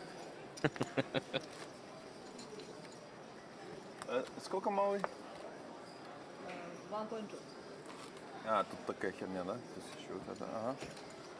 Сейчас бы я его на кассу, конечно, отправил бы просто. Молодого. Sebastian, ace king from under the gun. A little over 20 blinds. Obviously bitten off the last hand, but this one will be taken to the house if need be. And Banashevich finds ace queen. Oh, wow. The shortest stack. Seeing this action in front spells disaster for him. Montenegrin's been so patient. Got himself into the final five and finds a hand where Mr. Perfect with 2 10s behind. I mean, he's been so adverse of action. But surely, wow, we play this. I mean, we're not loving life, but come on, we've got 10s. I think one thing I will say, whenever he has a real hand, he just picks up one big stack of chips and launches them in. I think we just... I'm wondering if we ever have call fold. It doesn't make sense against 20 bigs behind for Sebastian. Just with Brixton behind in case we run into it, but I think we're just all in Demps. Wiring us the under the gun stack. Yeah, like it's really important to get this right. Okay. Here we go. You called it. It looks like he is just piecing together the big bet, gonna move all in effectively. Oh, wow. It's like a bet of 50 million. I mean... And all of a sudden, I mean, Sebastian can't fold. No, Can he? Nah, we're not folding ace-king. Not in a five-handed game. The good thing is he knows, like, even if Mr. Perfect's got aces and he calls, he's still going to get the ladder if Banashevich doesn't run down the aces, right? Exactly. If we outlast Banashevich, then we get at least fourth. Yeah, currently 5 left, 95k, the on-deck payout, fourth 130. I mean, Mr. Perfect can definitely look down at ace-queen suited, ace-queen off, and do this. Even if he has, like, hand like he has, 10s or jacks, we do okay. There's not many universes where... How many... Yeah, he's got no time bank chips left, has he? Oh, wow. I'm looking, I couldn't see a time back chip. He gets away from it. And what a situation for Banashevich here. Because somehow he's got ace-king out of the pot and is flipping against Mr. Perfect. Wow, this is nuts. I genuinely think he had no time bank chip left. And he just... 30 seconds wasn't enough for him to work it out. What a moment. What a huge fold as we see it come 7-3 deuce. Could this be like one of the sort of most fortuitous suboptimal folds we could see if this one continues to brick out, which is what it's doing? I mean, Mr. Perfect could well have felled 2 here. Yeah, it's almost tilt for him when he finds out that he's king folded. Is it a king river for the punishment? It's not. My word. Mr. Perfect knocks out our short stack. Banashevich in 5th place. $95,000 for him. And what a turn of events this has been. Sebastian's folded ace-king here with, what, 23 blinds to start the hand? He's absolutely loving it. I guess the fact that he had no time Yeah, has literally saved his skin. I mean, I had a quick look. It happened so quickly, and I didn't see any of the red plaques in front of him, so I think that's the case. There's no way he folds that fast anyway, right? Right, If he that's has what I some, mean. There's no way. Yeah, and like, so it does happen in tournaments occasionally. You see people running these time bank chips, and it changes things so dramatically. I mean, he should be out. If he had more time, he would have called, because he would have come around to think like, okay, if we have run into it, I'm going to ladder up anyway, as long as Banicevic doesn't win. Incredible though, but like that mistake, if we can call it a mistake, I think it is, could well pay dividends here. Loving life. I mean, he was free rolling already, having hit ace-8 against 2 jacks. Mercifully for him, he faded the old king ping in the river and just hating his life. Yeah, I mean, how tilt would that have been if it just comes ace-high and Banicevic doubles? Yeah. You're now like shortest or near shortest. But I didn't saw the second time because it's like two hours of delay. You understand? Yeah. No, wait. We can breathe. That's a 2 hours of the delay of the broadcast, so I didn't... Okay, he did have Voronin on 27 mil, so I still think it goes in though. I still think it's too much hand, but... Yeah. Anyway. I mean, these spots never as clear cut as they look at first sight when you pull in all these sort of numbers. I mean, it is bottom. Like if we have ace queen there, then we definitely pitch it. Yeah, so it is kind of bottom. But just such a difference between those two hands, though, isn't it? Yeah. Always feels like, well, there is. He's still in here. You and I would be out spending our 130k at the free bar. We would be out. It's like we. So Voronin limping here, 12 effective. I like this flop check, makes sense. Also makes sense for Sebastian to check back. Don't want to bet fold the open ender. Voronin now with the green light to seek value makes a lot of sense. 40%. Awkward really this good for Sebastian. You probably feel compelled you have for 3 million to see a river. Check this. Hard for us to credibly rep anything at the moment, right? Like we're not gonna. I don't think we have any raises. Is where I'm coming from. Yeah, and just fold, and I don't hate it. Lots going on. Voronin up to 35 million. I'm the small blind, correct? No, you are the big blind. Big blind, yeah. Yeah, you are the big blind. Now the blind's gonna raise every 15 minutes, so it's gonna be fast. It's gonna be fun. No, they reduce the blinds for 5 minutes every time when somebody busts out, and we have like 1, 2, 3, 4. Yeah. So it's 25 minutes right now, or 30. Incorrect. We are on a regressive clock. As you get short-handed, you get far more hands. So the idea is to try and balance out the number of hands you get per level.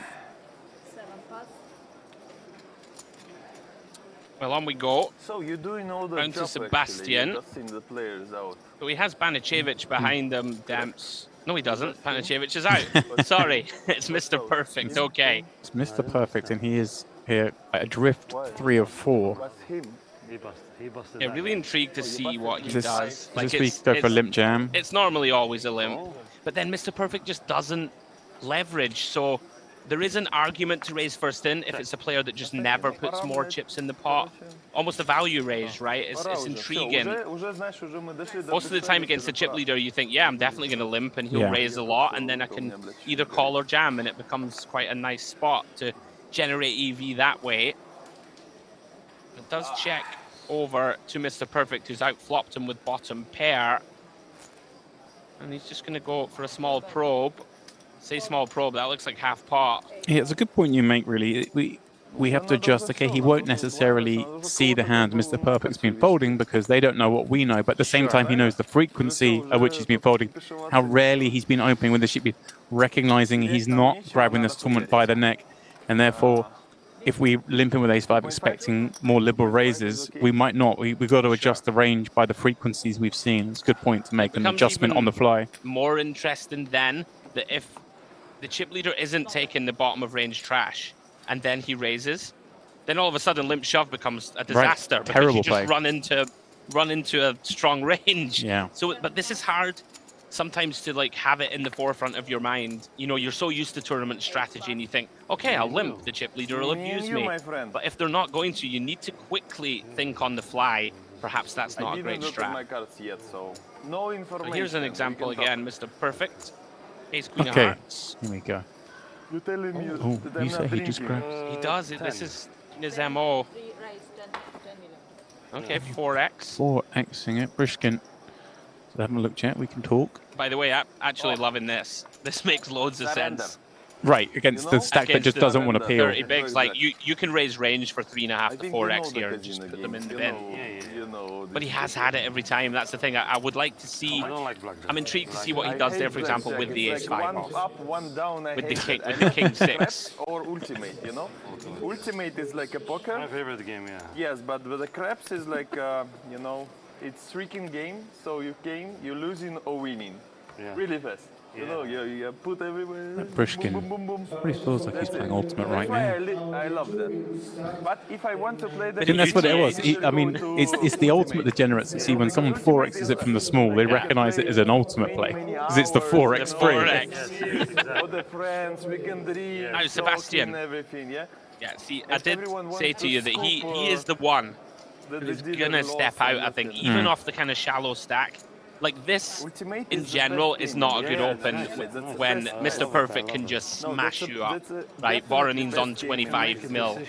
Don't normally get to open. But I think Sebastian just a nice adjustment in my eyes, actually. Voronin gets to defend with ace 4 of hearts. Me? Yeah. Win? An ultimate. My friend, no. I'm playing for fun. I'm Lovely playing flop for fun. for Voronin's defend. I'm the casino, so. Oh, is he just going to lead I know here? how it works, yeah. Just I'm just Rifles it in. Kind of surprising pick. I mean, if we're going to play that hand, put all the chips, might as well check, induce a c-bet. I think this is a mistake. Yeah, like just check. Sebastian's gonna c-bet this board. Like he should have a very tight range anyway. Opening here as 3 of 4. He's just gonna c-bet, and you just generate loads of extra money. You check jam. You might even get hands as strong as like ace 9, ace jack. These types of hands very reasonably would bet fold, and then you can get some better hands to fold. You pick up an extra 5 million. Yeah, I don't like that. Don't like the donk jam. Maybe just got a bit excited, flopped the nut flush draw. Yeah. Obviously can never be a mistake to wager all your chips with this hand, but yeah, I think missing a trick. Ooh. Oh man, this guy. What the blind is? Let's go 5.5. Raise 5.5? Yes. Okay, same as last time. No, Oh, hang on a second.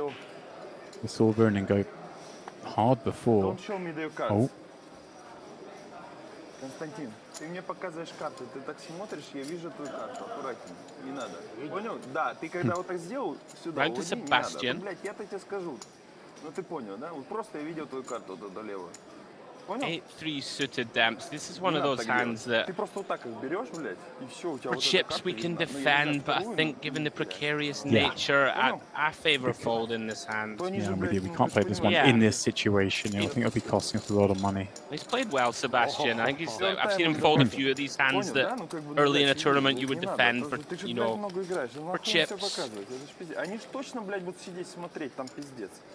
Понял? Я ж ее смотрел второй раз, я уже не собирался делать кол. Это не имеет значения, ты же понимаешь, да? Ты так делаешь, но могут смотреть, и когда ты будешь хотеть кол сделать, да?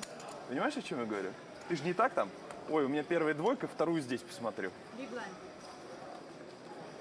Аккуратней. Yeah, sure.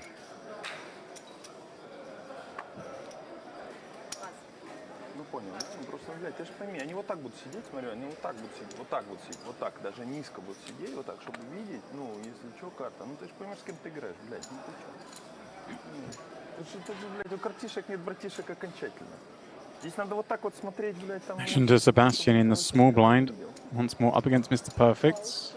Gonna limp in again. And yeah, we're just recognizing, I guess, that if we're playing against someone who's going to be punishing us, we can't play these kind of hands. But Mr. Perfect is allowing us to take flops. Although 10-10-3 board, not the flop Sebastian is looking for. He is still ahead. Sorry, yeah. I'm just hitting him now. not about the game. Yeah, interesting decision point on whether we want to probe. Queen high does have just enough showdown. Again, if you think that the chip leader won't float you appropriately and stuff like this, then it might become more, you know, appetizing to just do lots of small probing demos. Right. If you think they'll never punish you, which, you know, it's reasonable not to with 6-7 off, obviously. But, you know, some of the more natural kind of float hands, if you think you can fold out maybe even like a queen 9 or a queen jack or something like this with a small bet. I think he knows where he's at, Sebastian, with this lineup. Понимаешь, да? Тебе очень повезет, если у тебя будет 2 девятки, ну, условно, там каких-то, да? А так тебе просто там, это же стоимость нереальная просто, ну, как бы вот этого происходящего. Big blind engine. How much? 2-5. Yes.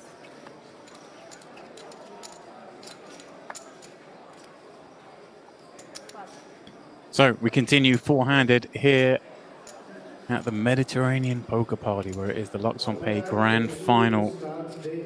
Sebastian. Yeah, tricky ones these. 40 million, so 16 blinds.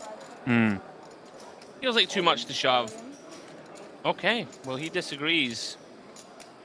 Just deciding to run it against a tricky opponent in the big blind. Why so much? Yeah, a reasonable question. I guess, you know. Obviously fine to just jam. The adjustment I'm kind of making there is, well, Mr. Perfect's not going to punish me. Briskin hasn't shown any inclination to 3-bet jam. No, so when I raise and Mr. Perfect reaches for the 20 million and announces, I just think that, okay, I've dodged it. I just don't... Yeah, I hear exactly where you're coming obviously from. for chips, and if you're playing against two aggressive opponents who cover you, it makes more sense to open rip this, because then you don't get lent on, you know, by every... There'll be, you know, if you've got two crushers behind you who find every suited ace reshove, every low pair reshove, every king queen and all this malarkey, then it becomes less appetizing just to min raise. But in this lineup, I thought he might. I mean, it's not a mistake to jam. Mr. Perfect giving up another king on the button and a walk from Brishkin. Definitely been an opportunity here for Mr. Perfect to accumulate more chips than he has. Which is good news for the other guys, I guess. Having said that, he did fold 2 or 3 times when I thought, well, you got to open. And people just had massive hands behind. So it may not have worked out as well as I'm suggesting. Good result in this tournament. Now then. Brishkin, he's jack. I raise 5.5. Raise 5.5. Yeah. Gonna pop it up once more.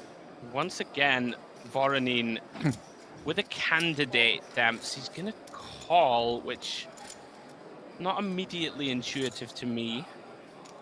I guess we can keep in some hands we crush. We maybe feel like we would like a slightly stronger hand to 3-bet jam, like a king queen. I think we would always shove. Maybe just deciding, okay, I still have a little playability.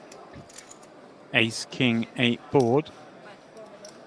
Voronin checks it on over to Brishkin, who's going to bet 4 mil on a swift call.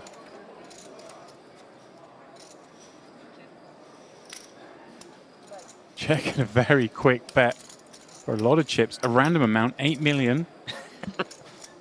Random amount. There's 1/3. Part of the problem when you just call here pre. Yeah. Is that we don't we lack ace X, right, in the small blind.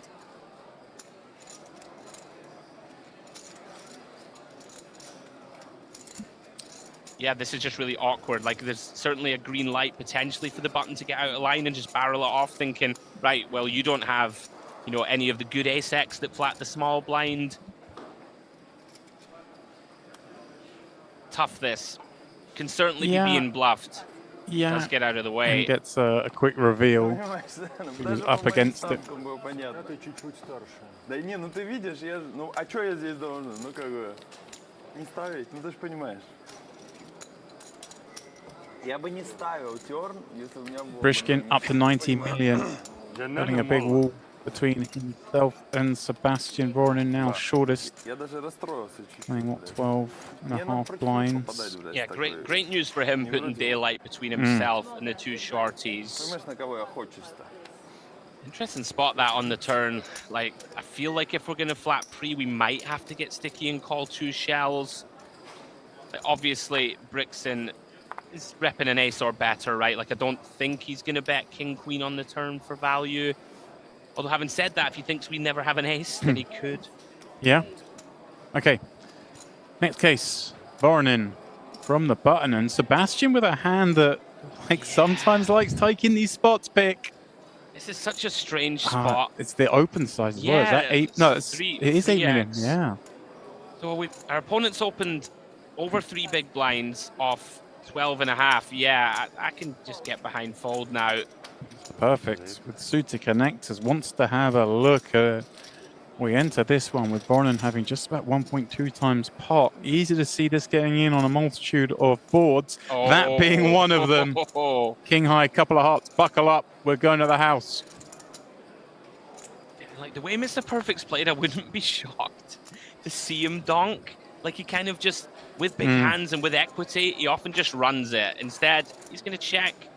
Maybe look to check call, maybe check shove on against some size-ins. What a dreamy board. This looks like for Voronin. King high up against that. Oh, we're loving it. We've flopped the effective nuts. Big blind peel goes 10 million. Yeah, this again, we've seen some strange sizing choices. Like,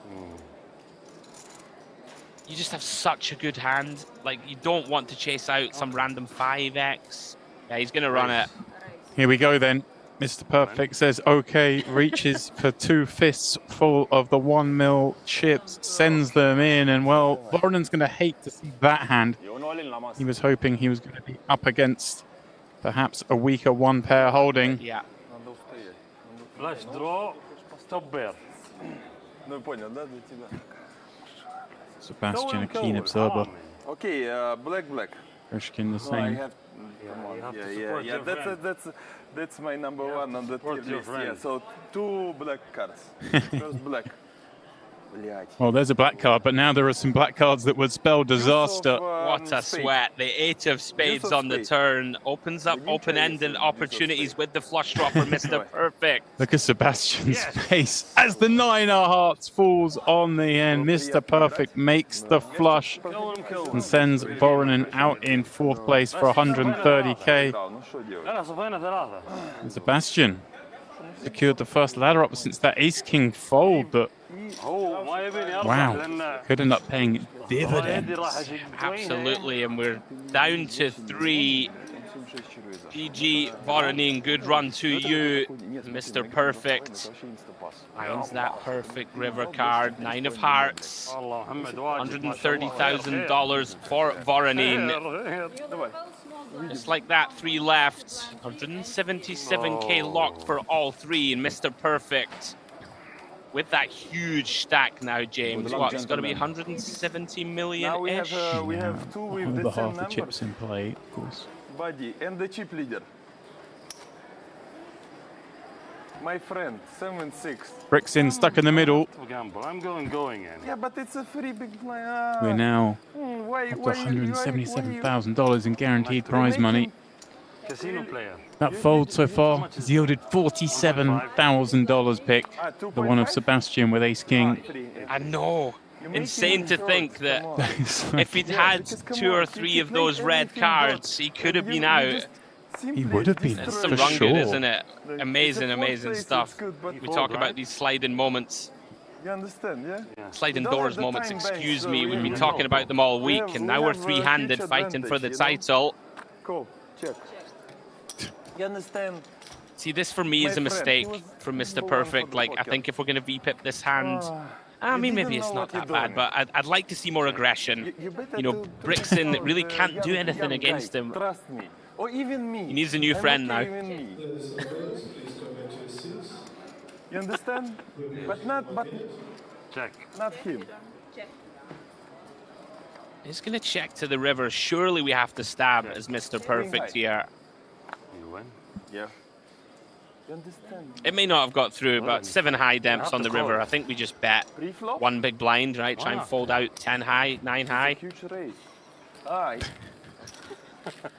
But it's not going to affect me a lot, you mean? yeah, We are I playing know- for I know it's not gonna affect $375,000. you a lot, yeah. Yeah, but I mean now, if I was on his place, It's a good decision. I'm going cry in the casino to move on. You know? Yes, because it's kind of like.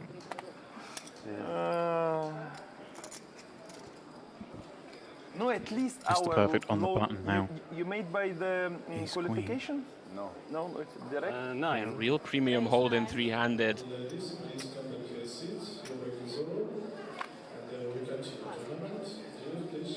Making up 3 blinds and Sebastian with ace jack in the big. Is this real life?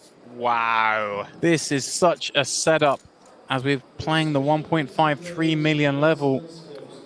Just 11 blinds behind. This is going to be a slam dunk shove. Yeah, there's nothing else to do. More than happy to send. And Mr. Perfect going to be so delighted to see this holding us for the counter. We're not quite at the point yet where Sebastian knows he definitely has the best hand or thinks he definitely has the best hand, but it won't take long. Not a lot. Absolutely. Probably wants a call at this point. Yeah. How much? But understandable, Mr. Perfect. Yeah. Just you know, dotting the I's, crossing the T's. Exactly. We are playing, as you said, 375k. Don't want to make a Yeah, mistake. it's 198,000 difference between third and first. Sure, just in case he has, I don't know, 80 million and you have more of a decision. Yeah, call. Yes, he does make the call, and Sebastian Ace quite queen. proud of that ace Ace jack. Yeah, he's Ace going to be queen, ace shocked. My friend, but you really يلا محمد. very cheap. Az valet, az dama. Az valet, az dama. But it's not the gambling. It's like you have to call for sure. Yeah, come on, it's free max. Yeah, it's not the gambling.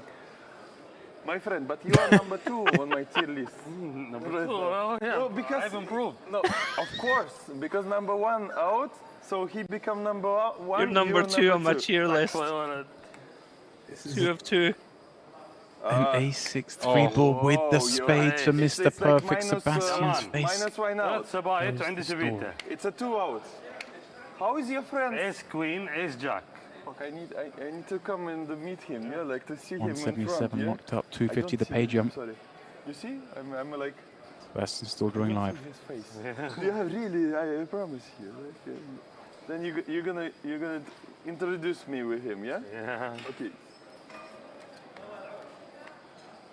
Yes. Queen of Hearts on the river, more than enough for Mr. Perfect to eliminate Sebastian in third place.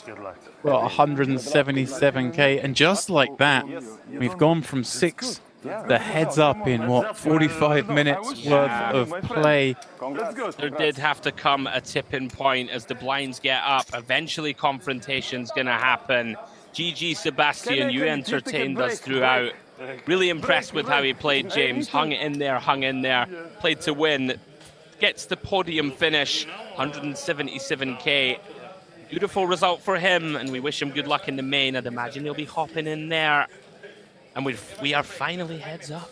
And it's Mr. Perfect against Brixton, box office. It kind of felt like it always would be these two from very early on this final table. No slight on the rest of the players, just the chips the way they were. Mr. Perfect having the lead. Brixton having...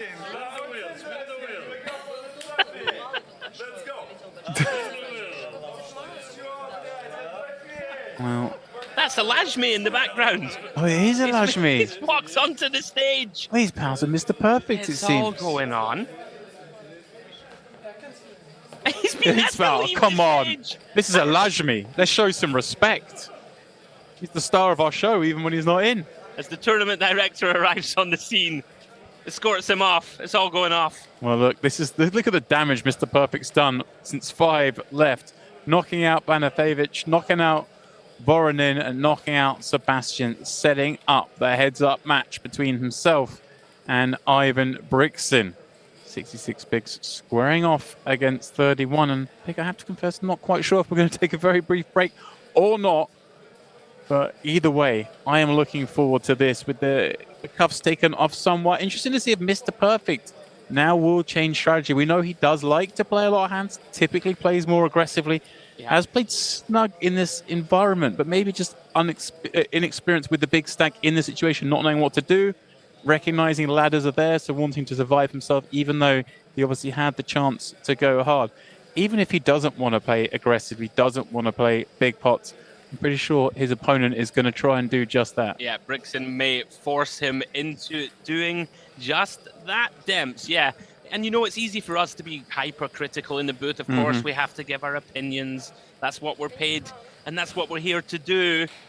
Paid for, excuse me. And yeah, Mr. Perfect, 66 bigs, so what, 2-1 chip lead. Yep. It's relatively shallow, sort of 30 big blinds effective stack. I mean, we're starting 32-1. There are 97 blinds in play. Yeah.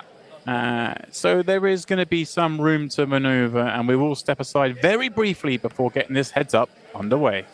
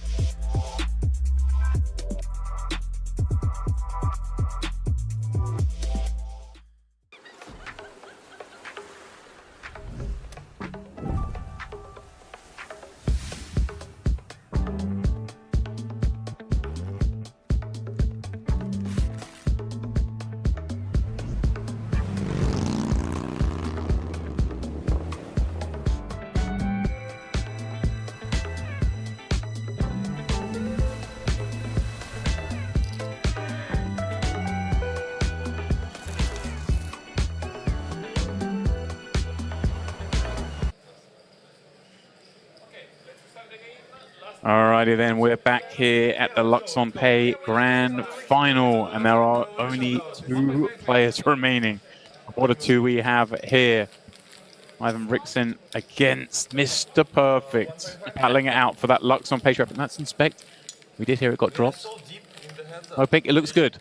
That thing's not going to dent, is it? Look at it. I reckon it's made of like some unheard of, yet unforaged for metal that you and I know nothing about. It's been dug out of the ground in... The one from Avatar where they're mining the amazing mineral that everyone wants. They've combined that with titanium to create the Luxon Pay Grand Final trophy. Now, I'm intrigued to see if Brixen sort of continues the verbal assault. Here, yeah? Right? Because, like, Mr. Perfect was playing kind of passively against him, and that could work in our favor, right, in a heads-up environment. So let's see. Let's see. We have been asking for Mr. Perfect to change gears, and there's an opportunity immediately. Damps limping from Brixen. Yeah, and I think we will. Just how he approached it at the start of the final. And there we go. This is very, very nice, and it's a nice find. Of course, very reasonable heads up. Yeah, I think, like I say, you know, I know he should have been the one relishing the ICM situation, but I think he was just instinct was, hey, I want to play tight because this could be heads up soon. I just want to make sure I'm heads up. Which is, you know, sometimes you might see someone make that play, make that decision. And he's got himself here with a big chip lead, so you can't fault it. Exactly, you really can't. And let's see, I think now we will see him step back to the Mr. Perfect we saw at the onset of the final table, where he's far more willing to get stuck in. Yeah, he was in there early on the FT with the Queen-9 suited. I remember got Ace-Queen to fold somehow. Got spice in him, we know that. Really, yeah. I'm not joking. I'm not joking. Last time I played in Sochi heads up, like it was like, yeah, 4 years ago. 4 years ago, something like Mr. Perfect, King Deuce offsuit on the button. This will be a bit of a clue for us as to how he wants to approach the match. It's kind of one that you can go either way. Yeah, look at this. He's just going to be aggressive. I like this. Real change from what we saw before. And that's a very tight fold from Brixen heads up. Of course, it can be difficult to change gears. Like, we've been in this four-handed dynamic where we need to play very tight, right, in terms of defense. Whereas heads up to a min-raise, James, I would argue you've got to defend that one. Online. Yeah, it's like ultimate now. You just ace, any king, you just have to fucking gamble. Yeah, because I don't play online, so I'm not supposed to play online. So. Never played the heads up or something like that. You Bitcoin. It's like ultimate. Now he's speaking his language and our language. Yeah, I mean, we haven't had our ultimate spin yet. What's going on there? It's going to happen. Maybe tomorrow on the day off. Oh, God. 7 million. To be fair, heads up. Any ace and any king probably is. Let's get in the mix. Okay, open to 7 million from Brixen. Quick defend from Mr. Perfect with the 7-5 of diamonds. Makes a lot of sense. Where are you playing online? On what site? All right, ace 9 5. It's possible that I don't. Sorry, but it's not possible. I don't see the cards. Oh, you're not allowed to talk? No, he wanted to move seat. It's take time to realize what the board is. Oh dear. He's been sitting in seat 5, middle of the table all day. Well, hang on a minute, Demps. Mr. Perfect, you're gonna donk here. 12. Oof. Wow, big bet. Well, you were asking for aggression. Yeah, but I am too drunk. And this box is really bad for me. Yeah. 12. Oh, we're descending into madness. Well, he flicks in the call for 12 million, and somehow. Because I actually don't see. Sorry, yes, it's far away. This is awful because this table is long. Well, like I say, he's been sat in the middle of the table all day with a good view of things, and now suddenly been put to the ocular test. All right, let's try and break this one down. Oh, there's no point doing that. Yeah, Come on. That's why I'm here. Wow. So, like, you have to try and deconstruct this. Like, this line from Mr. Perfect, I like the aggression, but, you know, we really just don't get to do this. As James giggles away. I'm sorry, I'm gone. That's okay, another sip of the gin and tonic. Pitt, you fly the ship, my friend. I will fly it, right? This is really nice from Brixen, just recognizing our 9 is a lot of hand here. Like, we block the 6-7s of this world, right, that could feasibly donk and make a real hand. So now Mr. Perfect's put himself in this weird spot where we've donked bottom pair twice. Now there's a flush completer.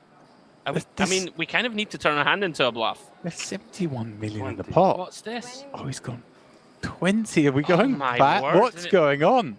And by the way, I mean, this is a horrible spot now for Brixton. We just have a pure bluff catcher. What hands does our opponent bet that we beat? 7-5 pick. 7-5. It's literally. And he flicks Oh it. my word. What? 5. Oh. Yes. Wow. Well done, Brixton. Ivan Brixton goes cool. Bad because I have bad eyes and I don't see the cards, and I'm sorry. I don't think Mr. Perfect It's not cares like too a much right regular, now you know, they as we don't level see, up the but I don't see stacks. the cards was coming. Yeah. And plus I have the gut shot on the turn, and it's important to see. Yeah. Sorry. Nothing personal. Get this man a waiter. Yeah, thank There you go. Nearly even in chips, separated by just 3 big blinds. The early skirmish, well, I call it a skirmish. I mean, this is a full-fledged battle, that pot. Getting them even. Yeah, 3-3. Yeah. Somewhat inadvisable, this one, I think, from Mr. Perfect. Just lacking a bit of execution. I think if we're going to fire a river bluff, probably just ask for all of it, Demps, right? Like yeah. This is going to take some dissecting. These two are just loose cannons. Yeah. You never quite know what's going to we're happen. swinging. This is round 16 of a heavyweight bout. It's like they just, there's no guard. Yeah. They're both slugging away. They're both punch drunk. Can you ask the floor to put me here? Because it's going to be He's still insane. asking if he can move. This table is too long. I don't see the cards, yeah. I'm drunk, yeah. And I have not the best eyes, yeah. Can you ask the floor? Maybe. Oh, dear. Excuse me. Could you be so kind? Yeah. Can I sit here? It's possible. Because I don't see. It's too far away. My eyes is not so good. I'm drunk and I'm like, I don't see the colors. I see it's black and that's it, yeah. Okay, can you put me on this board and it's gonna be much better, yeah? Mr. Perfect gonna limp in. Yeah, okay. Thank you very much, yeah. I didn't wash my hand, yeah? Because it's gonna be stupid. I'm gonna stand up all the time to watch what's going on, yeah? Come on, because this table is long. Mr. Perfect, how do you digest this? I'm not gonna go in my room to I think it's change probably a good thing for him in a sense, but he just lost that big prize. Okay, it's giving him some time to collect his thoughts. So yeah. Come on, so I'm not gonna change anything, yeah? You understand? But it's gonna be stupid if I'm gonna... You're playing heads up for 125k. Yeah? Because я вообще не вижу, бля, креста, пика, просто черная карта. He said my eyes aren't great. I've never, in my years of experience, had a situation where I've had a tournament paused whilst we work out whether a player can switch seats. He can't decide, can he? I mean, maybe he can. I think it shouldn't be too much of a problem. Obviously, the aesthetics for us, it looks nice, the two of them facing off, but it is a large table, it has to be said, and you know, he's tired and he's drunk. This is like two tables, two normal tables, too long. Oh. Can I move there? Here is okay? Yeah, thank you very much. Thank you very much. Okay. There we go. Now at least we're gonna play and I'm not gonna like do this stand-up game. Thank you.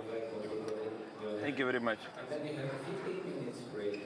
Now we continue. Okay then, limp in from Mr. Perfect with This the must Jack be. deuce. This might be the longest time in the history of poker someone's faced a limp and then ended up checking back. And I check.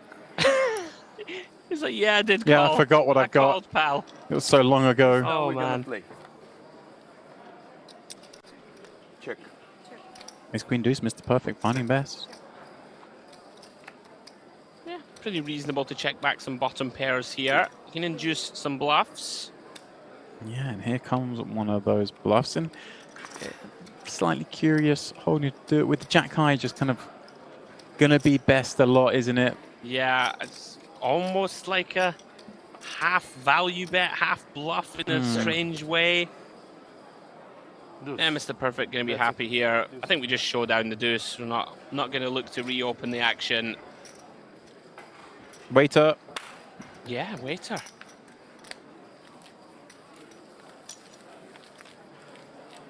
Just gives us a moment to collect our thoughts. There's been a lot of distractions.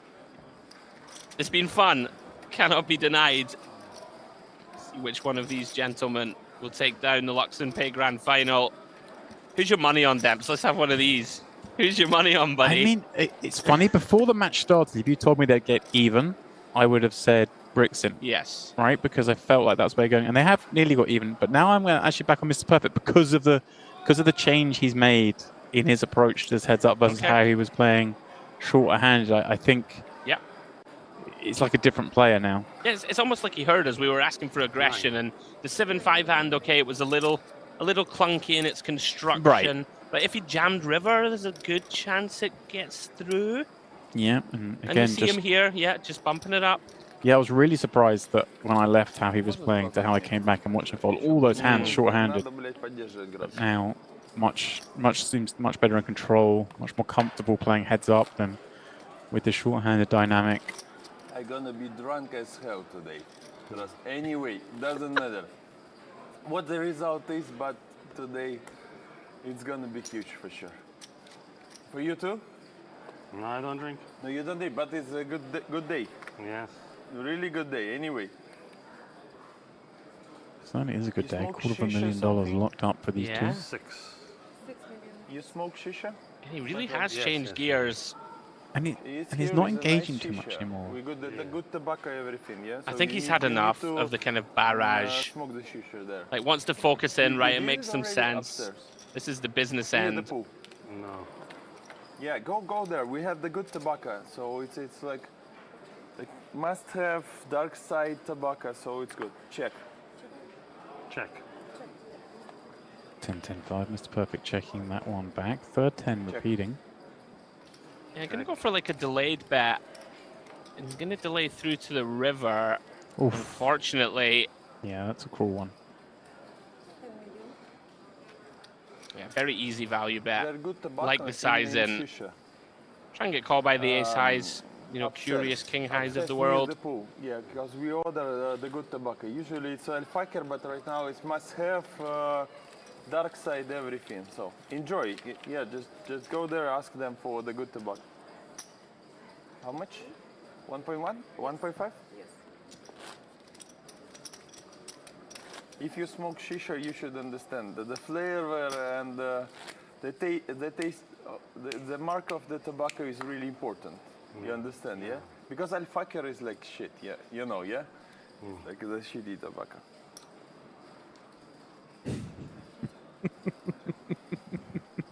You can just see that Mr. Perfect's kind of over it. Just like, just play. Yeah, he's just like, I want to win this tournament.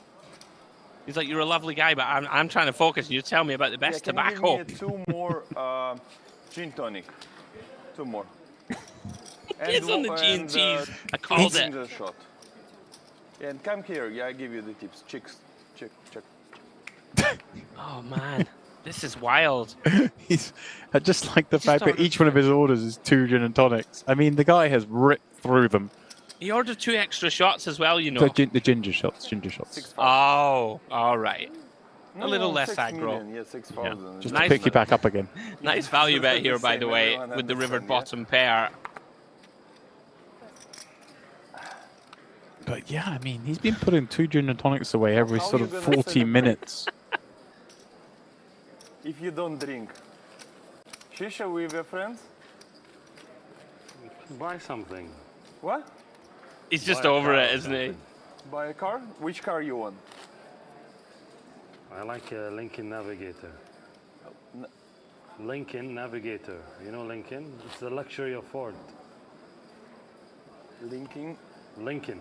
What? That's a mark of the. Yeah. Of the car? No. How small?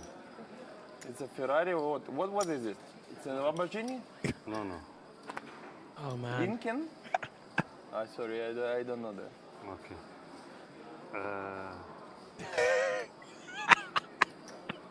6. This company of what? It's the luxury of Ford. Of Ford? Ford. Ford. Luxury Yeah, of Ford. I got it. Oh, yeah, I man. got it, my friend. Yeah. What is this? 6. Here we go. I'm rarely speechless, Demps. You know me well. I'm rarely lost for words, but like, Mr. Perfect's just so over it. You have the good rods? Rods are good? Rolls-Royce, yes. Yeah. No, I mean the rods, yeah? Check. That's important, yeah. You got good roads? Because What's going on? really I good want to mute the mics. I'm done. Yeah. I think we're done for a couple of minutes here. Cool. What's happening now? Oh, hang on. 10 million, okay. Met with a call by the Queen High. Good car. Is this 10 or more?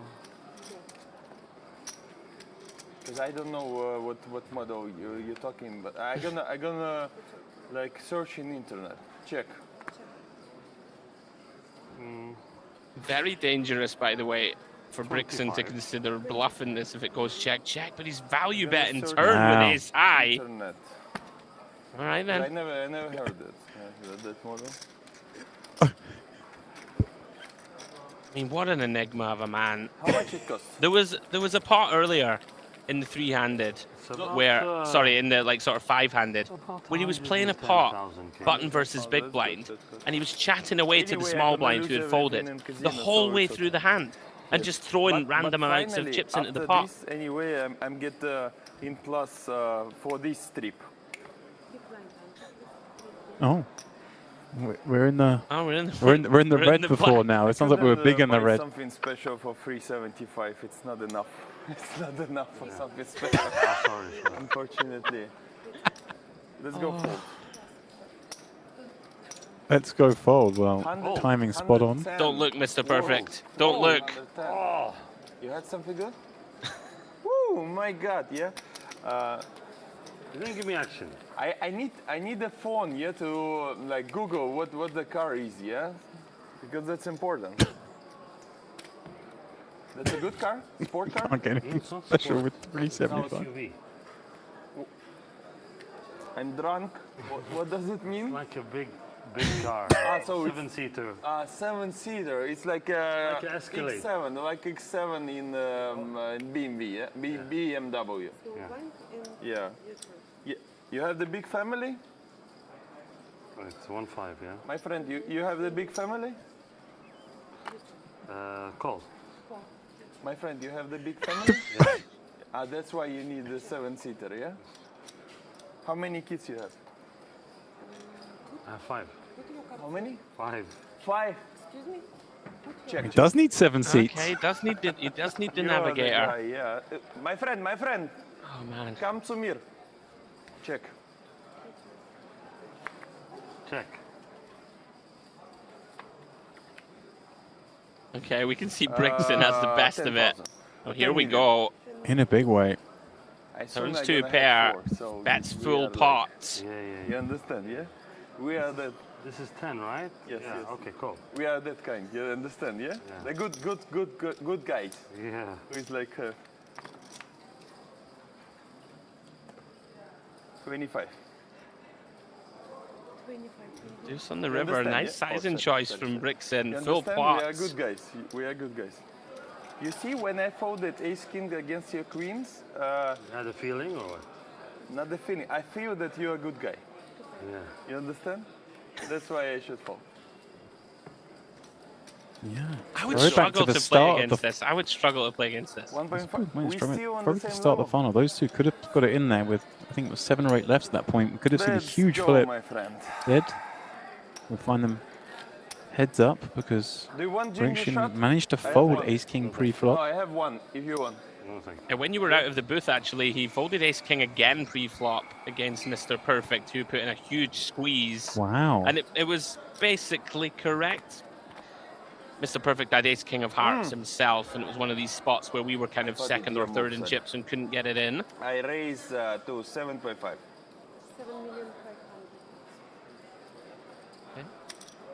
Raise Call. to 7.5 million. Mr. Perfect content to defend them. Can you So ask the for king the deuce. straw of the waiter, okay? Please. The mistake Mr. Perfect's made in this heads-up match is occasionally engaging. I would just never engage, honestly. I would have to focus. 125k ladder. Tell them to bring it, okay? Chance to win the title.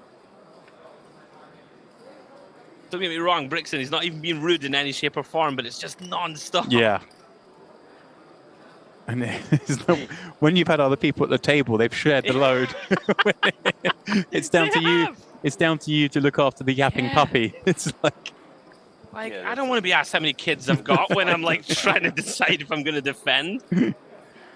Oh, I tell you what, I'm enjoying this. I know you viewers over on our GGPoker YouTube channel are. You're letting us know in the chat. And you already have 5 kids. I was married to 2. No, I was married to 3.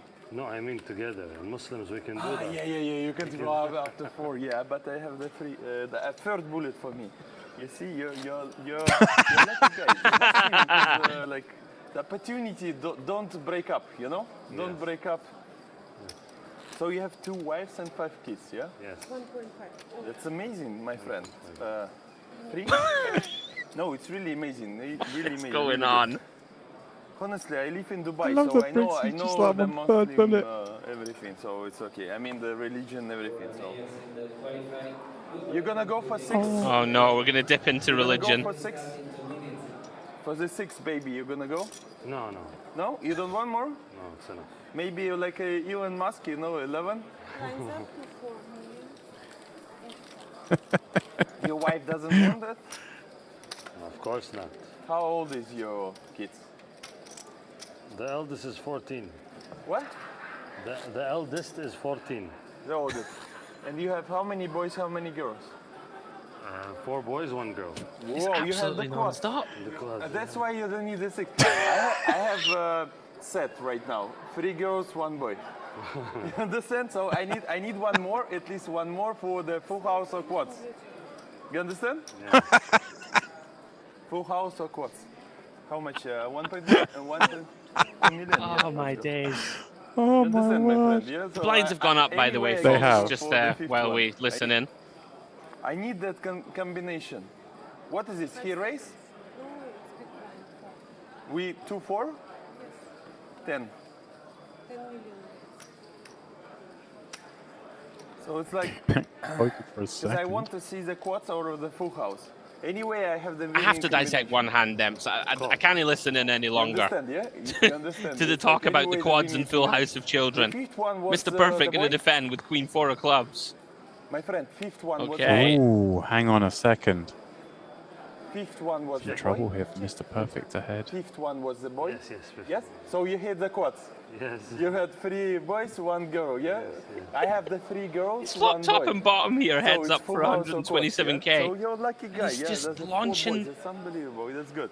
How much verbal I raised assault. at 10? Yeah? Okay, let's go 20. Wow. But you're lucky. 20 into How hard 24. is this to play against? No, I mean, that's He's really going to good. get looked up by Mr. Perfect, and these two swelling this I pot love up. because like the people who Big like boy. have a lot of the kids, everything, yeah. Because we are good person actually, yeah. We are good person. Brixton. So let's go 50. Huge bet coming in on the turn. Now, it's kind of weird because You see, he they has haven't like really 3 boys, exchanged 1 these girl, big and barbs. He hit the quads. I have 3 girls, 1 boy. Actually, I don't know what I'm gonna do. This is dicey waters for Mr. Perfect. We have a bluff catcher, but it's such a... Call. Yeah. Wow. Brixton's talked him into submission here almost, James. Pick, we've got 164 million chips in the pot here, and they have just over 60 million behind. This is a big misstep, it feels, from Mr. Perfect. And a 3 on the end. Well, not what he was looking for. Is he going to try I was something going here? to say, is there a... He has! He has! He's gone for the all-in, and can Mr. Perfect get a fold out of Brixton here? He's gone quiet for the first time today. Shot. A little bit of ginger. If Brixton clicks call, we have a champion. I mean, what 5x can we rep? James, that check calls full pot flop. I have and good basically hand full for the pot heads up. turn. A really good hand. Yeah, I just don't see any way he can fold here, and he doesn't. Ivan Brixton makes the call and finds Mr. Perfect at it on the river. 287 million of the 290 million chips are in play in this pot. We will Come on, yeah. So it was, break it down was to hard confirm. To believe that you hit the 5. You understand? Only ace 5. So it's only one combination, basically, yeah? I'm not the good guy to bluff against. You see, 2 pairs. And just like that, Ivan Brixton is the champion of the Luxon Pay Grand Final. Good for $375,000, which it turns out you can't buy anything good with. Apparently nothing good. Maybe a little car or two, a Lincoln Navigator. Well, $250,000 for Mr. Perfect. Commiserations to him. Put on quite a show, Demps. I win the turn? You've won. Really?